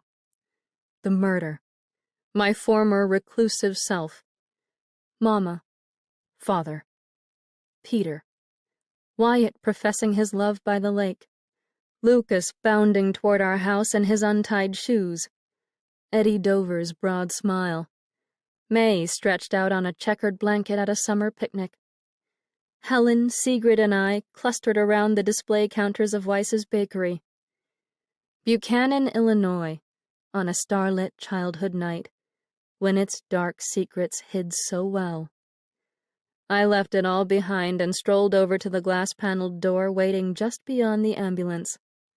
The music's potent allure caused my hands to shake and sweat, and my fingers trembled so much that they looked like blurs when I reached out to the cold brass knob. My heart shattered to 1,000 pieces, but I knew I had to enter. It would be for the best to just lose myself and forget everything, especially him. Just forget him. Forget it all. Ivy. I spun around. Daniel exited his store, carrying his guitar in a black leather case by his side. He wore a dark dress coat over a pair of gray striped trousers, and he had slicked down his hair and parted it on his left, until it looked almost as painted on as the piano player's. He walked toward me across the street, the case swinging in his left hand, the moon brightening his skin, showing me a clear neck without a single vicious sign of rope burn. His eyes shone in a bewitching shade of blue, and I imagined pools of Rhineland waters gleaming in that same color on a German summer night, back when he lived wild and free. He stopped in front of me, and for a moment I couldn't think what the devil I should say. "The moonlight suits you, Mr. Schendel," I said when no other words seemed quite right. "We're old friends." He cracked a small smile that crinkled the skin near his eyes. "You watched over me many a night, years ago." I don't. I shifted my weight between my feet. I don't quite know what to say. It seems so strange to see you out here. A minute ago, I almost ran back to ask you the name of this song. "At the jazz band ball." By the original Dixieland Jazz Band? He nodded. "They're not even the best band, to be honest. They just recorded their music first, before everyone else got the same brilliant idea this past year." Well, I scanned him from head to toe to make sure my eyes weren't deceiving me. I still can't believe you're out here. I wiped a damp spot from the inner corner of my right eye. I honestly don't know what to say. He peeked up at the windows of the lodge and tightened his grip on the handle of the guitar case. "Are you sure I'll be invited here?" "I'm absolutely positive. These are the same folks who played Beethoven for you, remember?" "And what if we don't like it here? What if we get tired of all the dancing and the music?" "Then we'll go somewhere else and let the rays of the moon swallow us up. Or else we'll simply disappear into the notes of the music and drift through the streets of Buchanan, until we find somewhere else that better suits us." I wiped away another stray tear and sputtered up a laugh. "I honestly don't care where we go. Let's just have some fun." His eyes left the windows and returned to me. "Why do you want to be with me so badly, Ivy? Why did you always come back?" I don't think that's the sort of answer that can be properly explained with mere words. I took his hand and stepped backward, coaxing him toward the door of the lodge, which buzzed and rattled from the music and dancing within. The head makes war, but the heart makes peace. And, thankfully, the heart ends up ruling more than not. I moved to open the door, but he called out, "Wait!" He scooted closer to me with soft footsteps that brushed against the sidewalk, and he cupped his left hand around the back of my head. Before I could even wonder at his actions, he bent forward, and he kissed me on the lips. I could describe that first real kiss in terms of piano crescendos, or a blaze of fireworks, or the brisk rushing of my blood through my veins. But I'm going to leave that particular moment as a gift for just him and me. It belonged to us, and nothing could take it away. Even though those cruel years of war and disease seemed to have stolen everything else that once was ours. We lifted our heads and caught our breaths, and I opened the door and led him inside, where we joined the other members of the Lost. We joined them in the sweet strains of music that lifted into the air and carried across all of Buchanan and out to the world beyond. This is Emily Wuzeller. We hope you have enjoyed this unabridged production of The Uninvited by Kat Winters. This program was produced by B Audio. Executive producer, Kate Ostroka. Text copyright 2015 by Catherine Karp. Production copyright 2015 by HarperCollins Publishers. All rights reserved. Thank you for listening.